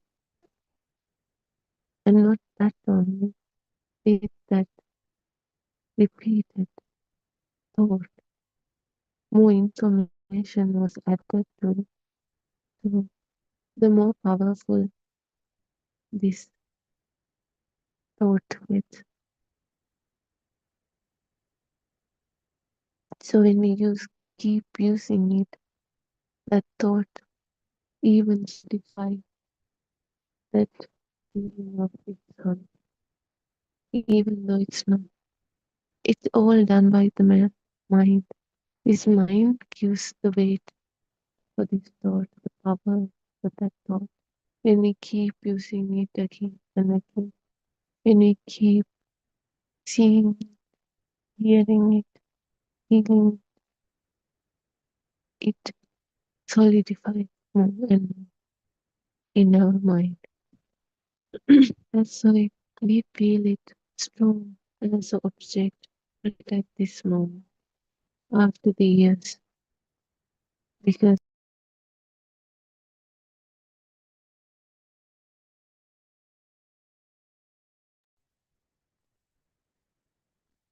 after the years, that's why we feel there is definitely an object called apple.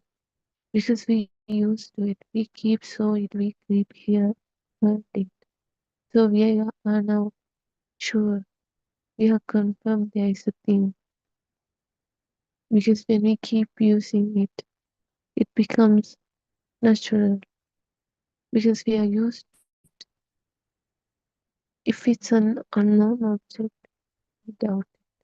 But when we keep seeing it, keep hearing it, keep learning about it, keep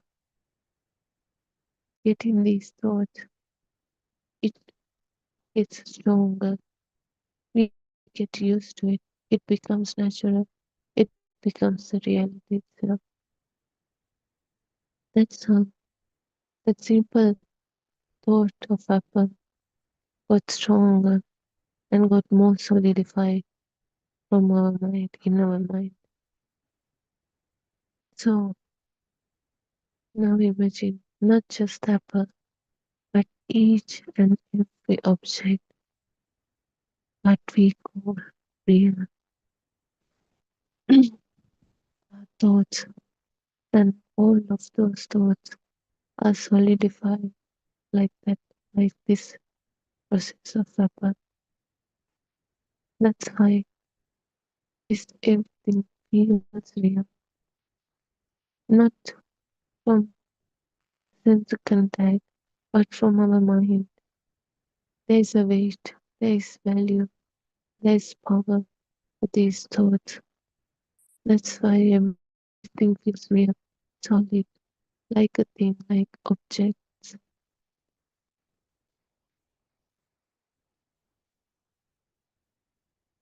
So then how this thoughts appears? Because as we know, thoughts are momentary moments. Thoughts doesn't exist. Thoughts are not continuous. They appear and disappear.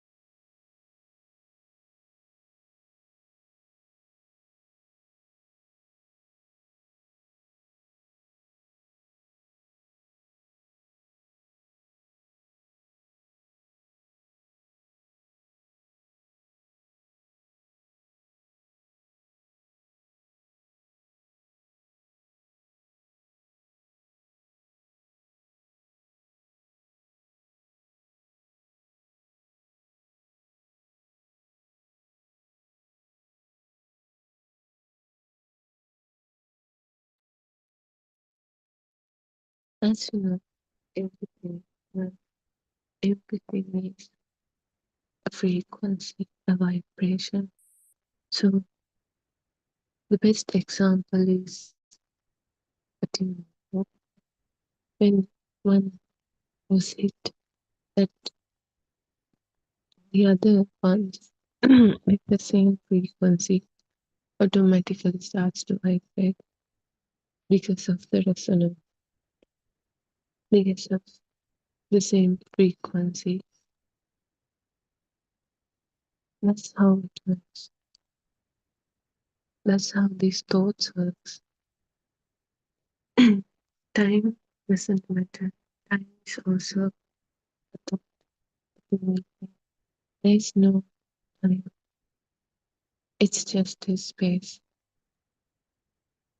So each and every time, no matter how long it was in this life or in previous life, that's the way we can put it into. But there's no life, there's no time. It's just everything is the whole one thing. So how does this thought of apple comes? Apple. So as we know, this thought is made of first and second contacts. Just one of those sensor contacts has to trigger, let's say, a vision, a color. In the vision, there are just bunch of colors. So this bunch of colors we see, if it says us that it's simple, but it isn't, because now we are used to thoughts. Now the thoughts are forming. This mind is forming thoughts. We cannot stop that because thoughts, this mind, nobody owns it. It happens automatically. So now thoughts appearing. We cannot stop thoughts. When this red color was appeared in this vision, it doesn't stay as put. Suddenly this mind sensor works and starts to resonance with the previous thought of apple. So like that thought, now suddenly the thought is appearing right at this moment, reconstructed right at this moment. It's not that previous thought came to this moment, but something similar to that thought resonate right at this moment. So a new thought of apple was created, rebuilt, reconstructed right at this moment. It was triggered by that color, that vision. That's how thought appears. That simple color triggered that thought, and suddenly it was created in this mind right at this moment.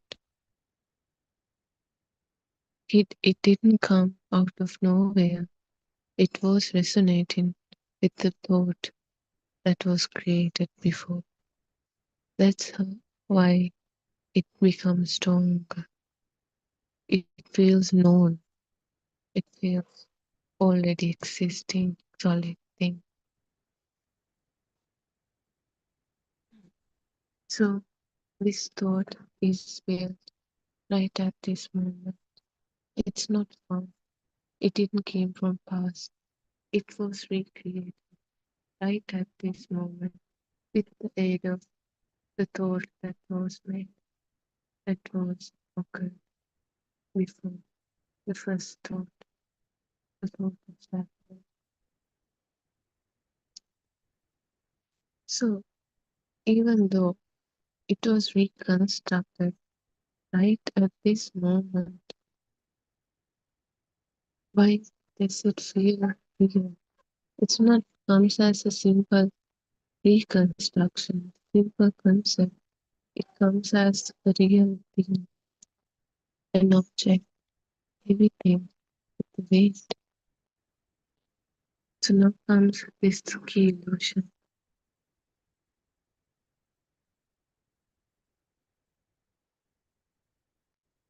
Each thought has its own power.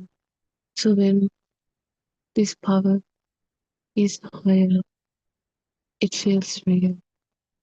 Also, there are not just one sensor contact, but several sensor contacts, which makes this thought vivid, stronger, so it feels more real, more solid, more ways to experience it.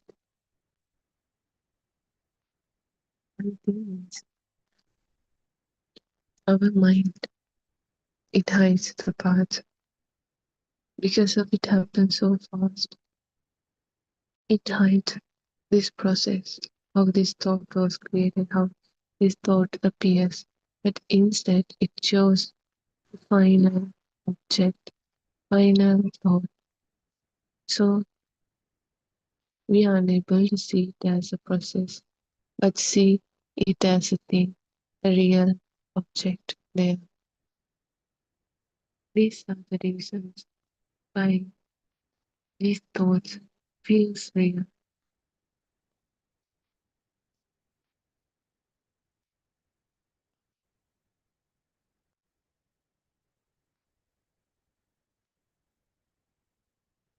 So it feels solid, clear, real, 3D, vivid, but it's just a thought.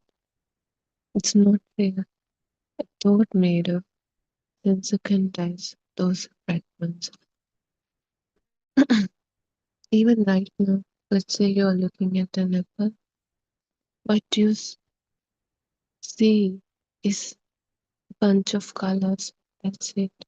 But that feeling you have, that mental image, it's a round thing, it has this weight, it's smooth, it's taste, it smells, and that sound, none of those things came from that vision.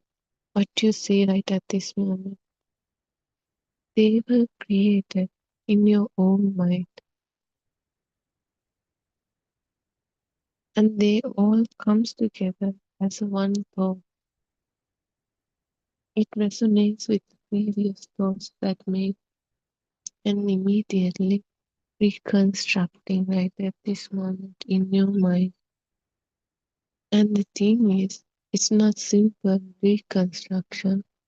It feels stronger, a strong thing, strong 3D object there. That's the illusion. That's the thought. What you see is some bunch of color, red color, but that feeling it as a 3D solid object. You can even assume the weight of it, but none of those things came with that in that color. It's just bunch of colors, red color to be exact. But that rest, that heaviness, that smoothness, that sweet taste, sweet smell, everything is in your mind. Mind is the one who interpreting this red color, this red shape, like that, in that way, as a thought. And this thought, as we know, it is not strong as it is because it is made of those simple sensor contacts. Like this vision, the rest are also like that, used to create this thought. These are the ones helping to make this thought, this mental image stronger. But in reality, those sensor contacts also same as this vision, this color, simple, nothing else is there, just appear and disappear. So this is the fake nature,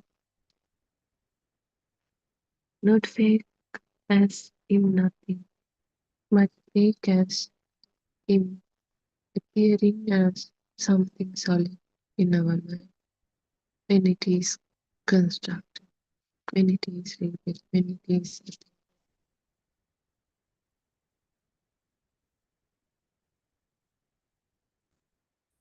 We never say there's nothing there. We say what we are thinking, what we are feeling as real, solid in our mind is not there.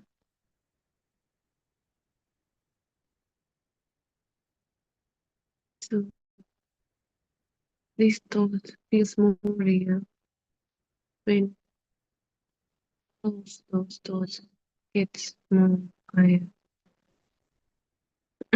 Once thought formed, it feels independent, like it exists on its own. That's how we feel. We feel there's an apple exists on its own. We can touch it, we can like it, we can dislike it, we can feel it. Why? Because it feels real in our mind. This thought feels stronger in our mind.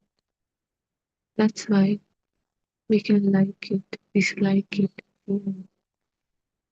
But it's just a mental formation, mentally created thing, object, mentally created 3D object.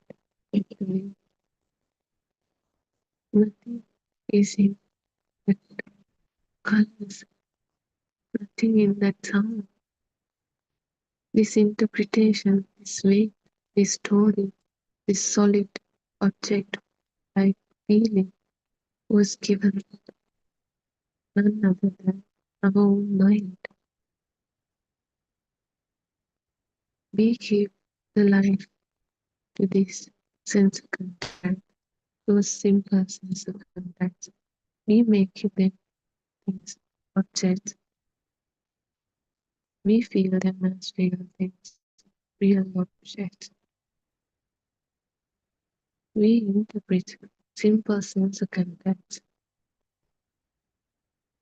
Even the apple, you just see only just a bunch of colors, not even the back, but the side you see. But somehow in your mind, you know there is this back, this round shape, this whole thing is there. And you see the illusion of your mind. Even though you see only one side, this mind creates this whole mental 3D object in your mind. And we are looking at that from the mind, not what really to be seen, but what mind really is in our mind. That's the thought.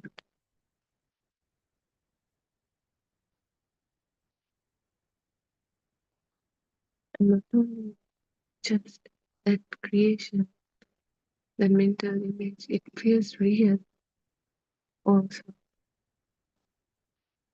That's why we blindly believe what this mind shows, mind interprets, mind's creation. Thoughts are mind's creation, not the reality, not the truth. If we were to look at the truth, what we see is some bunch of flat colors, or just a sound wave. There's nothing there. This mind is the one making it, everything with shape, colors, 3D feel, everything.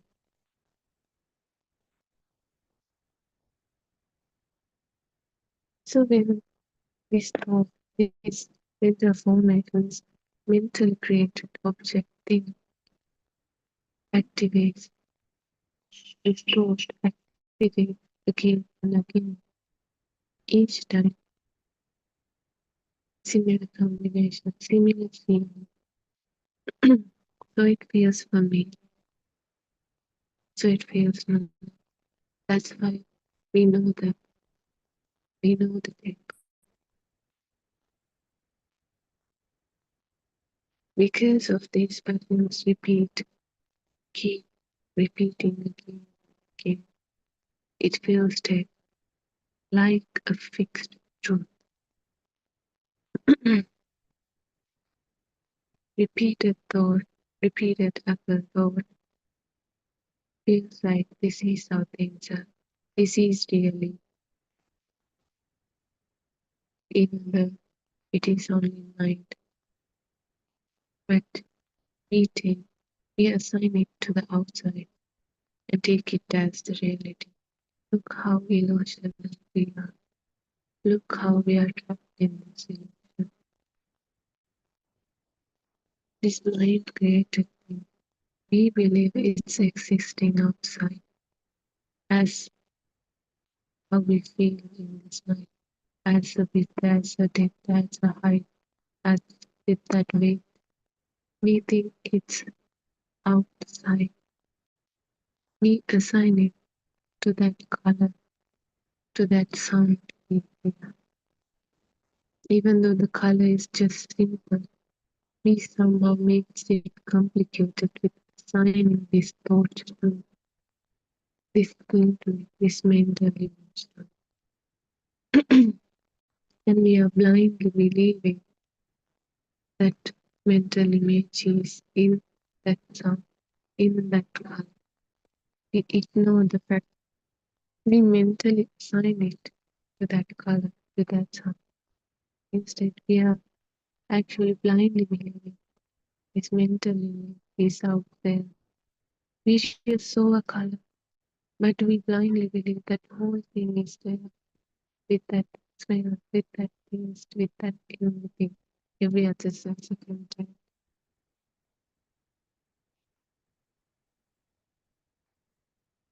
So when it doesn't happen once, but when it happens each and every time, it becomes normal, like a fixed truth, like the reality. We are even stop questioning this process instead of being blindly believing it as the reality, as the truth. We take it as this is how the things are. But it's not stable as it seems to. It's always these repeated thoughts, repeated mental formation, repeated construction with that combination of those sense of items. And when one of them triggered, we assign that whole thing to that triggered one, that sense of content. We assign that whole thought, that whole combination of these sense of content to that simple one. We attached it mentally to that. These repeated constructions makes us feel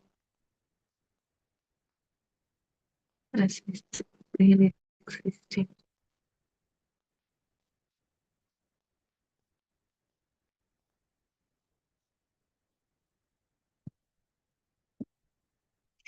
It strengthens these thoughts, make it easier to activate, so it comes faster, stronger, clearer.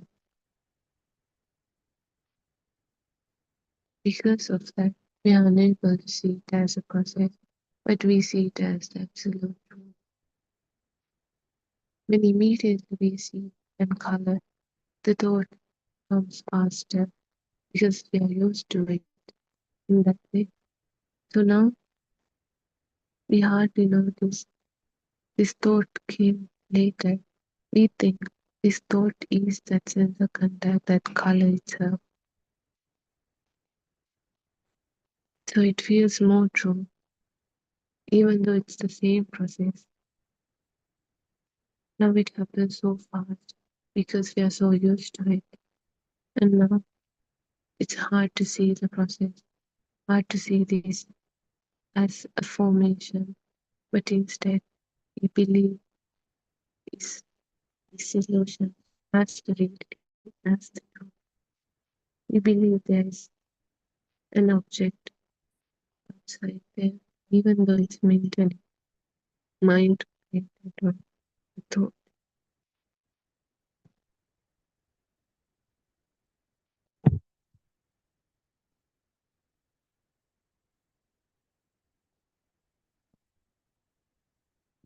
But each and every object is believed, seen in that way.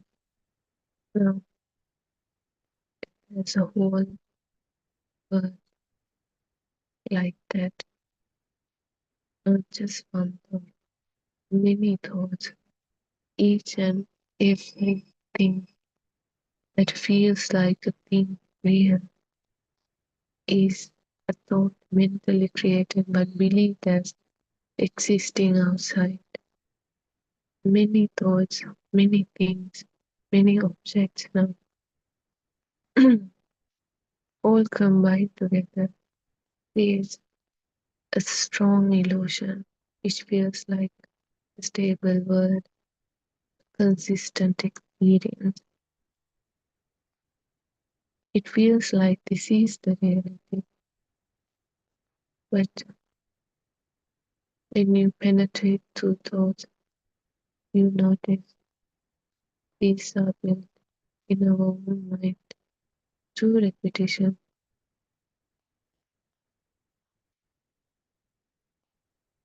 through thoughts, through mind, with that power, with that fast, that speed. This whole illusion was created. No other, no anywhere else but in our mind. Seeing this pattern comes change the whole illusion. Now comes the shift. When you start to see this construction of thoughts, how these thoughts appear, and the repetition of these thoughts, something starts to change. Now we know what we believe in, assigning as thoughts, those simple sense of contents are not real. They are mindful. Mind is almost assigning these thoughts to that simple color or sound or smell or taste. There is no object there. Mind is the assigning that mentally formed thing into those things and blindly believing it exists in that color, in that sound. It exists as outside. But now, when you see this illusion, this fake reality, slowly thoughts start to become lighter. What we felt as real before, what we blindly believed as solid before, becomes less solid, less absolute. Instead, we start to see the true nature. We see colors. There's no 3D object there. There's no solid thing there. This solid thing, this 3D object, this feeling, this thought, basically, assigned from this mind, by this mind. There's nothing else there except for a color or sound or smell or taste. That rest whole object thought is a sign, comes later. But somehow, even though it's a sign from mind, this mind blindly believes It exists outside, not created, not assigned by the. When we keep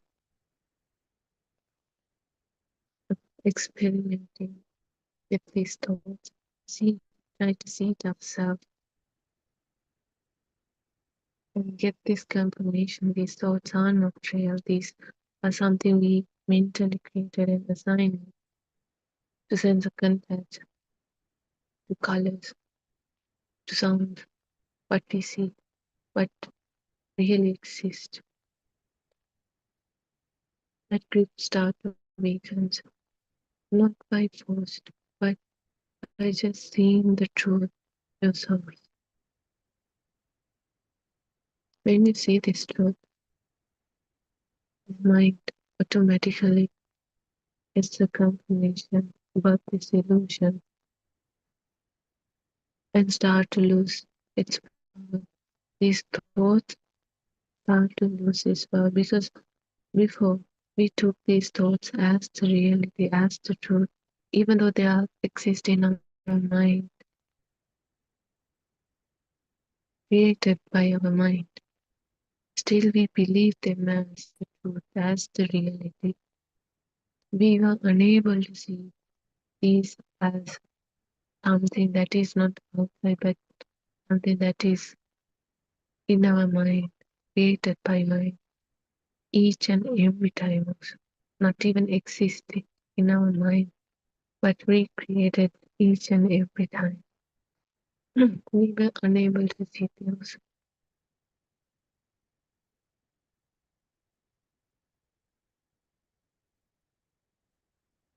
Because we were trapped in an illusion that triggers thoughts each and every time. So we believe these thoughts as really existing out there, not as a thought, not as a construction, but something outside. Somehow we blindly put that thought to outside. Somehow we blindly assign it to that insecond that what is occurring right now. Let's say the thought of apple, it's something mentally constructed. This whole apple thing, it has weight, it has depth, it has this texture, everything in it, that smell, taste, everything. That's in our mind. But what actually present is some red color, and we somehow blindly assign that mental form object into that color.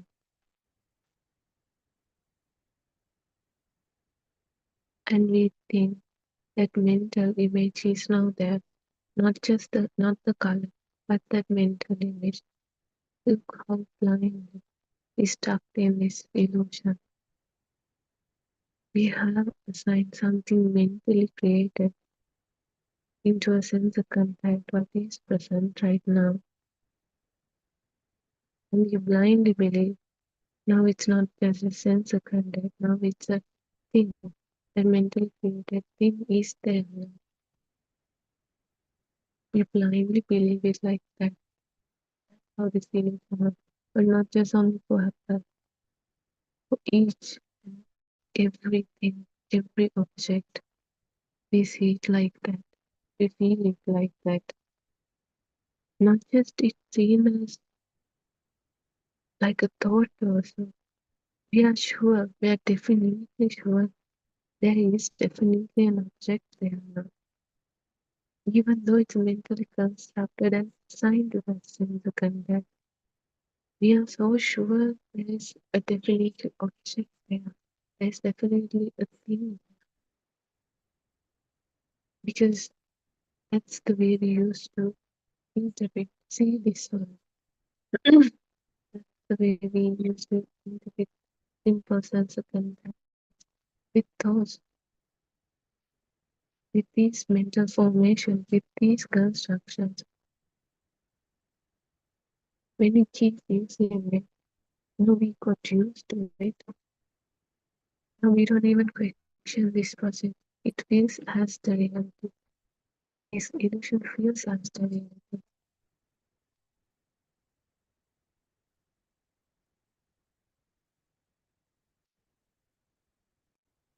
Even though thoughts feel strong, but they are nothing than sensor contact, a bunch of sensor contact. There is not even a solid object, a thing in that mental formation. Somehow it feels stronger as a thing, as something that exists on its own, but it's not. It is a construction, a combination of another sense of contact. But look how this power of this thought, it has a power of its own that feels like it exists on its own, not as a combination, but as a real thing. This is the illusion of the mind, and it doesn't stay in our mind. We also assign it to each and every sense of contact we see outside, and we blindly believe this created thought, this object in our mind exists outside us. Look how blindly we have believed this illusion, stuck in this illusion, and driven by this illusion.